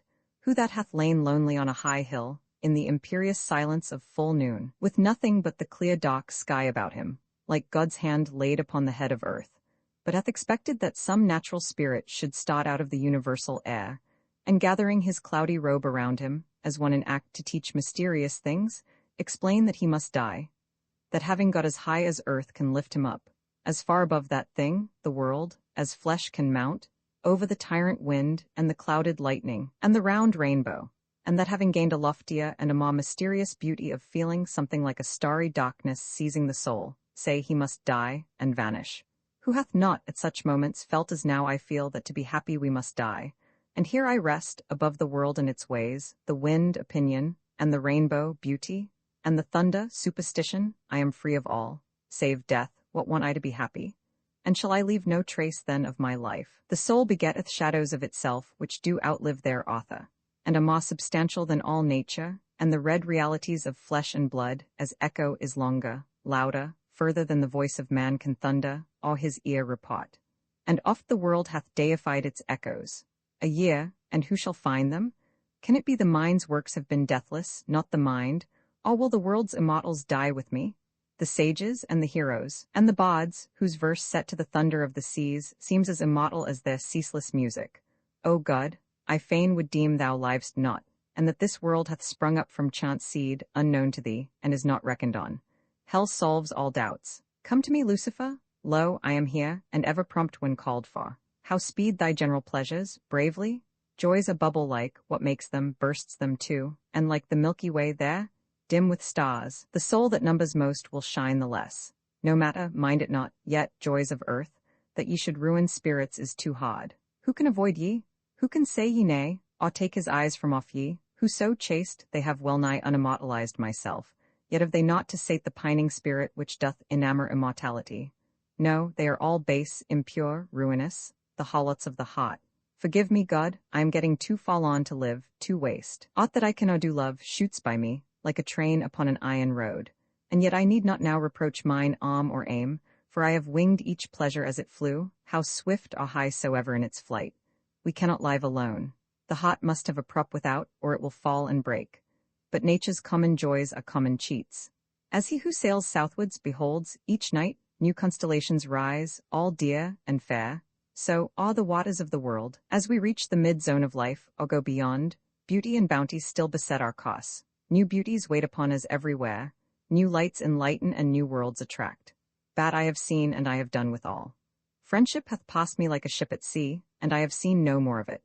I had a friend with whom in boyhood I was wont to learn, think, laugh, weep, strive, and love together, for we were always rivals in all things, together up high springy hills, to trace a runnel to its birthplace, to pursue a river, to search, haunt old ruined towers, and muse in them, to scale the cloud-clad hills while thunders murmured in our very ear, to leap the lair of the live cataract and pray its foaming pardon for the insult, to dare the broken tree bridge across the stream, to crouch behind the broad white waterfall, tongue of the glen, like to a hidden thought, dazzled and deafened, yet the more delighted, to reach the rock which makes the fall and pool, there to fee safe, or not to care if not, to fling the free lute over my native hills, which seemed to breathe the bracing breeze we loved the more it lifted up our loosened locks, that naught might be between us and the skies. Awe, hand in hand, leap, laughing, with closed eyes, in Trent's death-loving deeps. Yet was she kind ever to us, and bare us buoyant up, and followed our young strokes, and cheered us on, even as an elder sister bending above a child, to teach it how to otter its feet. As quick we dashed, in reckless rivalry, to reach, perchance, some long green floating flag, just when the sun's hot lip first touched the stream, reddening to be so kissed, and we rejoiced, as breasting it on we went over depth and death, strong in the naked strife of elements, toying with danger in as little fear as with a maiden's ringlets. And oft, at night, bewildered and bewitched by favorite stars, we would breathe ourselves amid unfooted snows, for there is poetry where aught is pure, or over the still dark heath, leap along like hearts through the broad moonlight, for we felt where we leapt the golden goss, our lowly ling, we could not be from home. That friend is gone. There's the whole universe before our souls. Where shall we meet next? Shall we meet again? Oh, might it be in some far happy world that I might light upon his lonely soul, hard by some broad blue stream, where high the hills, wood-bearded, sweep to its brink, musing, as wont, with love-like sadness, upon sacred things. For much in youth we loved and mused on them. To say what ought to be to human wills, and measure mortals sternly. To explore the bearings of men's duties and desires, to note the nature and the laws of mind, to balance good with evil, and compare the nature and necessity of each, to long to see the ends and end of things, if no end there be, the endless then, as suns look into space. These were our joys, our hopes, our meditations, our attempts. And if I have enjoyed more love than others, it is but superior suffering, and is more than balanced by the loss of one we love. And love itself hath passed. One fond fair girl remains, one only, and she loves me still. But it is not love I feel, it is poor kindness. How shall I find another like my lost? The golden and the gorgeous loveliness, a sunset beauty? Ah, I saw it set. My heart, alas, set with it. I have drained life of all love, as doth an iron rud the heavens of lightning. I have done with it, and all its waking woes, and dreamed of joys. No more shall beauty star the air I live in, and no more will I wake at dead of night, and hearken to the roaring of the wind, as though it came to carry one away, claiming for sin. Ah, I am lost forever. To earn the world's delights by equal sins, seems the great aim of life, the aim succeeds. Here it is madness and perdition there, and, but for thee, I had renounced these joys. These cursed joys my soul now writhes among, like to a half-crushed reptile on a rose. But for thee, I might have now been happy. Why charge, why wrong me thus? When first I knew thee, I deemed it thine ambition to be damned. Thine every thought, almost, had gone from good, as far as finite is from infinite, and then thou wast as near to me as now. Thou hadst declined in worship, and in wish to please thy God, nor wouldst thou e'er repent. What more need I to justify attempt? Have I shrunk back from granting aught I promised? Thy love of knowledge, is that satisfied? It is. Yet knowledge is a doubtful boon, root of all good and fruit of all that's bad. I have caused face to face with elements, learned the luminous language of the skies, and the angelic kindred of high heaven, the bright articulations of all spheres, impetuous hearted orbs and mountain-maned, I circling onwards breathless through the air, and wisest stars which speak themselves in signs too sacred to be explicable here. And now what better am I? Near a God, when the void finds a voice mine answer no. What better or what worse thou canst not tell. For good and evil, wherein differ they? Do they not both accrue from the same cause as ripeness and decay? Light alone of hues, how contrary soever, is the common cause. Distractor of God's truth, shall not his word suffice the living world? Thou canst not have lacked joys? We seek them oft among our own delusions, pains, and follies. Hath not care perished from thy heart, as did the viper flung from the apostle's hand? Ay, and like that, all care will cease in fire. Dark, wretched thoughts like ice isles in a stream, choke up my mind and clash, and to no end. In spite of all we suffer and enjoy, there comes this question, over and over again, driven into the brain as a pile is driven: what shall become of us hereafter? What is it we shall do? How feel, how be? And there are times when burning memory flows in on the mind, that saving it would slay, as did the lava floods which choked of yore the Cyclopean cities, brimming up brass-like their mighty molds. And shall the past thus ruinously perfect I remain, all present, past, and coming, all be one in natural mystery? Like snow, which lies down wreathed round the lips of some black pit, thoughts which obscure the truth accumulate, and those which solve it in it lose themselves, and there is no true knowledge till descent, nor then till after. What shall make the truth visible? Through the smoky glass of sense the blessed sun would never know himself. All truth is one. All error is alike. The shadow of a mountain hath no more substance than hath a dead and moss-mailed pines, but only more gigantic impotence. Haste thou not had thine every quest, save one. I proffer now the power which thou dost long for. Say but the word, and thou shalt press a throne but less than mine, the scarcely less than God's, a throne at which earth's puny potentates may sue for slavedoms, and be satisfied. I have had enough of the infinities, I am moderate now. I will have the throne of earth. Thou shalt. Yet mind, with that the world must end, I can survive, nay, die with it must thou. Why should I die? I am egg full of life, and life's as serious a thing as death. The world is in its first young quarter yet, I dare not, cannot credit it shall die. I will not have it then. It matters not, I know thou wilt never have ease at heart until thou haste thy soul's whole, fall desire, whenever that may happen, all is done. Well then, be it now, I live but for myself, the whole world but for me.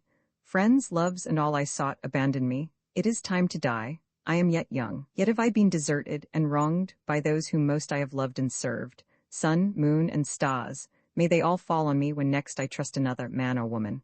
Earth rivals hell too often at the best. All hearts are stronger for the being hollow, and that was why mine was no match for theirs.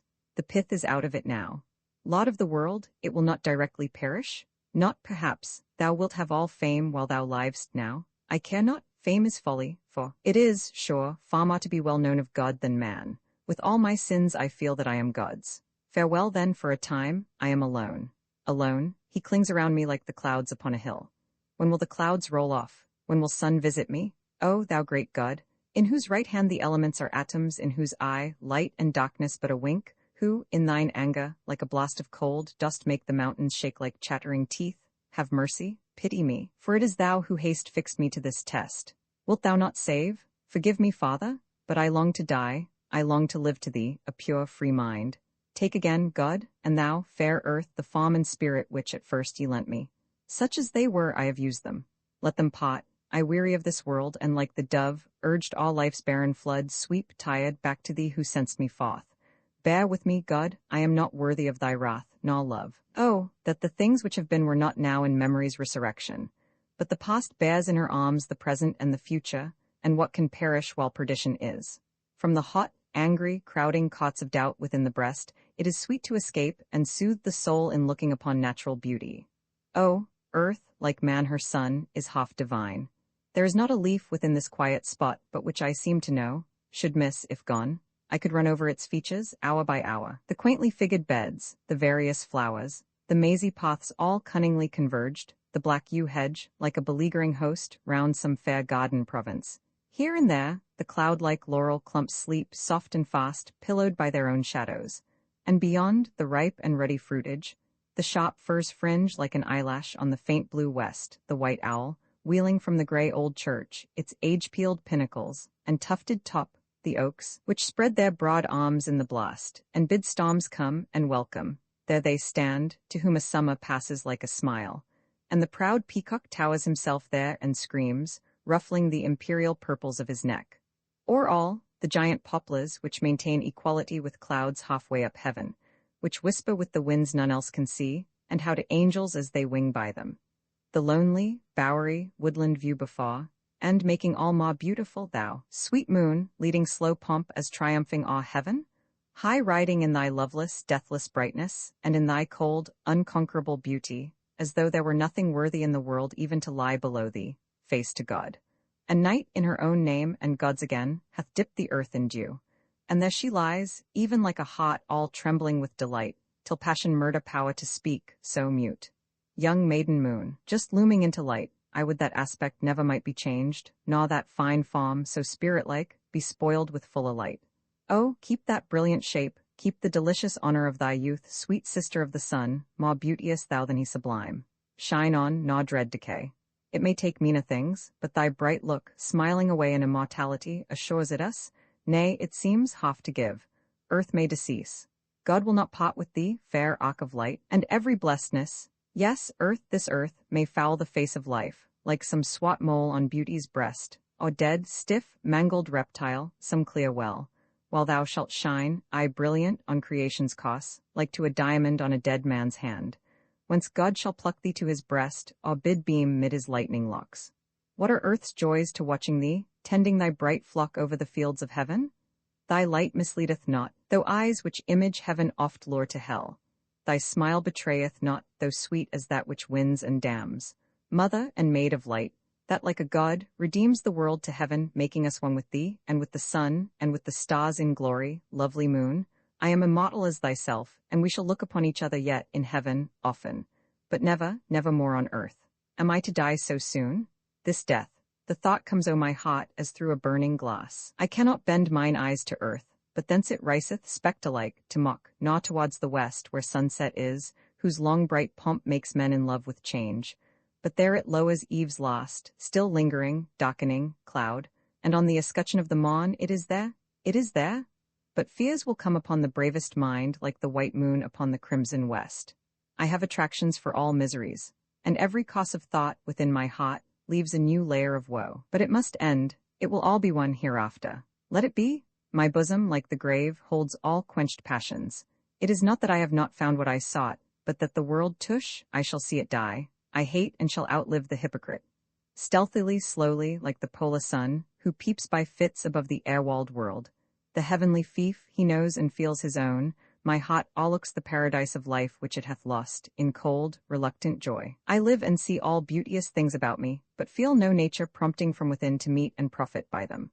I am like that fabled forest of the Apennine, which leafless lives, whereto the spring's bright showers, summer's heat breathless, autumn's fruitful juice, nothing avail, nor winter's killing cold. Yet have I done, said, thought in time now past, what rather than remember I would die, or do again. It is the thinking on't, and the repentance maddens. I have thought upon such things so long and grievously, my lip have grown like to a cliff-chafed sea, pale with a tidal passion. And my soul, once high and bright and self-sustained as heaven, unsettled now for life or death, feels like the gray gull balanced on her bow-like wings, between two black waves seeking where to dive. Long we live, thinking nothing of our fate, for in the morn of life we mock it not.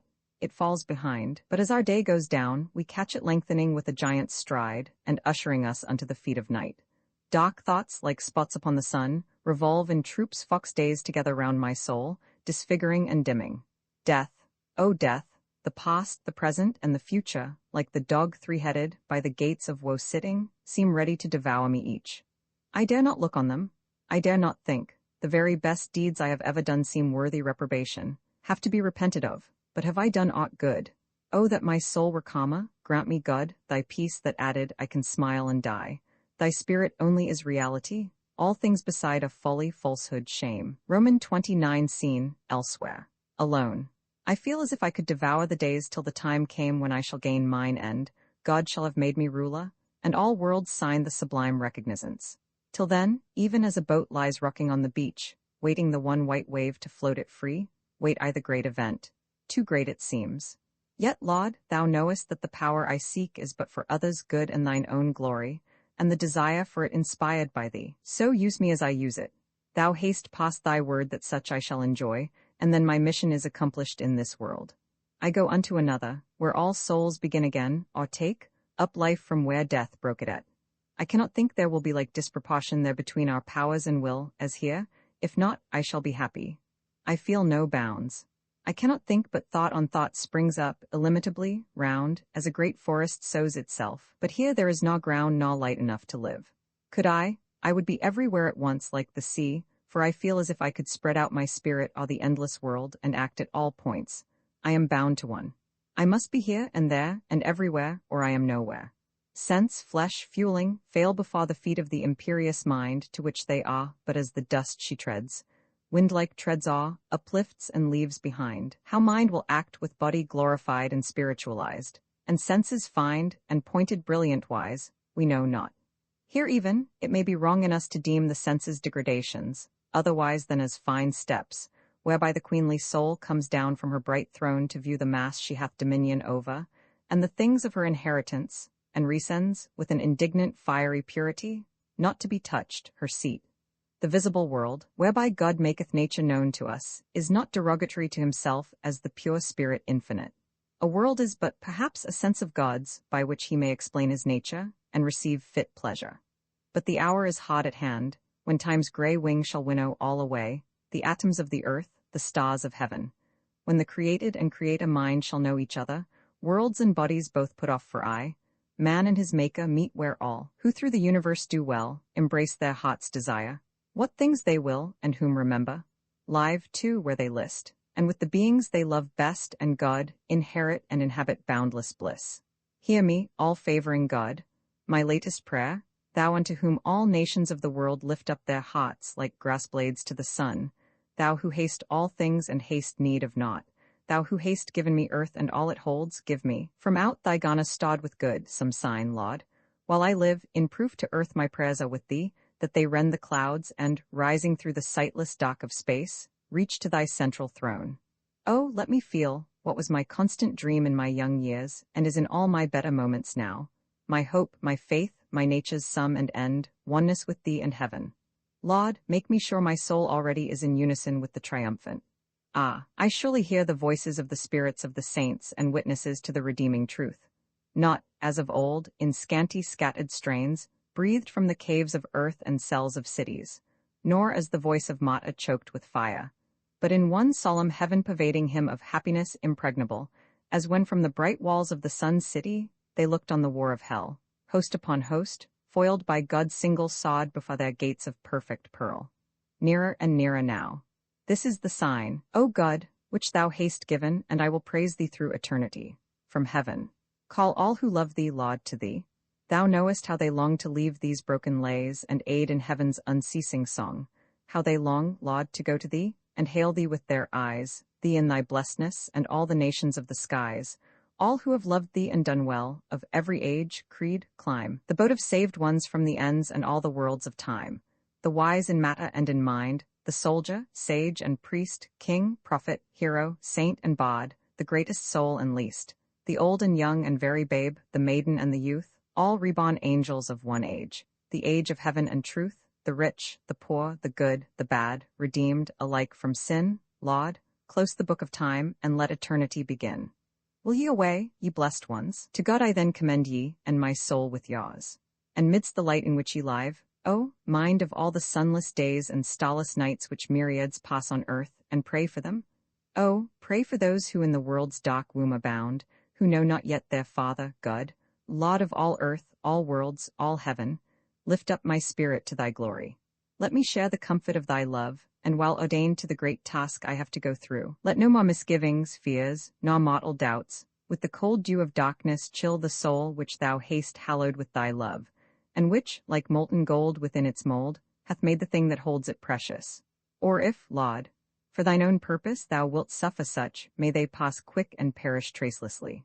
So too, all thoughts of earth and pangs of death may I occam at last, and with thy chosen, seraphs and saints and all-possessing souls, which minister unto the universe, enthroned in spirit and intensest bliss, succeed to heaven forever. Mortal, hear? The soul once saved shall never cease from bliss, nor God lose that he buyeth with his blood. She doth not sin. The deeds which look like sin, the flesh and the false world, are all to her hallowed and glorified. The world is changed. She hath a resurrection unto God while in the flesh, before the final one, and is with God. Her state shall never fail. Even the molten granite which hath split mountains, and lieth now like curdled blood in marble veins, shall flow again when comes the heat which is to end all. When the air is as a ravening fire, and what it first produced at last consumeth, but the soul redeemed is dear to God as his own throne, and shall no sooner perish.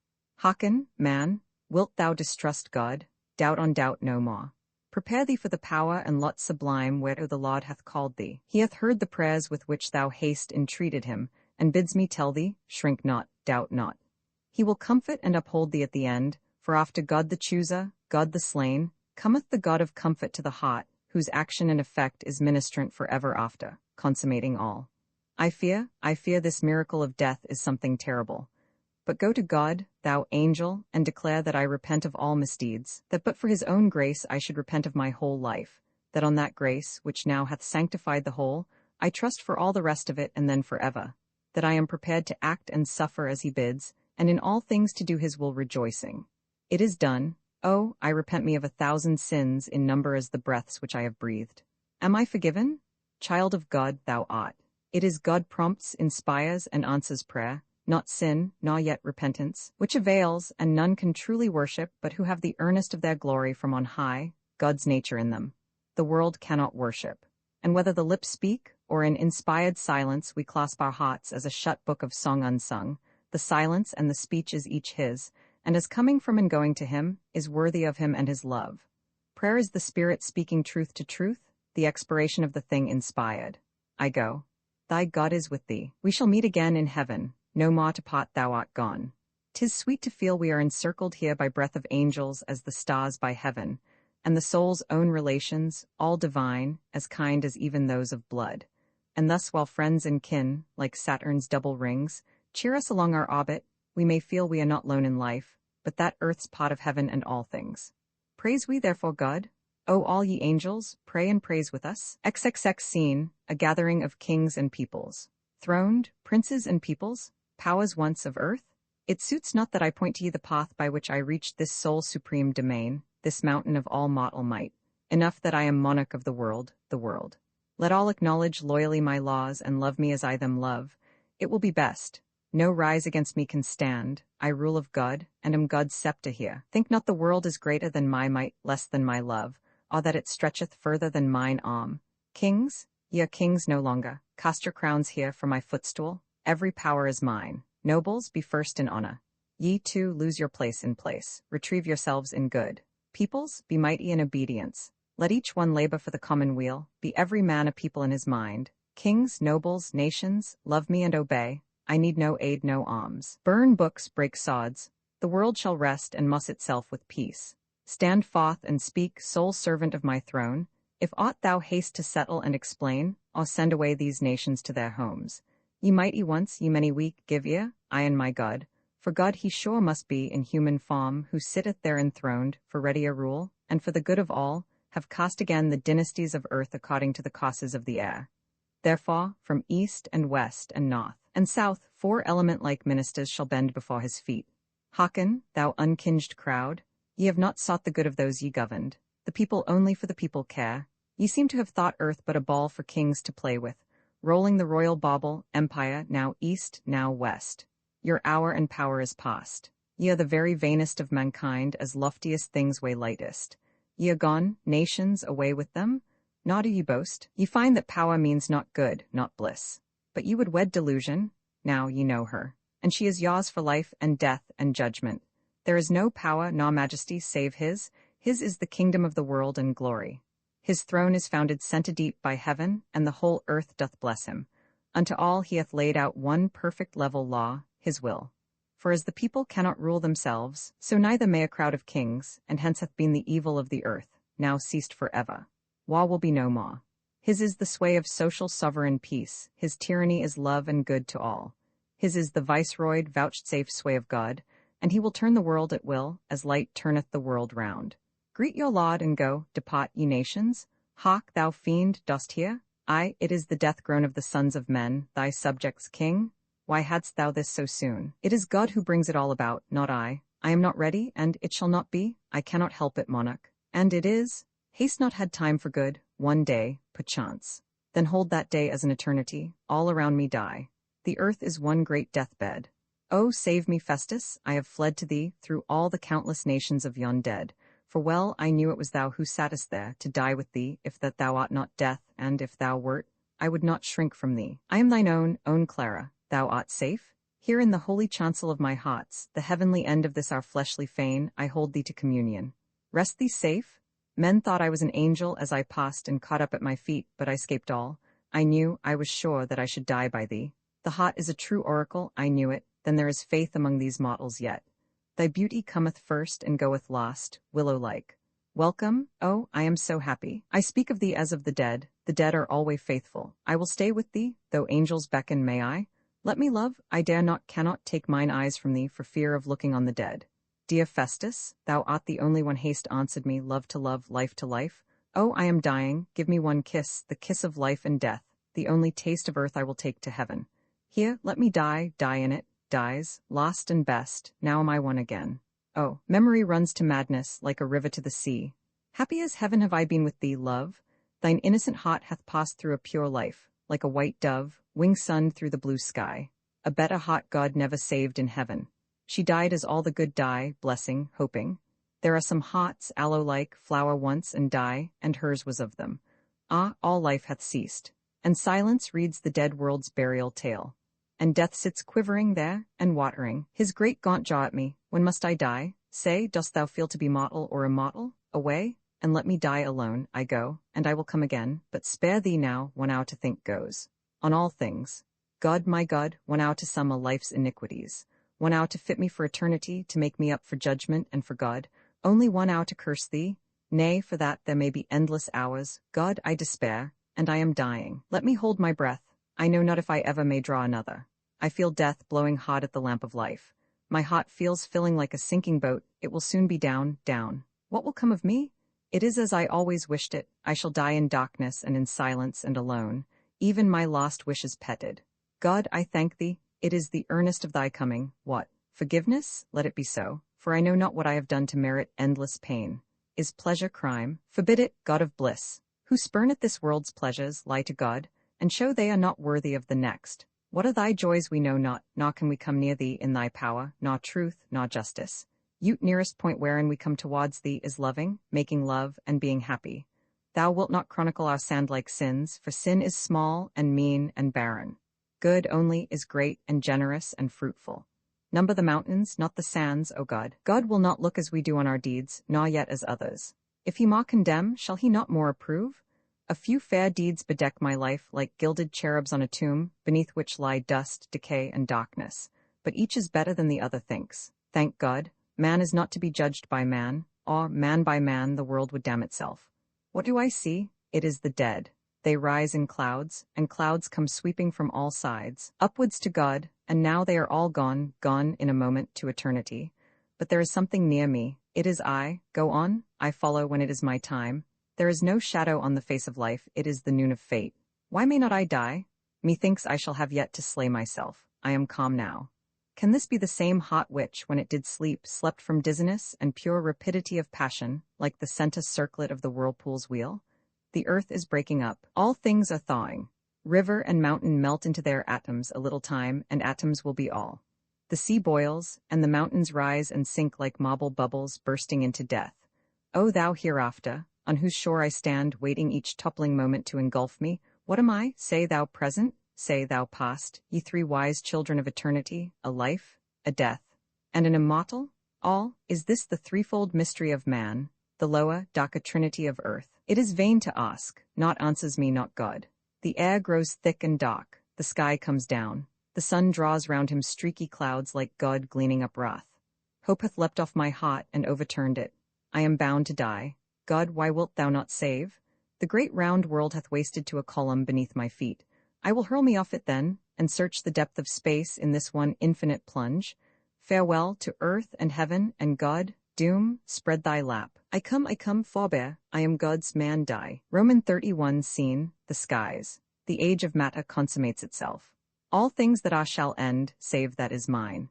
As with one world, so shall it he with all, for all are human, fallible, and false. As creature towards creator must be I.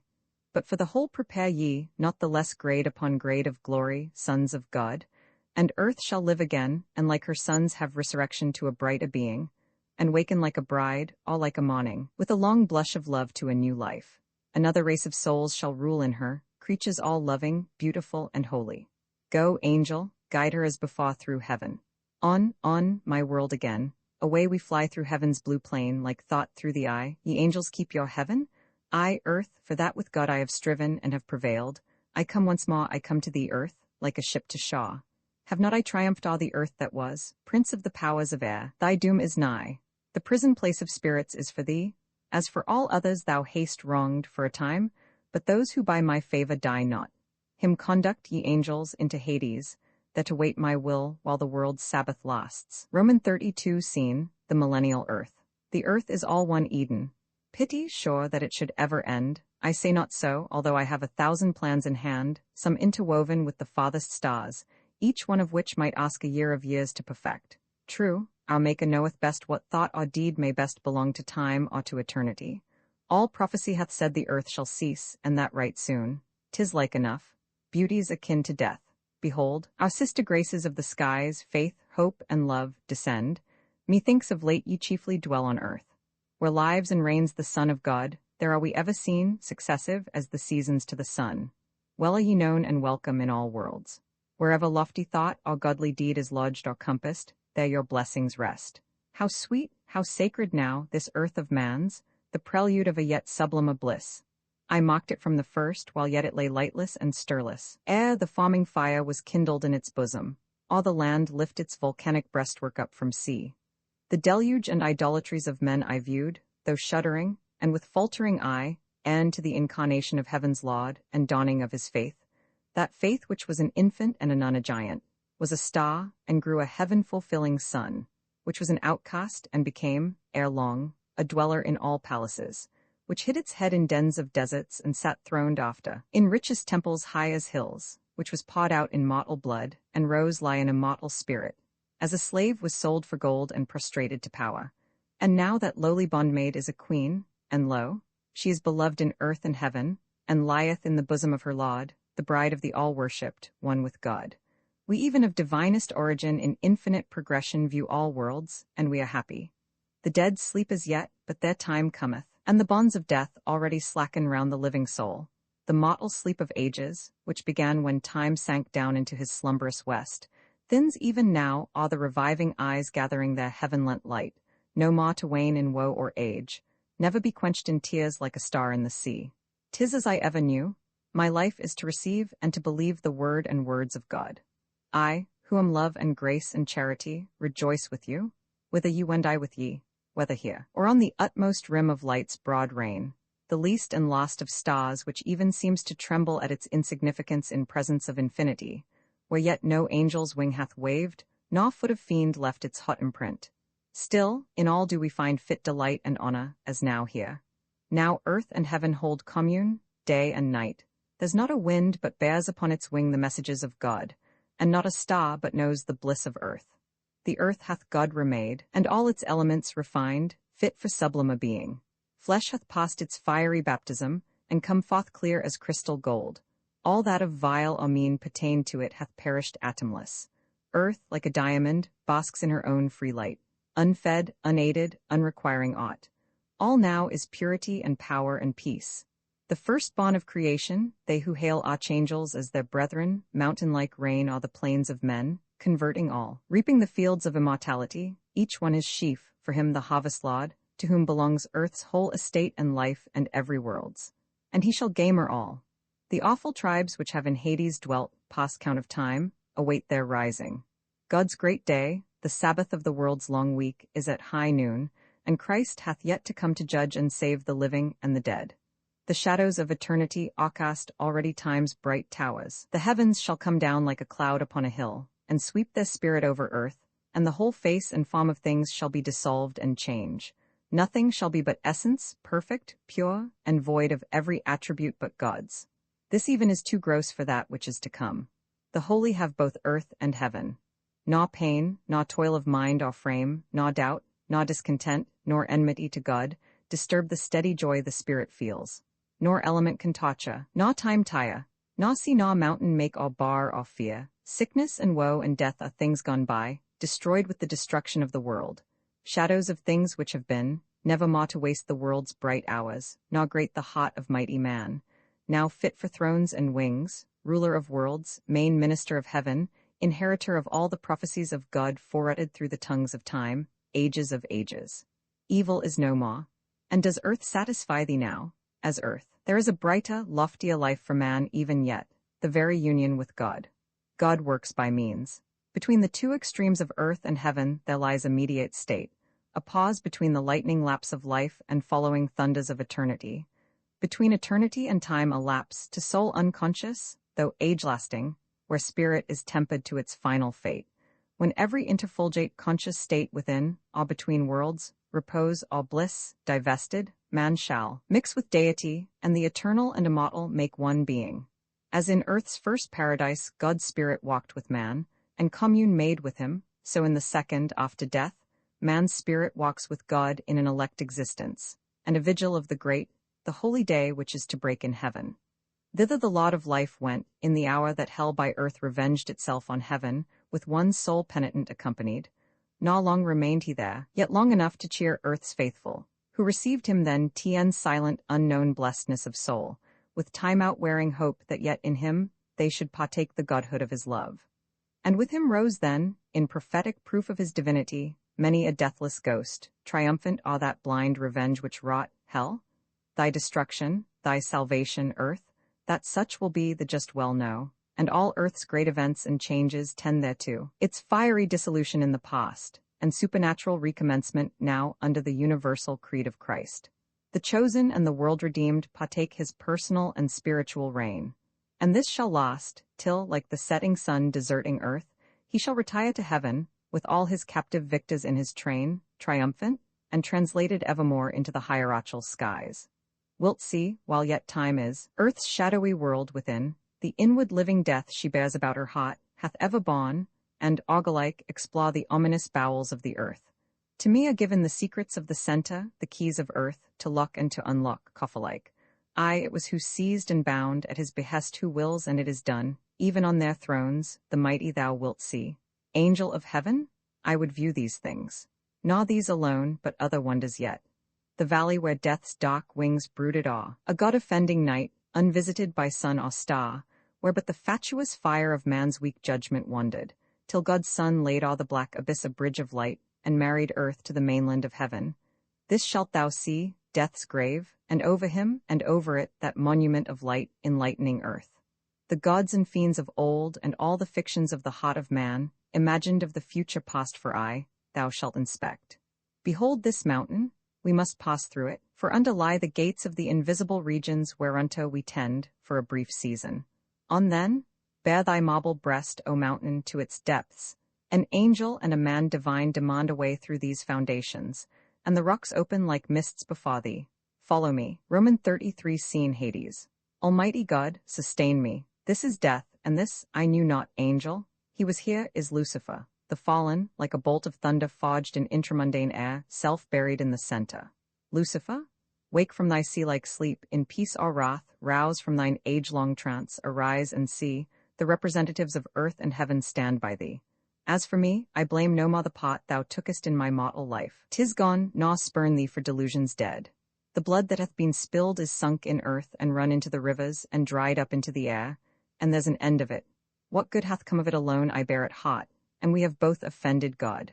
Let me, though not in nature to forget, forgive, what every one hath sometime felt, the devil's burning gripe upon his heart. I see thee with compassion, half with hope.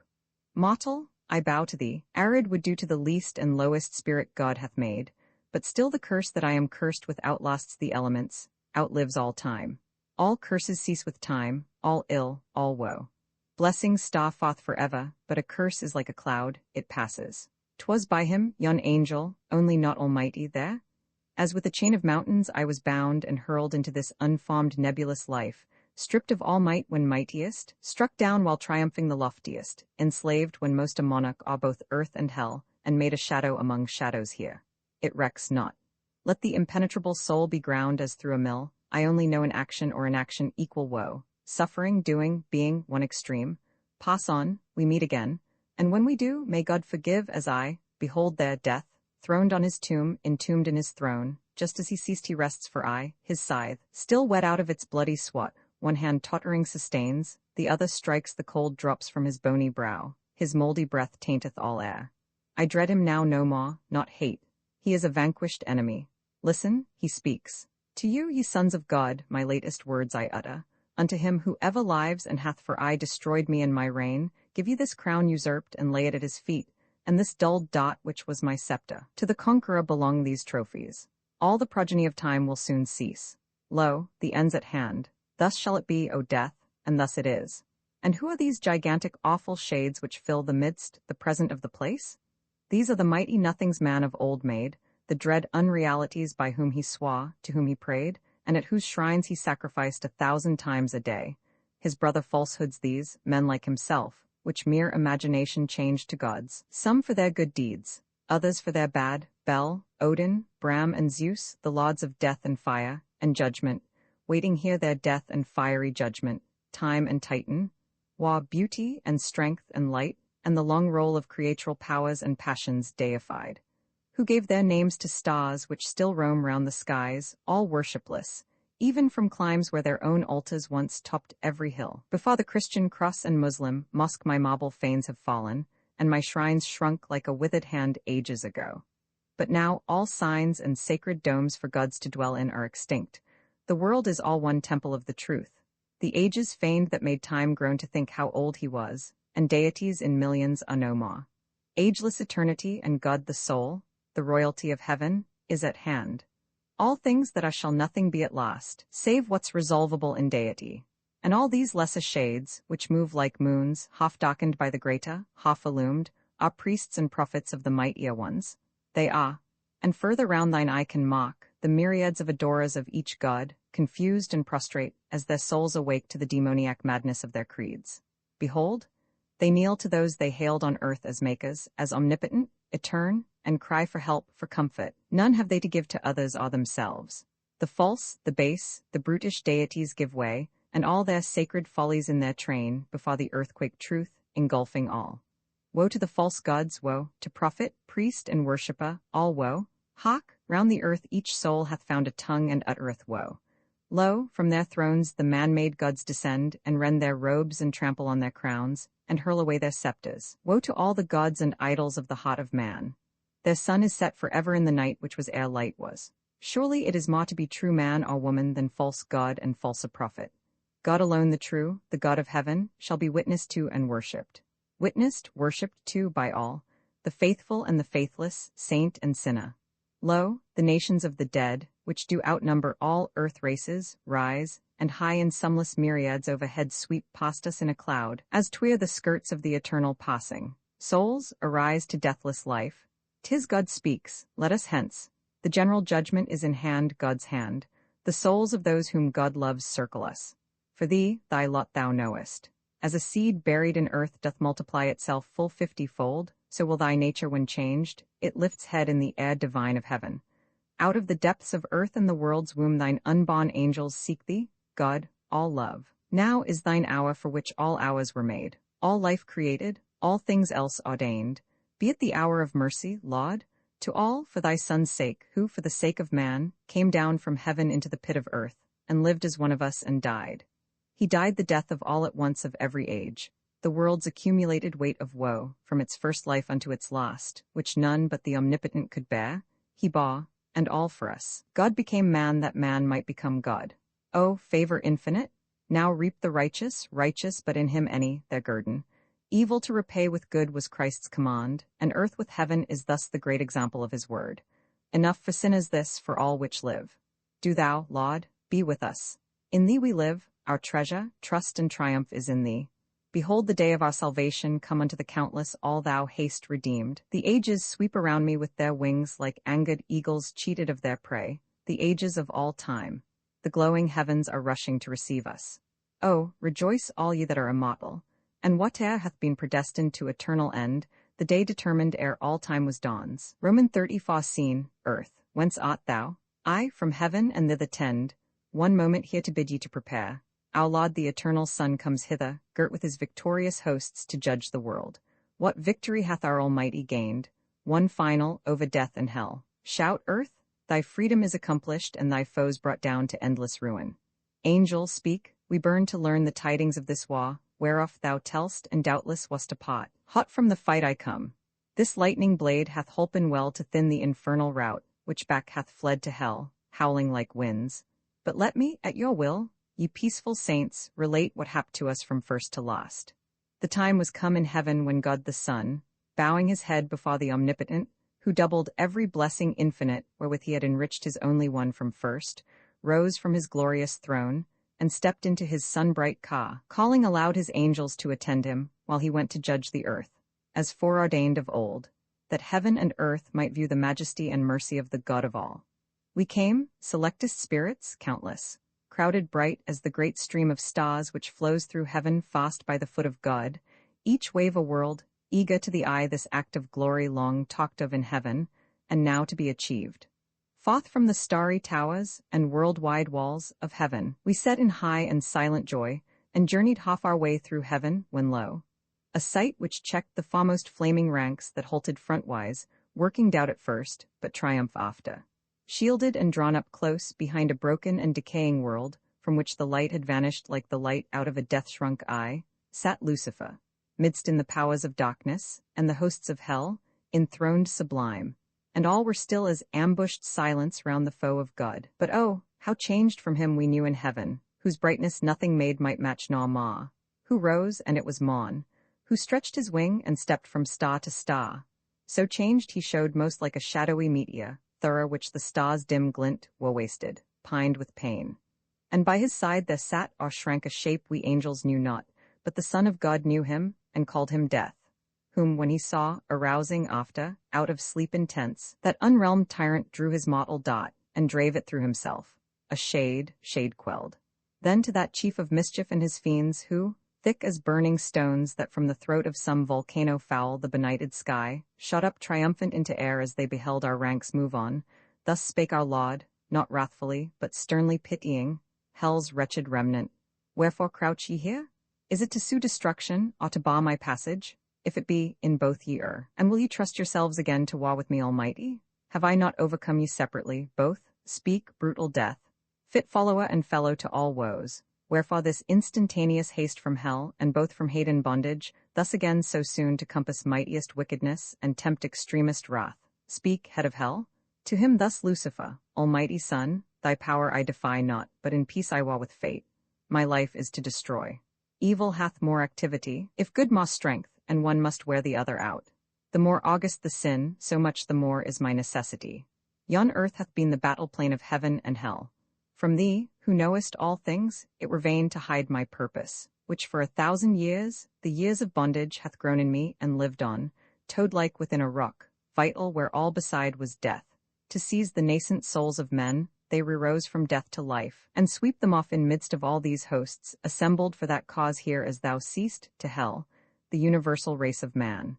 But if ordained that not on them, but thee and thine, old hate shall satisfy itself, approach no nearer, for we live by death, or turn the tide of fate, thou soul who canst. Ceasing thereat, his host upraised a shout which shook the stars and made them ring again.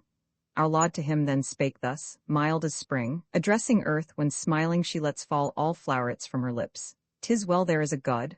Lo, to what base extremes infernal pride can push a princely spirit once in heaven. Thee we will not destroy now, for thine hour hath yet to come, when least thou thinkest it. God's wrath thou hast endured in punishment, not yet his power. Away, I won ye hence ere wrath ride forth again. To him the fiend answered, God rules not us the unordered damned, nor wrecks of hell, for ages past belief, unless by those who like ourselves denied thine own eternity. By creature mind, however lofty, hardly compassed, we have borne our pain without remorse or sign of pity from our Maker.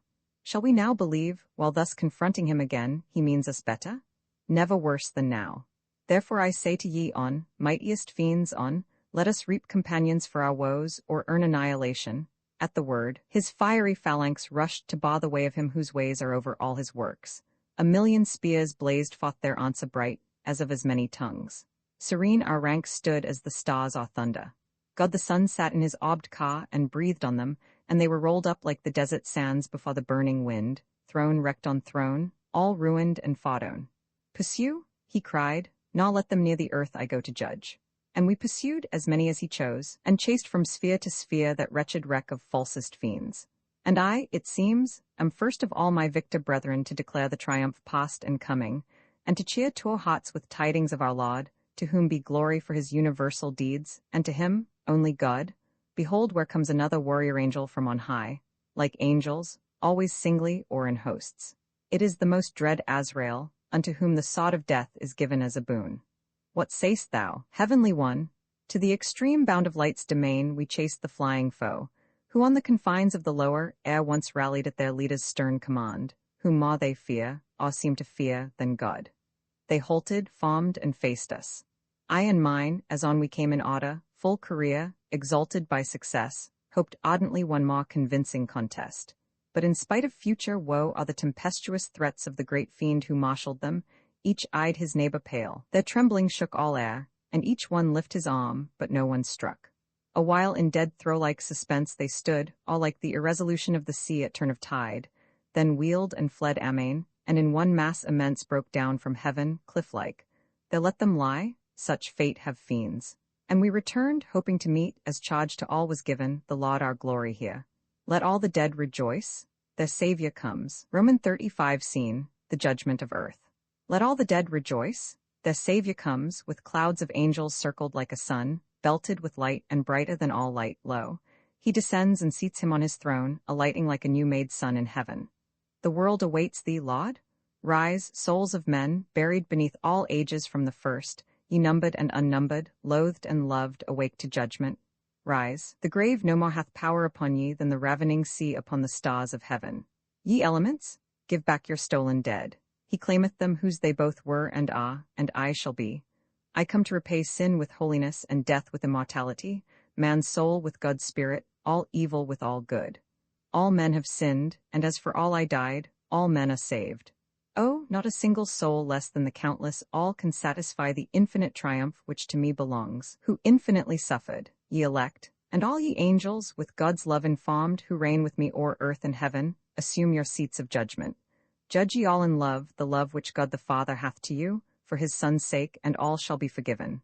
Laud, let us render back to thee the love which is thine own. None else is worthy thee. Behold, this day I dwell with thee on earth, and to the last. The next shall be in heaven, where ye shall meet the Father, and remain in the eternal presence, he through me blessing all spirits overflowingly. Dear Lord, our God and Saviour, for thy gifts the world were poor in thanks, though every soul were to do naught but breathe them, every blade of grass and every atome of earth to utter it like dew. Thy ways are plain only in thine own light, and this great day unveils all nature's laws and miracles, all to thee all is one. Thy death was life, thy judgment is all mercy, Lord of love. The world's incomprehensible no more to man, but all is bright as new-born star. The book of life is opened. Heaven begins. Roman 36 scene, the heaven of heavens. All men are judged save one. He too is saved. Immortal, I have saved thy soul to heaven. Come hither. All hearts bear themselves to me as clouds unbind their bosoms to the sun, and thine was wealthy in the gifts of good. And if its guilt and glory lay in love, let light outweigh the darkness, thou art saved. Rejoice, rejoice, could I, Lord, pour my soul out in thanks, even as a river rolling ever, 'twould be too scant for what I owe to thee. Nay, immortality is long enough as life, or as a moment is, to show thy love of good, thy thanks to me and God. One hot throb sometimes earneth heaven, one tear. My Maker, let me thank thee I have lived and live a deathless witness of thy grace. And thee, the Holy One, who hast chosen me from old eternity, while yet I lay hid, like a thought in God, unuttered, thou, who makest finite full with the infinite, as is a womb with an immortal spirit, oh, let me thank thee that I witness to thee.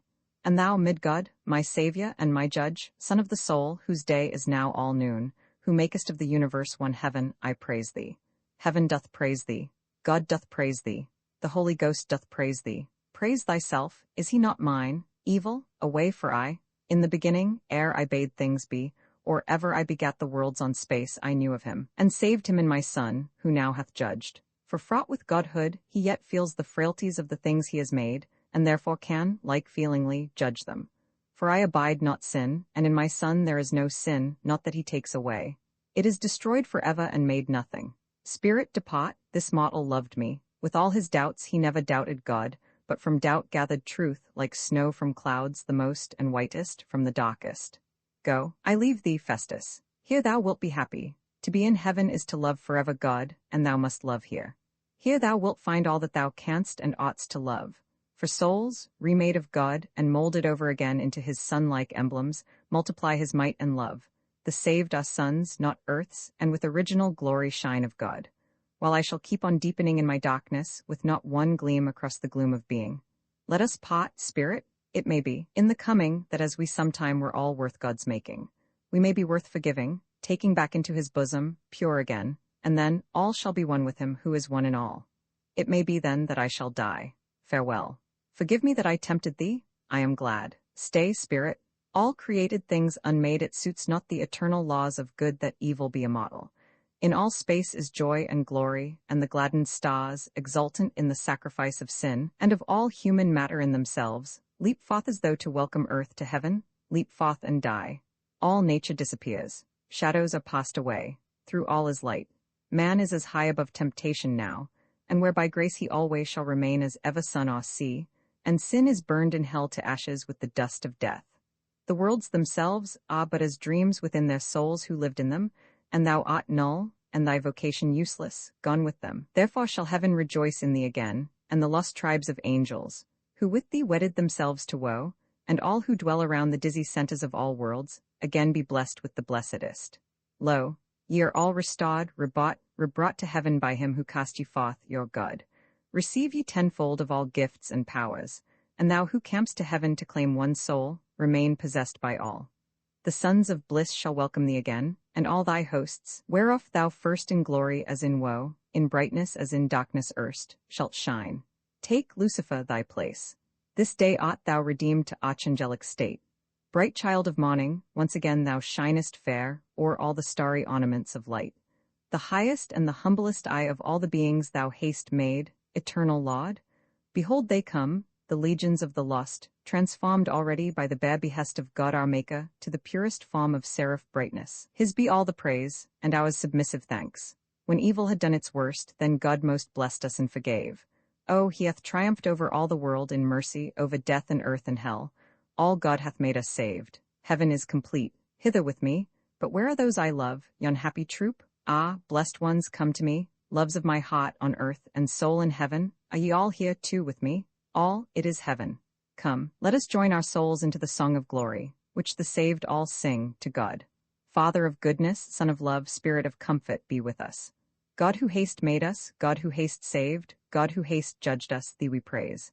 Heaven our spirits, hallow our hearts, let us have God light endlessly. Ours is the wide world, heaven on heaven. What have we done, Lord, worthy this? Oh, we have loved thee, that alone maketh our glory duty meed. Oh, we have loved thee. Love we will ever and every soul of us. God of the saved, God of the tried, God of the lost ones, be with all. Let us see near thee ever and aye. Oh, let us love thee infinite. So, soul and song, begin and end in heaven, your birthplace and your everlasting home. Time there hath been when only God was all, and it shall be again. The hour is named when seraph, cherub, angel, saint man, fiend, made pure, and unbelievably uplift above their present state, drawn up to God, like dew into the air, shall be all heaven, and all souls shall be in God, and shall be God, and nothing but God be. Let all be God's, world without end, and I am God alone, the I, the infinite, the whole, the one. I only was nor matter else nor mind, the self-contained perfection unconfined.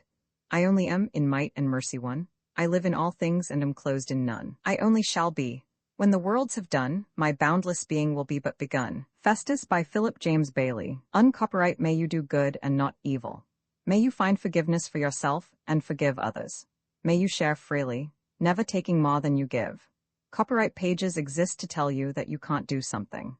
Unlike them, this uncopyright page exists to tell you that the writing and artwork in this ebook are believed to be in the United States public domain.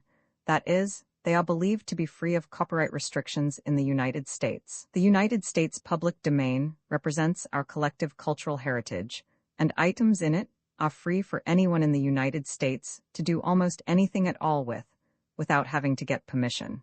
Copyright laws are different all over the world, and the source text or artwork in this ebook may still be copyrighted in other countries. If you're not located in the United States, you must check your local laws before using this ebook. Standard ebooks makes no representations regarding the copyright status of the source text or artwork in this ebook in any country other than the United States. Non-authorship, activities performed on items that are in the public domain, so-called sweat of the brow, work. Don't create a new copyright. That means that nobody can claim a new copyright on an item that is in the public domain for, among other things, work like digitization, mock-up, or typography. Regardless, the contributors to this ebook released their contributions under the terms in the CC 01.0 Universal Public Domain dedication, thus dedicating to the worldwide public domain all of the work they've done on this ebook, including but not limited to metadata, the title page, imprint, colophon, this uncopyright, and any changes or enhancements to, or mock-up on, the original text and artwork. This dedication doesn't change the copyright status of the source text or artwork. We make this dedication in the interest of enriching our global cultural heritage, to promote free and libre culture around the world, and to give back to the unrestricted culture that has given all of us so much. Table of Contents Landmarks. Imprint. This ebook is the product of many hours of hard work by volunteers for Standard eBooks and builds on the hard work of other literature lovers made possible by the public domain. This particular ebook is based on digital scans from various sources. The source text and artwork in this ebook are believed to be in the United States public domain. That is, they are believed to be free of copyright restrictions in the United States. They may still be copyrighted in other countries, so users located outside of the United States must check their local laws before using this ebook. The creators of and contributors to this ebook dedicate their contributions to the worldwide public domain via the terms in the CC 01.0 Universal Public Domain Dedication. For full license information, see the uncopyright at the end of this ebook. Standard eBooks is a volunteer-driven project that produces ebook editions of public domain literature using modern typography, technology, and editorial standards, and distributes them free of cost. You can download this and other ebooks carefully produced for true book lovers at standardbooks.org. Preface to the American edition. We here present to the American public a book which has produced no little sensation in England, and which has been, for some time, known to many in this country. But although the first edition was issued 6 years since, it has had but a limited circulation among us, and it is believed that in republishing Festus, we not only perform a work which its merits demand, but open, for the first time, to many who will appreciate it, a great and original poem. The peculiar value of the second English edition, from which this is printed, consists in the proem, which was not attached to the first. Having placed at the end of the volume some of the highest literary opinions in England, we will not intrude any analysis of our own. But a word upon one point with many minds, it will be difficult to acquit the author from the charge of irreverence. For this purpose, we refer to his vindication in the proem and in the body of the work, by which the reader will perceive that he is free from irreverence in spirit, whatever question there may be as to the propriety of certain forms of expression.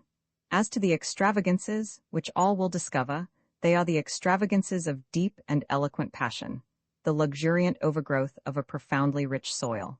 With all its faults, Festus is a great poem, a mine of thought and imagery. It is perfectly safe to pronounce it one of the most powerful and splendid productions of the age. Proem without all fear, without presumption, he who wrote this work would speak respecting it a few brief words, and face his friend the world, revising, not reversing, what hath been.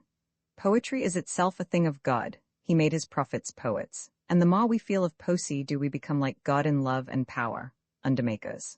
All great lays, equals to the minds of men, deal more or less with the divine, and have for end some good of mind or soul of man. The mind is this world's, but the soul is God's. The wise man joins them here all in his power. The high and holy works, amid lesser lays, stand up like churches among village cots, and it is joy to think that in every age, however much the world was wrong therein, the greatest works of mind or hand have been done unto God. So may they ever be. It shows the strength of wish we have to be great, and the sublime humility of might.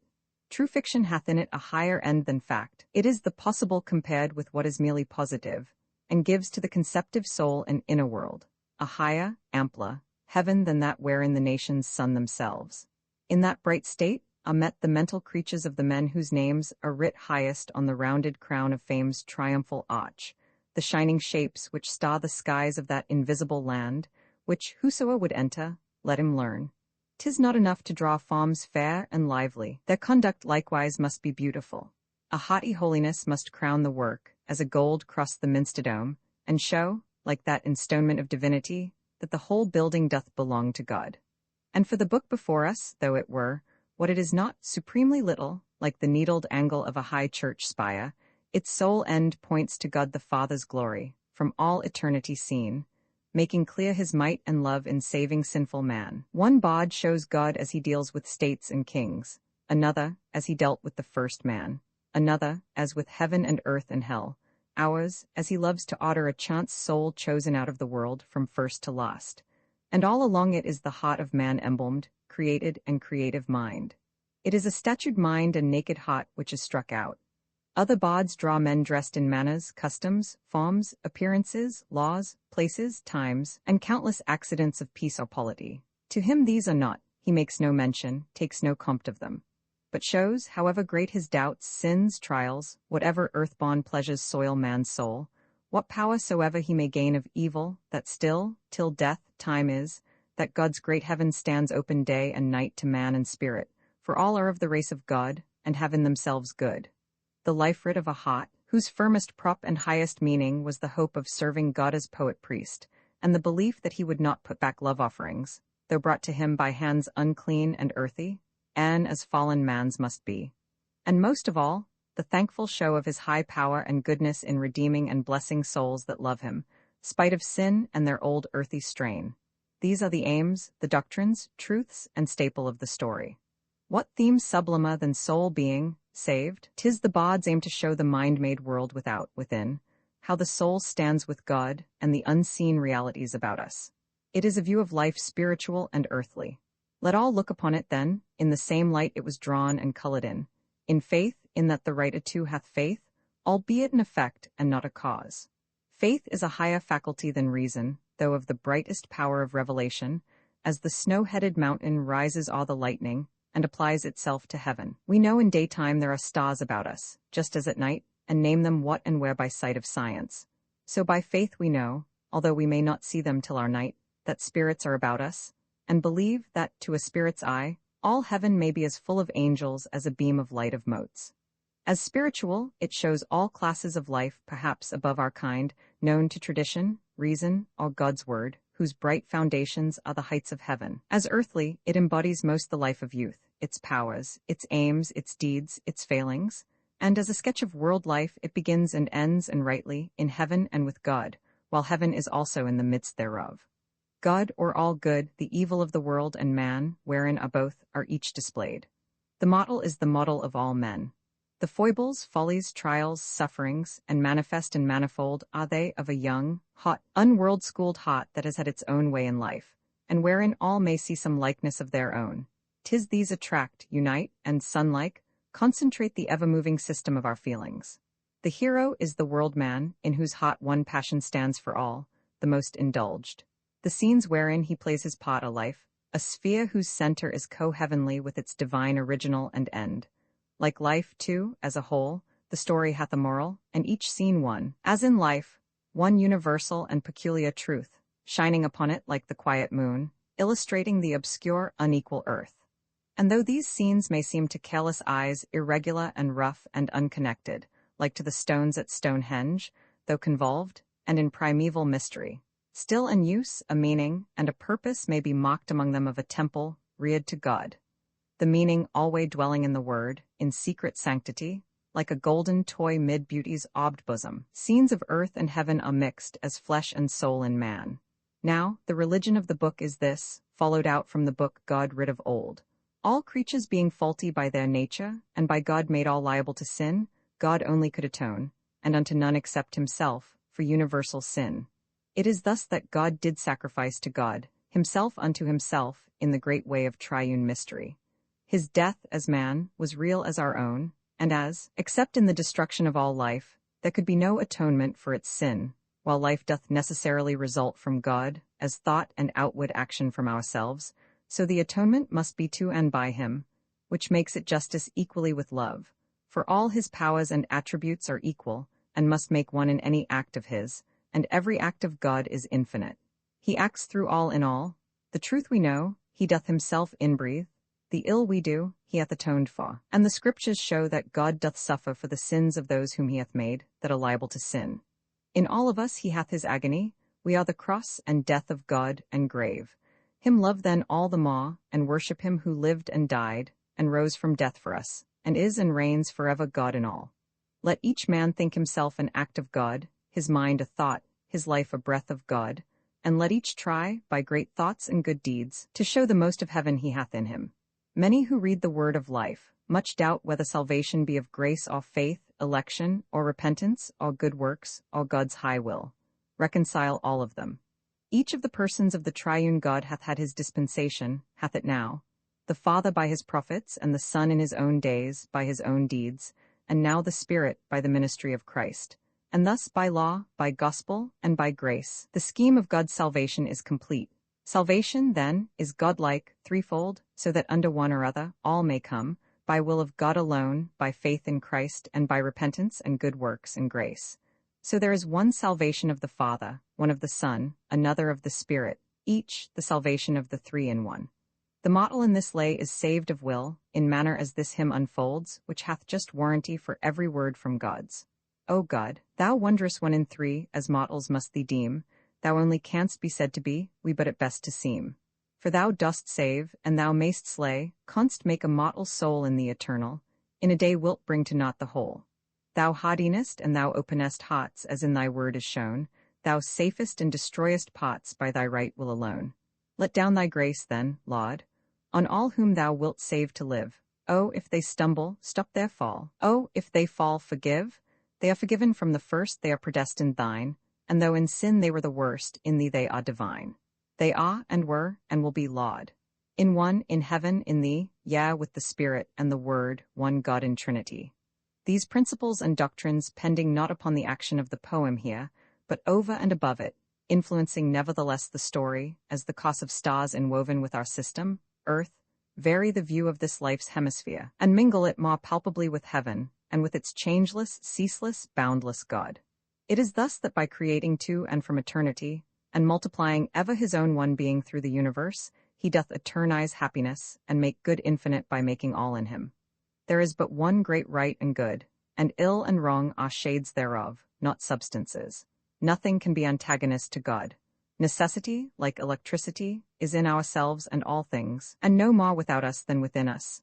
And we live, we of this mortal mixture, in the same law as the pure colorless intelligence which dwells in heaven, and the dead Hadean shades. We will and act and talk of liberty, and all our wills and all our doings both are limited within this little life.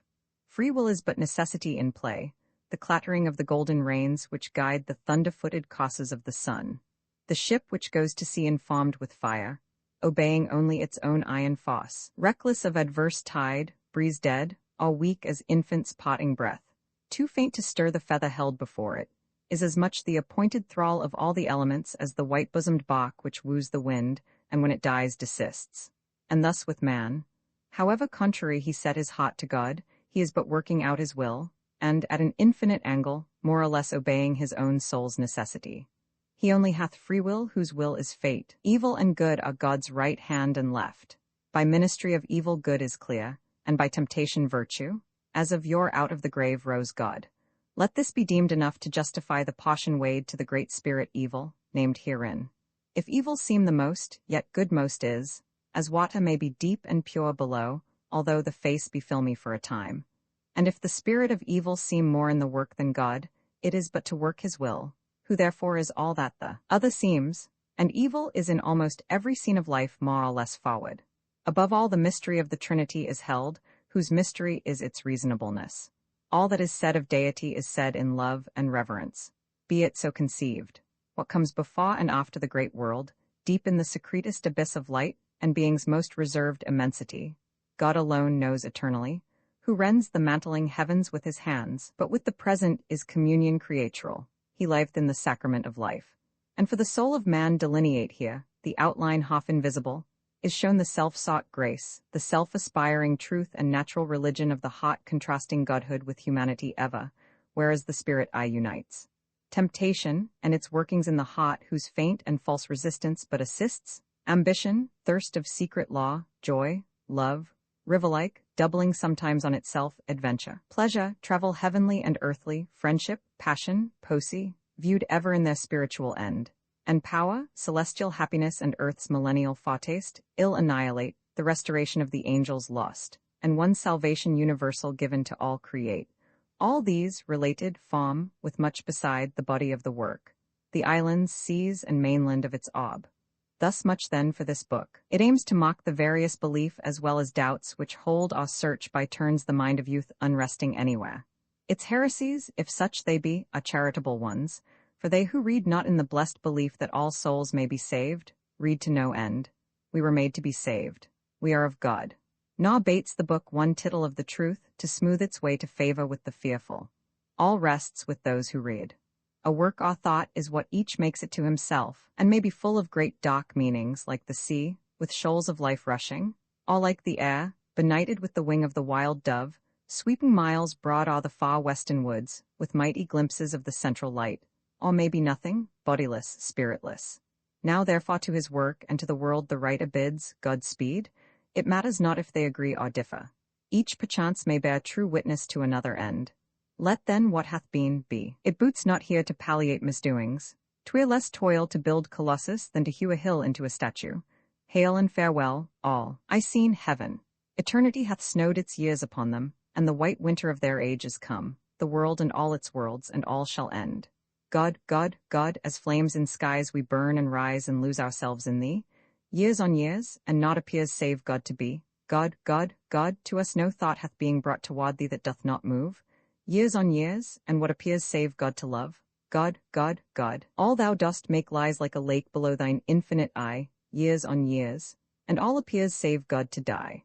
As sun and star, how high or far, show but a boundless sky, so creature mind is all confined to show thee, God, most high.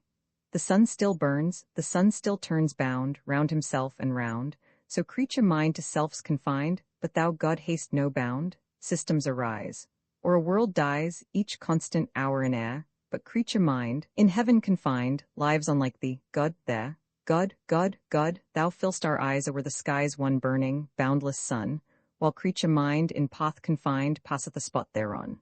God, God, God, ye thrones of heaven, how bright, how pure ye are! How have ye brightened since I saw you first? How have I darkened since ye saw me last? What is the dark abyss of fire, and what the ravenous heights of air, all which I reign, in agony of glory, to these seats, the loathsome cavern of the oracle, all which ye rise in templed majesty, filled with the incense of all worshippers, and echoing with the eloquence of God, which rolls in sunny clouds around the heavens.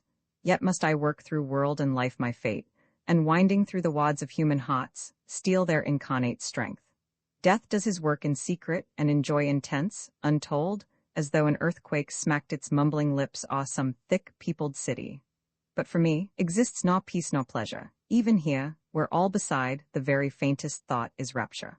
I will speak to God as erst, Father of spirit as the Son of air, beginning of all ends and end of all beginnings throughout whole eternity, from whom eternity and every power perfect and pure cause is and emanates, originator without origin, end without end, creator of all ages and Sabbath of all being, who haste made all numbers sacred, who ought all in one, at whose right hand the wisdom of all worlds combined is only fearful foolishness or inarticulate madness. And thou, Lord, maker and perfecter of all, the one, being above all being, God the life, who art the way whereon the world proceeds from God, all-making, and whereby returns the ever-generated universe, who rulest all worlds in the law of light, thy nature and their own, who art before all ages, angels, blessed, times and worlds, word that in every world art safe to save all souls, impregned with spirit, God begot, and thou eternal spirit deity, the sanctifier of the universe, being and life and spirit, who dost make, destroyest, recreatest, makest God,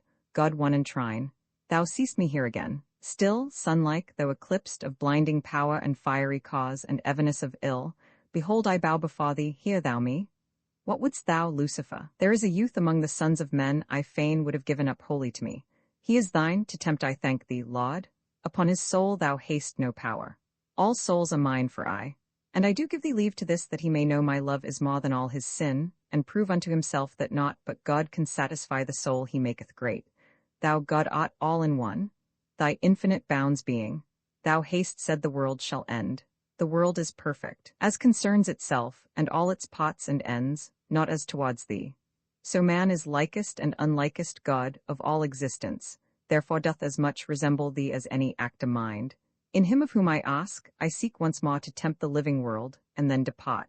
And I will hallow him to the ends of heaven, that though he plunge his soul in sin like a sod in water, it shall nowise ding to him. He is of heaven. All things are known in heaven, ere aimed at upon earth. The child is chosen. Another soul the Holy One hath chosen out of earth, and there is none throughout the whole like worthy of his birth. Oh, who hath joy like mine? Was I not here when from thy boundless bosom, as a star out of the air, that soul was kindled, Laud, and given to me to guard and guide, while both, mid-starry strains out of the depths of heaven, fell at thy feet in worship? Joy of joys? To you, ye saints and angels, let me speak, for ye I see rejoice with me.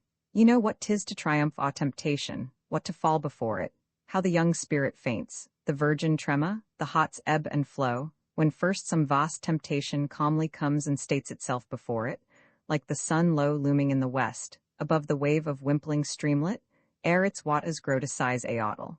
Than the fiend himself there is no greater evil. Less the shame of yielding, ma the glory of conquering in him, to whom he goes, this soul elect. From infancy through childhood up to youth, have I this soul attended, mocked him blessed with all the sweet and sacred ties of life. The prayerful love of parents, pride of friends, prosperity and health and ease, the aids of learning, social converse with the good and gifted, and his hot all lit with love, like to the rolling sea with living light. Hopeful and generous and earnest, rich in commune with high spirits, loving truth and wisdom for their own divinest selves, tracking the deeds of the world's glory, all conning the words of wisdom, heaven-inspired, as on the soul, in pure effectual ray, the bright, transparent atoms, thought by thought, fall fixed forevermore.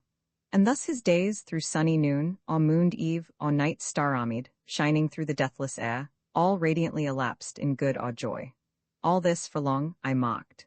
There grew, at length, a change within his spirit, and I feared a fatal and a final fall from good.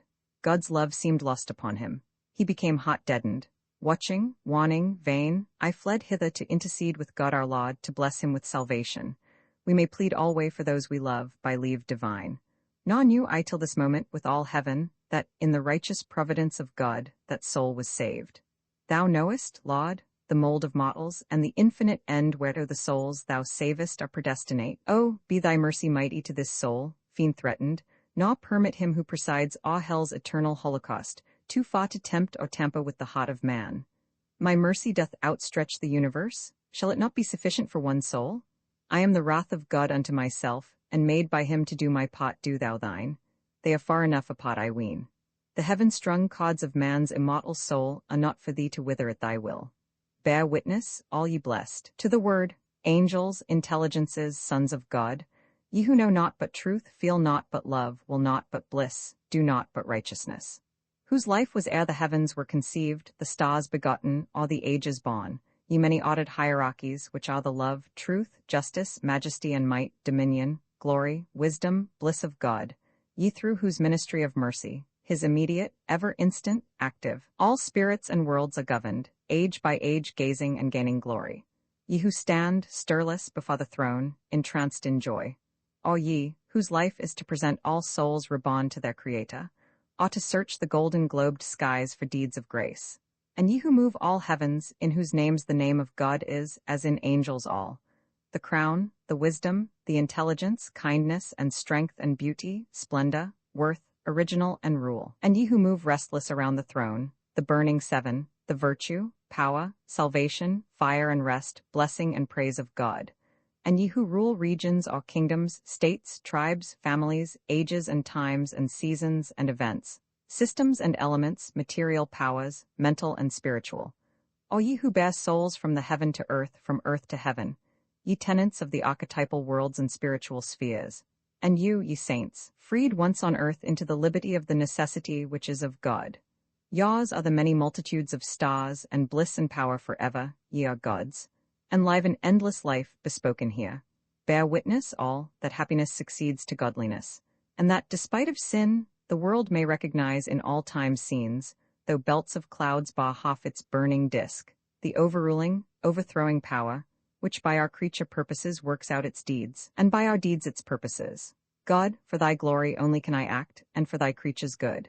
When creatures stray farthest from thee, then warmest towards them burns thy love, even as yon sun beams hotliest on the earth when distant most. The earth whereon he dwells, this grain selected from the sands of life, dies with him. God, I go to do thy will. Thou, too, who watchest o'er the world whose end I fix, prepare to have it judged. Let me not then have watched o'er it in vain. From age to age, from hour to hour, I still have hoped it would grow better, hope so now. 'Tis better than it once was, and hath more of mind and freedom than it ever had. I love it more than ever.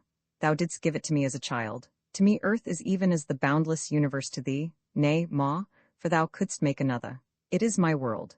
Take it not from me, Lord, thou, Christ, madst at the altar where thou offeredst up thyself for the creation. Let it be immortal as thy love. And altars are holy, and sister angels, sister orbs hail it afar as such. Oh, I have heard world question world and answer, seen them weep each other if eclipsed for one red hour, and of all worlds most generous was mine, the tenderest and the fairest. Knowest thou not God's Son to be the brother and the friend of spirit everywhere? Or hath thy soul been bound for ever to thy foolish world? Star unto star speaks light, and world to world repeats the password of the universe to God, the name of Criffet, the one great word well worth all languages in earth or heaven. Think not I lived and died for thine alone, and that no other sphere hath hailed me Christ. My life is ever suffering for love. In judging and redeeming worlds is spent mine everlasting being. Earth he next will judge, for so saith God. Be it not, Laud, thou art a God of goodness and of love. He is the evil of the universe, and loveth not the earth thy son nor thee. Thou knowest best. Behold now all yon worlds. The space each fills shall be its successor. Accept the consolation? Earth, O earth, 'tis earth shall lead destruction, she shall end. The stars shall wonder why she comes no more on her accustomed orbit, and the sun miss one of his 11 of light. The moon, an often orb, shall seek for earth for aye, through time's untrodden depths, and find her not. No more shall morn, out of the holy east, stream o'er the amber air her level light, nor evening, with the spectral fingers, draw her toss-brent curtain round the head of earth. Her footsteps never thence again shall grace the blue sublime of heaven. Her grave is dug. I see the stars, night-clad, all gathering in long and dark procession. Death's at work. And one by one shall all yon wandering worlds, whether in orbed path they roll, or trail, in an inestimable length of light, their golden train of tresses after them, cease, and the sun, center and sire of light, the keystone of the world-built arch of heaven be left in burning solitude. The stars, which stand as thick as dewdrops on the fields of heaven, and all they comprehend, shall pass. The spirits of all worlds shall all depart to their great destinies, and thou and I, greater in grief than worlds, shall live as now.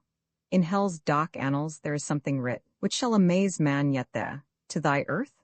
There is a blind world, yet unlit by God, rolling around the extremest edge of light, where all things are disaster and decay, the outcast of all being, no one thing fitting another, that is fit for thee. Be that thy world I, but not the living earth. Stretch forth thy shining shield, O God, the heavens, over the prostrate earth, an armed friend, and save her from the swift and violent hell her beauty hath enchanted, from the wrath of love like his, O save her, though by death. Destruction and salvation are the hands upon the face of time. When both unite, the day of death dawns.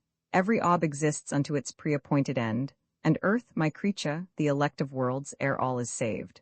The world shall perish as a worm upon destruction's path, the universe vanish like a ghost before the sun, yea, like a doubt before the truth of God, yet nothing more than death shall perish. Then, rejoice ye souls of God, regenerate, ye indwellers divine of deity, in him ye are immortal as himself. Or all things are eternity and change, and special predilection of our God.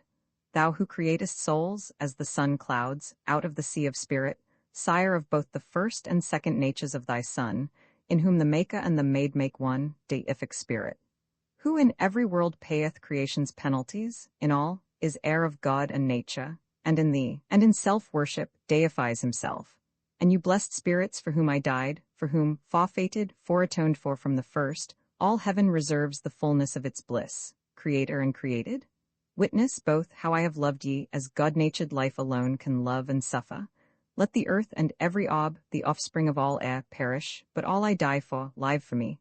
The earth shall not be when her Sabbath ends in the high close of order. Heaven, farewell. Hell is more bearable than nothingness. Thou, God, art Lord of mercy, and thy thoughts are high above the stardust of the world. Yet o'er the meanest atom reignest thou omnipotent, as o'er the universe. Thy might is self-creative, and thy works, immortal, temporal, destructible, are ever in thy sight and blessed there. The heavens are thy bosom, and thine eye is high o'er all existence. Yea, the worlds are but thy shining footprints upon space. Eternal Lord, thy strength compels the worlds and bows the heads of ages. At thy voice their unsubstantial essence wears away. All-favoring God, we glory but in thee. Ye heavens exalt, expand yourselves. They come, the infinite generations, all divine of deity, our brethren and our friends. Thou who hast 1,000 names as night hath stars, which light thee up to eye create, yet not 1,000th part illumine thy boundlessness, nor that abyss of being midst of which thy countless wonders constellate themselves. Thy light, the light we dwell in, shall at last fulfill the universe, and all be bliss, the consummation of all ages come. We praise thee for thy mercies, and for this, the first and last and greatest of all boons. Thee, God, We praise through our near sunsetting days and thy just ways, divine. In thy hand is every spirit, and the meed the same may merit. All which all the worlds inherit are thine. It is not unto creatures given to scale the purposes of heaven, alway just and kind, but before thy mighty breath, life and spirit, dust and death, the boundless all is driven, like clouds by wind. Woe, woe at last in heaven! Earth to death is given, the ends of things hang still over them as a sky. Do what we will, all's for eternity. Roman 2 Scene, wood and water, sunset. This is to be a model and a model, to live within a circle, and to be that dark point where the shades of all things around meet, mix and deepen. All things unto me show their dark sides, somewhere there must be light. Oh, I feel like a seed in the cold earth, quickening at heart and pining for the air. Passion is destiny. The heart is its own fate. It is well youth's gold rubs off so soon. The heart gets dizzy with its drunken dance, and the voluptuous vanities of life enchant, and cheat my soul no more. My spirit is on edge. I can enjoy naught which has not the honeyed sting of sin, that soothing fret which makes the young untried, longing to be beforehand with their nature, in dreams and loneness cry, they die to live. That wanton whetting of the soul, which while it gives a finer, keener edge for pleasure, wastes more and dulls the sooner. Rouse thee, hot bow of my life, thou yet art full of spring. My quiver still hath many purposes. Yet what is worth a thought of all things here? How mean, how miserable every care, how doubtful, too, the system of the mind, and then the ceaseless, changeless, hopeless round of weariness and heartlessness and woe and vice and vanity. Yet these make life, the life at least I witness if not feel. No matter, we are immortal, how I wish I could love men. For amid all life's quests there seems but worthy one, to do men good. It matters not how long we live but how. For as the pots of one manhood while here we live in every age, we think and feel and feed upon the coming and the gone as much as on the now time. Man is one, and he hath one great heart. It is thus we feel, with a gigantic throb athwart the sea, each other's rights and wrongs. Thus are we men. Let us think less of men and more of God. Sometimes the thought comes swiftening over us, like a small bird winging the still blue air, and then again, at other times, it rises slow, like a cloud which scales the skies all breathless, and just overhead lets itself down on us. Sometimes we feel the wish across the mind rush, like a rocket tearing up the sky, that we should join with God and give the world the slip. But while we wish, the world turns round and peeps us in the face. The wanton world, we feel it gently pressing down our arm, the arm we had raised to do for truth such wonders. We feel it softly bearing on our side, we feel it touch and thrill us through the body, and we are fools and there's an end of us. 'Tis a fine thought that sometime end we must. There sets the sun of suns, dies in all fire, like ashes death great monarch. God of might, we love and live on power. It is spirit's end, mind must subdue, to conquer is its life. Why madst thou not one spirit like the sun to king the world? And oh, might I have been that sun mind, how I would have warmed the world to love and worship and bright life. Suddenly appearing, not thou, hadst thou more power die, more wouldst thou misuse. Who art thou, pray? I saw thee not before. It seems as thou hadst grown out of the air. Thou knowest me well. Though stranger to thine eye, I am not to thy heart, I know thee not. Come nearer, look on me, I am above thee, beneath thee, and around thee, and before thee. Why, art thou all things, or dost go through all? A spirit, or embodied blast of air? I feel thou art a spirit. Yea, I am, I knew it, I am glad, yet tremble so. What hours upon hours have I longed for this, and hoped that thought or prayer might produce? I have besought the stars with tears to send a power unto me, and have set the clouds until I thought I saw one coming, but the shadowy giant alway thinned away, and I was fated unimmortalized. What shall I do? Oh, let me kneel to thee. Nay, rise, and I'll not say, for thine own sake, that thou dost pray in private to the devil. Father of lies thou least, I am he. It is enough to make the devil merry, to think that men call on me momently, deeming me ever dungeoned fast in hell. Swearers and swaggerers jeer at my name, and oft indeed it is a special jest with whittling gallants. Let me once appear? Woe's me, they faint and shudder, pale and pray. The burning oath which quivered on the lip starts back and sears and blisters up the tongue. Confusion ransacks the abandoned heart, quells the bold blood, and o'er the vaulted brow slips the white woman hand. To judgment, ho? The very pivot of the earth seems snapped, and down they drop like ruins to repent. Such be the bravery of mighty man. I must be mad, all mine eye cheats my brain, and this strange phantom comes from overthought, like the white lightning from a day too hot. It must be so, but I will pass it. Stay, O save me God. He is reality, and now thou kneelst to heaven. Fie, graceless boy, mocking thy Maker with a cast-off prayer, for had not I the first fruits of thy faith? Tempter away, from all the crowds of life why single me? Why scar the young green bowl for fellage? Go, am I the youngest worst? No, light the fires of hell with other souls. Mine shall not burn with thee. Thou judgest harshly. Can I not touch thee without slaying thee? Why art thou here? What wouldst thou have with me? For all I would have gentle words and looks. I pray thee go, I cannot quit thee yet. But why so sad? Wilt kneel to me again? This leafy closet is most apt for prayer. Yes, I will pray for thee and for myself. Waste not thy prayers, I scatter them. They reach no further than thy breath, a yard or so. And as for me, I heed them, need them not. My nature God knows and hath fixed, and he recks little of the manners of the world. Wicked he holdeth it, and unrepentant. Therefore the more some ought to pray. To blow a kiss, a bubble, and a prayer hath like effect and satisfaction. Let me hence, go tell thy blasphemies and lies elsewhere. Thou scatter prayer, make me thy minister one moment, God, that I may rid the world for ever of its evil. O, thine arm, canst rid thyself? Alas, no. Get thee gone, cannot insult thee nor provoke thy flight. I laugh alike at ruin and redemption. I am the one which knows nor hope nor fear, which ne'er knew good nor e'er can know the worst. What thinkest thou can anger me, or harm? Wherefore didst thou quit hell? To drag me there? Thou wilt not guess mine errand. Deem'st thou aught which God hath made all evil? Me he made, oft I do good, and thee to serve I come. Did I not hear thee boast with thy last breath not to have known what good was? From myself I know it not, yet God's will I must work, I come I say to serve thee. Well, I would thou never hadst, but speak thy purpose straight. I heard thy prayer at sunset, I was here. I saw thy secret longings, unsaid thoughts, which prey upon the breast like night fires on a heath. I know thy heart by heart. I read the tongue when still as well as when it moves. And thou didst pray to God? Did he attend?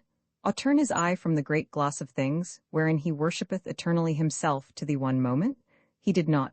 I tell thee not he cares for men. I came and come to proffer thee the earth, to set thee on a throne, the throne of will unbound, to crown thy life with liberty and joy, and make thee free and mighty even as I am. I would not be as thou art for hell's throne, add earth's, add heaven's. I knew thy proud high heart.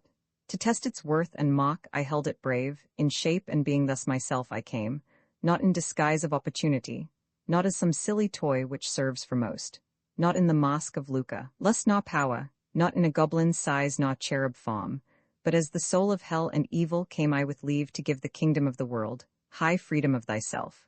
Good, prove thy powers. Do I not prove them? Who but I, that have immortal might o'er mine own mind, and o'er all hearts and spirits of the living world, would share it with another, or forego, 1 hour, the great enjoyment of the whole? And who but I give men what each loves best? Open the heavens and let me look on God. Open my heart and let me see myself. Then I'll believe thee. Thou shalt not believe for that I give thee, hut for that I am. Believe me first, then I will prove myself. Though sick I know thee of the joys of sense, yet those thou lovest most I will make pure, and render worthy of thy love. Unfilm them, that so thou mayst not dally with the blind. Thou shalt possess them to their very souls. Pleasure and love and unimagined beauty, all that be delicious, brilliant, great, of worldly things are mine, and mine to give. What can be counted pleasure after love? Like the young lion which hath once lapped blood, the heart can ne'er be coaxed back to aught else. I will sublime it for thee all to bliss, as yet it hath but made thee wretched. Spirit, it is not bliss I seek, I care not for it. I am above the low delights of life. The life I live is in a dark, cold cavern, where I wander up and down, feeling for something which is to be, and must be, what I know not, but the incarnation of my destiny is nigh. It is thy fate which weighs upon thee necessity sits on humanity, like to the world on Atlas' neck. 'Tis this, and the sultry sense of overdrawn life. True, the worm of the world hath eaten out my heart. I will renew it in thee. It shall be the bosom favorite of every beauty, even like a rosebud. Thou shalt render happy, by naming who may love thee. Come with me. I have a love on earth and one in heaven. Thou shalt love 10 as others love but one. Oh, I was glad when something in me said, come, let us worship beauty. And I bowed, and went about to find a shrine, but found none that my soul, when seeing, said enough to. Many I met with where I put up prayers, and had them more than answered. And at such I worshipped, partly because others did, partly because I could not help myself. But none of these were for me, and away I went champing and choking in proud pain, in a burning wrath that not a sea could slake. So I betook me to the sounding sea, and overheard its slumberous mutterings of a revenge on man, whereat almost I gladdened, for I felt savage as the sea. I had only one thing to behold, the sea. I had only one thing to believe, I loved. until that lonesome sameness grew sublime and darkly beautiful as death, when some bright soul regains its star home, or as heaven just when the stars fall to forth, one by one, like the first words of love from a maiden's lips. There are points from which we can command our life, when the soul sweeps the future like a glass, and coming things, full freighted with our fate, jut out, dark, on the offing of the mind. Let them come. Many will go down in sight, in the billow's joyous dash of death go down. At last came love, not whence I sought nor thought it, as on a ruined and bewildered wight rises the roof he meant to have lost forever. On came the living vessel of all love, terrible in its beauty as a serpent, rode down upon me like a ship full sail and bearing me before it, kept me up spite of the drowning speed at which we drave on, until we sank both. Was not this love? Why, how can I tell? I am not in love, but I have oft times heard mine angels call most piteously on their lost loves in heaven, and, as I suffer, I have seen them come, seen star-like faces peep between the clouds, and hell become a tolerable torment. Some souls lose all things but the love of beauty, and by that love they are redeemable, for in love and beauty they acknowledge good, and good is God, the great necessity. I have not told thee half I will do for thee. All secrets thou shalt ken, all mysteries construe, at nothing marvel. All the veins which stretch, unsearchable by human eyes, of law most precious, most profound, to thine shall bare and vulgar lie like dust. The world within, the world above thee, and the dark domain, mine own thou shalt all rule. And he alone who rightly can esteem such high delights he only merits, he alone shall have. And if I have, shall I be happier? What is pleasure? What happiness? It is that I vouchsafe to thee. Am I tempted thus unto my fall? God wills all lets it be. How thinkest thou that I will go with thee? From God I come. I do believe thee, Spirit. He will not let thee harm me. Him I love, and thee I fear not. I obey him. Good, both time and case are urgent. Come away. Give me a breathing time to fortify within myself the promise I have made. Expect me then at midnight here. Remember that thou canst any time repent. Aye, true, goes, repentance never yet did aught on earth, it undoes many good things. Of all men, heaven shield me from the wretch who can repent.